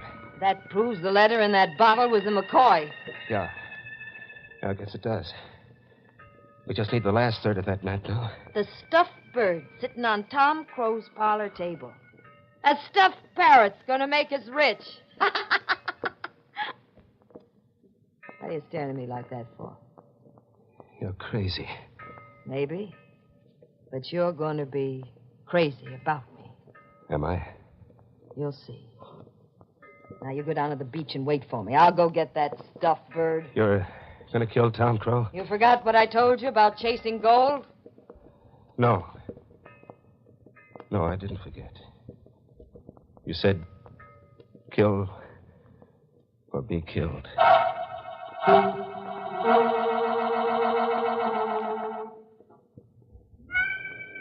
I hiked 4 miles back to the beach as Julie had ordered me to. And I waited for her to come back with the stuffed parrot. Oh, I was in deep. Playing patsy to a crazy murderess with no way out. The hours went by and the dawn came up. But Julie didn't show. Julie didn't show. But somebody else did. Somebody else came scooting along the surf in a 20-foot motorboat. A burly guy with a wind-tanned face and a yellow poncho and a rain hat. With a sheriff's badge pinned on his chest. And with him, piloting the motorboat onto the beach, was a short, olive-skinned fisherman. Hiya, son. I'm Sheriff Kirkus. Hiya. Been camping out here? Yeah. Is it okay? I guess it is. Outside the town limits here. Where you from? Inland away, Fall River. On the bum? Sort of. I'm between jobs and thought I'd like to get a little fishing in before locating again. Fish biting? Some. Yeah. What line you in when you work? No line, especially soda jerking, odd jobs. Uh-huh. Been into the village lately? Yeah, I thought I'd look it over. Why? Well, no reason, especially. You got any objection to looking it over some more? Me showing you around? Do I have to? Maybe you do. Got no reason not to want to, have you? No. Why do you ask that? No reason, especially. Old Hester Crow died mysteriously last night, but that shouldn't bother you any. Didn't even know the old lady, did you? No, I didn't. If you're ready now, we'll go. And if I'm not ready now? Then I'll have to take you in. Son, you're up. Julie! It was Julie who shot you, Sheriff. I don't see nobody. She'll show. From over the dunes. Julie showed. I watched her come down the dunes. A rifle aimed and ready. Pointing at the olive-skinned little guy who piloted the motorboat for the sheriff. Sheriff changed his mind, handsome? He's dead. He came to arrest me for the murder of Hester Crow. I saw your knees knocking from up there. Good thing for us the sheriff came along. Good thing. And how? We got a real motorboat now and a pilot with it. You there, what's your name? Pedro, senora. What do we need a motorboat and pilot for? To get to Jellicoe Lighthouse and get that gold. Jellicoe Lighthouse? Yeah. Here's the third of that map that was sewed in the stuffed parrot. Put the 3 pieces together and read it for yourself. What happened to the owner of the stuffed parrot, Ed Crow? You just gotta know, huh? Read the map, handsome. According to the directions and arrows, there's something buried in the foundation of the Jellicoe Lighthouse. And the something's gold. Well, to get at it, we'd have to take the whole structure down. That means wrecking equipment. It's too big a job for us. You sure quit easy. What's wrong with dynamite in the lighthouse? How do we get the dynamite? By getting it. Pedro, come here. Si, senora. You want to stay alive? Oh, si, senora. Then tell us where to lay our hands on a box of dynamite. But, senora, Pedro do not know. Pedro had better know. Pedro did know. We watched Pedro steal a box of dynamite from the private pier of the county construction company. I have stole the box of dynamite, senora. Now, let's get out of here. Head straight for the Jellicoe Lighthouse, Pedro, as fast as you can push this tongue.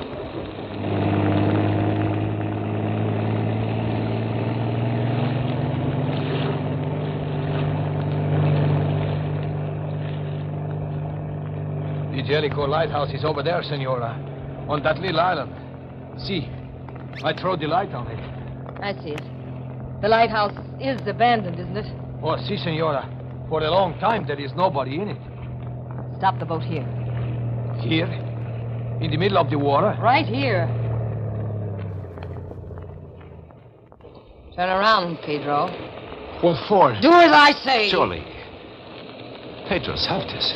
One of you's got to go, handsome. I can't keep an eye on both of you in the dark and on that island at the same time. I'm only a helpless woman. Which'll it be, Smitty? You or Pedro? Go ahead, make it me.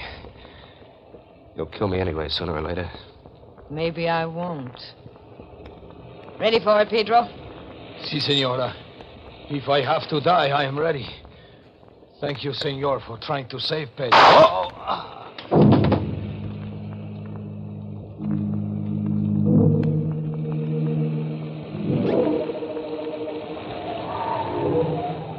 We planted the dynamite in the ground level of the Jellicoe lighthouse during the lashing gale. Pencil strips of moon shining on Julie's face looked like tiger stripes. There was a crazy gloating burning in her eyes. Is it all right, handsome? Yes, it's okay. Now, light the fuse. The whole lighthouse will blow sky high in a minute. And shower us with gold. Let's get out of here before we blow up. Let's not get out of here. Let's not. But Julie No. You will. Move and I'll shoot you. Go ahead, shoot. I'm coming. Not good enough, Julie. I've got enough left to choke the living breath. Kills. 3 kills, you said.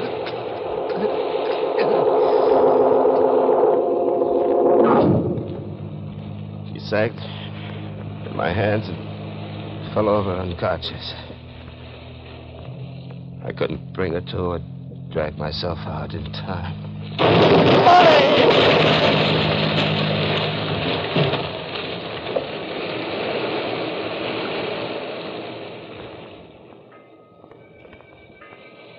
I'm here now, on the beach,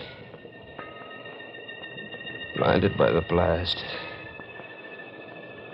writing my story on the wind. Hello, son. You find that gold yet? Uncle Kalo, how'd you know to come here? I was the one who sent you here. You sent me here. Oh, sure. You gave me the lead on what Lady Jane and the croaker meant. More than that, I was the one who drew up that letter and map and put it into that old rum bottle for some scavenger to find on the beach. I don't get it. Old Captain Crow never had any gold. It was me that made you think he had by forging them writings on an old paper I tore out of a book, by hiding pieces of a map in the back of that picture and in the stuffed parrot. Why did you do all that? Payment for my leg. The leg I lost. Oh, sounds crazy. I lost my leg in the service of the county, but not a cent come to me for the loss. I was to get my pension from the county board, except for 2 votes going against it. 2 votes. Hester Crow and Ed Crow voted against you. They did. May they squirm everlastingly in their graves. So, your scheme was to get them murdered by someone who was after the pieces of map you planted in their homes. Yeah, and it worked. Jim Dandy. Why did you come here now? To laugh at me for playing sucker? No, son. To make my peace with you before you die. I left the story behind me all written out, and they'll be coming here after me. I've had my revenge. And I allow I'm touched in the head some, but I wanted to make my peace with a good lad like you before you die. You scared? Not of dying so much. And then of what? Of someone waiting to meet me where I'm going. She swapped Chalky in for me. You hear her? I got rid of her once. But I'm afraid she's going to get me this time.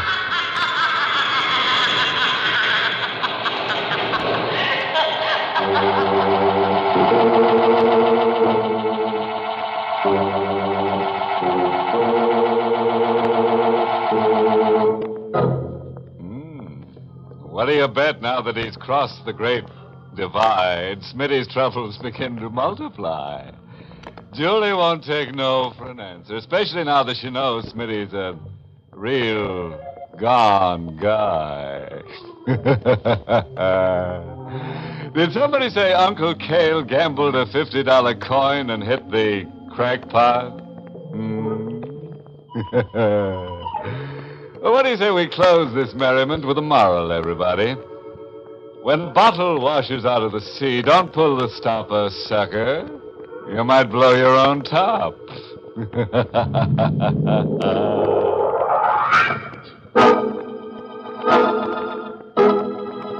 Be with us again next week at this same time for another Inner Sanctum Mystery. This program was heard in the United States over CBS, the Columbia Broadcasting System, and has been rebroadcast for servicemen and women overseas. This is the United States Armed Forces Radio Service, the voice of information and education.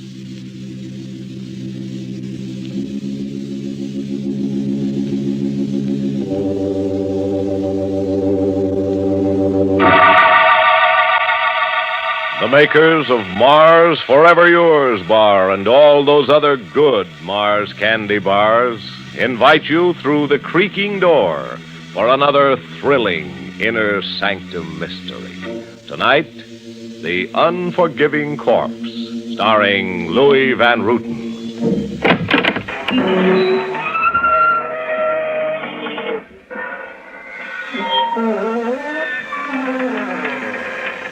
Good evening, friends of the creaking door. This is your host to welcome you once again into the Inner Sanctum. Come in, come on in. Spooking of baseball, we've a team that you'll really lose your mind over. Our pitcher's a real sweetheart, razor sharp. His best pitch is a ghost ball. Swing at it and it disappears, along with the pitcher. Double-headers. Nobody's better equipped for them than we are. An odd sight, you know, watching 9 ball players with 18 heads. And kill the umpire? In our league, Bud, that's no idle threat.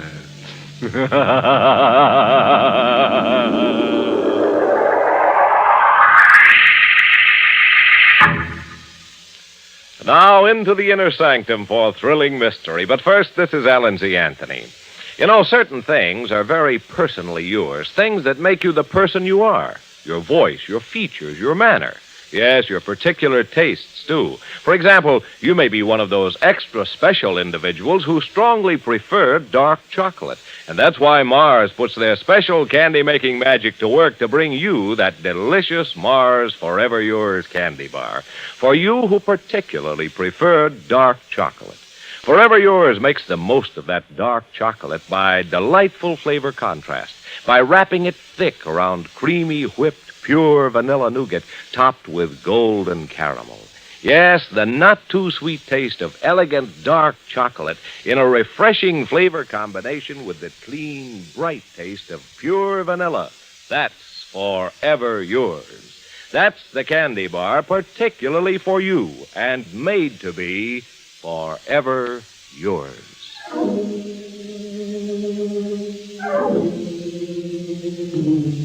And now for tonight's Quakes and Shudders. Acted out in San Amado, a prairie town somewhere beyond the limits of reason. Hear them? Coyotes.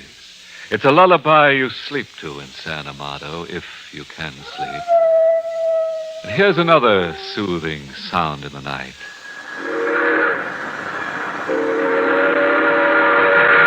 An express train roaring by. It doesn't stop in San Amado except on signal. Prairie coyotes and screaming train whistles night after night, every night. They can haunt you. That is, if you haunt like old Ben Sears. Sears is station master at the railroad whistle stop and very morbid about it. When the man's head is bowed low with grief and guilt, he sometimes sees the devil rise before him. He sees the devil, and he gives him a face. And what face do you give me, Ben says? What? I ask, what face do you give me? Silver white, like the moon sits on your shoulders.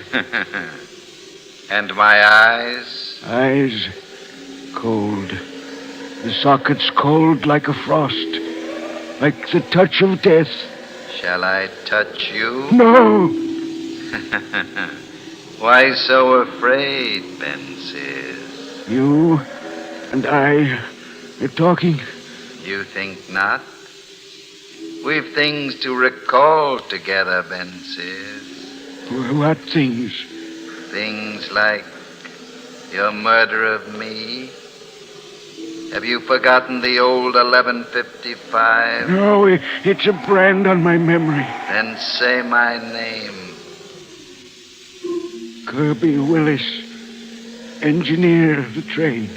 The rail was split at Jericho Bend, but you did not signal for me to stop. No, they found Kirby Willis in the hollow of Jericho Bend with his hand on the throttle. I died when no man should. When no man should, Kirby. I had a girl promised to me. Your Jenny. My Jenny, yes. You cost me more than life that black night, Ben says. What payment are you here to take from me? Live through this week and see, old man. Live through this week and keep your eyes to the ground.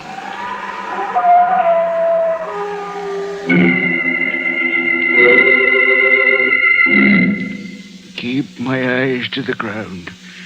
I'd be a haunted man. It was a promise made by the devil himself. I'd be a haunted man. Huh? Pop, open up.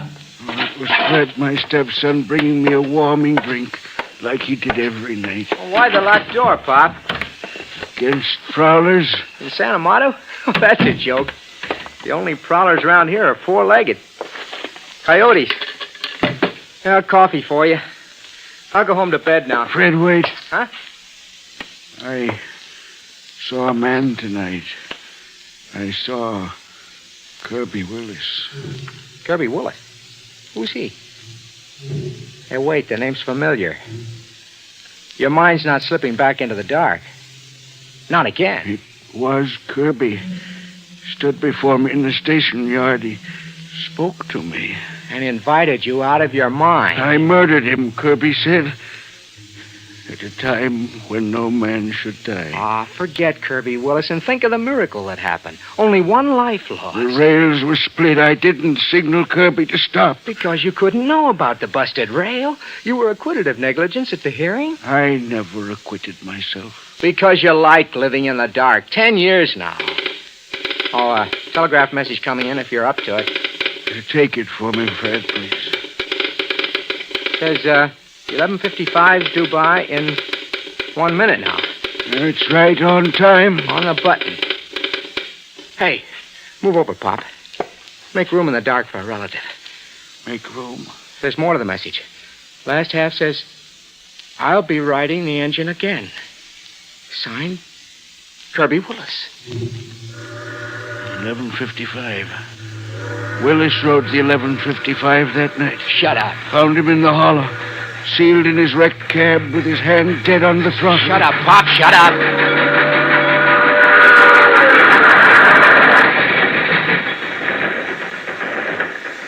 It's gone. Hey, Pop. Yes, Fred. You're like something contagious. Stick close to you nights and I can get to be just as crazy as you. I'm sorry, son.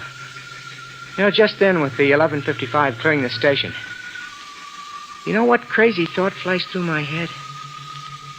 This is the anniversary week of the wreck of the old 11:55. It would really be one for the books if the ghost of Kirby Willis rode the 11:55 into another wreck. How about that, Pop? I, too, had the same thought.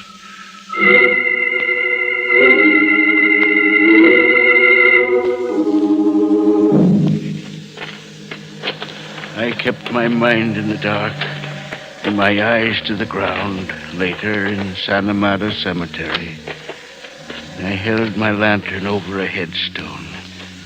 Here lies Kirby Willis. Risen from the dead he was. There was every sign. An open grave, an open coffin lid.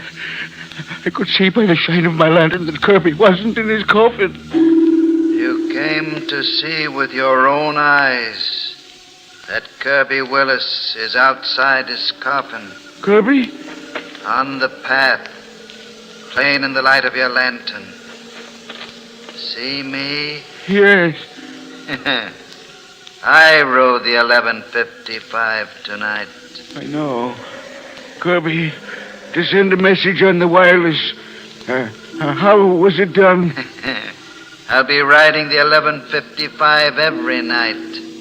This anniversary week, Ben says.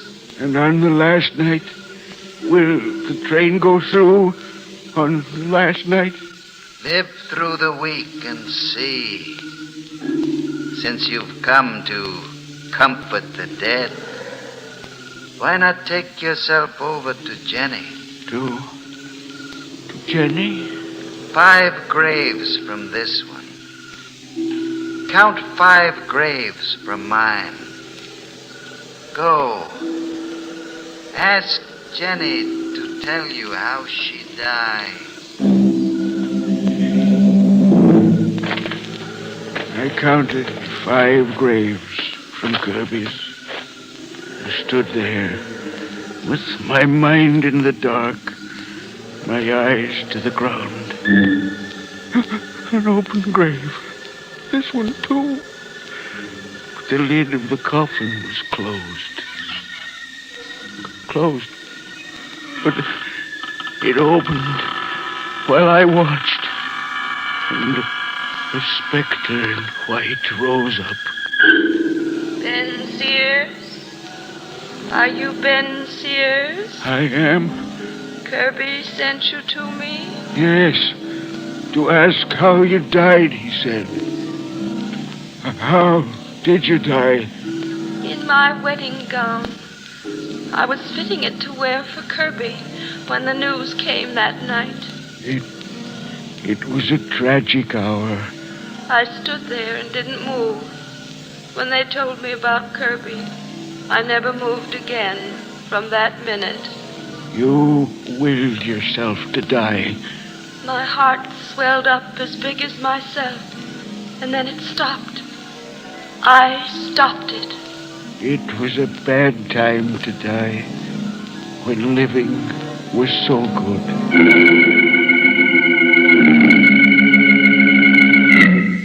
And Kirby, firm to his promise, rode the 11:55 for the anniversary week. And always with a message for me at 11:54, just 1 minute before. I'll ride the engine of the 11:55, Ben says. Look to the rail at Jericho Bend. Look to the rail. Kirby meant to ride the 11:55 to his death again. Stop! Stop the train! Stop! It's too late. Jenny! It's too late to stop the train. 10 years too late. But Kirby Willis is at the throttle. There'll be another wreck. It's too late to care, Ben. See? The train's come in.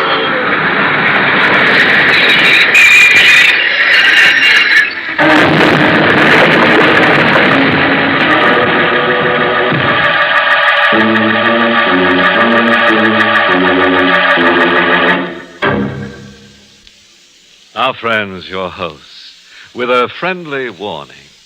We may wind up with a thrill that'll chill you.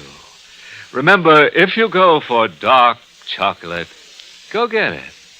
Get it in a Mars Forever Yours candy bar. That'll thrill you. And when the heat's on, pal, keep cool. Keep that Forever Yours in the refrigerator for a real chiller thriller. A frosty friend that's truly forever yours.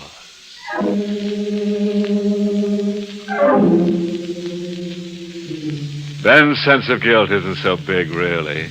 Size 2, that's all. Kirby and Jenny. That engineer, Kirby Willis, now he's really stirring things up. He may be dead, but he's no deadhead. But it's Jenny who gets me. Isn't she a dream girl? Now, let me see. How far out of mind did we get? Oh, yes. There were the serenading coyotes and old Ben Sears. Sears had just seen history repeat itself. Operator! Operator! This is Ben Sears. Sears at the station. Operator, terrible thing. The 11:55. Operator. Operator. Oh, Fred. What's cooking in the dark now, Pop? Fred. Telephone. You. I can't make myself understood. Give me the phone. What am I to say? Say, outside what you saw, 11:55. Wrecked. Now, who'd be interested in hearing that? Who'd be interested? Fred, pick up the telephone. Pop, you're a maniac. You worked hard at becoming one and you made it. Now, what about the 11:55? It's a wreck. Kirby Willis, a ghost engineer on a ghost train. The wall clock's behind you, Pop. See what time it says. 11:54. It's only 11:54. Here's the 11:55 now. Right on time. Your 11:55, Pop. It crashed in your head.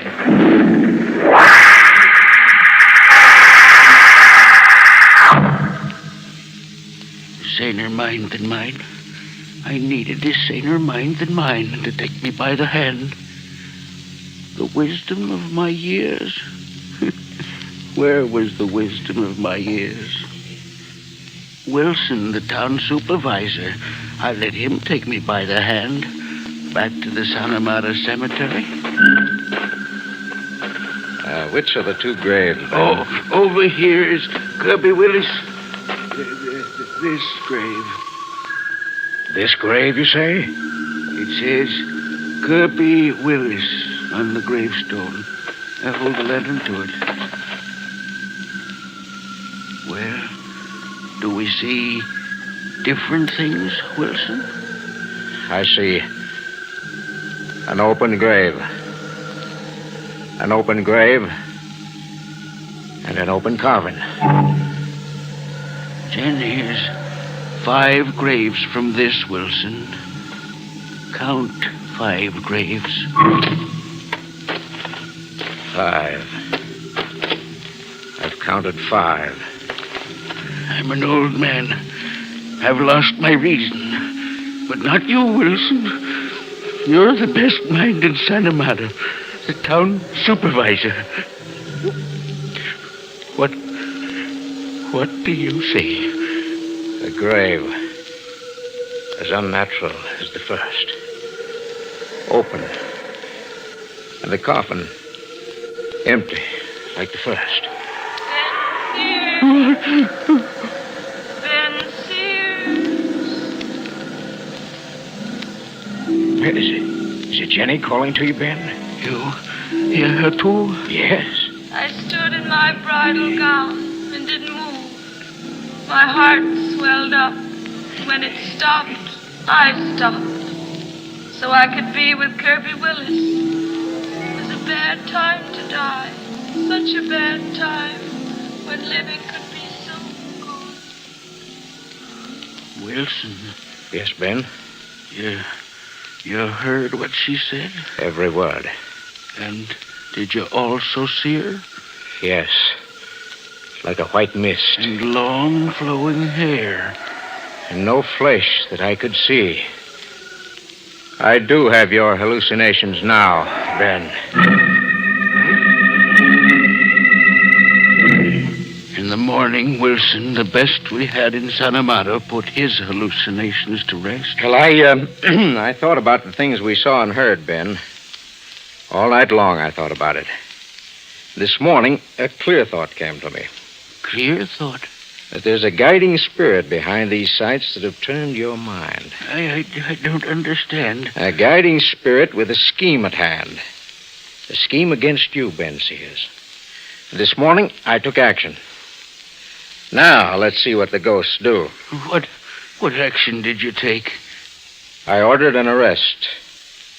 The arrest of your stepson, Fred. You arrested Fred? He's the culprit, with others in with him, looting graves and dressing up to masquerade as ghosts. Why would Fred conspire against me? To drive you into the madhouse.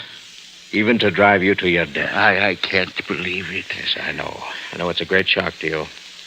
But the boy hates you, Ben. Fred hates me. Well, unbalanced as you've been these 10 years, an unsteady, brooding man. Fred's mother died to shut her eyes to the sight of you grieving. The boy thinks this. Fred blames me for Margaret, his mother's passing. And there's your house and land. With you gone, it will pass to him. There's profit in hate for Fred. No, I've reasoned it all out. Now let's see what the ghosts will do.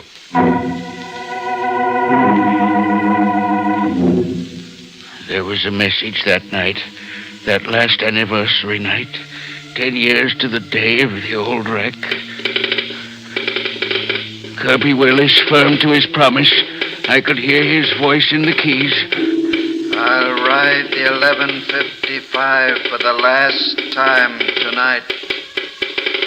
Look to the rail at Jericho Bend.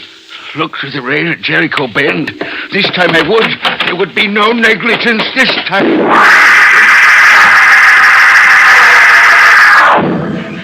At Jericho Bend, I saw what I hadn't seen 10 years before. The rails were split. Once again, the rails were split. Stop the train. I had to stop the train. This time I knew to stop the train. My signal lantern, I waved it high in the air so Kirby could see it. High! Stop! Stop in the name of mercy! I'd won this time. I'd stopped the train.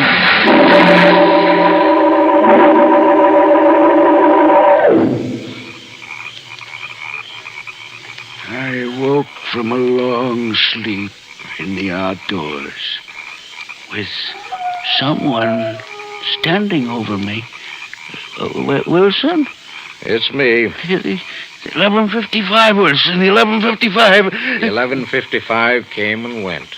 Came and went? You signaled it to stop, and it stopped. It's gone now.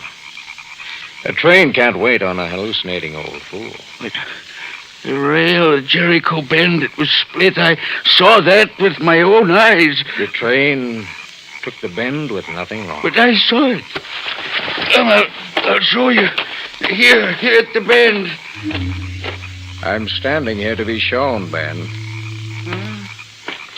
No, the rail is firm now. Fine. What I saw, I didn't see. Except in your mind. Yes. But on the ground there, in the hollow, I see a body, a lonely body in the night. Yes, Ben. A dead man. It's Kirby Willis, dead where he died before. No, Ben, not Kirby. We've a strange corpse in this one. And a man who died tonight. Tonight? Blood soaked in his clothes and in the dirt. And still bleeding. The old dead don't bleed, Ben. And the old dead don't wear police handcuffs. Police handcuffs? There. On his wrists. And a bullet hole in his head. See? This one was shot to death.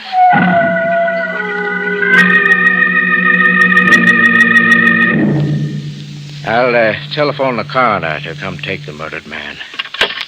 Operator. Wilson, wait with the telephone. It's Kirby on the wireless again. Kirby, is it? I'll take this message, Ben. What is the message? An awakening. From a detective who was on the 11:55 tonight. He's telegraphing from the first town he came to after here. He lost a prisoner, he says, when you stopped the 11:55 tonight. I don't understand. A prisoner he was taking to the state penitentiary. Willie French, a convicted man. The message says we're to look for a short man, bald, wearing a dark suit, and handcuffs. That's the murdered man out there. That is. And we're to tell our sheriff to look for a gangster named Curly Sands and a gun girl named Jenny. A pair who schemed to board the train here in San Amado and seize the prisoner. A scheme to seize the prisoner and murder him. That's how your hallucinations came about. San Amado was the place they picked to stop the 11:55. You were to stop the train for them, Ben.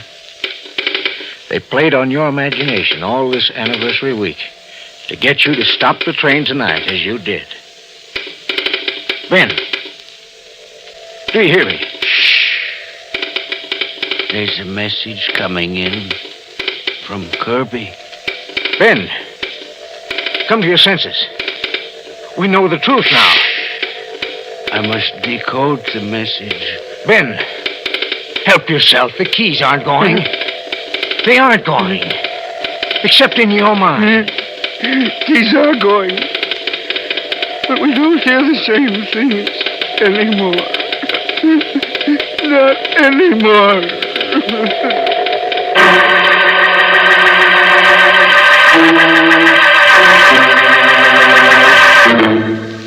Well, a corpse in handcuffs. It's a fresh seasonal style note, friends, this merry month of mayhem.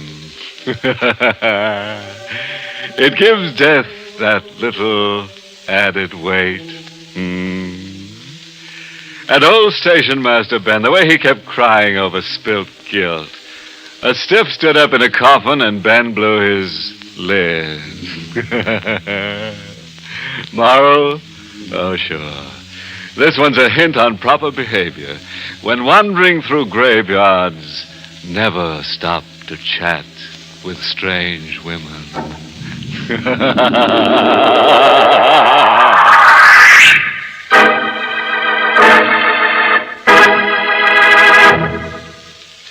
Well, as I was saying, if you like dark chocolate, remember to ask for a Mars Forever Yours. That's the candy bar that brings you the friendly, honest, not too sweet taste of dark chocolate, delightfully accented with the bright, clean, fresh taste of pure vanilla. Forever Yours for elegant, pure, dark chocolate, wrapped thick around snow-white, pure vanilla nougat, topped with golden caramel. And say, if the weather's getting warm where you are, hear this.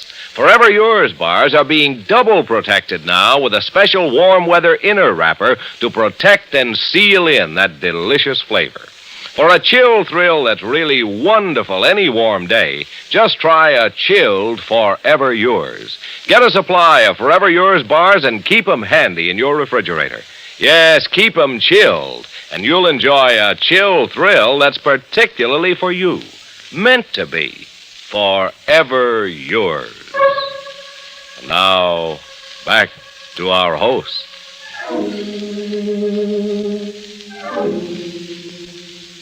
Tonight's Inner Sanctum Mystery was written by John Robert and starred Louis Van Ruten in the role of Ben. Lawson Zerby played Wilson. Music was by Lou White. This month's Inner Sanctum Mystery novel is Burden of Guilt by Ian Gordon. The entire production of Inner Sanctum is under the direction of Hyman Brown. Well, friends, it's time again to close that creaking door. Until next week at this same time, when we'll be back with more spooks and shudders. Next week, we're featuring a sprightly little item entitled A Corpse There Was, starring a winsome girl who liked to drag corpses around the house, evidently on the principle of not letting any grass grow under her. Or over them. You'll be sure to listen, won't you? Until then, good night. Pleasant dreams.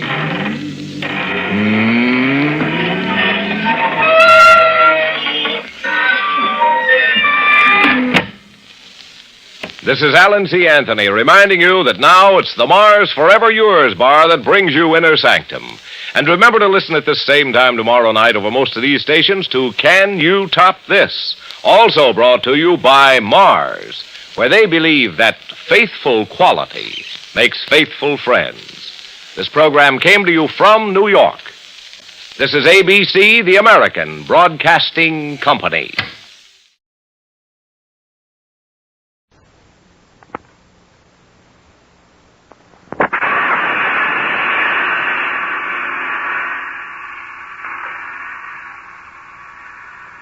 The Carter Coal Company and the dealers of Olga Coal present The Mummers in the Little Theater of the Air.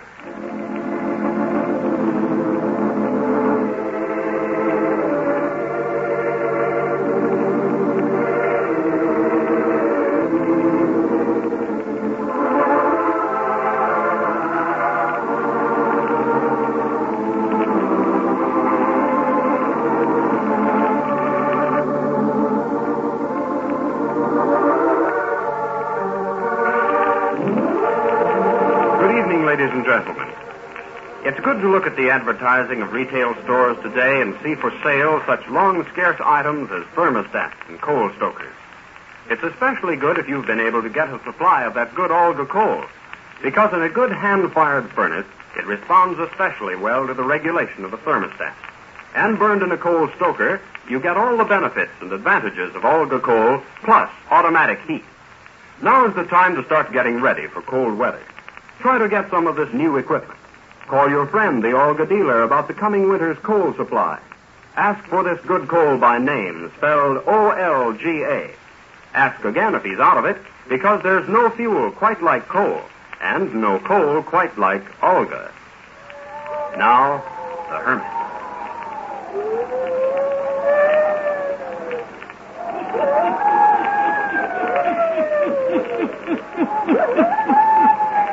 Ghost stories.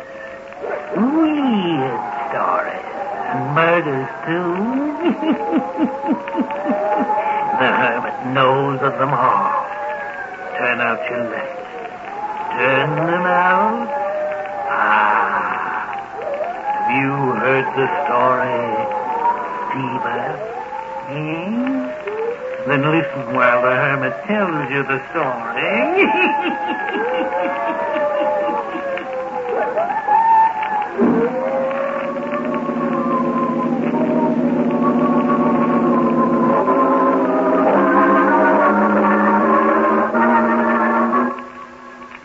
Theo! Theo! Yes, Paul? Close the door. There's a draft. I've called and called. Not so bad, room. I was just in your room a minute ago. What did Doc Watford say? Not much, Paul. What'd he say? That you've got some kind of ailment that's going around. Going around, huh? Contagious? Well, I reckon. Now, it's nothing to get excited about. Nothing to get excited about. Hey, you can talk. It's me that's got it. Burning up with fever one minute and freezing the next. I'm getting along. I can't stand to have no illness like this. Getting all lathered up, Paul, ain't going to help you now. What did Doc say to do? To take these pills you left and stay in bed till the fever breaks. Where are the pills? Right here in my hand. Well, give them to me. Can you take them without water? Sure. No time to waste going downstairs for water. Now lay back and see if you can sleep. Sleep? I can't sleep.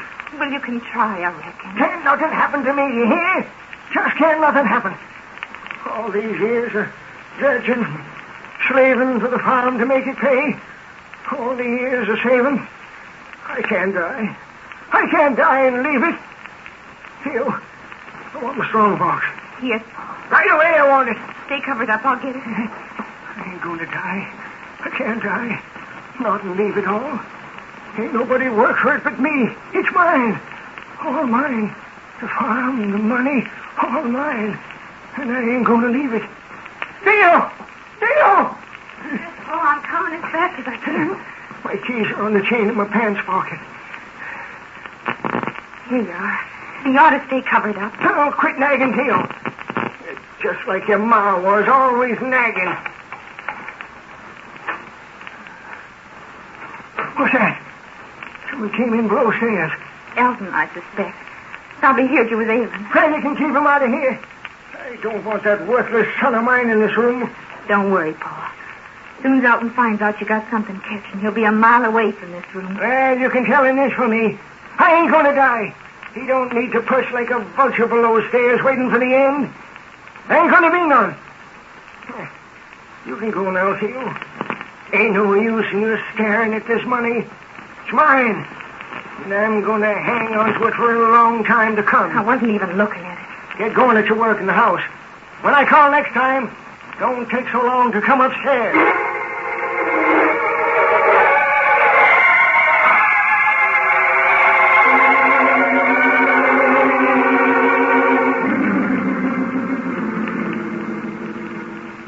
I reckoned it was you, Elton. Yeah? What's wrong with Pa? Who told you he was sick? I saw Doc Watford on the street in town. Didn't he tell you? Well, if he had, I wouldn't be asking. Just said he was took down and that he'd been out here to see him. Well, he's got something that's contagious. They don't know for sure what it is yet, but a lot of folks over in White Bluff have died of it. Yeah? You don't say. Heavens, Dominic, you ought to be ashamed of yourself. Ah, cut it. Don't play the sweet sister pious act with me. You know you wish he'd hit the dirt just as much as me. Ain't true. Has he got it bad? Doc says he ain't too good. He's got a weak heart, you know. Yeah, that's right. Well, you reckon I ought to go up and sit with him a spell? Ain't you afraid, Elton? Yeah, that's right. I never thought. What's he doing up there to keep himself busy? You might know. He's counting his money. He's got the strong box out here. Theo, how much you reckon he's got in that box? I wouldn't be for knowing. Once I heard him say something about $10,000. Hmm. Well, it ain't going to be bad. Big farm like this, well stocked, building ship shape, finest in farm implements, and $10,000. Maybe more. No, sir, it ain't going to be too bad. Don't you give him too good care, Theo. You stop such talk. I'll be getting back to town. Wouldn't do for two of us to come down with something fatal. If things get worse, you can call me at Sam's place, huh? Most likely be there playing cards. Sure you will. But, don't call me unless things are worse now, you understand? I understand, all right. I'll just leave my dear sister to carry on. Oh, which reminds me. Pa never made any will, did he?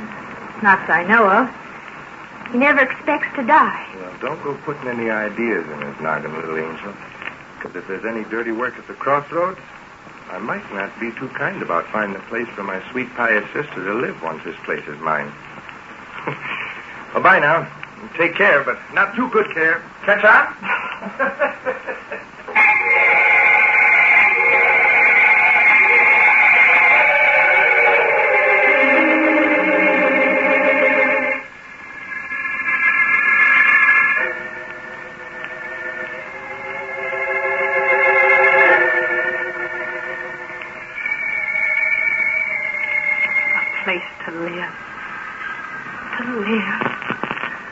What living have I ever done?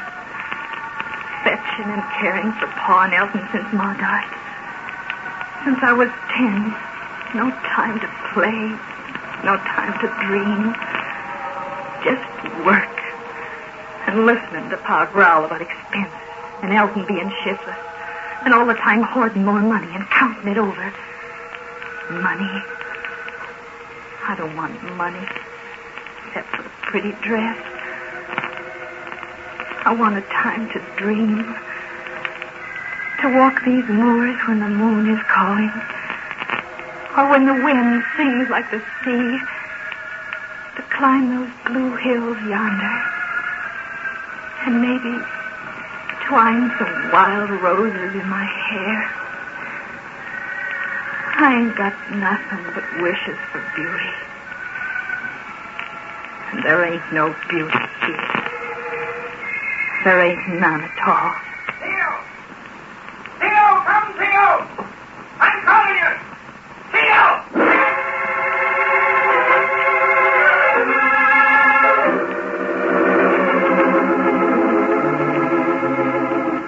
Elton, is that you? It's Paul. He's took worse. Awful bad. Get Doc and come quick. He's yelling and calling for Doc and he don't answer to his office. Get him quick and come.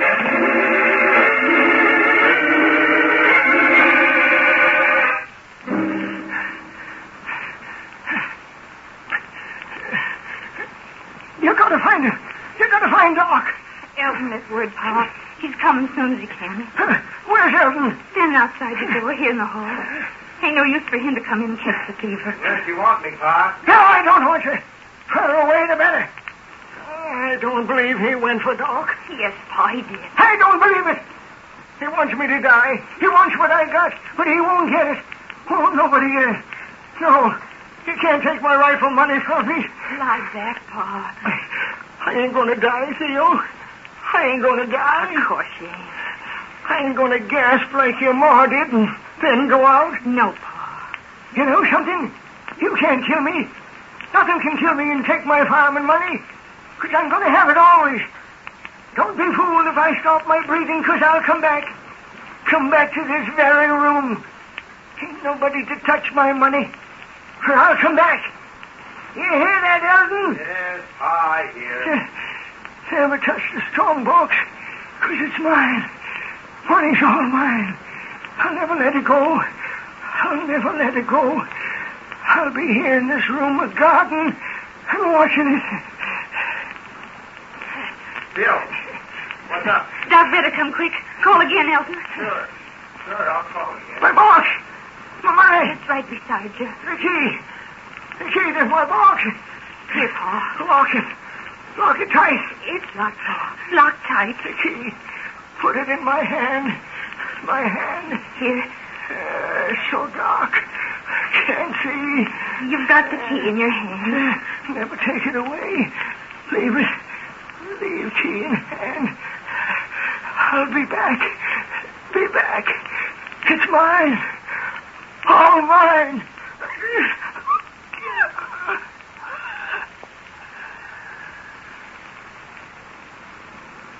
Elton, ain't no use to get Doc. He's dead. Pa's dead.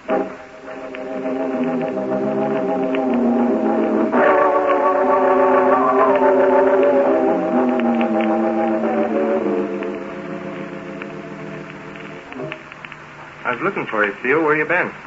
Down in the parlor. Doing what? Fixing Pa up a little bit. You mean you've been touching a dead man in his coffin? Yes. How could you do it? Pa, ain't it? You should stay away from him. It's catching what he had. What good now to stay away when I've been caring for him? There ain't going to be any funeral. They're going to put Pa's coffin in front of the big parlor window.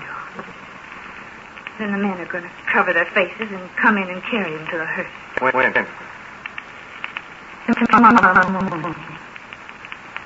What you looking so white about? Pa, being in there just now Well, why? seemed just like he sort of moved when I straightened his tie. Stop such talk. He's dead on a doornail. Oh, which reminds me. What'd you do with the strongbox? Put it back where it belongs. And the key, where's it? I hid it. And get it for me. I can't. You heard what the judge from White Bluff said. Ain't nothing to be touched till the probate court has a list of everything. Did you tell him about the strongbox? No. Well, then they ain't going to know nothing about it. Because it's mine, see? I'm the oldest living relative in this family, and the money is mine. No, Elton. There's expenses to be paid for the funeral, no. Get me the key. No. Let go my arm. I want the key, and I want it now. Stop, Elton. You're hurting me. Will you get me the key? I'm going to sit in Pa's room and count the money like he always did. I'm master of this house now. Now, you get the key or I'll really choke you. Let go. All right. All right. More like it. Well, go get it now. Maybe if you're a real good sister, I'll give you something out of the box for your trouble. I don't want none of it. Well, I do. After the farmer's sold and I get all the money together, I'm getting away from here forever. You can't sell the farm. I've no place to live. Besides, I got a share coming. We share and share alike. Oh, is that so? Well, we'll see, Sister Pius. You just act like a lady and we'll see. I'm the man of the house now. If you play the game, I might throw a little something your way. Now, you get me the key to the strongbox.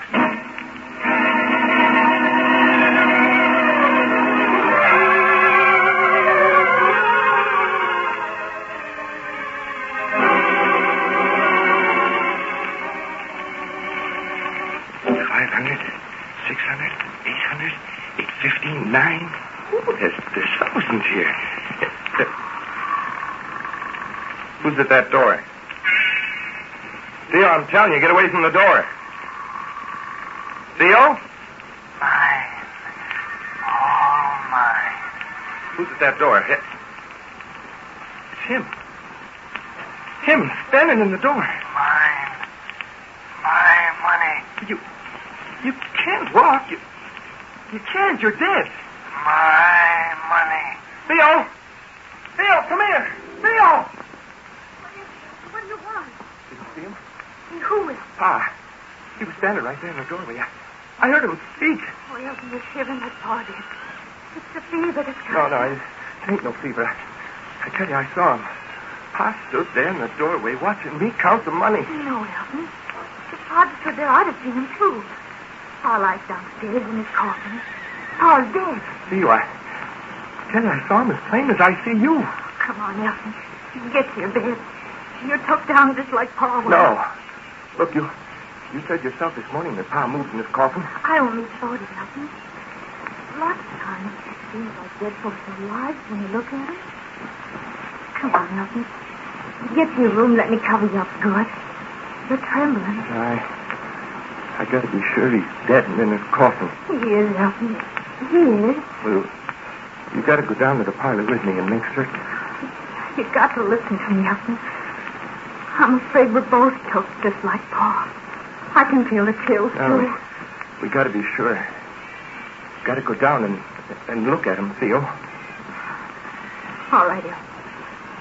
We'll go down. We'll make sure he's dead.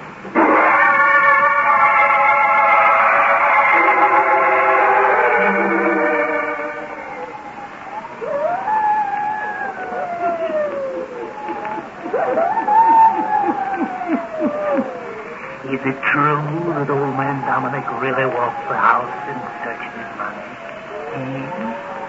Can it be that he's not really dying? What will the two discover when they go to the parlor and look at the dead man? The hermit will tell you before the night is done.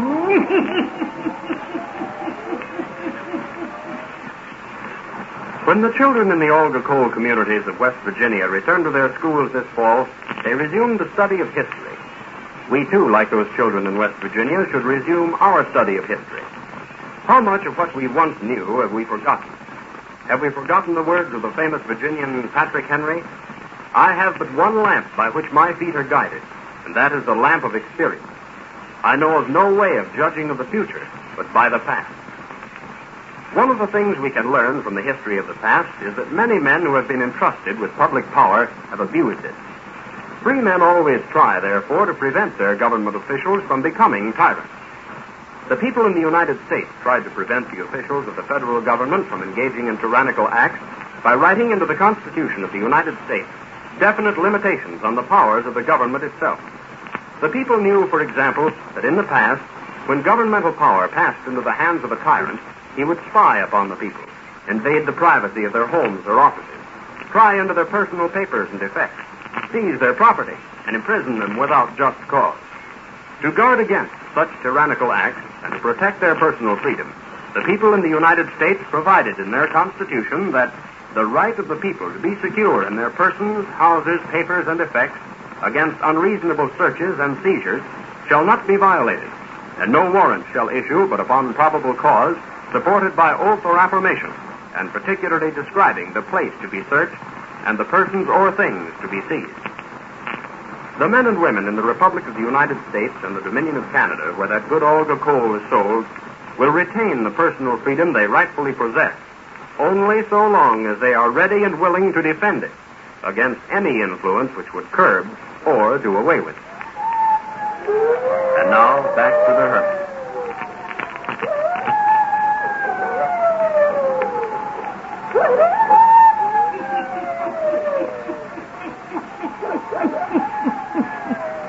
It is a few minutes later. Elton and Theo creep down the stairs of the house, slowly and with fear.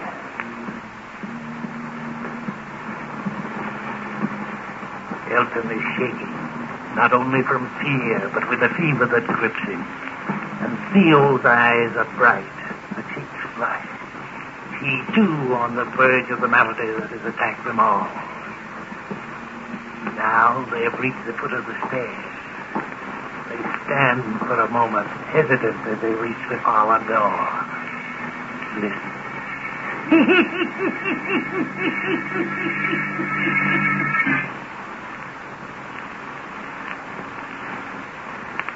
Open the door. You can see nothing. The door's closed just as I left it. He didn't come through this door. He opened the door to his bedroom, didn't he? Didn't I hear and see him standing there? Come on.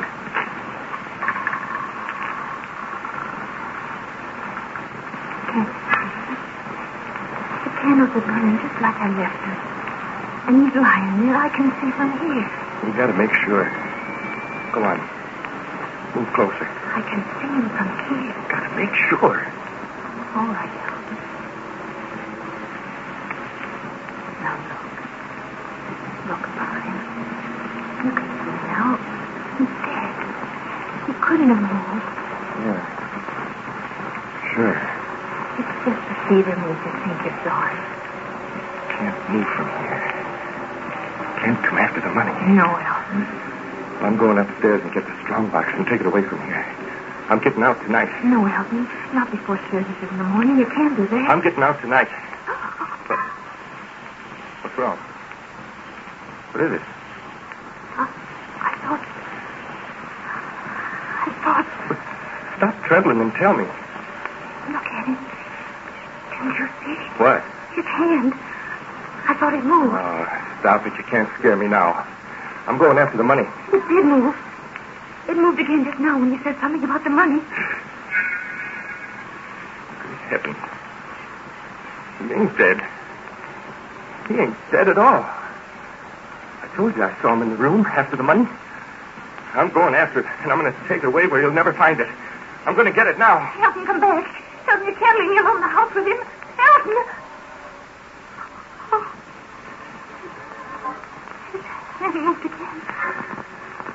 Saw it. Move.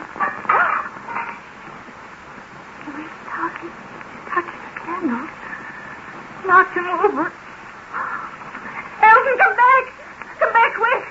He's knocked over the candles. The curtains are all afire. Elton!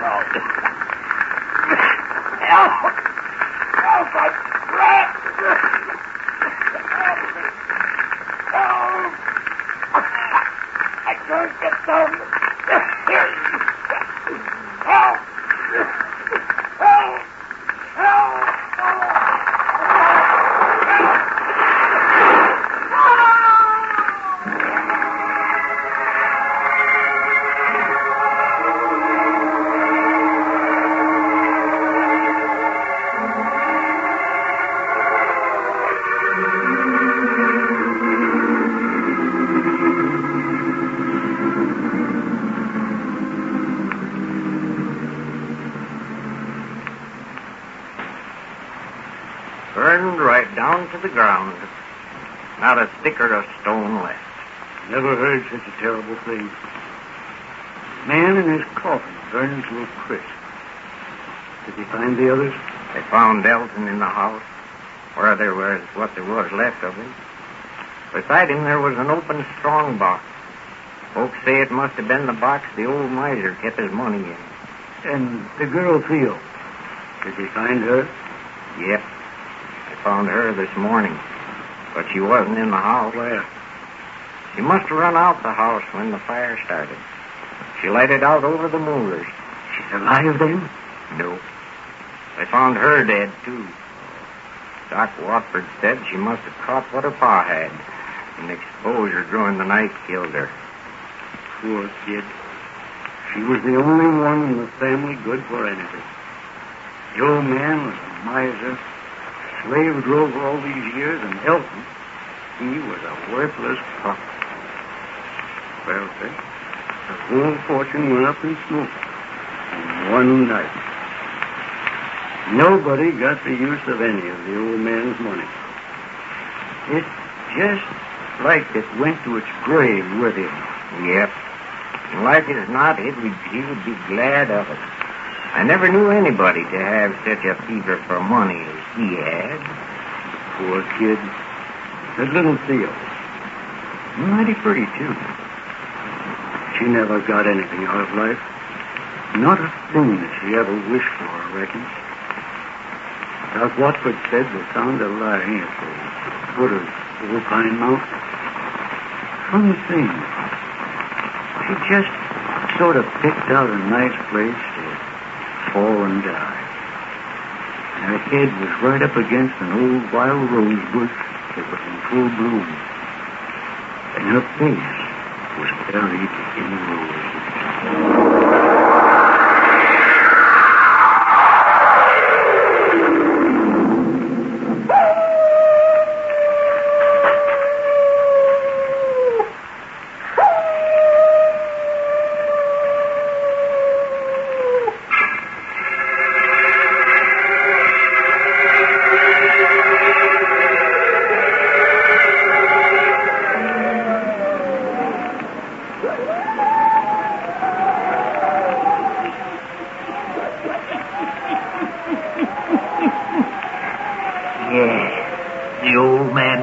Money to the grave with him. The fever for money that filled the soul of his son brought about his death. Only Theo had a wish before she died, to cross the moors in the moonlight while the wind made music, and to have a wreath of roses twined in her hair. Turn on your lights. Turn them on.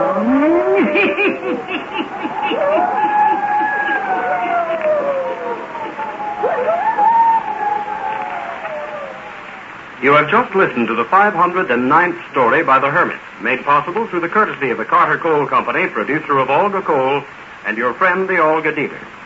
This year, with the prices of many things rising, the brand of coal you buy is more important than ever. Coal isn't just coal. There are many different kinds and grades. Olga is one of the better grades, and is one of the smokeless coals. It has a higher heat content than ordinary coal, more heat-producing ingredients, and fewer ingredients which produce smoke. Therefore, it pays you to ask for Olga by name. Olga responds readily to the thermostatic controls now on the market again, which can help keep your home at a more even temperature.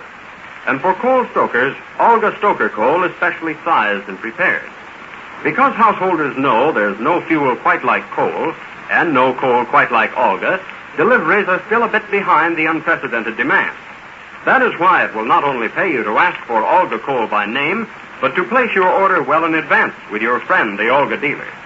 To locate him, look in the classified section of your telephone book under Olga, spelled O-L-G-A. He'll appreciate your cooperation in giving him extra time to make delivery, having your bin all ready, and being at home to accept delivery when it is made. If his delivery to you is delayed, it's because deliveries to him have been late. But remember, Olga is worth waiting for. And so is the money that United States savings bonds or Canadian savings loans will bring you at maturity. That's why it will pay you to keep on buying and keeping them.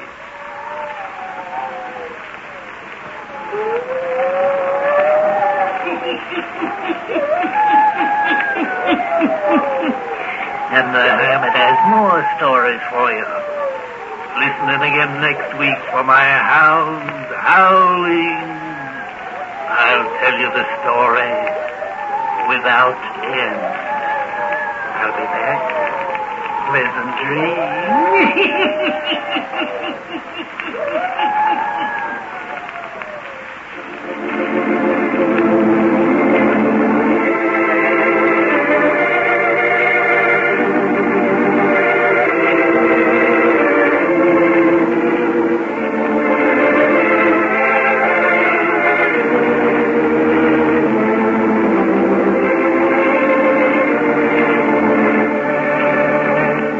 Characters, places, and occurrences mentioned in the Hermit's Cave are fictitious, and similarity to persons, places, and occurrences is purely accidental.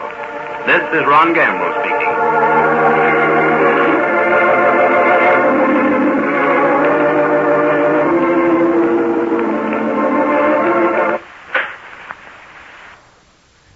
The Mummers in the Little Theater of the Air.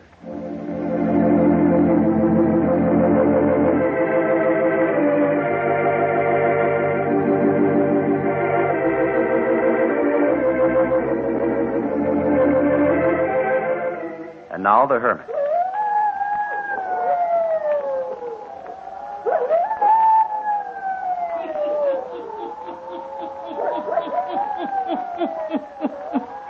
Ghost stories. Weird stories. And murders, too. The hermit knows of them all. Turn out your lights. Turn them out. Have you heard the story? The House of Murder, eh? Then listen while the hermit tells you the story.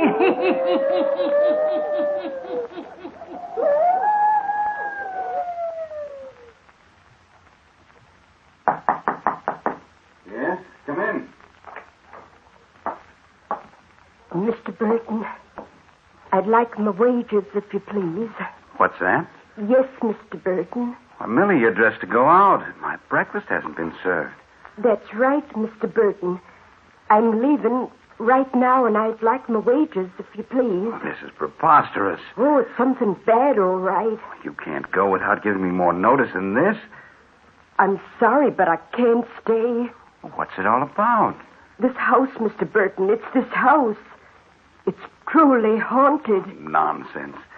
It's just because we've only been in the house for a few days. It's strange to you yet. You don't get over being strange. It gets worse every night. Oh, ridiculous. Well, you can say all you want to Mr. Burton, but I'm leaving. I'll work for you in the city. I've been faithful to you for a good many years, and I'll go right on being faithful if you'll move back to the city again. Millie, I can't run my life to suit those who work for me. I purchased this house in the country in order that I might have peace and quiet for my work. There's little peace here. Every night the sounds. And last night I... Oh, I don't want to talk about it. Please, Mr. Burton, I've got to be leaving this morning. How are you going to get into town? I took the liberty of calling one of the stores, and the owner's sending his son out with a car. All right, Millie. As soon as you give me my wages, I'll wait outside. I'm afraid to stay inside any longer. Why, of all the absurd... If you value your life, you'll get out, too.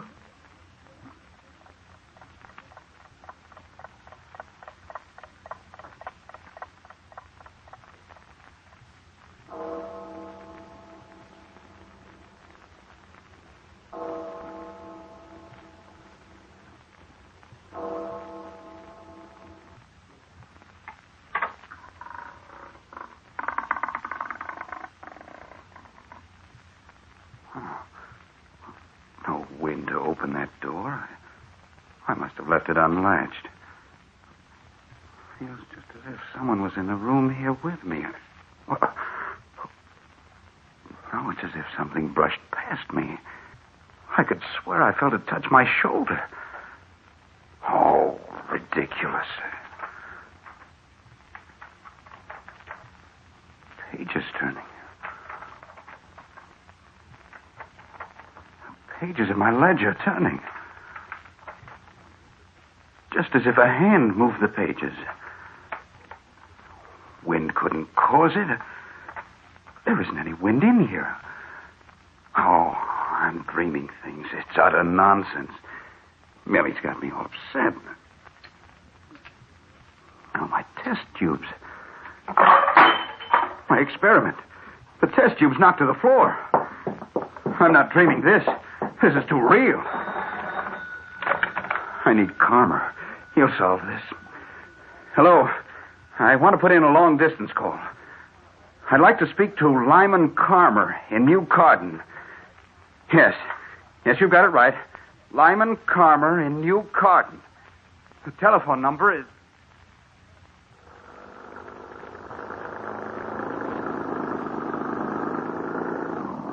How much farther do we have to drive into the wilds, young man? We're almost there now. For the life of me, I can't figure why Jim wants to hide himself away miles from civilization. Well, this new man ain't been out there but a few days. Few days too many, if you ask me. I drove out here yesterday. I picked up a woman who'd been working out there. I wanted to go back to the city. Not Millie. Seems like that was the name she gave. Well, what's up? I couldn't rightly tell you, mister. Just couldn't tell you. Jim seemed to be strangely urgent about something last night. Look, mister. You can see the lights of the house now. See, about 8-10 right away through the trees. Oh, yes. What sort of a place is it? Oh, it's quite a place, mister. Really something in its day. Old house, Yes, sir. I guess no one's lived in it for years. Old man Chimler knows it. He's lived in town as long as I can remember. Yeah, this is the drive leading up to the house. Lined with trees on both sides. House never gets no real daylight into it. Yeah, here we are, sir. I'll get your bag. Oh, never mind. I can take it. You young men? Oh, thank you, mister. It's more than it's worth. That's all right. Anything I can do for you, just call the general store and ask for Mark. Thanks. I'll do that.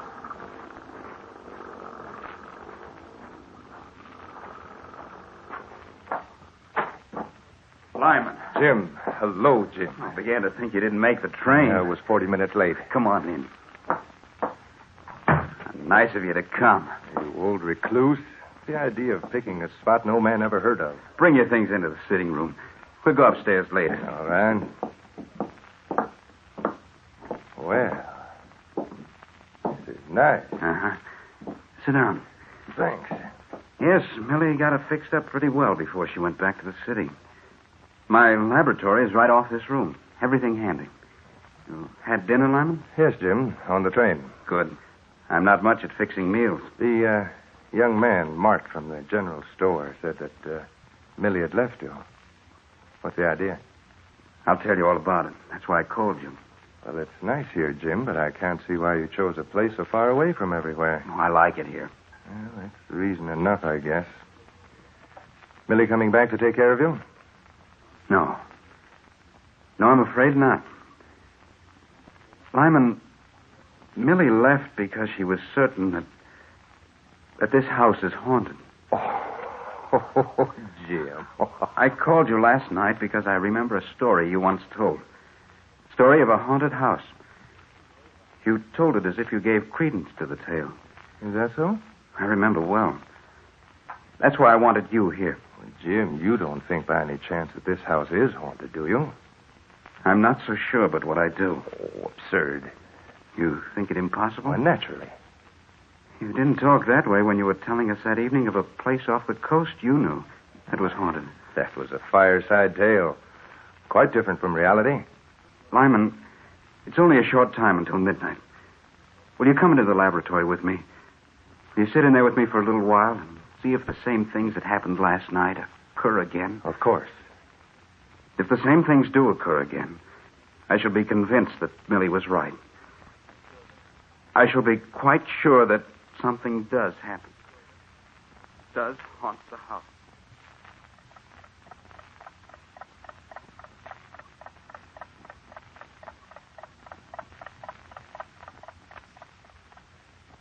Nearly midnight, Jim.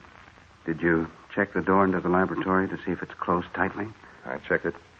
You're convinced it's securely fastened? Yes.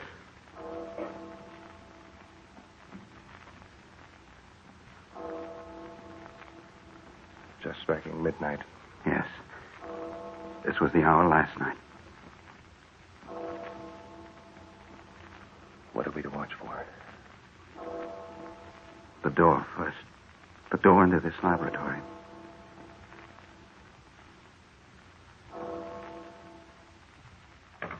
Listen. It sounded as if someone has his hand on the doorknob. Look. What? Wait, it's opening. Yes. Just as it did before. There's no wind tonight. No, last night. Lyman, do you feel the presence of someone in this room? Someone besides us? No. I don't. I do. What is it? Once again, it was as if something brushed past me. Touched my shoulder. What's that? Look. Look over on the table. Watch my ledger.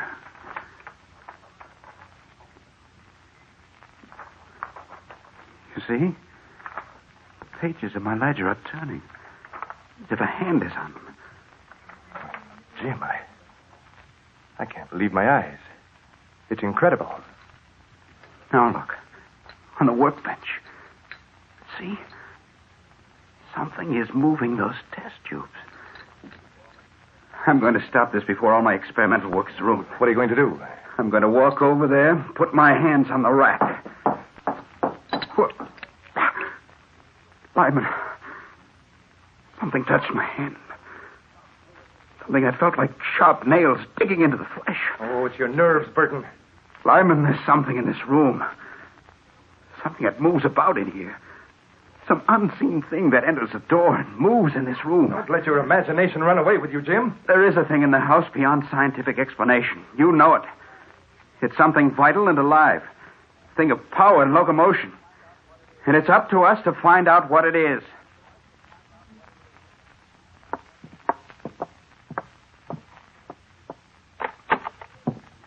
Well, we might as well look through this room. No use overlooking anything. Seems silly, doesn't it? We're not going to find anybody in these rooms. Didn't you say that Millie heard things upstairs? So she said. She complained the very first night we were here that someone entered her room. She didn't see anyone? No. She didn't see any more than we did just a while ago downstairs. Now that the incident of downstairs is past, it seems to me that it never happened. Perhaps it was your power of suggestion that made us both think we saw movement. Well, nothing out of the ordinary in this room. No. Well, what do you say we forget it and get some sleep, hmm? All right. We're not going to discover anything tonight, I guess. Did you talk to the man who sold you the house, Jim? Jim? Yes. Sure. He brought me out here after I'd chanced upon the place. We went all through it together. Of course, he didn't say why the house had stood unoccupied for a long time. Yes, he did. Said that after his wife died, he wanted to live in town. But he was getting too old to keep up a place like this. Uh-huh. Said that up to this time, he couldn't find anyone who could afford to buy it. Oh, well, we'll go downstairs and get your things and bring them up to your room. Lyman, what was that? Something downstairs. It came from the laboratory. I know it did. It's the only place where there's so much glass. Don't get upset, Jim. Great heavens, look. Well, of all things. Everything in the room's smashed. Equipment that's taken me months to build. Everything ruined. Jim, some human has been in here. Someone who's trying to stop your experiment by destroying your equipment. Wipe out your work. Oh, ruined. It'll take months to arrive at this point in my experiment again. Someone has been hiding downstairs here, Jim. Now, we've got to find out where and who it is.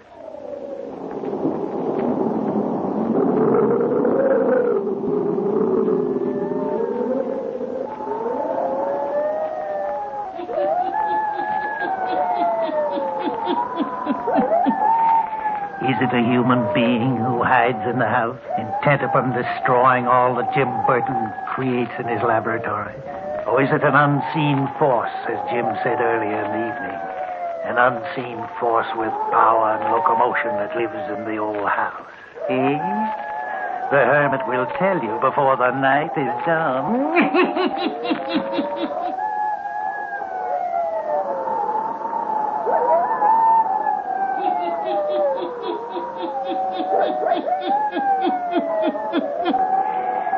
It is the following night.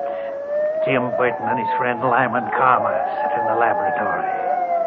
Just a few minutes ago, the clock struck midnight. Right now, Burton is busily engaged building up step by step the experiment which has been ruined the night before. Lyman Carmer sits watching him.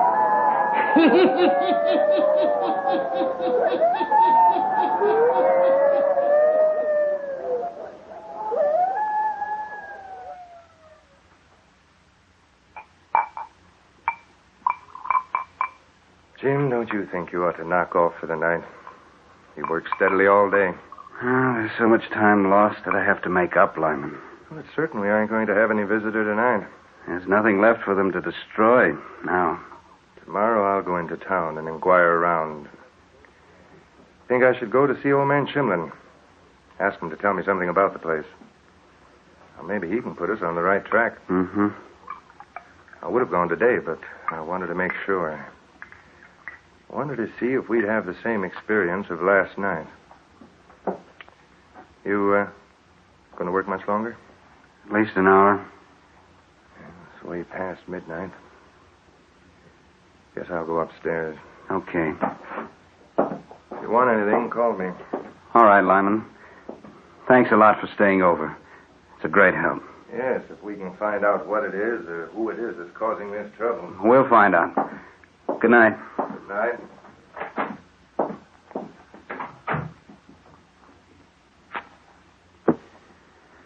Let's see.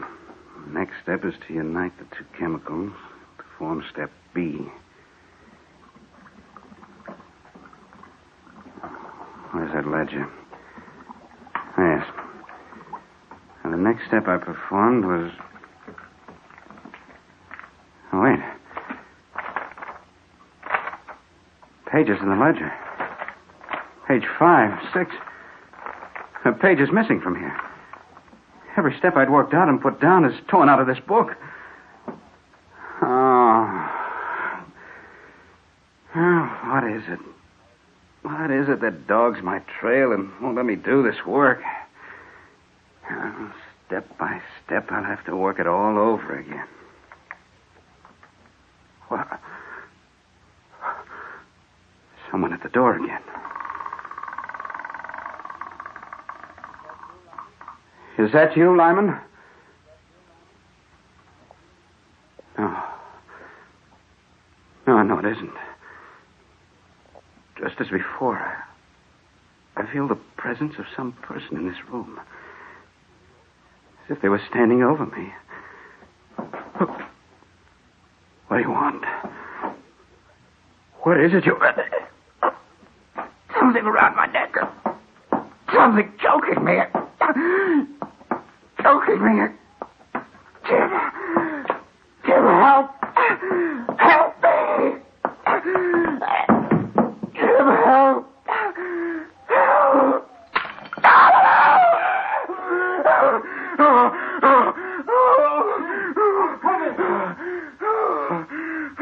What is it? What's happened? Fainted. Fallen to the floor. Jim. But... Great heaven.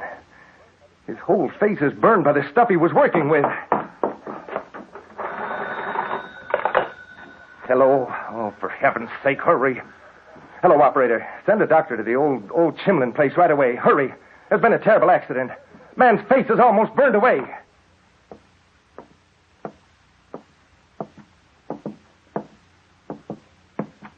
Well, Doctor? I'm afraid it's quite hopeless. If he lives, his sight will be gone. His face horribly scarred. Poor Jim. We'd only gotten out of this place last night. Did you call Asa Chimlin as I asked you to do? Yes, he should be here any minute. I'll wait then. Sit down, Doctor. After the story you told me about the experience you've had, I think it's up to Chimlin to tell his story. You sound as if there was something very mysterious. Something that Jim should have been told before he bought this place from Chimlin. If it had been told, it would have saved him the agonies he's going through right now. Mr. Karma, what I know has given me in professional confidence. What others in the town might have told you would have been gossip. And no one tells gossip about Asa Chimlin. How so, Doctor? Well, he's the owner of many mortgages, many notes. A man of wealth and power in our community. I see. Oh, there's a car turning in the drive, Mr. Karma. It must be Chimlin. I'll go up to Mr. Burton again. Call me if Chimlin refuses to speak. Well, thank you.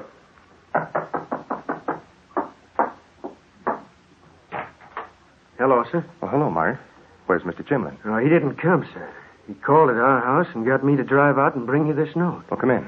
Why, I reckon I better not, sir. Well, why not? I reckon I'd just as lief stay outside of this house, if you don't mind. Oh, come on in just a moment while I read this note. Nothing can harm you in the daytime. Well, all right. Just till you read the note. Come in here. Sit down while I read the note. Yes. Oh. Well. Mart, what made you say you'd rather not come inside this house? Oh, I can't say, sir. Really, I can't. Mr. Chimlin would get even with my dad if I said any more. You see, he about owns our store. I wouldn't tell Chimlin. Come now. Well, sir, you see, the Chimlins, their daughter, she wasn't quite right, and she died out here. And Mrs. Chimlin, she hanged herself. Folks have always been scared of this house because of that. I see. Why did Mrs. Chimlin hang herself? I don't rightly know. Well, perhaps the doctor can tell us. Hello, Mart. Hello, Doc. Chimlin didn't come. Sent this note saying he would refund Mr. Burton's money and take the house back again. Says nothing more. Mm-hmm. But Mart here has volunteered to tell me that there were 2 deaths in this old house. One, a hanging. That's right. Mrs. Chimlin? Yes. And the girl? Her case was hopeless. 18, she had a mind of a child of 4. They took her everywhere, but to no avail. Time after time, Mrs. Chimlin pleaded with me to put the girl to sleep, to end her misery. I couldn't do that. She hated me for it. Her hate grew until her mind was unsettled. One day, she took it upon herself to end the girl's life. Then, realizing what she'd done, she hanged herself in the room Mr. Burton has been using for his laboratory. If Mr. Chimlin knew we told us, Doc... Oh, that's all right, Mart. If there is any truth in the fact that an unseen force lives in this house, and you'll see how hard it is for me to believe that, then why did it seek vengeance on Mr. Burton? I have never believed in supernatural force any more than you. But remember, I've seen it at work in this house. And as for seeking vengeance on Jim... Doctor, he was working on an experiment to prolong life. A discovery which might have added untold years to the life of a human being. And this is something that the spirit of the woman who hanged herself did not want. That's why it destroyed the experiments. And that's why it destroyed Jim Burton. He died just before I came downstairs.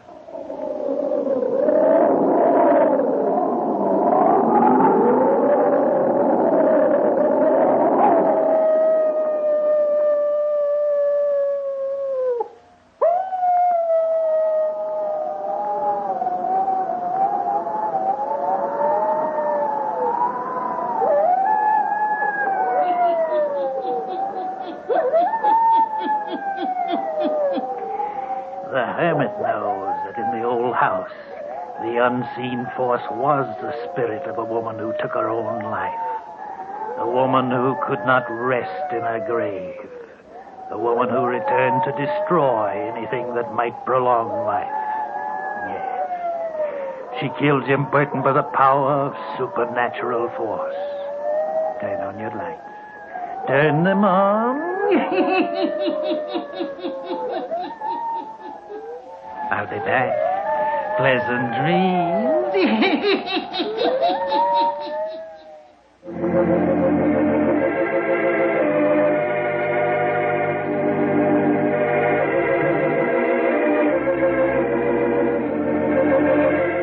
characters, places, and occurrences mentioned in the Hermit's Cave are fictitious, and similarity to persons, places, or occurrences is purely accidental.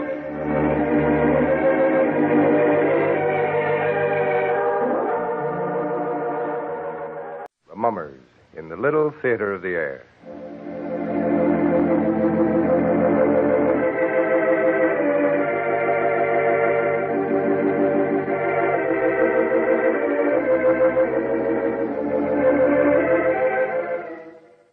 Now, the Hermit.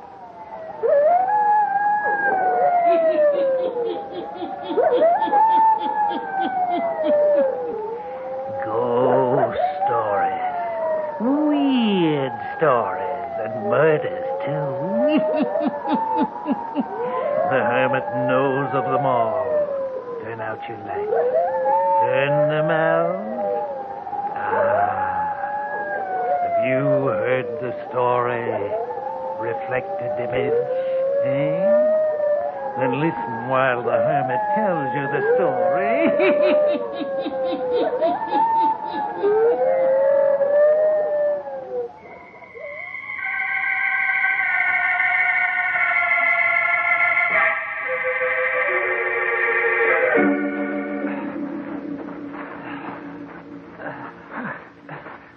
Hey, Dan, you gotta wait.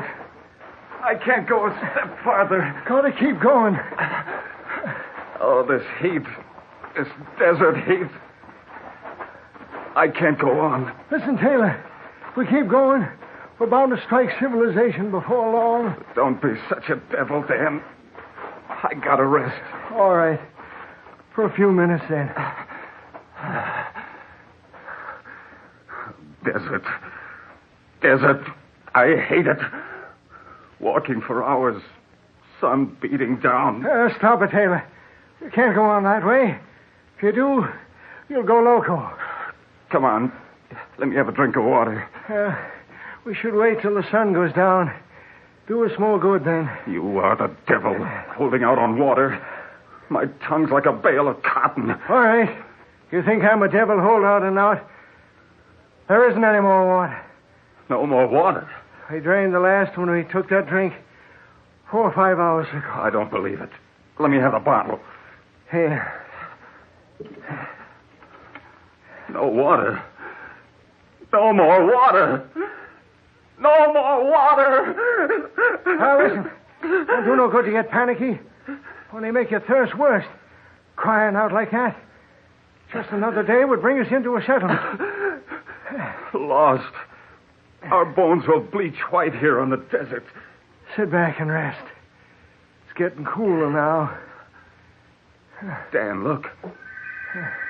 Look over there, atop that rise of sand. I'm looking. Do you see her standing there? I see the dead stump of a tree. So do you. I see her. A beautiful woman. The breeze blow on her dress. So cool like. And Dan, she's waving to us, beckoning us to come on. Taylor, where are you going? Come back here. Wait. I'm coming. I see you. Don't go away. I'll get up. Just wait, that's all. Wait. Follow me. I'll take you to our cabin. Cabin? Water. There's a well near the cabin. Follow me. Dan! She's real! She's telling us to follow her. Dan, hurry! Follow me. Follow me to the cabin. All the water that you want to drink. Follow me. Dan! Dan! Taylor, you got to get a hold of yourself. I talked to her. There was a woman here. It was no dead tree. She said to follow her. That way. East, she said, to the cabin and water. Dan, you gotta believe. You gotta try it. Help me up, Dan. Oh, Taylor, you're seeing things. No, you gotta try. She was here, and she said to follow her. I can't believe you saw anyone. It's worth trying, isn't it, Dan? I talked to her. She said to walk this way. Come on. It's getting too dark to see, Taylor. We ought to... Oh, you're gonna try. Well... Come on. Where's the woman now? She went ahead. I saw her move this way. Hello? Hello? See? No one answers. You didn't see any woman. We gotta keep walking this way, Dan. Oh, it's crazy. Cabin. Water. The woman said this way. There wasn't any woman. You've gone off your nut, Taylor. If you don't stop this crazy stuff, I'm going to leave you in the morning. Strike out for myself. Look. Look. Do you see? Why, all that's good. A light. I told you. Cabin, water, just as the woman said. You must have seen a woman, Taylor. I didn't believe. Come on, Dan, hurry. We've struck real luck. Luck and water. Hello? Hello? We're coming. Hello?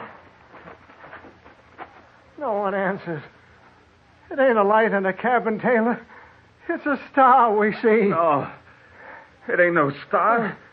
It's a light in a cabin too big for a star. It is pretty big, Taylor. You're right. I can see the shack now. Sure. Come on. The cabin door's open. They've heard us. The woman is waiting for us. Hooray! Water! Water!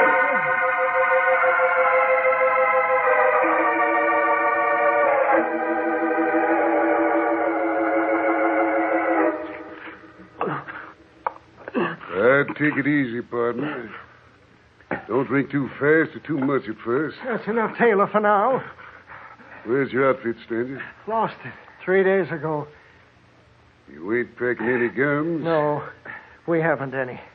Then you're welcome to stay the night. It was mighty nice of your wife to tell us we were welcome here. What's that, stranger? Your wife, or the woman that told us to follow her here to the cabin and water. I don't savvy what you mean. Funny thing. I could drink forever, but it don't seem to quench my thirst. Let me take the cup now. Both of you better take it easy. Like I said, too much ain't good all of a sudden. Strangers, what are you doing here in the desert? A storm overtook us 4 or 5 days ago. We didn't even have time to unpack the animals. And when the storm was over, horses, outfit, everything gone. I see. Now, what was this about you seeing a woman who directed you here to my cabin? Taylor here. He thought he saw a woman waving to him. A woman who said there was a cabin and a well of water near. But I figured all the time he was seeing things. Sort of a reflected image on the desert sands. Yeah. Folks drifting into insanity are always seeing things on the desert. Sure. I know it. Now, how far away from the nearest settlement? The nearest settlement is about 35 miles due east of here. Not as far as I thought.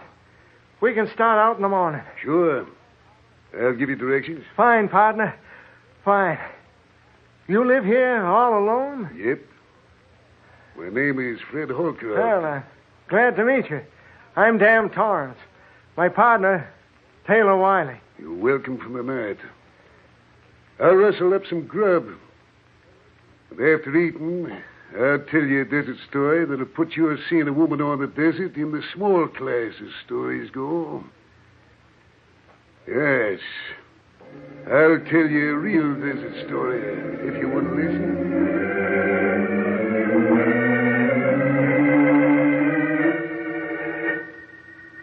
This story will tell you what horrible things the desert can do to folks. It was about 3 years ago that me and my partner got together all our possessions. We sold them for all the profit we could get. Then bought stuff to start out on a prospecting trip. For a while, we didn't strike enough gold to make expenses. Then one morning, Ab and me made a walloping strike and hightailed it to town with our samples.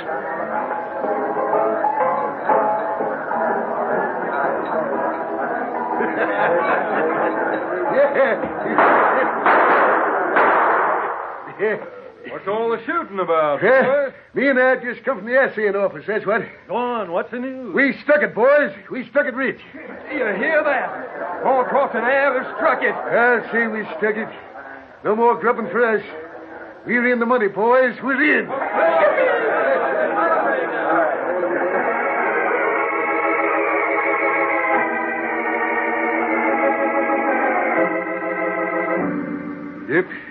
We was rich.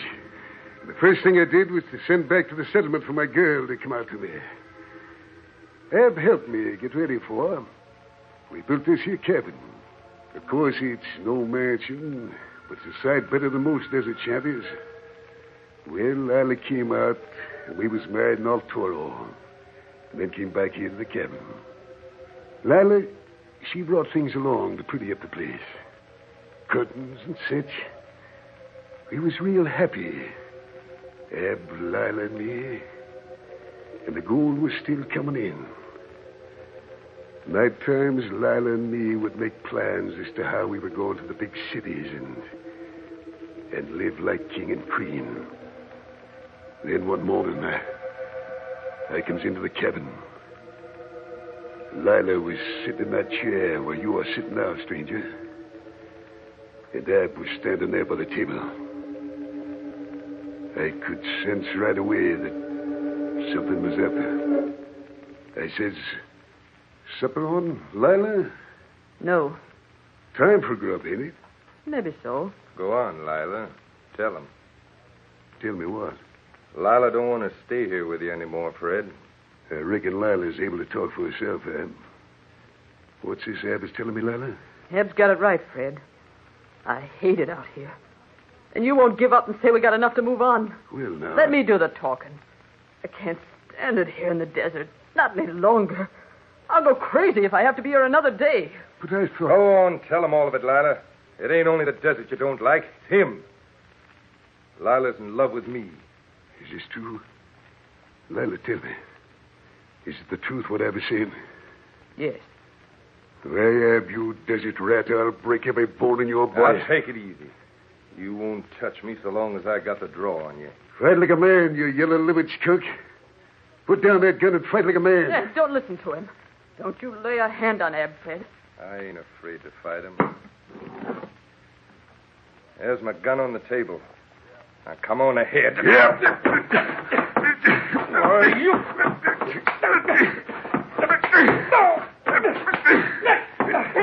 Don't kill him.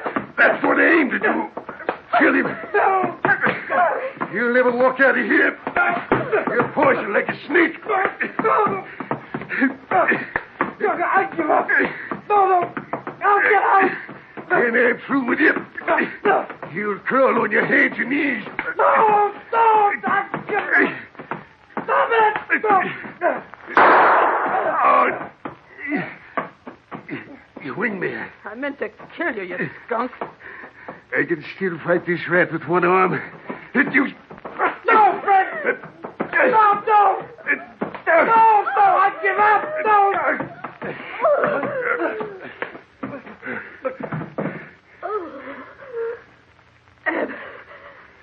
Ab, speak to me. You killed him. You killed Ab. You can't kill a skunk like him. He's not breathing. Look, his head's all smashed from hitting the table. Ab, speak to me. Let me see him. Dead. You've killed him, man, Fred Holcroft. Ab. Oh, Ab. You're to blame for this, Lila. You're to blame for it all. A no good woman. You tried to kill me. For all your sins you'll pay. You'll start paying right now. But I tell the sheriff about you being a murderer? You ain't going to tell the sheriff or nobody else what's happened in this cabin. You're going to do just what I tell you to do. And no more.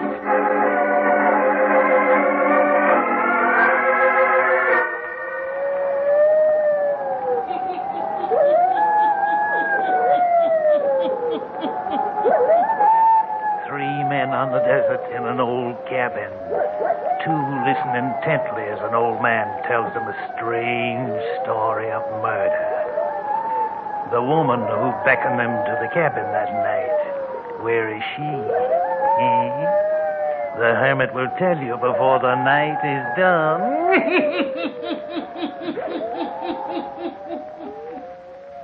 And now, the hermit again.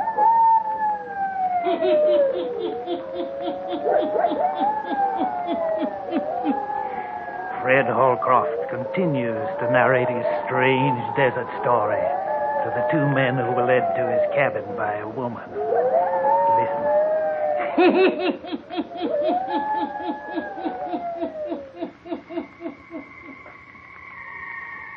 Well, sir, we buried Ab that night. What do you mean, we? Lila and me. The woman who had betrayed me. I made her handle the shovel. I can remember as well as if it were today. She was sobbing and carrying on. But I kept her shoveling.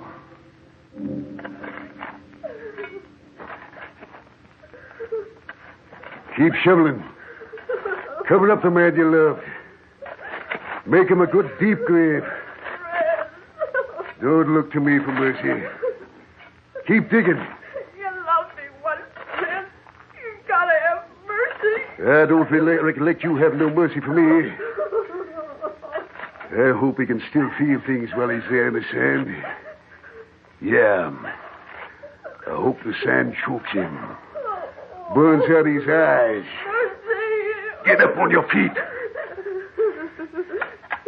He's buried deep enough now. And you listen to what I'm telling you. If anybody comes this way, we don't know what happened to Ab. You hear? We don't know nothing.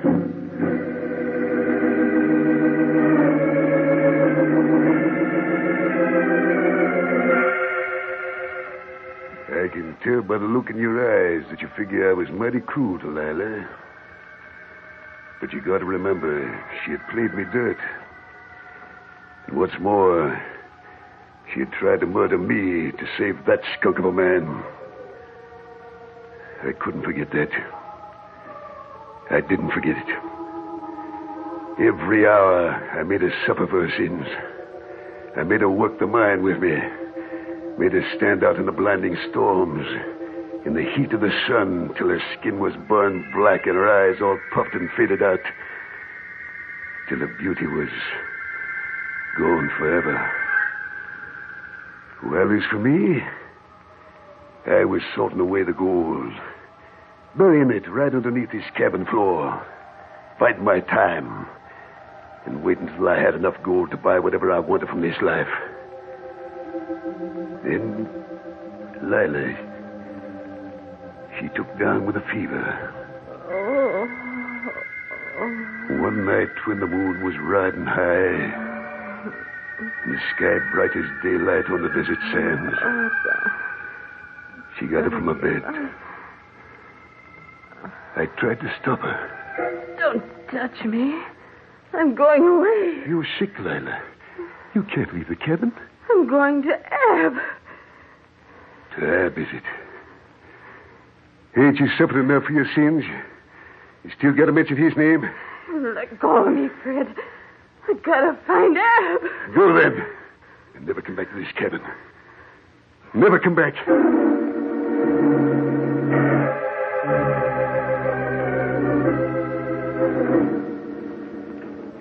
I stood at the door of this cabin watching her stagger away in the moonlight night. I never searched for her body. Her bones are bleached white by now from the sun. As for me, well, I always figured on moving on. But the sun and the desert, the scorching sands and the wild winds blowing, all of it sort of got into my blood. And I've stayed on here, hoarding my gold. But one of these days I'll be pulling out for the city, and the lights, the music, all the rich things money can buy. I don't understand it. Why are you telling all this to us, two strangers? How do you know we won't report you as a murderer? I don't likely know why I'm talking. Unless it's that the loneliness in the desert has got me. You let the woman wander off into the desert to die? I told you just as it happened. Don't you understand, stranger? That woman didn't die. It was her we saw tonight. Her that beckoned us into this cabin. She never died at all. Taylor, you never saw any woman. You said the dead stump of a tree. You thought it was someone moving. She talked to me, I tell you.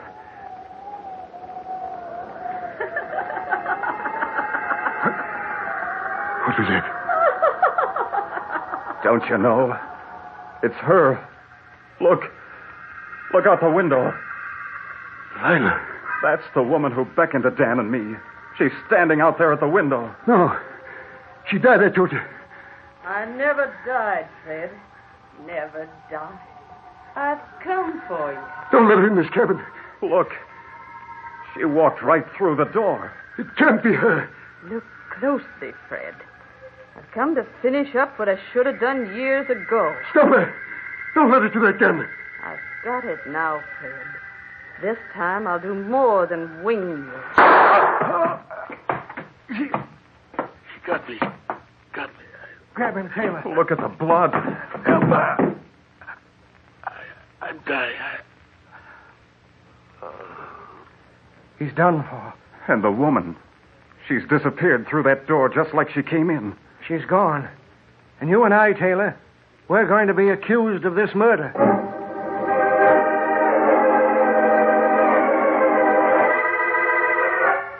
We're telling the story straight, mister. You've got to go out there and get his body. And you got to believe it, just as we told you. The woman killed him and vanished. We're not guilty. Sit down, stranger. Take it easy. What did you say the old guy's name was? Fred Holcroft, he told us. Old Fred, eh? Who struck it rich or thought he did? That's him. He's lying there in the cabin now with a bullet through his heart. I guess you two were really touched by the sun. You got to go out to the cabin with us and see for yourself. Listen, stranger. You ain't going to get anybody in Artura to go out to that desert shack to look for the body of Fred Holcroft. What do you mean? We mean there ain't no sense in looking for the body of him that's been dead for 20 years. I don't get it. Fred Holcroft's been dead for 19 or 20 years. I went out there at the time, recollect it well. I was in the party that went out there, too. Sure. Found his body and that of his wife's, both stretched out on the floor of the cabin. Died of the fever, I reckon. Why, there ain't any cabin out there anymore. Blowed away long ago by the wind.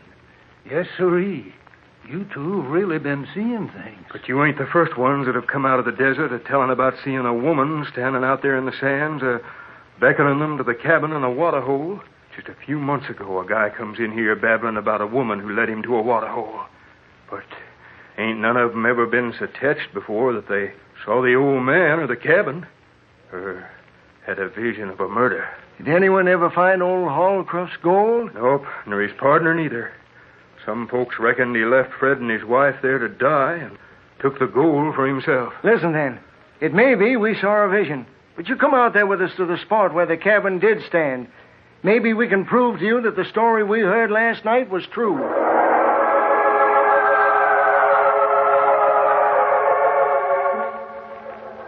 Here's where we stopped. But you can see there ain't any cabin. You said the gold was buried underneath the cabin floor. That would be about here. All right, for the heck of it, let's start digging. Come on.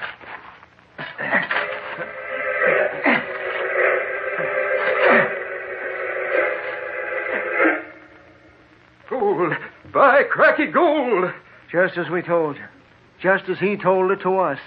Visions, huh? Visions on a desert. But it was more than our being touched by the sun. We saw spirits of the dead. We saw them and heard them. And we've found the gold that brought about evil and murder.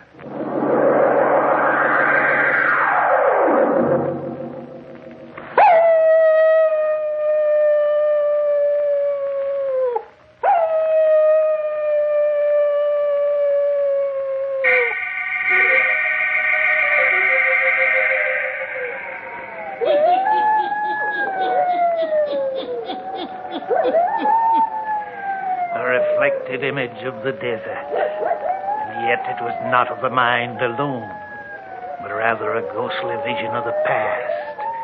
Spirits that could not rest in their graves of sand. Ghostly visions returning to earth to walk the desert on moonlight nights, to speak to the living, to relate over and over the stories of their sin and murder. Yes, turn on your lights. Turn them on. I'll be back. Pleasant dreams.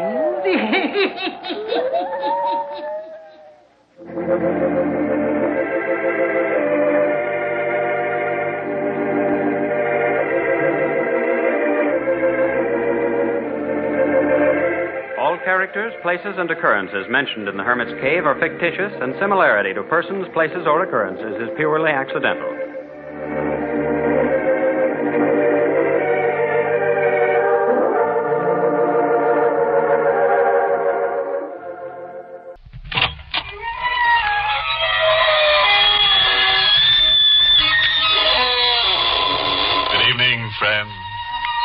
This is your host to welcome you through the creaking door into the inner sanctum.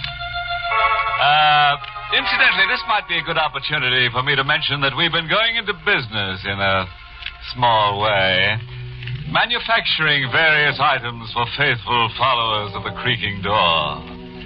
Among them are silencers for chattering teeth, hair lotion guaranteed to keep your hair from standing on end, a supply of spare fingernails to chew on, artificially flavored, and a cream for smoothing out goose pimples. Vanishing cream, of course. There's no charge. Merely send us your name, address, and next of kin.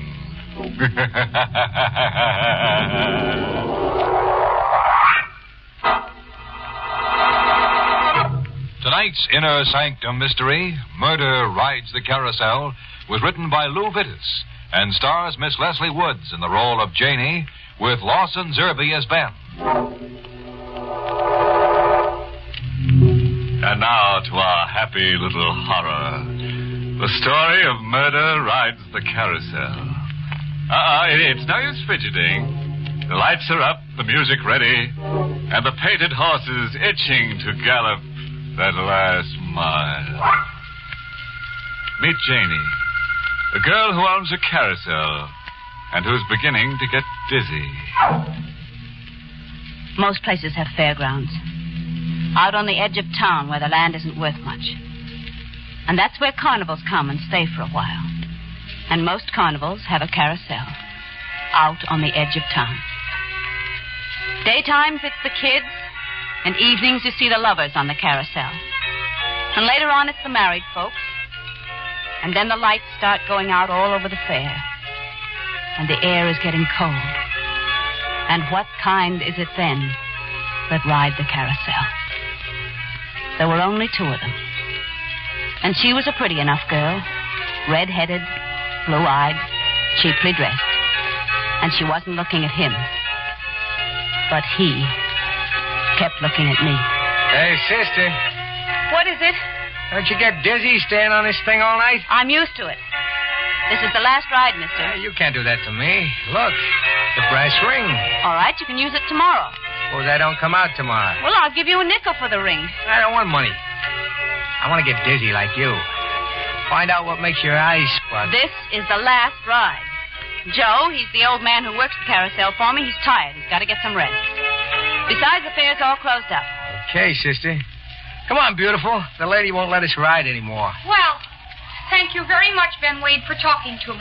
Climb off your high horse and let's scrap. I can get off by myself. And you don't have to come with me either. That beautiful is sore. I guess she noticed. Noticed what? Where my eyes were. I've got to close up now. Okay. Good night, sister. I better go find Beautiful before she gets lost. But don't forget, I got the brass ring. He went away into the darkness. I put the lights out, sent Joe to bed, and didn't go to bed myself for a while. I couldn't get the carousel out of my head. The whirling lights, the music, and the dizziness.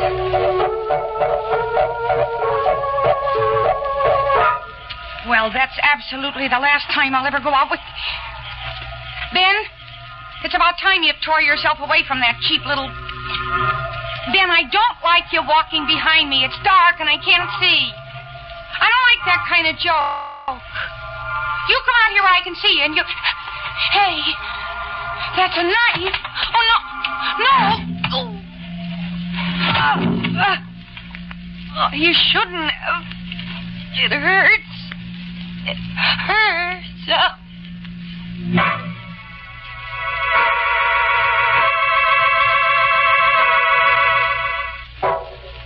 Janie. Yes, Joe? Yeah, I've been reading the paper. I guess you have to do something to keep your mind off running the carousel. There's a picture here on the front page, a picture of a girl. Take a look. All right. What about her? She's the girl who was here last night, ain't she? With that good-looking fella? Well, it looks like her. Why? According to the paper, Janie, after she left here last night, she was stabbed to death. She was? Yeah. And when they found her, you know what she was holding on to in her right hand? Will you stop asking me riddles? I'm sorry, Janie. All right, what was she holding on to? A brass ring. I got rid of Joe. Sent him on an errand. Because I remembered something. I should have done it before. I went to the supply box. The place where we keep the feathers and buckles and buttons for the horses. The place where we keep the rings, including a few spare brass ones. We were missing a brass ring, and I thought I'd better replace it on the arm that holds the ring next to the carousel. I was up on a stool when... Hi, sister. Oh. Hey, you dropped all the rings. I didn't hear you. I'm a very quiet walker. I better give you a hand getting the rings together. You don't have to bother.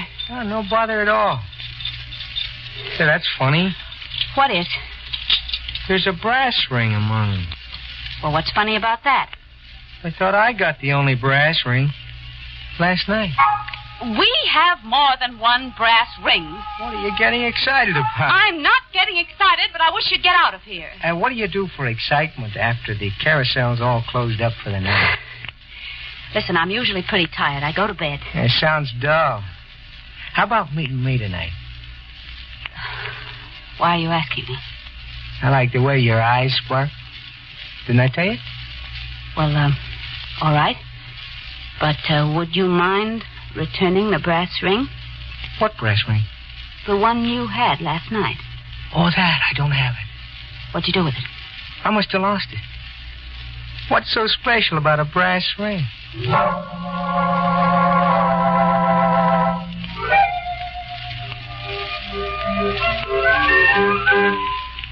Yeah, all through for the night, Janie.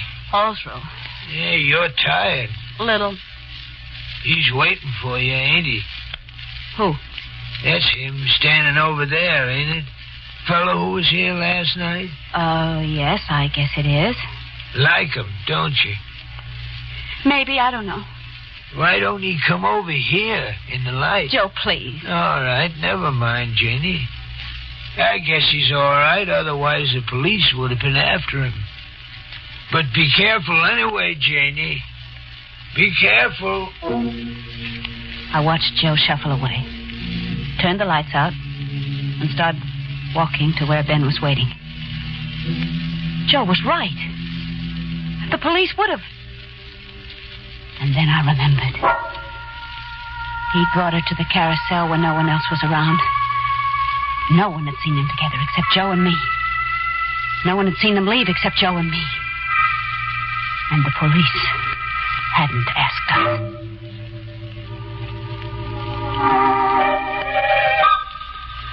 Ben had a car, and we drove out of town in it.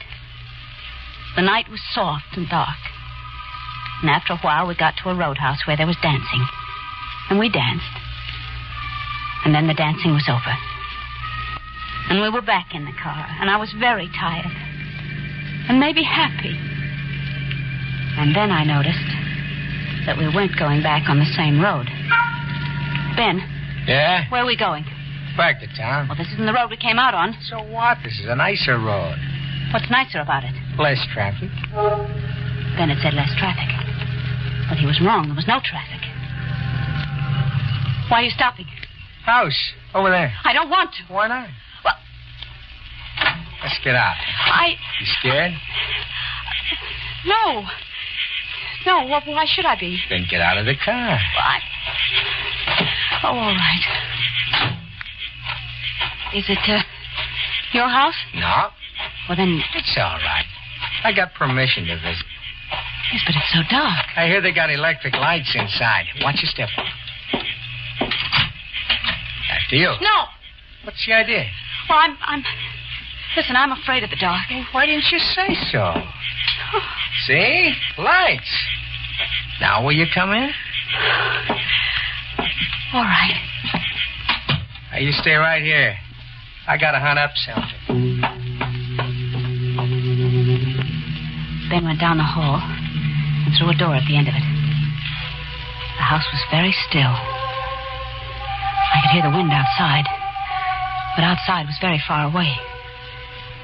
I didn't know what Ben was doing, and I had to find out. I went down the hall quietly. He'd left the door open behind him. He was in the room beyond with the light on. It was the kitchen, and he had a drawer open. And maybe he heard me, because he turned for a minute, and there was something in his hand which glittered in the light. Something that was a knife. I ran back down the hallway, but it must have been the wrong way because I came to a door and opened it. And all I'd done was get into another room. A room with the moonlight coming through the window, just the moonlight. But strong enough to show me a girl. A red-headed girl in a cheap dress. A girl who should have been dead. And she was staring at me out of cold blue eyes.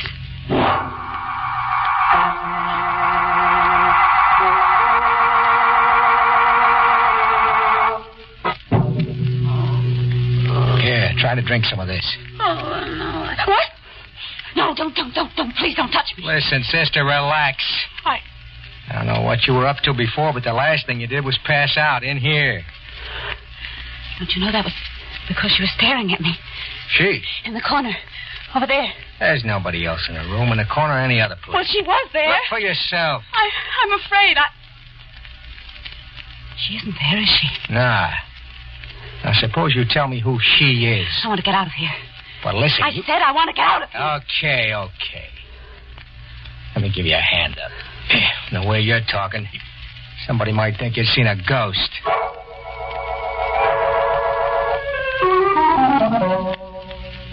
Ben took me to the boarding house where the carnival people stayed. I said goodnight quickly and went inside and went to my room and got into bed and tried to sleep. But it started to rain, and that kept me awake for a while. The rain and the cold blue eyes of the girl. The girl in the cheap dress who died with a knife. And then I did fall asleep. That is, I think I fell asleep. And I dreamed. That is, it must have been a dream. It must have been a dream.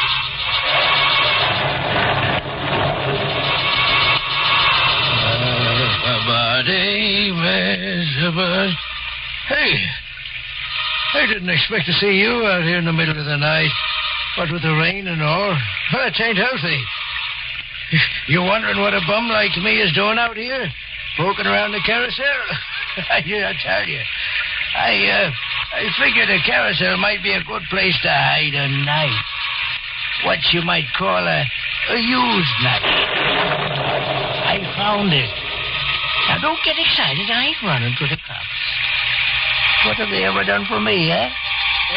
But you, I figure maybe you'd do something for me. Hey, where'd you disappear to? Now, listen. I can't see you, but you won't get away with anything. You started the merry-go-round. I'm getting off it. No, you stick behind me. Don't.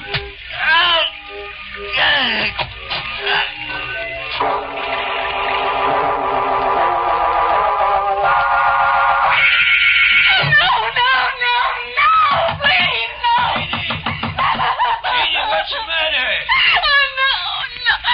What? Joe, what's the matter, Jenny? Oh, Joe. John, it's nothing. Nothing. I just had a nightmare, that's all. It was just a nightmare.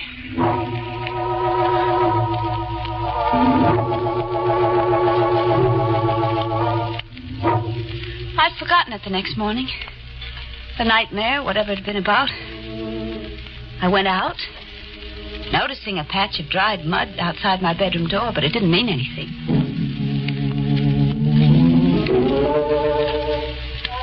The rain had left the air fresh and clean. It had also got onto some of the horses, and I wiped them down.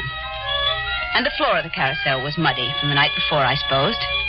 And between customers, I washed the mud off. Except at one place, where it wasn't mud, where it was a stain. A stain that could have been blood.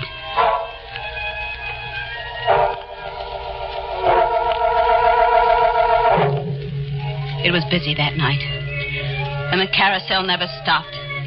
And the painted horses went around and around and around. And I kept thinking of the blood stain on the floor of the carousel, and I wanted to scream. Hiya, Jenny. Oh. Don't look so frightened. I got a nickel. Here. Oh, thanks. Matter of fact, I got lots of nickels.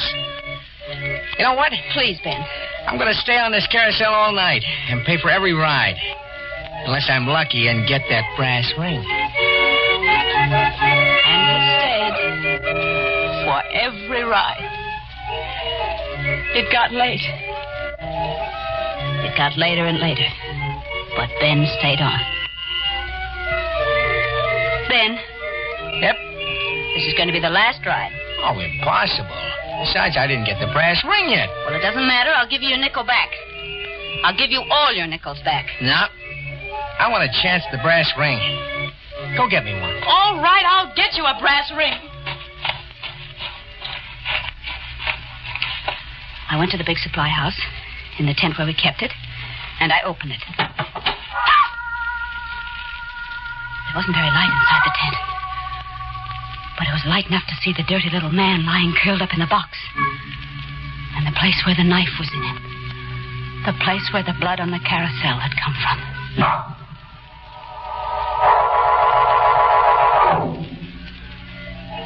Well, Janie? I haven't got another brass ring. Is that a fact? That's a fact. Yeah, I think I ought to call the cops. The cops? Sure. Every merry-go-round's supposed to have a brass ring. You're defrauding the public. Oh, you're joking. I've done better. Well, I'll owe you a free ride. Some of the time, though. Who knows when there'll be another time? Joe! Joe, will you stop the carousel? Now, that's all, Ben. Okay, sister. Good night. And, don't take any wooden rings. He went away. Fairgrounds were dark now. And Ben had gone away. And I was alone, except for Joe and the painted horses. I was alone. And I was afraid. Hey, young man, go off. A young man? Fella named Ben, you know who I mean. He went off. Why didn't you go with him? Joe, will you leave me alone? All right, Janie, no need for snapping at me. Oh, I'm sorry. Somebody swiped the plumes off in one of the horses. I better get a new set out of the box. No. Huh? I just meant not tonight. It's late and you must be tired. Yeah, but the horse... Please, Joe, will you forget about it for tonight? Whatever you say, Janie. I'll go home, but... Well, why'd you stop? It ain't easy to see him in the shadows, Janie, but... But what? He's standing there. Looks like he's waiting. Who's standing there? That young fella, Ben. What's he waiting for? Oh, well, it's a joke. He's waiting for a brass ring. I promised him one. Did you? Yes, of course, Joe. It'll be all right. Go on home. All right. Good night, Janie. Good night. Joe went into the darkness and was gone. But on the edge of the darkness, someone waited and didn't go. I went to the tent, to the supply box. The knife was still in the dirty little man. It wouldn't hurt him. And I needed that knife. So I got the knife. I closed the box again. The dirty little man might catch cold otherwise. And I was holding the knife in my hand when...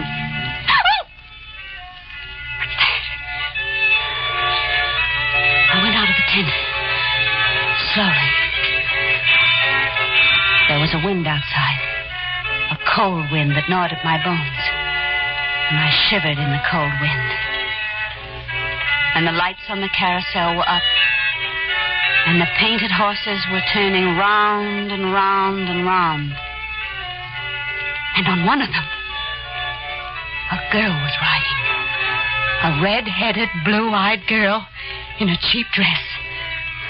I started toward the carousel. She had no right to be riding there. She hadn't paid a nickel. I could see her cold blue eyes staring and her red hair fluttering in the wind. And I was... Take it easy. Let go of me! Listen. I've got a knife, too! Will you keep quiet? I got it out of a dead man. And I'm not afraid anymore. She can't ride on my carousel. I won't let her. I won't. All right. Now, give me that knife.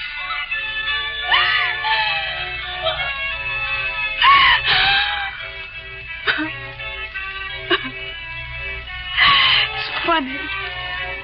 It's so funny. I sort of liked you. And now you're going to... Janie. Oh, but please be quick.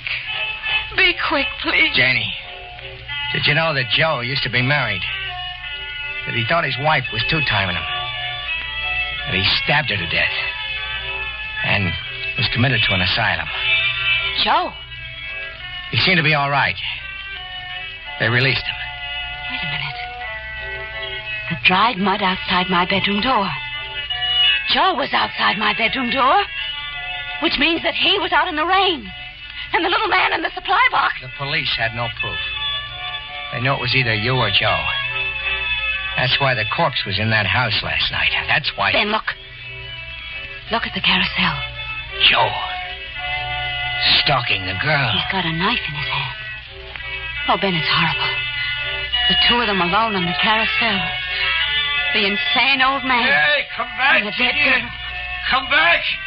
I killed you for the liar you were. I killed you once, and you went away with your bright red hair and your lion blue eyes, and you come back, and I killed you again, and still you're here, and still I'm going to kill you, and kill you, and kill you. They're moving in on him. The police. He's fallen off the carousel. Look, Janie. He's got the brass ring. Clutched in his hand.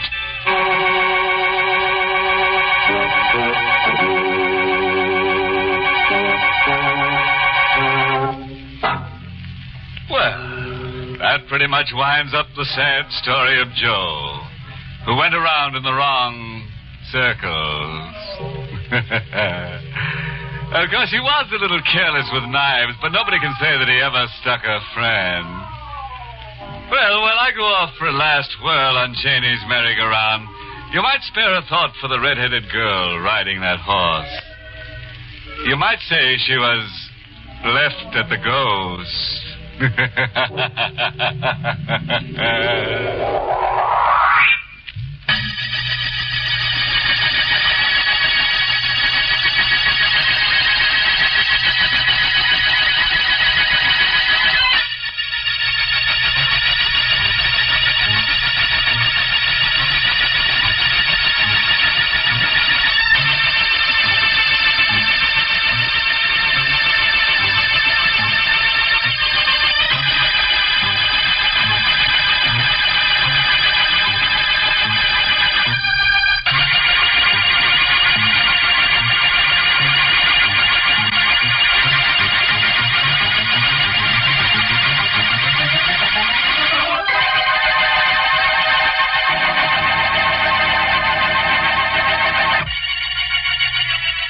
Good night.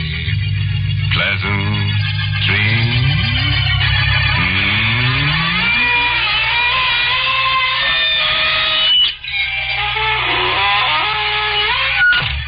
Inner Sanctum was heard in the United States over CBS, the Columbia Broadcasting System, and has been rebroadcast for servicemen and women overseas.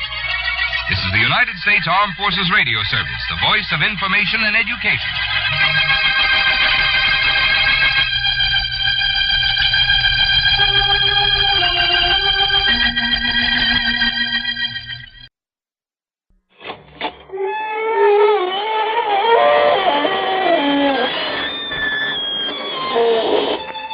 Good evening, friends.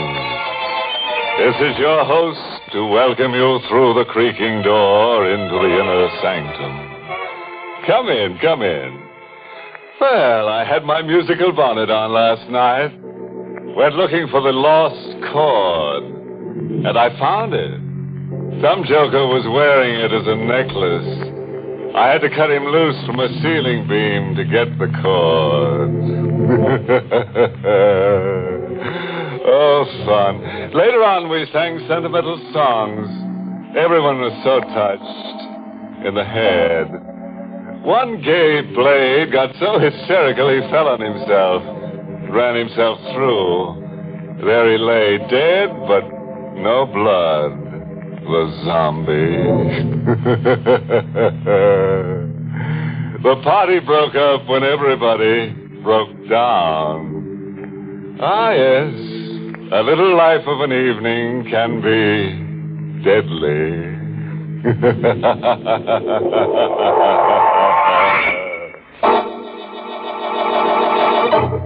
Tonight's Inner Sanctum Mystery, The Devil's Workshop, was written by John Robert and stars Mason Adams in the role of Tony with Joan Banks as Tina.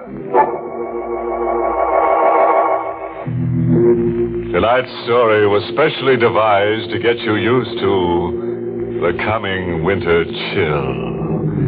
Just try to shrug it off, I dare you. Our hero is Tony Murillo, creator of The Devil's Workshop. A talented young man with a genius for evil.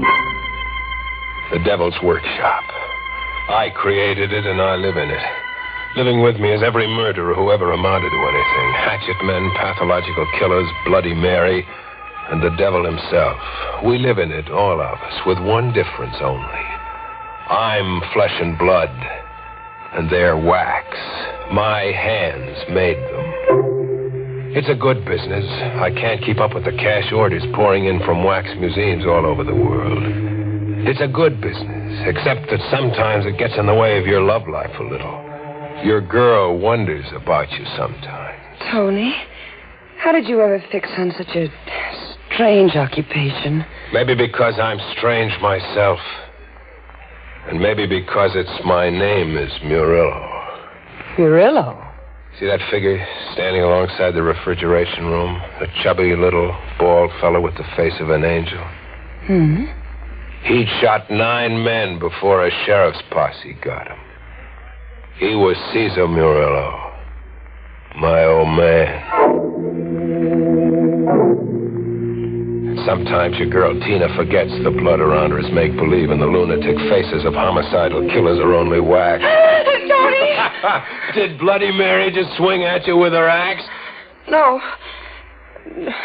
No, not Mary. It was the devil. I could swear he moved just now. Tony, look.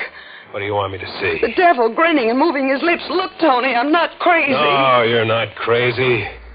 He's always grinning and moving his lips. Always? And moving around the room, always restless. Today he's behind this killer, tomorrow that killer. Or watching Hickman the butcher. And always grinning and moving his lips like he was egging them on. Tony, do you know what you're saying? Forget it.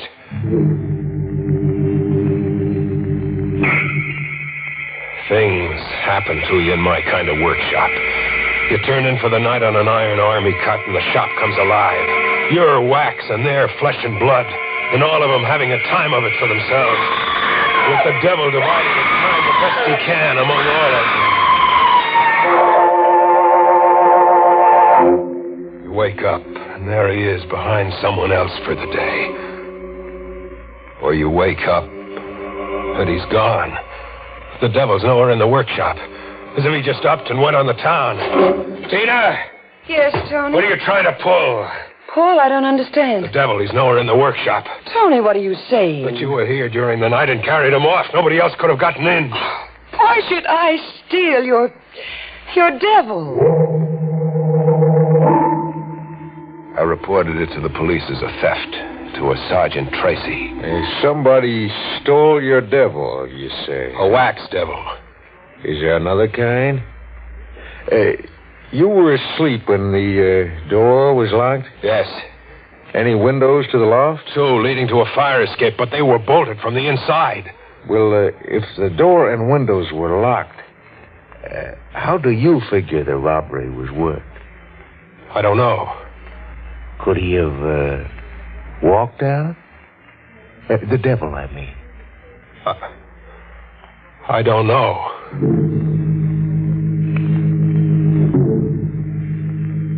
I returned to the workshop by way of the docks. Just a door or 2 from the workshop, a man stopped me. A man in black. Black as if he was wearing the night around him. He wore a hood.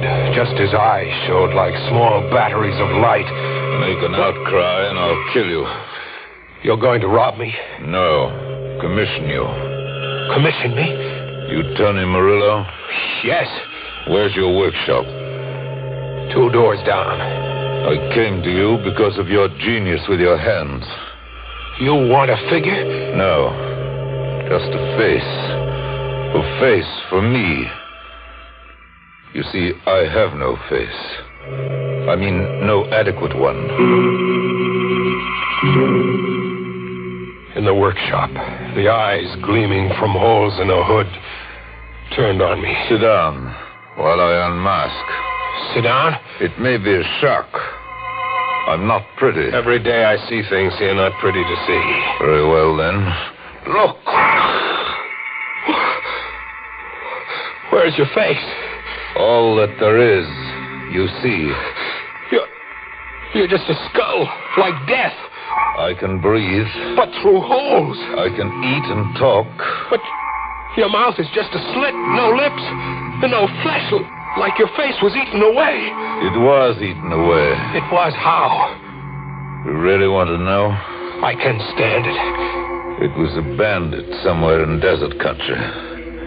The bandit had a sense of the grotesque. He didn't like my face, he said. You want a face for me? Yes. But a wax face, what good would it? You're not. You're only to comply, not to judge. You will rebuild my face. You will model a nose, lips, and a chin. But out of wax, it's crazy. Better a surgeon. Surgery's done miracles. I want a wax face. Tempered as firmly and durably as those dummies. But handsomer. I want to be handsome. In fact, as handsome as you. As me? Yes. Make my face in your likeness. Well, why do you keep staring? You could be the wax devil. You have a lively imagination. Have I? And a perverse habit of staring. Now what's running through your imagination? What I just said. You could be the wax devil. I could be wax. The wax devil disappeared this morning. All right, touch me and satisfy yourself. And let's get this over with so you can work on my face. Feel my hand. It's flesh. And blood, too, believe me. Or would you prefer experimenting with a pin? No. You still think I'm your missing devil? You couldn't be. But I got to work. I posed myself in the wall mirror and rebuilt his face in wax. A fine, straight nose and a strong chin like mine. I mixed colors into the wax to get a reddish glow to the cheeks. I made the face durable as much as my skill could. And when it was modeled into the warm mass, I kept him in the refrigerator room as long as I dared. You now have a face. Let me see it. Where's your mirror? Over there. A good job, Tony. I can breathe. And I can talk. You planned your work intelligently. Look at me. I could be you in wax. Yes, you could be me. How long can the face last? Indefinitely, if you keep the cold temperatures. Then I'll live here with you. Live here? I must. Where better than here? I'll have your hands at my disposal. And your refrigerator room. Besides, I want to show my gratitude by rewarding you. Rewarding me? How? By making you rich. Enormously rich. Money, jewels, treasures. Where's all that coming from? From everywhere in the world. From banks and from merchants and from misers. I forgot to tell you. Not only do I not have an actual face, I haven't a conscience either. He was going to steal for me, he said. But he began by stealing from me. Tina. I'd had a date with her, but she hadn't shown up. I'd waited half the night, but she never came. The next day, when she dropped into the workshop, I lammed into her. What changed your mind? Changed my mind? We had a date last night. I waited for you. You didn't show up. I didn't show... Tony, you're insane. We kept our date. We what? We kept our date. And we had fun for the first time in weeks. We had fun. I even fell in love with you. All over again. What did we do? You don't remember? Tony, what's the matter with you? Never mind. What did we do? Well, there was an open-air movie and a drive into the country. We sang and joked and parked in Lover's Lane. Tony, what is it? What's come over you? You were out last night, all right, Tina. But not with me. You were out joyriding with the devil.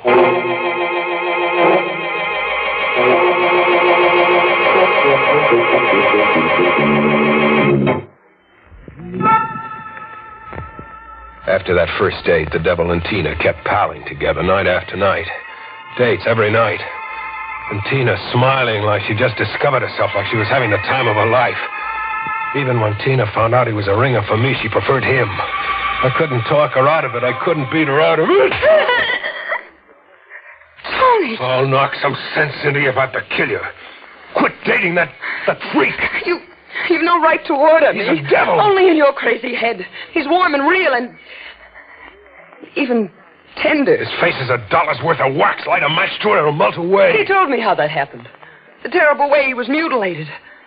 I cried, Tony. I wasn't repelled. I just cried for him. You went for a gag. He invented that horror story about his face.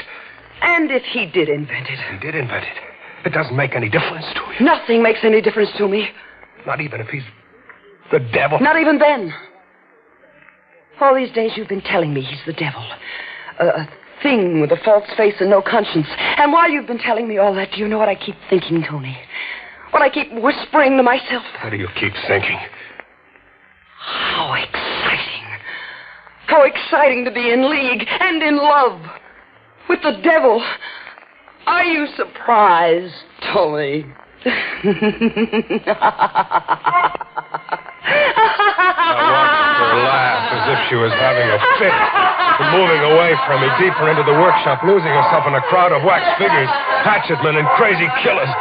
I followed her with my eyes as far as I could. And suddenly, I saw her as someone else. She wasn't Tina any longer, but Mary. Bloody Mary. Tina! Tina, come back! Tina, don't go! She was down the stairs, gone, running from me. I went back into the workshop. I had to get hold of myself. I was seeing things. You seem a little unsettled, Tony. You? Yes, me. You handled Tina very clumsily. What were you, spying? I couldn't help overhearing you. I was there in your refrigerator room. You've got Tina in a crazy spell. She adores me, and quite naturally. What do you mean, quite naturally? It's not just the tortured resemblance you and I now bear to each other that draws Tina to me. It's far more than that. I'm more her kind. I don't understand you. She told you she found me exciting. Couldn't you guess why? It was just talk to drive me crazy. To get even for the pushing around I give her. No, it was more than that. You see, you and I are superficially the same. And quite matched mentally. Neither of us can lay too much claim to sanity. But you have one attribute that I don't possess. And it's the lack of that attribute in me that attracts Tina. What haven't you got that attracts Tina? A conscience. You think I'm joking? I don't think you know Tina. On the contrary, you don't know her. You see her as simple and lovely and good. In fact, you want her like that.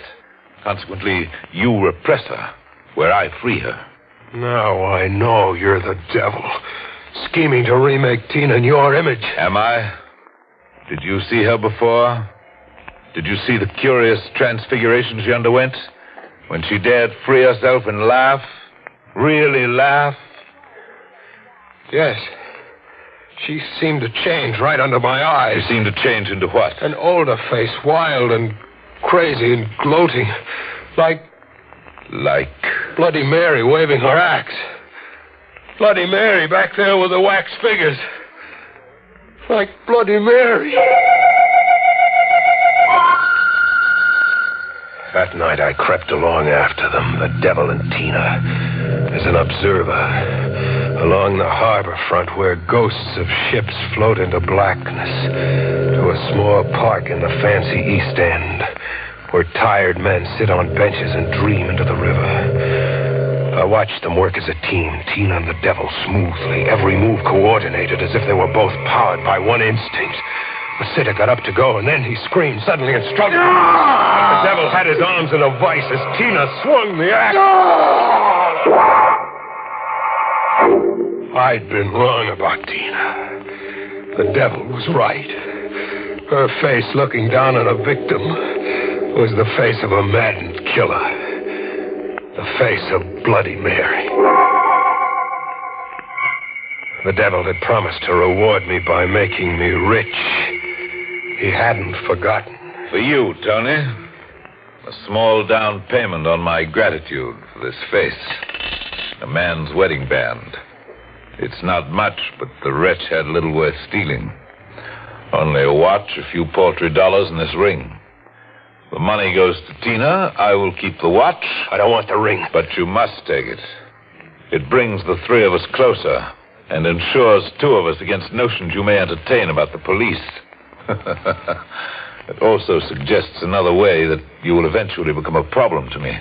How will I become a problem? You took the wedding band reluctantly just now, but soon you'll become bolder, greedier. Soon you'll want more. Soon you'll demand Tina, too. You'll try to recapture her from me. I want no part of Tina. I do. Tina. Yes? I never want to lose you to Tony. I don't think you ever will. Will you marry me then right away? Tina, no. Whatever you've done, but not that. You can't marry the devil. But I can, Tony, I can. And I will.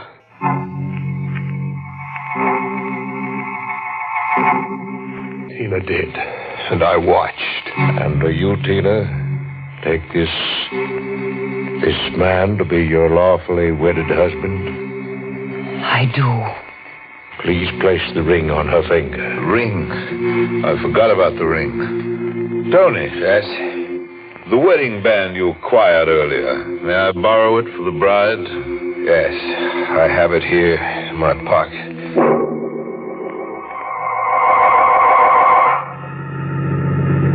It was a beautiful ceremony. You don't think so, Tony? It was a nightmare. You're bad company for honeymooners. Drop us in the nearest motor court and then be on your way. Be on my way? Yes. We'll manage without you. Nicely.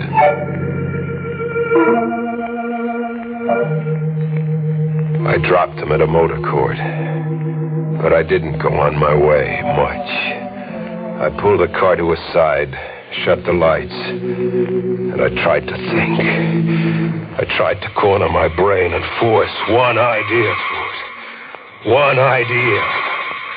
The devil could have Tina, but he couldn't wear my face. I thought about that, and the idea grew. His power over me was my face. I was mixed up about everything, crazy as all get out, but this one idea was the clearest thing I understood. The devil couldn't wear my face any longer.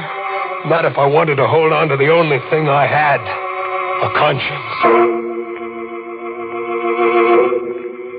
I crept into their cabin very noiselessly. Tina had dropped off in a chair. He was on a bed, breathing heavily. I lit a torch I'd made of paper and twigs. With my knee in the pit of his stomach and one hand like a steel vice on his throat, I held the blazing torch to his face. He awakened but lay helpless, making whimpering sounds. I watched first his chin melt and then his cheeks, and then little hot rivers of wax run down him and on me. Tina! Tony! Stop! Stop! Look, Tina, look behind his face. Stop. Look at your bridegroom Stop now. it. Let go of me. You'll burn too. You'll burn too, Tony. Tina, fire! Tina, let go. It's spreading when we burn to a crisp.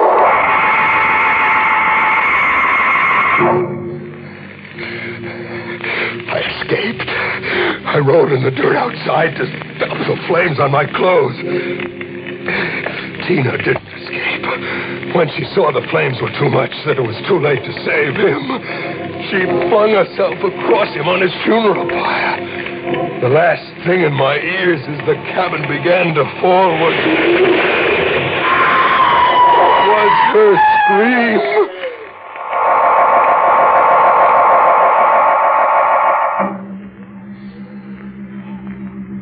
I'm back in the devil's workshop now, winding everything up, making plans to junk everything here for keeps.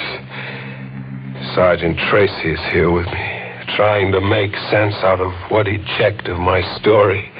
I had a whole group of specialists go through the rubble of that cabin that burned to the ground. I started the fire. I destroyed his face and Tina Ford with me. No, you told us that already.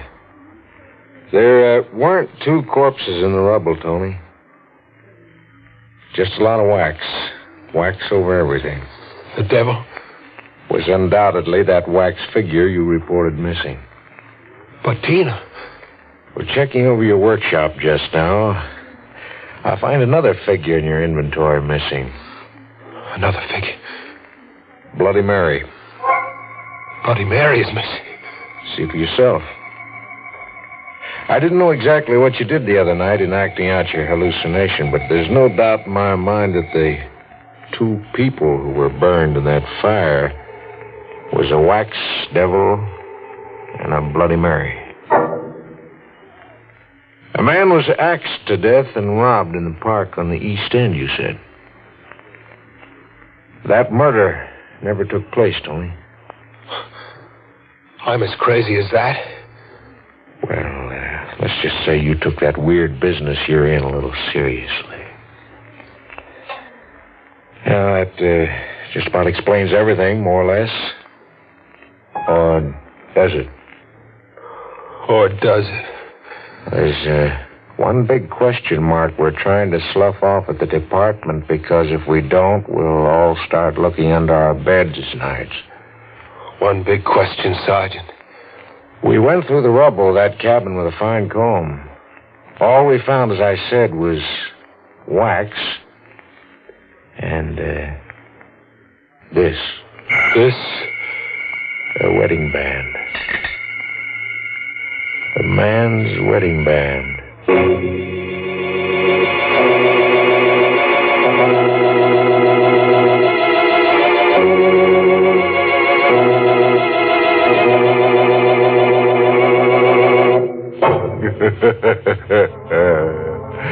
I hear there's a sign outside a certain workshop that reads, "For sale, owner gone off permanently." You can buy in cheap, anybody. A small down payment, a wax dollar, say, with your mind as security for the balance of your sanity. So the blazing lovers' triangle finally boiled down to just Tony. Imagine all that wax and no candle wick. As a close friend of mine remarked to his keeper, make a rental service out of your face and you're liable to get it in the neck.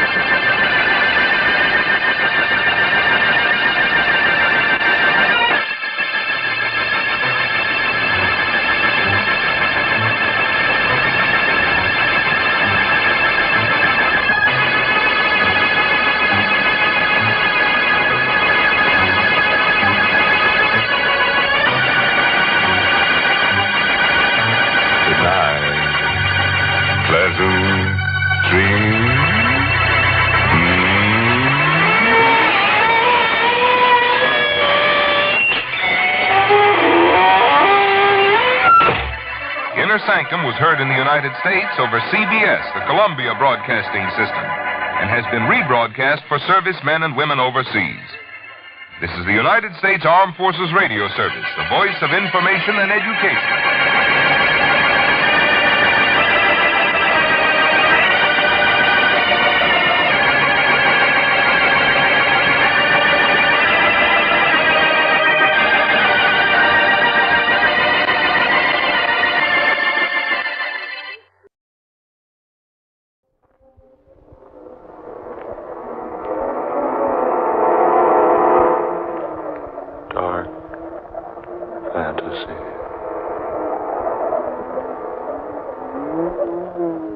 I am the master of the Headless Den.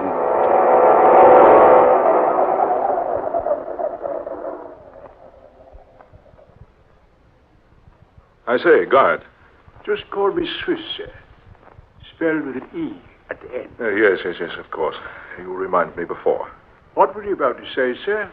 I was about to observe that this Tower of London is quite a historic place. That it is, sir. Historic indeed. And haunted, I have heard tell. Oh, have you now, sir? Oh, yes.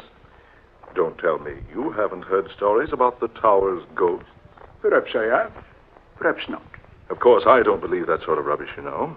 Rubbish? Certainly rubbish. Don't tell me, Mr. Swift, with an E, don't tell me you believe in such things as ghosts and haunts. What I believe, sir, I believe. Certainly not the legend of the gambling spook of Wycott Hall. The ghost invariably appears whenever a gambling game is in progress at Wycott Hall here in the tower, and always wins the stakes. Yes. Don't tell me you believe such a fantastic yarn as that. Or such an unbelievable story as the one about the pig-faced spectre of the rectory. I imagine Brother Randolph would tell you there's nothing fantastic about the story at all. Brother Randolph? Yes, sir. He's the overseer of the rectory. He's seen the spectre many times. Oh, he's probably just superstitious. Brother Randolph says the thing is always dressed in a long black cloak. Has the body of a human, but the face is that of some grotesque and repulsive animal. Mm-hmm. It sounds like an old wives' tale. Oh, mind you, sir, I'm not trying to convince you about such things. That's the entrance to the choir loft, the chapel over there. Chapel. Didn't know there was one in here. It's a chapel of St. Peter Adventula. Is it possible for me to go in there? Begging your pardon, sir. That's what the climb up the stairs was for. We always like to show visitors the choir loft, the chapel. Well, then, let's have a gander at the place, shall we? Yes, indeed, sir. Here, the key. You always keep this locked. More habit than anything else. Nobody ever climbs those steps unless they're showing them through the tower.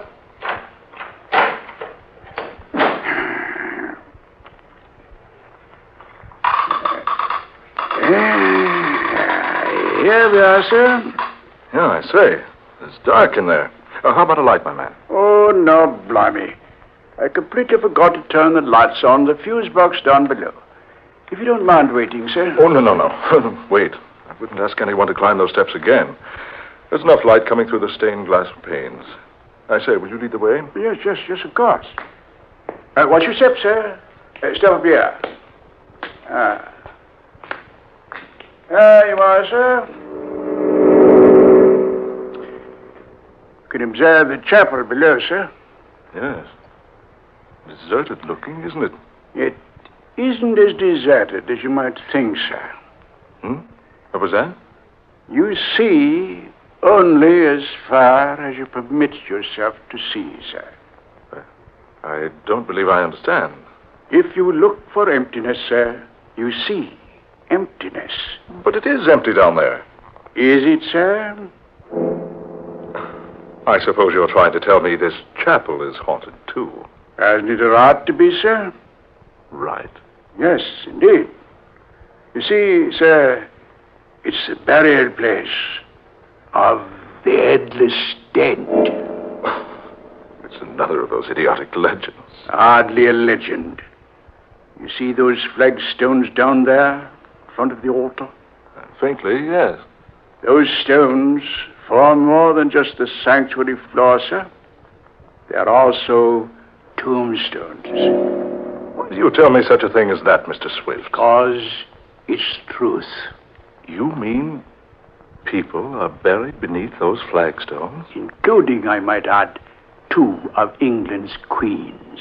Not actually. Oh, yes, actually. I've never heard that before. Few people have, sir. Then that's why you say the place down there isn't deserted. In a manner of speaking, that's what I mean. Yes. Have you observed the huge pipe organ here in the loft, sir? Oh, yes. I noticed when we came in. But getting back to what you were talking... It's quite a famous instrument, I must say. Been played by dozens of famous people. Oh, it has? Could I play it? Well, it's against regulations, sir, but, well, if you play softly, sir. Why, now, I say, that's mighty good of you. I do have somewhat of a reputation for playing the organ.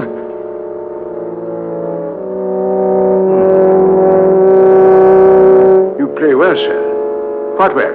Thank you. A rather old instrument, isn't it? Beautiful tone, though. Beautiful. Et verbum erat in principio. What's that?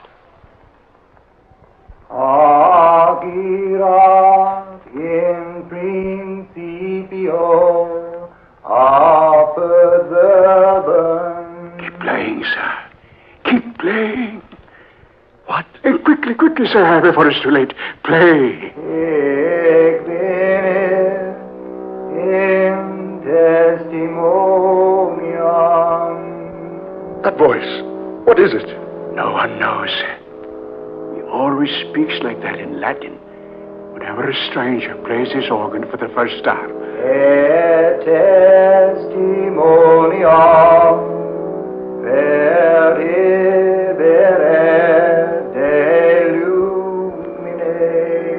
Can you see who it is?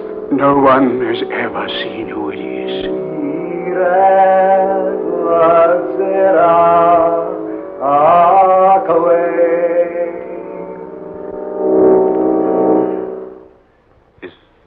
Is he gone? Yes. You'll hear no more of him today. But what's the explanation? Who is it? Why does he do that? There is no explanation. I must admit, sir, I've often heard of the ghost of St. Peter's Chapel, but this is the first time I've actually heard him. He always does that? Whenever a stranger plays his organ for the first time. Will he return if I play again? No. He always speaks just once. Then he's never heard again until another organist plays for the first time. Amazing. Absolutely incredible. I say, sir, it's about closing time. Do you mind if I leave you now? Why, no, of course not. You recall your way out of the tower, I trust. Look around a while longer if you wish.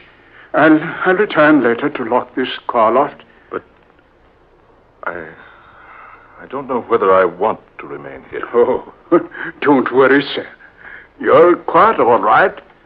Besides, you don't believe in such rubbish as ghosts. Yes, but I'm happy to show you around, sir. By the way, what did you say your name is? Holman. Frederick J. Holman. Well, then I'm very happy to have known you, Mr. Holman. Who knows? Perhaps your visit here will make you a changed man. Now, whatever did he mean by that? I say, what's come over me? I feel so sleepy. Yes, sleepy.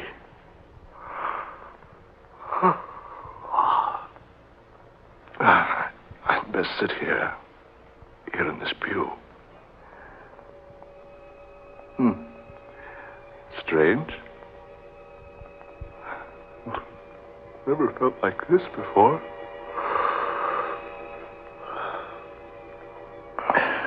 sleep here a while. Then go home.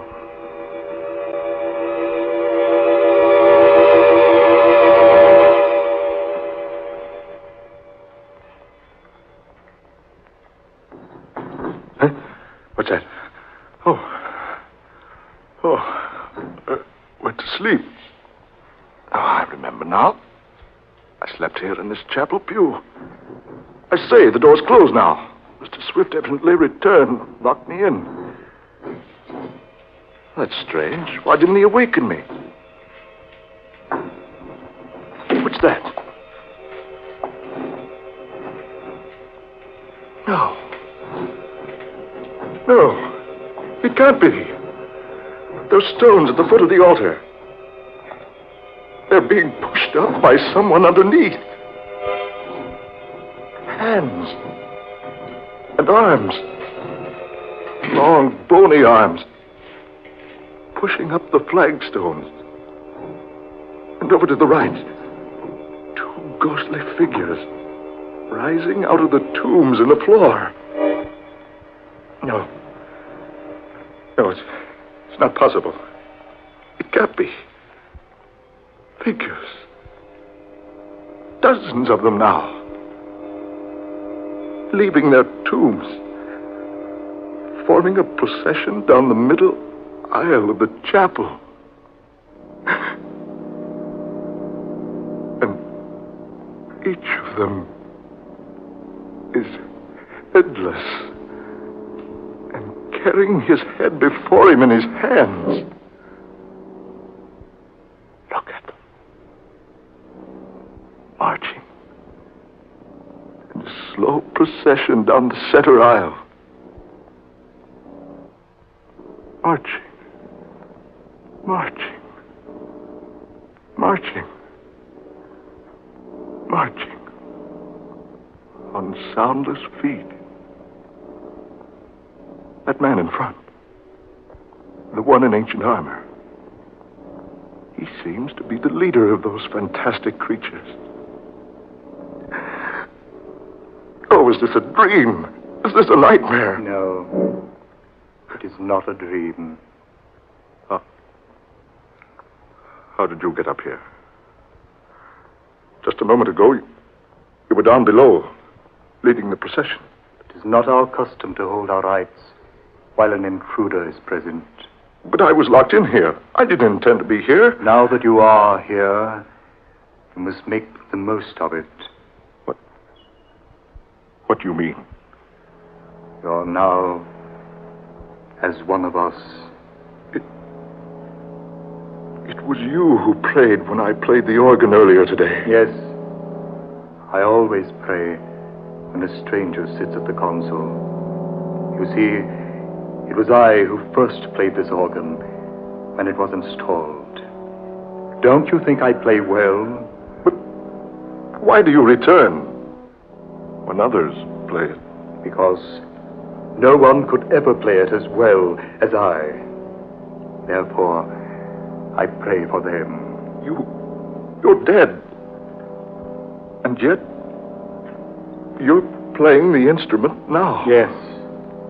I always provide the music for our nightly meetings. I don't understand all this.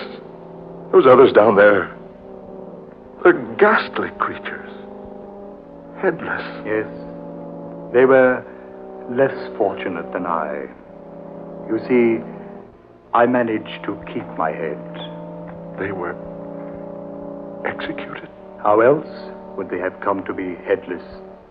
You see, we will become quite uncomfortable lying in our graves beneath the flagstone floor if we didn't arise occasionally and stretch ourselves. Good heavens. Look, you, down below there.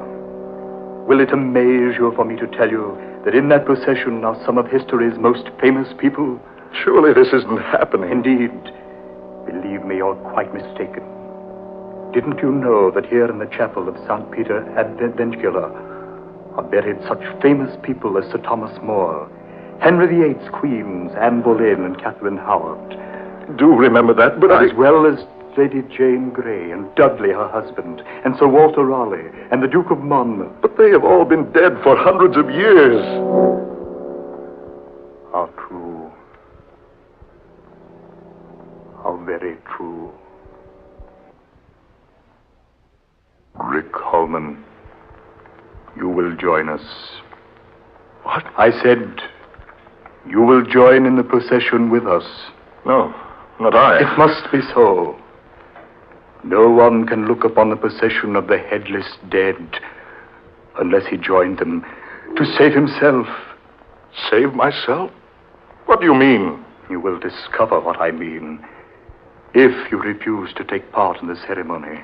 But not now. Not tonight. Perhaps later. Yes, some other time. It will be more satisfactory for you to join us tonight. I can't tonight. Can't we make it some other night? Honestly, I fell asleep here. It's later than I thought. It's exactly midnight. I must return home. My family will be frantic. I'll tell you what I'll do. I'll return to join you. Tomorrow at midnight. What? Tomorrow at midnight. You will return to join in the procession. Yes. Yes, that's fine. You can count on it. Raise your right hand. My right hand? Yes, raise it. Now, repeat after me. I solemnly swear. I solemnly swear. By the souls of the sacred dead.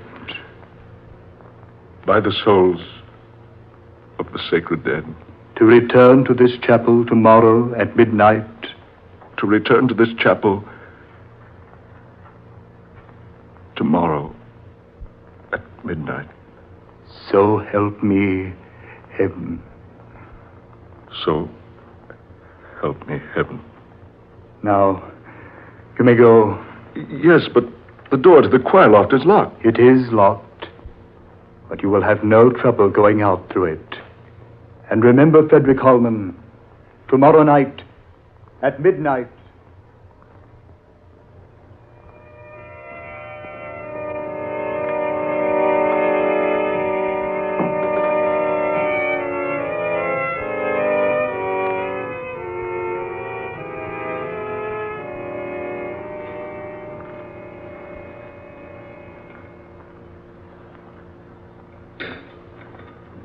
Frederick, dear, you're worried about something.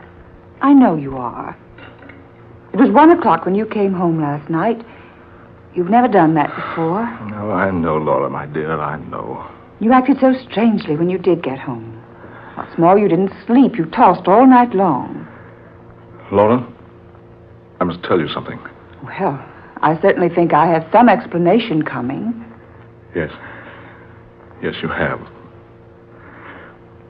I don't know how you're going to accept this, but...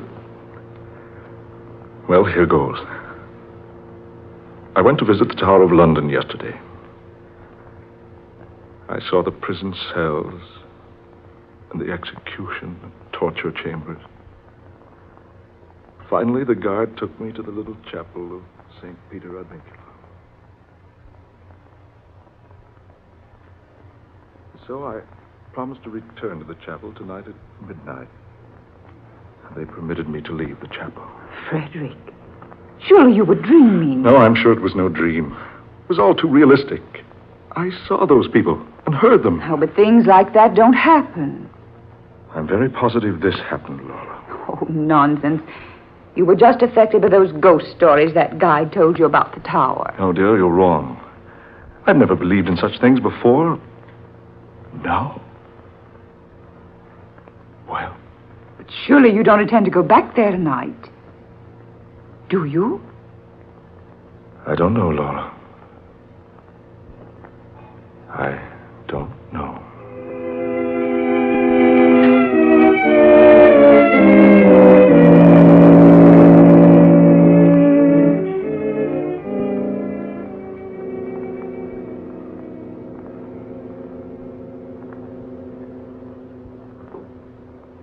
Hello. Hello, Laura. I say, Laura, are you there? Laura. Oh, I'm sorry, dear.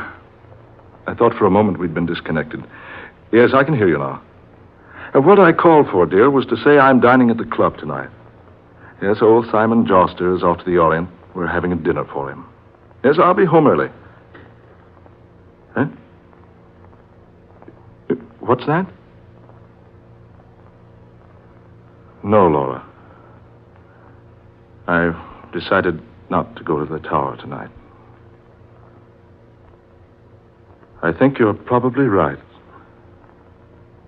It all must have been a dream.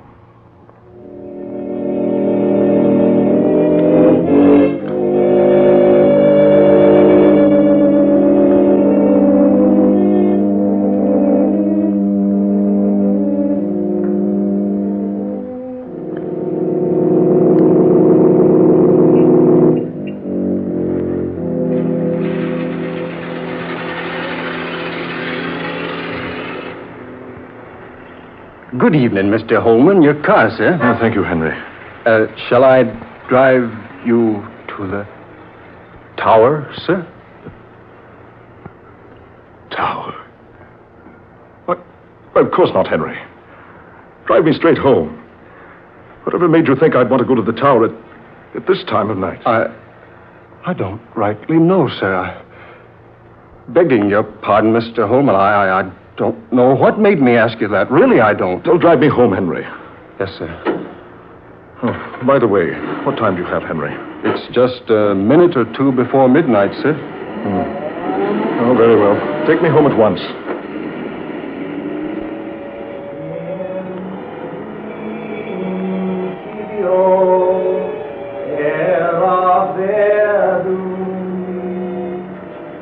Did you say something, sir?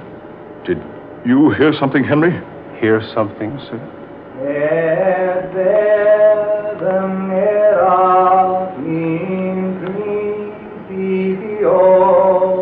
Yes, that voice. Voice, Mr. Holman. Don't you hear that voice? No, sir. I don't hear nothing, sir.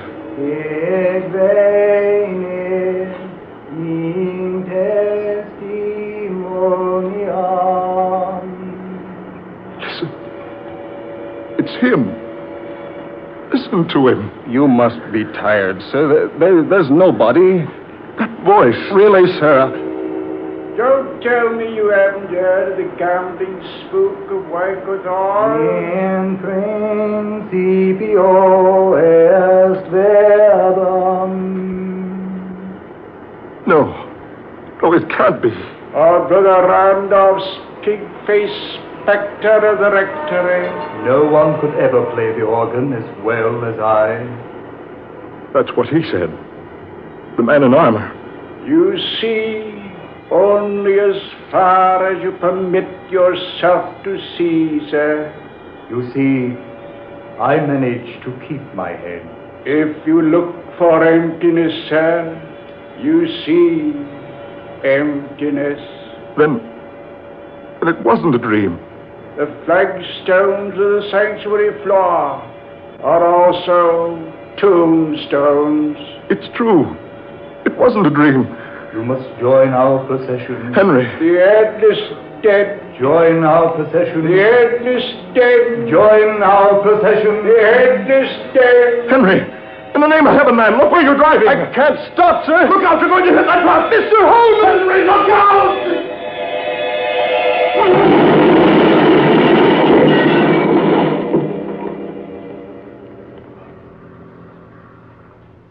Mr. Holman. Mr. Holman, are you all right, sir? We hit that truck and... Mr. Holman, we hit that truck broadside and... Mr. Holman, look at him. Greetings, Frederick Holman, and welcome. I am pleased that you have kept your appointment with us.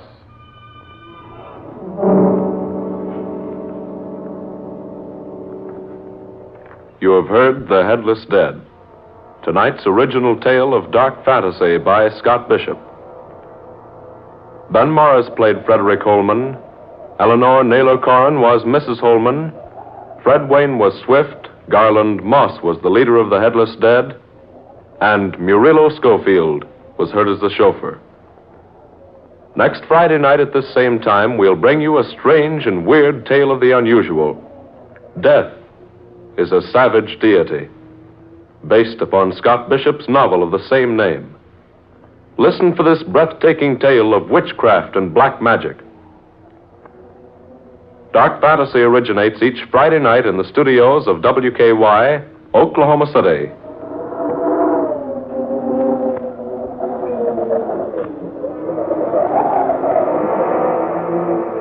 This is the National Broadcasting Company.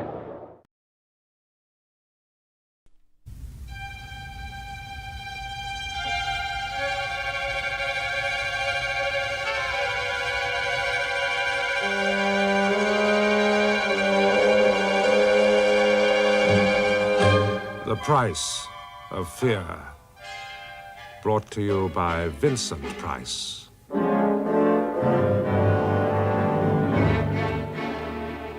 Yes, I remember Addlestrop, the name, because one afternoon of heat, the express train drew up there unwantedly. Hello, welcome. That poem by Edward Thomas will, I feel sure, be familiar to some of you, but for myself, well, let's say it evokes a very particular occasion. A story so bizarre and so horrendous, I still find it difficult to decide whether it actually happened or not. I've called it Blind Man's Bluff. But to begin at the beginning, then. I was on my way to visit some friends in a remote part of the West Country. The train was certainly no express, but we were jogging along quite nicely through the lovely Cornish countryside when suddenly we braked and stopped. An unscheduled stop at, hardly a station even, at its best a country halt, so insignificant that it was not even considered worthy of a name board. The window was already lowered to its full. I looked out on a single small shack, which obviously served as ticket and parcel office combined, but no activity there, or for that matter, anywhere else. Discarded and rusting milk churns, a mongrel dog panting in the sun, the drone of bees, and far off over the fields, a glimpse of a church tower, but no life, no apparent reason for what seemed a simply endless delay, until, at the very moment when I'd all but decided to investigate the reason, we began to pull away. It was then I saw him. Wait, I say! In the name of God, wait! A man rushing through the entrance along the platform towards the now fast-moving train, rushing so heedlessly that it seemed he actually intended to throw himself under the very wheels. Wait, Samuel, wait! Instinctively and probably against my better judgment, I opened the compartment door, called out, offered a hand, and finally managed to haul him aboard. But it wasn't until I'd subsided into my seat directly opposite my rescued companion that I realized how truly foolhardy we had both been. The man was blind, quite blind. I know you. Truly kind. To risk yourself like that. Truly kind. Oh, no. The least I could do. Anyone would have done the same. Oh, they wouldn't. You take it from me, they wouldn't. What? Not anyone, not most neither. Most would have stood and watched, maybe even hoped for the worst. What? How about that? The worst? Were you surely not suggesting... A misfoot in, a sudden topple, a screeching of brakes, and then they'd all climbed out to see, my God, to fill their putrid eyeballs, by God, the thing under the wheels, by God. I know, you see. By God, how I know. His knuckles were white about the stick, gnarled white knuckles about the white, peeling paint of his blind man's stick. He wore a long, old-fashioned raincoat, reached quite down to his ankles. In spite of the stifling heat, he'd buttoned it up tight around his throat, and a black beret pulled down almost to his eyebrows. But most of all, the spectacles, so deep and black, they seemed like like the sockets of the dead, fathomless, with only the reflection of my own curiosity staring back at me, my own reflection, and the sudden and uncomfortable conviction that I was being watched, and assessed, inexorably assessed. Oh, don't think I don't know why they wish it. I know fine why, all right. I beg your pardon, I do. Misfortune, calamity. It gives them this feeling of power, do you see? It gives them the feeling of being one up all the time, of being superior all the time. Oh, but surely the majority of us must be allowed some feeling of compassion. Compassion, he says. Oh, dear. Well, I certainly never intended to suggest that we're all alike. And foolish to presume. Still, you did offer a helping hand at risk of life and limb, I'll grant you that. But smoke then if you must. Why? Well, you're damn well going to light up around you. How did you know that I wanted a cigarette? Perception. There's a toffee-nosed word for you in it. But bang on target, all right. Yeah. Get done with it then. Oh, thanks. Perception. It's the gift God gives us specials, you see, to make up for the things He's taken away. God, or the devil, or whatever. Will you smoke too? No. There's no good looking put out. Never could abide the damn thing. Well, look, if you'd rather I didn't... I didn't say that, did I? Suggested it in the first place, didn't I? Yeah. But kind of you to ask. Kind of you to offer. Perception. No sight. None. Never have done. Oh, I am sorry. But smell, touch. Read your mind like a book and no mistake. So don't ever get round to thinking different. No, I'm sorry for that. Not wanting to say that, just by way of protecting myself, you see. Sure. Hard times don't help, of course. But most on account of him. Of him? Boy Con. Con be name, Con be nature, eh? Never told him to his face, of course. It would have been the end of me to tell it to his face. The blind man's knuckles tightened about the handle of his stick again. But a sudden tautness about the shoulders, too, a feeling of violence, so suppressed, so pent. I hesitated to ask the next question, but there was no need. Again, he anticipated me. Read you like a book. Oh, but I told you that once already, and I... Yes, you Con. Don't think about him anymore, not a thing to be thought about, you see. Your friend, then? No friend. Never a friend. Oh, time passing and all, begins to wonder if he wasn't sent. A means, maybe, a means of getting me own back. Revenge? People, the world, the way it was decided for me.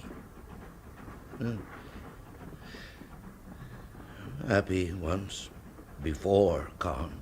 Mother, home, just a small farm worker's cottage, only home I'd ever known.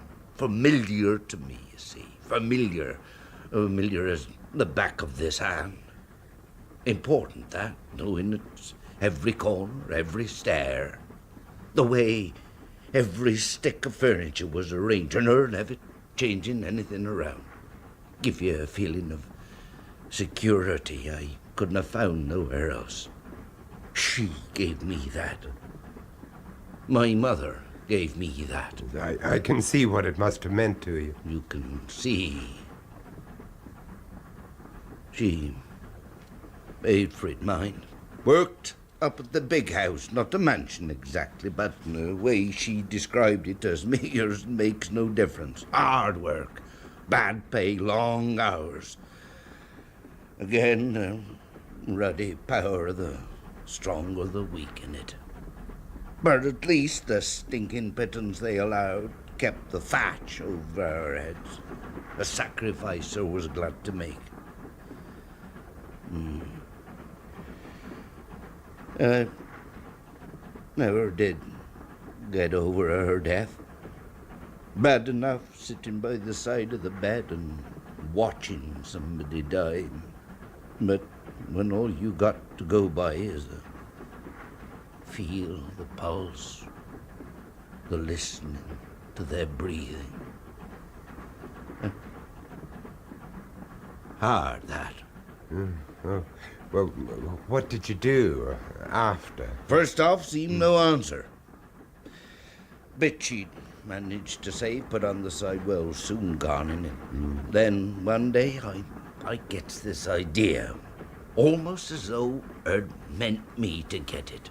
Not a damn sounding it seemed at the time. Oh? Well, there's this still their old room standing empty in there. Oh, yes, a lodger, you mean? And why not, I think. Still plenty of harvest labour being taken on up at the estate, all crying out for a place to lay their heads. And me with no barn loft neither. A fair share of home comforts besides. So I puts this card stuck up in the post office window tonight, and I waits. I waits. But not for too long. Convoy sort of that.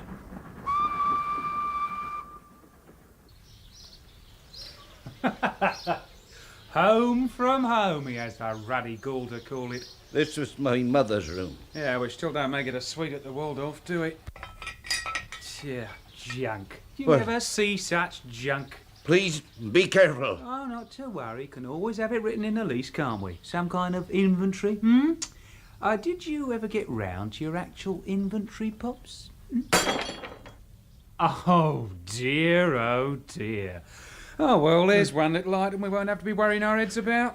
Please, In the name of God, let's have this window open. The old ruddy place stinks of mothballs. Oh. You could make some changes. Yeah. The room would be yours, so you've been entitled to make some changes. Yeah, there'll be some changes, all right. Have you think the rent too high? We could discuss. Look, the asking price can wait. But there would be changes, yes. Changes, all right. I see. Well, love of God. You didn't honestly think I'd be moving in and just taking your old lady's place, did you? Did you, Pops? Taking over the nurse companion bit just where she left off? Oh. If it's the white stick and Alsatian dog kick you're after, No. you should have tried getting it straight from the start. As far as my handicap goes... Well, then? I think I'm self-sufficient. Oh, sure you are. I noticed that. The way you groped yourself across that landing just now. It's been some time since me mother's death. Well, some time. Yeah. How about the way you tumbled across that chair the minute we gets through the door? Hey, just a touch of the old circus act for my benefit, I suppose. When she was ill, there was this nurse. Rearranged some of the furniture in view of the special circumstances, you understand. Yeah, well, I understand, Pops. The $64 question is, do you? Sorry. Dumb as well as blind, eh? Well, I'm asking you, Pops, if you finally got round to persuading me to move into this rat-ridden garret, do you honestly know what you'd be letting yourself in for, eh? Pot luck at the best and at the worst.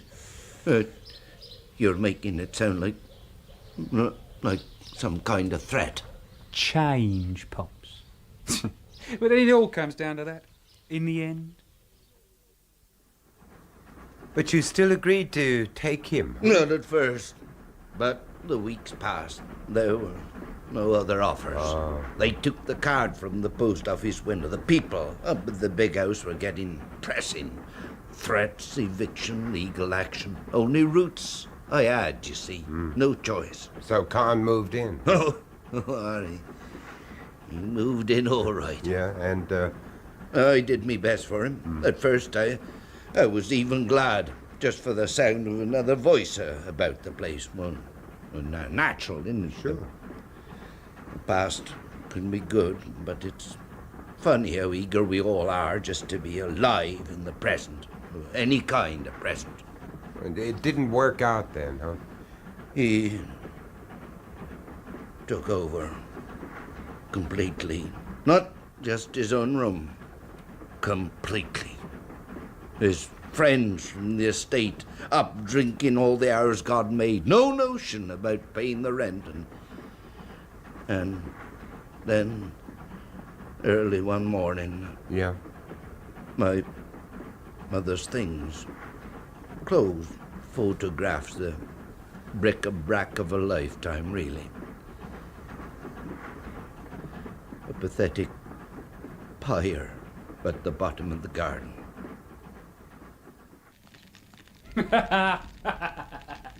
You ruddy what? Stink pops. That's all you got going here. Well then, I'm blind as a rotten mole maybe, but can't you smell the stench of her, eh? Enough to drive the starlings off the trees, innit? Innit though, eh? Stink and pus and a maggot-ridden old biddy's garbage. That's all we've got here. You no right, Con. No right? Whose bleeding nostrils have they been getting up every hour of the day and night, eh? Got space to expand, you see, Pops. That's what Con needs. I'm never going to get it with this ragbag of mildew cluttering up the place now, was he? You could have asked. Oh, go on. So it's asking terms we're after now, is it? Yes, sir, no, sir. 3 bags full, sir, now, is it? If you just asked first, I could have moved them, couldn't I? Somewhere out of your way. So look at it this way, my dear old Molly. Convoy's saving you all that extra trouble, isn't he, eh? I'll tell you something funny, though. A couple of weeks back, I damn well goes putting myself out trying to sell the stuff. You tried to sell my mother's... Well, of course. That shark of a scrap dealer the other side of the village. You had no right. Oh, back to rights again, are we? None! Now, go easy, Molly. Oh, unless you'd like to join the pyre, that is. Oh, right, old scarecrow you'd make of it. Fancy your Guy Fawkes a bit early then this year, eh, Pops? They were hers, damn you. Yes, so now they're hers again, ain't they? Ashes to ashes, all that garbage, eh? You should be hanging out the flags, Molly. Really, you should. Doing you a favour, convoy is. I mean to say, better than settling for a feast day for them moths now, ain't it? And what about them tarty little cherubs up there, ruddy green with envy when Mumsy gets all this nice new drag through the post? Why, Con? Why? Oh, kicks. Pleasure. Yeah. You haven't got a clue in there what I'm getting at, have you? Something you're never going to get round to, Molly. Oh, like tonight, for instance, me and my mates regular old booze up my place, Pops, round about 8. Make yourself a bit scarcish, you will do that, won't you, Molly, with Con doing the asking? Always depend on blind old Molly when it's Con doing the asking? Oh, the fire's nearly out, nothing left to save. Oh, you could always try spitting into the wind.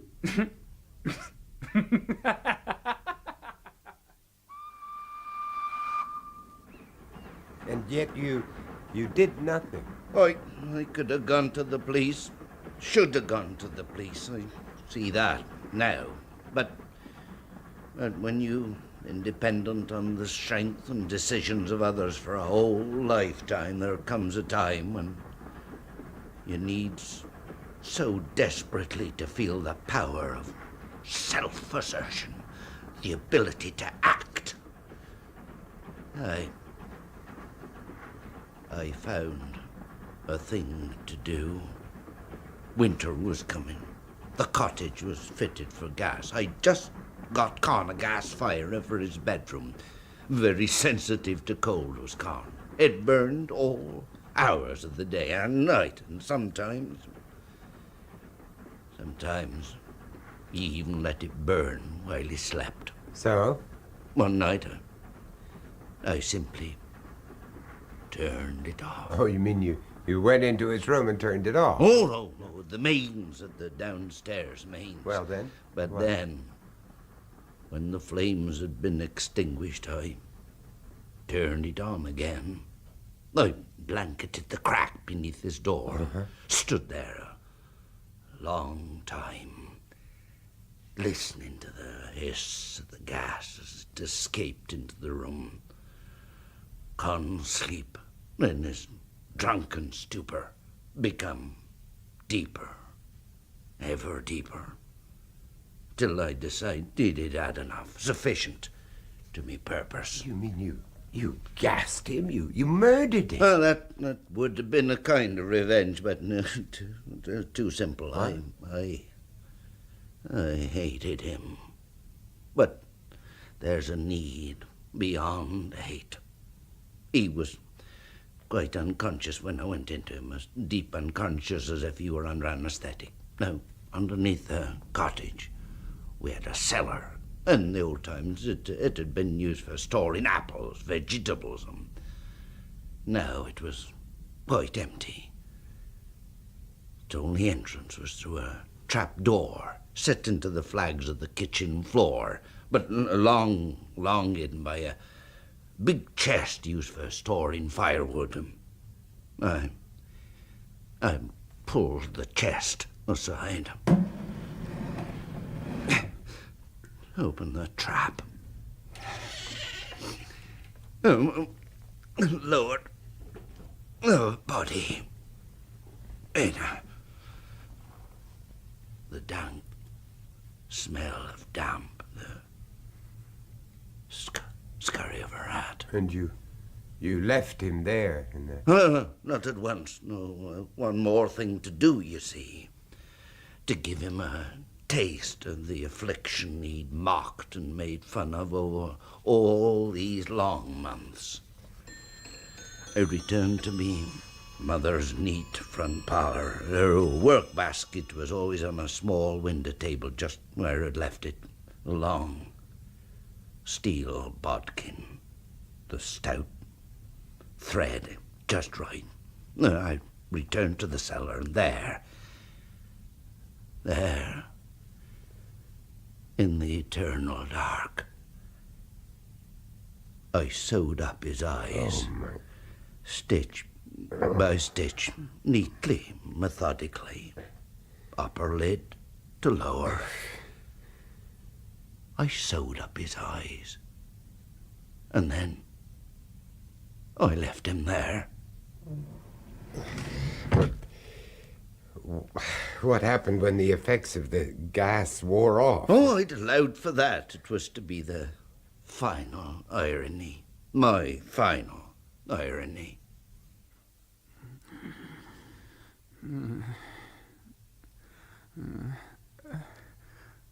Where am I?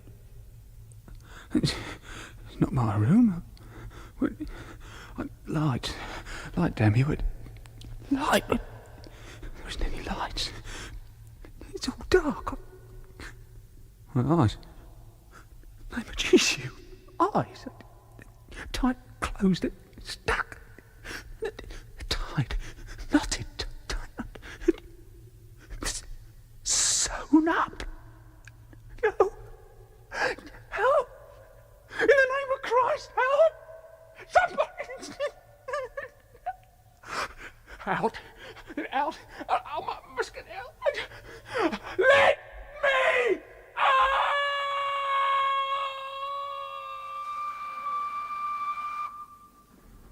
My final irony, my final triumph. In the deep, dank dark, he'd search for the door. He'd search, unseeing, screaming with the searing pain of his sewed-up eyes, groping, panicking round the damp, lichen-covered walls, searching, ever searching for the door that would let him out. Out, to the light, to the help he'd always taken for granted. Not knowing, not comprehending that there was no door. That the only way out was not in the walls, but through the trapdoor not 3 feet above his head. A trapdoor, securely bolted but weighed down by the heavy oak chest. I left that night, and I never went back. But they'd be bound to miss him. I mean, up at the estate. Over a few days they'd miss him, but he was only a traveling casual labor. They come and went at will. For a few days they'd miss him, then they'd forget. It was only worth forgetting. The train had stopped at a small halt. The blind man pulled himself to his feet. I opened the door and helped him down onto the deserted platform. For a single brief moment he seemed to study me, and then he raised the opaque blackness of his glasses, and there seemed to be a smile. In the milk-white, clouded eyes, the ghost of a smile. Then he turned and pulled that dirty raincoat even closer about him and tapped his way towards the exit. The tap-tap of his stick mingling with the birdsong. We pulled away into that green, bright world of trees and fields beyond.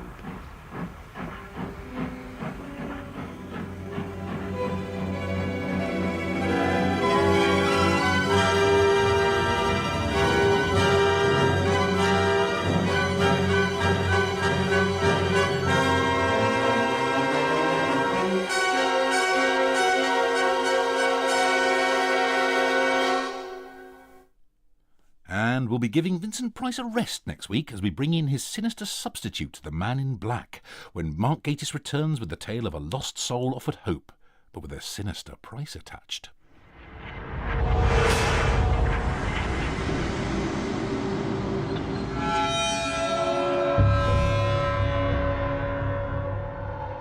Well, there we are. Time to switch off the dimension for another evening, I'm afraid. I'm off for a short dimensional break, but my fellow Dimensioneer, the delightful and fragrant Toby Haydock, will be along next week with a story from Grimm's Fairy Tales in The Master Thief. And not only that, he'll be bringing you Edgar Allan Poe's nightmarish tale of a man trapped in a dungeon, The Pit and the Pendulum. So, until I pass this way again, this is Dan Mersch bidding you farewell for now. See you soon. You are leaving the seventh dimension on BBC Radio 4 Extra.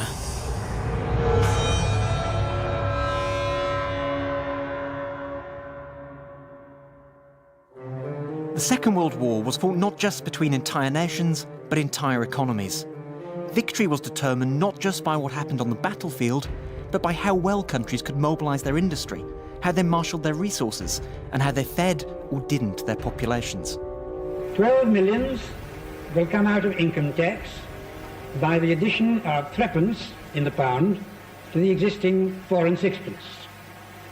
And the tax on tea will be increased by twopence a pound, which will give me another 3.5 millions.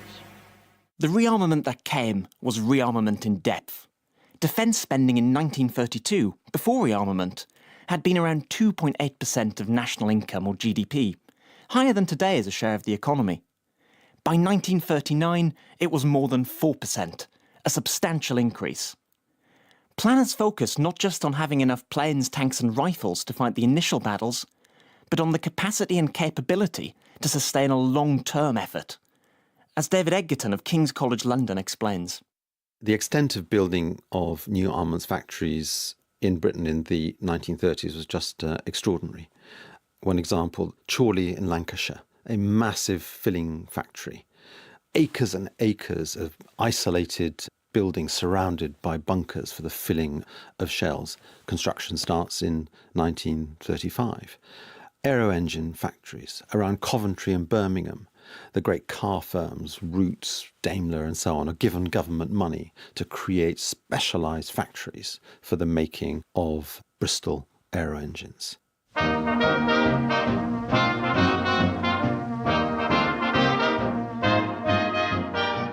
But Britain's greatest strength wasn't its industrial capacity. It was what a modern economist might call the globalisation of Britain's economy. Britain had the largest merchant navy in the world, guarded by the world's most powerful fleet. Policymakers had long rejected national self-sufficiency in favour of embracing global supply chains. Unlike its potential rivals, Britain could draw on not just its own resources, but the resources of the rest of the world, including access to North American industrial might. The case of food is also extremely important. The United Kingdom imported half its food, not just from the Empire actually, but partly from continental Europe, from Denmark above all, from the River Plate, and indeed from many other parts of the world. This meant that Britain could put more manpower behind other industries vital to the war effort. British people could be put into the field, in the fighting services, and they could also be put into factories making weapons. They did not need to go onto the land to the same extent as French people did or German people did to sustain a war economy. And it feels quite counterintuitive. Often we think you want to be self-sufficient in food rather than relying on imports going into a war. But the British government thought importing food was an advantage. Exactly. This is a very important point, because looking back at the Second World War, we've often adopted a very nationalistic analysis which suggests that the more self-sufficient you were, the more powerful you were. But that's actually not the case, and it was understood not to be the case by the British elite. They understood that relying on the rest of the world was a source of immense strength. Farms, factories and finance.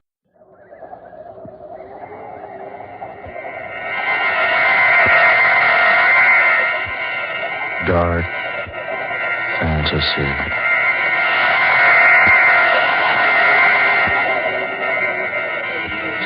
Spawn of the subhuman.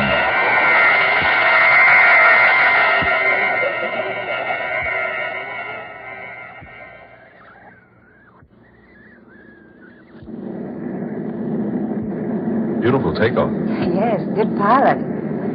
But why did you charter such a large plane for just the two of us, Michael?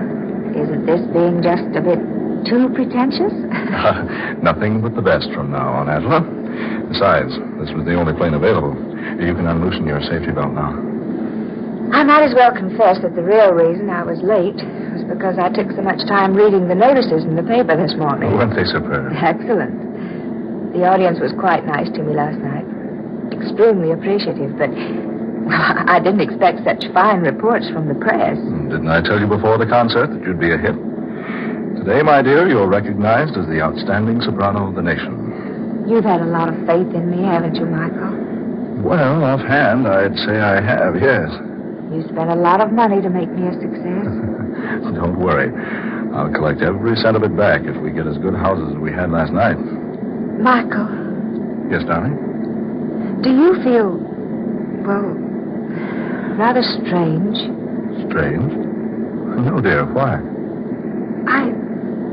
I feel like something is going to happen.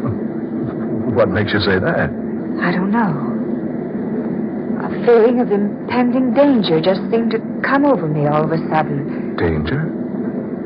What possible danger could we be in? I don't know. But I've had this feeling before.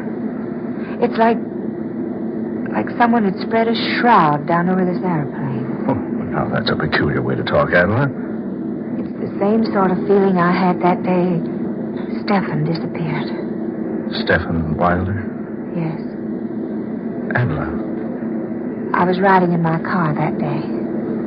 I'd been to a matinee with several of my friends. We'd had a glorious time. I was quite happy. So I drove out into the country with the top down on my car. The wind was blowing against the car, just as it's blowing against the plane now. And the sun was glistening on the bright metal of the car, just as it's glistening on the wing out there. Darling, please don't think of that now. Oh, it was a lovely day. Just like today. My heart was very light. I was happy. Thrillingly happy. Stephen and I were to be married within a week. Adela, please. And then, for no reason at all, I had that strange feeling. It just came out of nowhere and settled down around me like a huge cloth might cover the body of someone who had just died. Don't talk that way, darling. It was the strangest feeling I'd ever experienced. Weird. Terrible. It gave me the feeling that 100,000 evil spirits were racing at a maddening pace behind my car, trying to catch up with me, clutch me in their bony, fiendish hands. That was so long ago. 5 years. So long ago. It seems like yesterday. Then, when I speeded up the car, something began to pound in my ears. It's pounding there now, Michael. It's pounding there now. Adela, please. The faster I drove, the more that evil shroud hung over me. I gave the car more gas. More, and more, and more. And then... When they found you in the wreckage, they thought you were dead. I couldn't make the curve. The motor had reached full speed. I could think of but one single danger. The invisible danger that raced there behind me, striving to catch me in its hold. But there was no one. Nothing. Oh, but there seemed to be. And what was so strange, all of a sudden that bright day vanished. Just vanished. Clouds came out of nowhere and hid the sun from sight. Darling, I better pull down this shade on the window. Oh, Michael, wait a minute. Look. Look outside. Clouds. They're flying below them. And they've completely blotted out the sun. The sun will be out in a minute. Oh, it's just like that day. Clouds hiding the sun. Just like they did that day. Oh, just a coincidence. Dark, dreary clouds. Followed by loud bursts of thunder. Listen. Oh, Michael. What does it mean? Nothing at all. Just a thunderstorm. Pilot will go up and fly above it. Why didn't he go up above the storm when he saw it? Oh, I don't know. Because he didn't see it, that's why. Certainly he did. No. Oh, it came up. Just like that day 5 years ago. Out of nowhere. It came up before the pilot was even aware of it. Oh, nonsense. It wasn't nonsense 5 years ago. First the clouds, then the thunder, then it began to rain. Well, look for yourself. It's not raining now. It's nothing but an electrical storm. See, we're going above it. Oh, Michael, I'm frightened. There's nothing to be frightened about. There, look. There's the sun again. It was all so strange. That feeling. The clouds hiding behind the sun. The thunder. Sure, but no rain. Mr. Brock? Oh, Michael. Darling, just the pilot talking to us over the talkback system. Push that button right there so I can answer him. Mr. Brock, Miss Rhodes. Yes, pilot, what is it? Don't be alarmed about the storm. We're above it now. Oh, yes, thank you. Just an electrical storm, isn't it? No, sir. It's more than that. It's raining cats and dogs down there. Michael. Rain. Oh, Michael. We're up above the storm. Nothing can harm us here. You remember, don't you? I never saw Stephen Wilder again after that experience I had 5 years ago. Yes. Yes, I remember. No one ever saw him again. He just disappeared. Please, darling, don't think about it anymore today. You're tired. Perhaps a little rest would do you good. Oh, yes, you're right. I am tired. Just lie back and relax then. Honestly, sweet, there's nothing to be worried about. We just happened to run into a storm and you thought about that old experience of yours. I wonder, Michael. I wonder if we did just happen into the storm.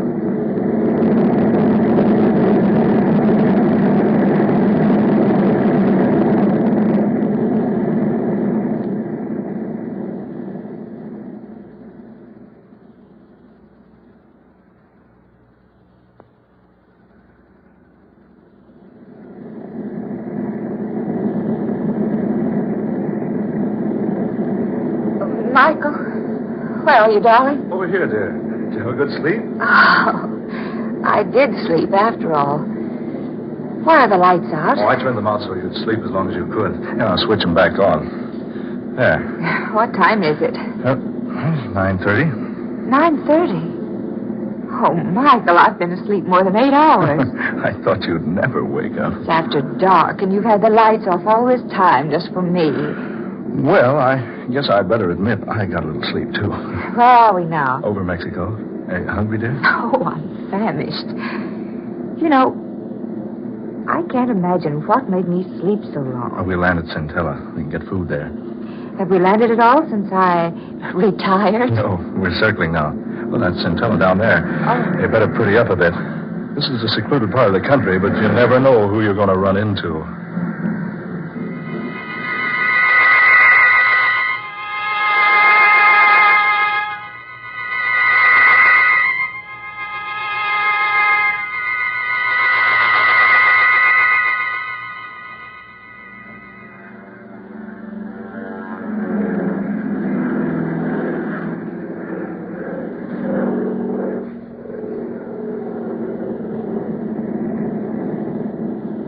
Well, that was Centella.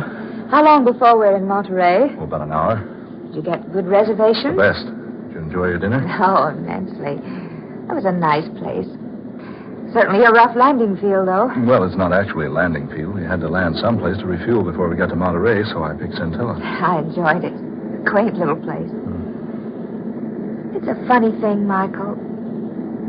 Did you notice the plane? What do you mean, dear? It didn't look a bit like it had been in a rainstorm. I thought you'd forgotten all about that. Of course, it didn't look like it. We flew above the rain before it started. Oh, yes, that's right. Well, if you don't mind, I'm going to spend the next hour looking through my fashion magazines before we land at Monterey.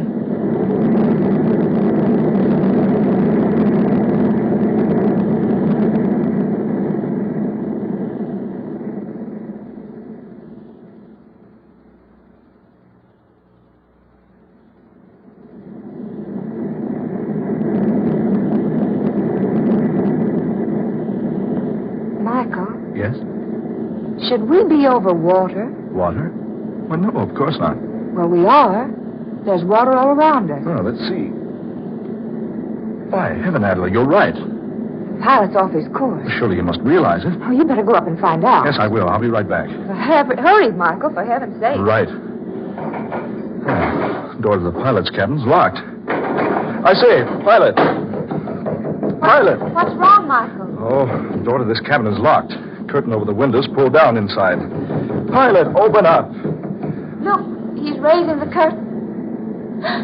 Michael. Good Lord. A thick, hairy arm. Michael. That's not our pilot at the controls. It's a monkey. A gorilla. Oh, Michael. Are we dreaming? No, it's true. A live gorilla piloting our plane. But that's impossible. No, the confounded door's locked. Open this door. Open up. Oh, Michael, be careful. Look at him. Peering back at us. Those little beady eyes. And an expression on his face that... almost human. This is fantastic. How in the world did we ever come to be in the air with a creature like that? We had our regular pilot when we landed at Centella. I saw him climb down out of the cabin. So did I. I never did see him again before we took off. Naturally, his back was to me when I gave him the go-ahead signal. Oh, Michael. Michael, now what? Oh, we're over land. He's bringing the plane down. Oh, Michael.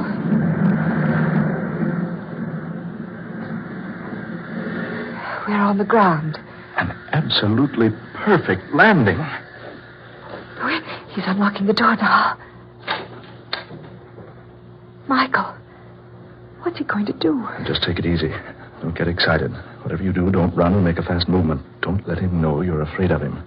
Just standing there, looking at us. Whatever you do, don't let him know you're afraid of him. You don't have to be afraid of me. Michael. That creature talked. Of course I talk. Oh, we're a couple of fools, Adela. Just our pilot playing a trick on us, dressed up in a monkey suit. There is no trickery. I am not your original pilot. What? I joined you at Centella, where I came to meet you for Dr. Luther. Dr. Luther? Yes. He's waiting for you. Come, follow me. Steady, darling. Come on. We'd better follow him. Here's the doctor now. Well, Stephen, I see you brought our visitors. Yes, doctor. Yes, just as I directed you. Welcome, Adela Rhodes, and welcome to your lovely, lovely voice. I say, look here. And welcome to you, Mr. Brock. I'm so sorry that you will be of no assistance to me. However, you may be interested in what I have planned. Now listen, Dr. Luther. I want to know what this is all about. You will learn what it is all about, and without delay, I assure you. Come, Stephen. Don't be so inhospitable. Show our guest into the laboratory.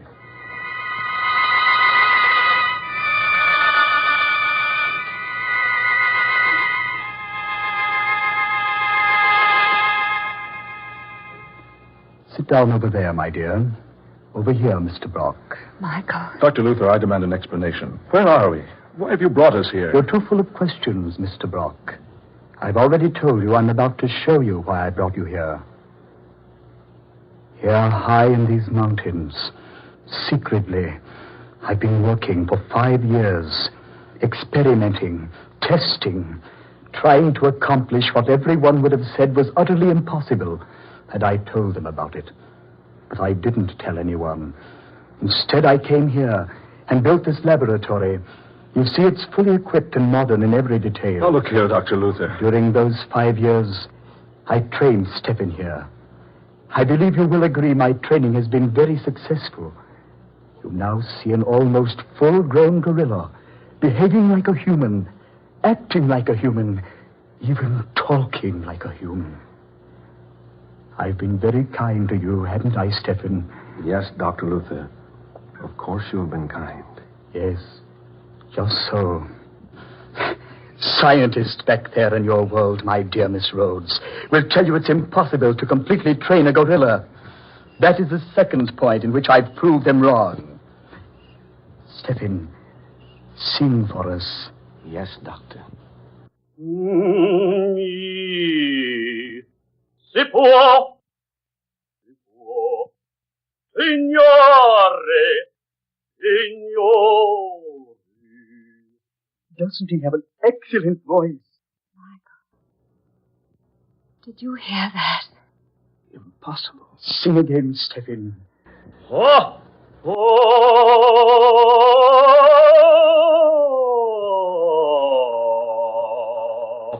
You see, soon he will be world famous. I shall travel with him, take him to the 4 corners of the earth, and show people how well my gorilla sings. Oh, Michael. I can't believe it. That's Stephen Wilder's voice. It can't be. Ah, but it is. Yes. Now I remember. Now I know who you are, Dr. Luther. Stephen Wilder had an appointment with you that day he disappeared 5 years ago. I'd forgotten all about it, but I just now remembered. So that's what happened to Stephen Wilder. You kidnapped him and brought him here and... You. Precisely. I brought him here to do what others said could never be done. When I chloroformed him 5 years ago and brought him here, I thought I was ready. But my gorilla wasn't. So I had to wait. 3 months ago, I performed the operation. Operation? I removed the vocal cords from the man and grafted them into the gorilla. Oh. This is ridiculous. A thing like that can't be done. Oh, surely you don't deny the proof I've just given you, Mr. Brock. Stephen, sing.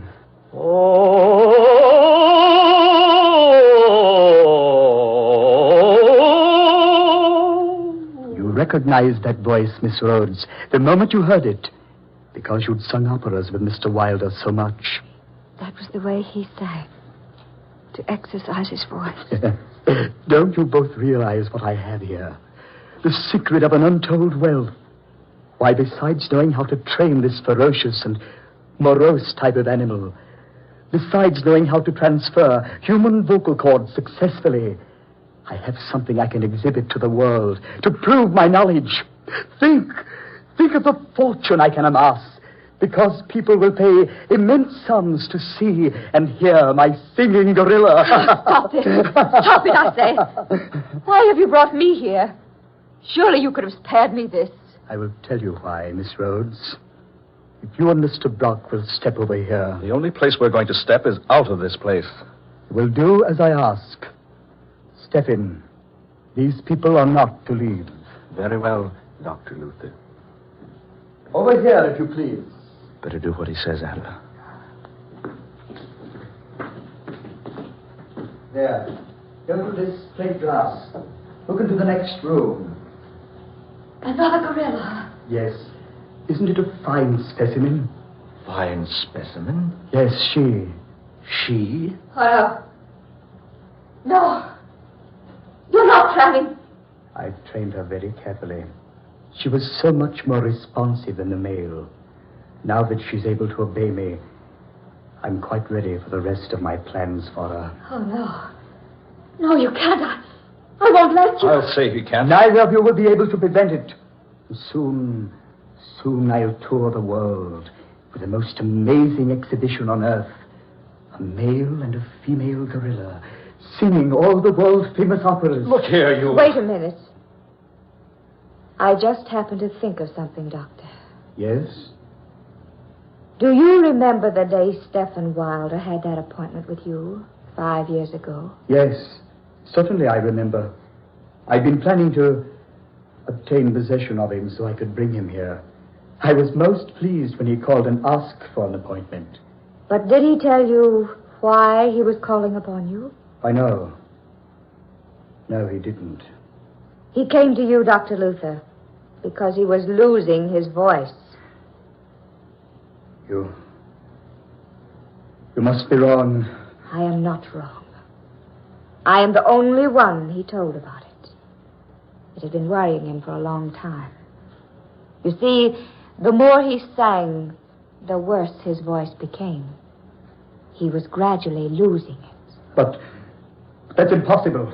Do you think so, Doctor? You're a specialist on that subject. That's why he was coming to you that day. No, you must be wrong.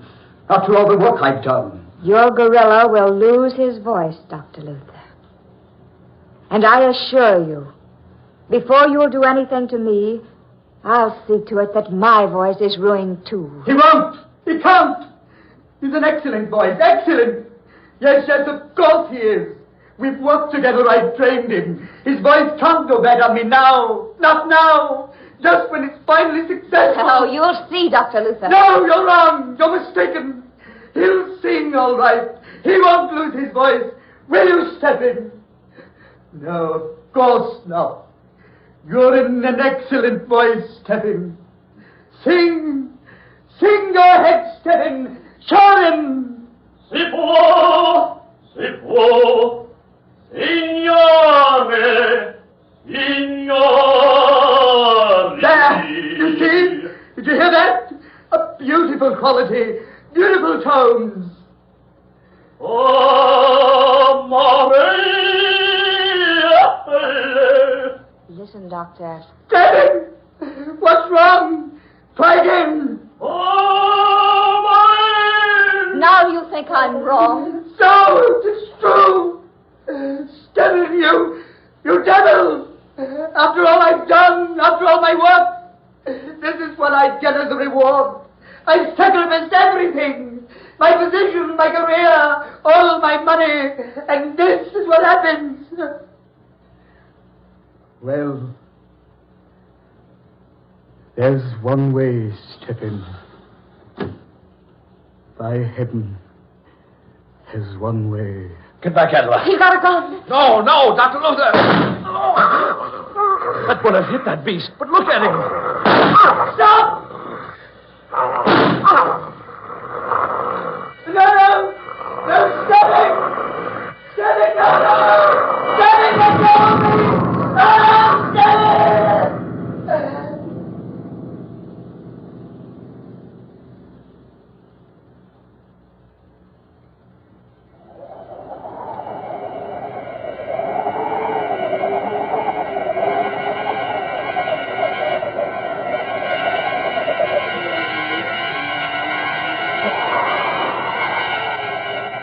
Dark fantasy.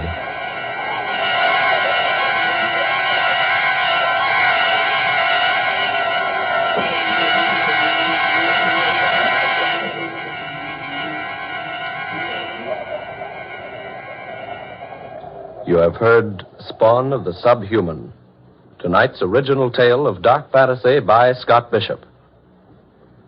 Then Morris was heard as Michael Brock, Eleanor Naylor Corrin was Adela Rhodes, Garland Moss played Dr. Luther, and Muir Height was the gorilla. Next Friday night at this same time, listen to the 16th in this series of dark fantasy dramas created by Scott Bishop, The Man with the Scarlet Satchel. The story of an aged millionaire who receives a child's set of modeling clay as a practical joke, but who turns the gift into an incredible and weird instrument of destruction. Don't miss this unusual story next Friday night, The Man with the Scarlet Satchel. Tom Paxton speaking. Dark Fantasy comes to you from WKY, Oklahoma City. This is the National Broadcasting Company.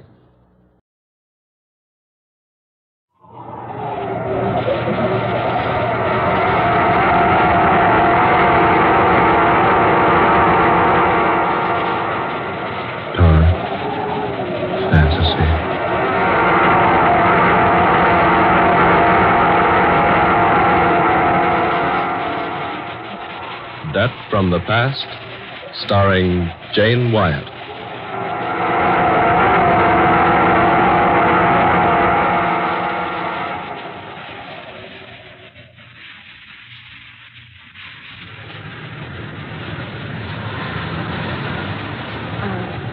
I beg your pardon. Oh, yes? Is that your newspaper lying there on the park bench?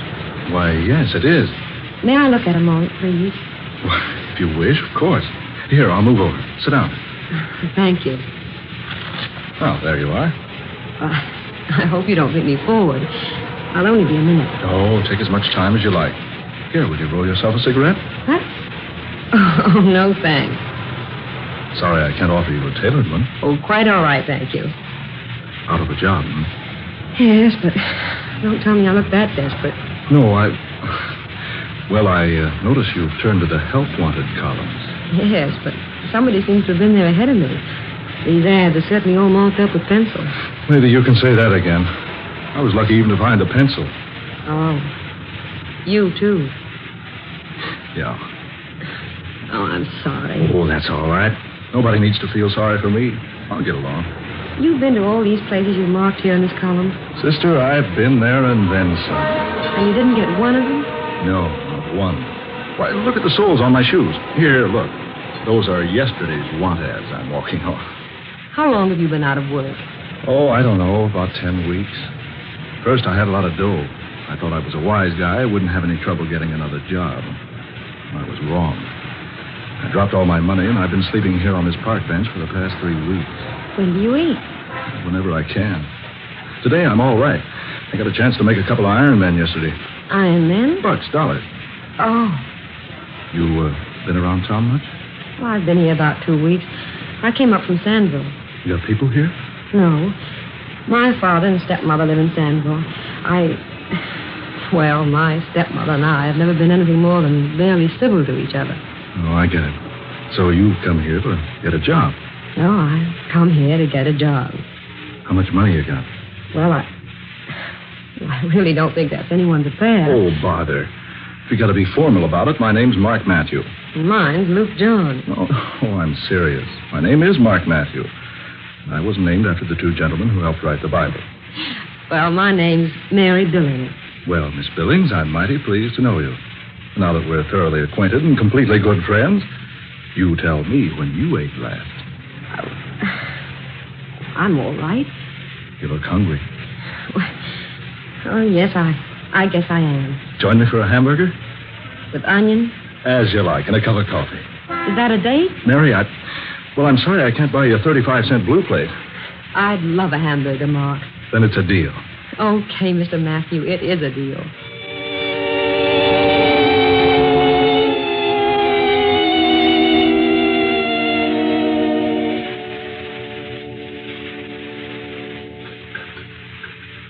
Want another hamburger, Mary? Oh, no, thanks. Two's plenty. You shouldn't have made me eat that second one. I'm sure you can't afford it. Oh, I know where I can make $1 or so tomorrow. I'll buy some cigarettes if you don't think you can roll No, one. thanks, no. And don't buy any. I really don't smoke much. Say, you're a nice girl to know. Inexpensive. I really don't know why I'm letting you do this for me. I'm not in the habit of... Oh, I know. Neither am I. But my Irish mother taught me never to ignore a pretty young woman who is hungry. Say, you are pretty, you know. I thought you were going to be different. Yeah, I'm different. I say I'm going to feed you hamburgers, and I feed you hamburgers. Oh, and good ones, too. Don't I know they're good? I've been eating them for weeks. Ma, I think I'll answer this ad. Say, did you drag that old beaten-up newspaper in here, will you? Well, certainly I did. I'm still looking for a job, even if my hunger has been temporarily satisfied. Well, if you can find a job out of that bunch, you're a better job hunter than I am. Well, you haven't tried this one. Someone's looking for a woman. Sound good? Very. Listen. Wanted. Stenographer. If you are an ambitious, talented, and reasonably attractive young woman who can use the typewriter, the adding machine, and can write shorthand, apply in person to see Mr. Gibson, Friday night after midnight, room 1313, Temple Building. Do you think you can fill the bill? Are you ambitious? I can use the typewriter. Are you talented? I can operate an adding machine. And are you reasonably attractive? You told me you thought I'm pretty, remember? Besides, I also know how to write shorthand. Then apply for the job by all means. I think I will. But I don't like this apply after midnight angle. Yeah, that is very unusual. Why at that time of night? Well, maybe it's a night job. Anyway, I'm going to have a try at it. Room 1313, Temple Building. Where's the Temple Building? On the other side of town. How far, Mark? Oh, about 10 or 12 miles. Oh. Hey, you need car fare. Here, take this $50. Oh, Mark, well, I'm not going to argue about it. I'll take it. And I'll return the money tomorrow night. I get a small check from my father tomorrow morning. That's all right, Mary. I'll meet you... Well, let me see. I'll meet you here in the park at the same bench, and I'll let you know how I come out about the job in the Temple Building.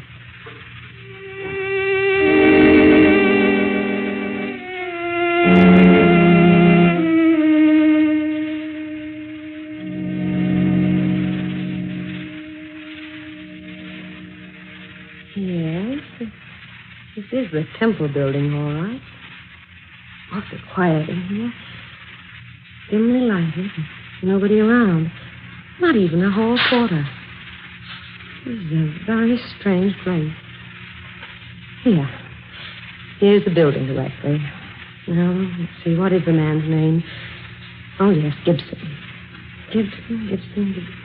No, there's no Gibson listed here. His company's name is probably here, but I don't know that name.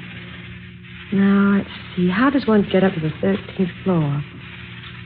Here's an open elevator, but there's no one to operate it. Oh, this is the type you operate yourself. Just step in. Press the button marked 13. The door's closed. And up we go. Oh, I better say a little prayer that I get this job. Amen. There. Here we are. My, it must be a night job. This entire floor is one huge office. Row after row of desks with people working at them. And brilliant lights everywhere. This certainly must be a big country. May I help you, miss? Oh, yes, please. I've come in answer to the ad in the newspaper. Ad? Oh, advertisement. Yes. I'm afraid I don't know what you mean. Mr. Gibson advertised for a young woman to do typing and shorthand. Here, I've cut out the ad. This is it. May I see it, please? Thank you. I see. Mr. Gibson failed to tell me he had inserted an advertisement in the Bee. Oh, but this was in the Times. I'm sorry, young lady. Mr. Gibson uses only the Bee. You'll find his office right down this aisle, the first door to your left. Room 1313. Thank you. Just knock on his door and he'll answer you. Yes, thanks. That's strange. These people all seem very modern, and yet they're dressed so quaintly. Honestly, they look old-fashioned. Oh, here's the door. Come in, please. Mr. Gibson? Yes, come in, please, and close the door. Thank you. Sit down, young lady. Don't just stand there. Yes, sir. I've come about the job, sir. The one you mentioned in your ad in the Times? Times? I never advertised in anything but the Bee. You read my advertisement in the Bee, I'm sure. You want a stenographer, one who can type, use the adding machine, and take directions. Yes.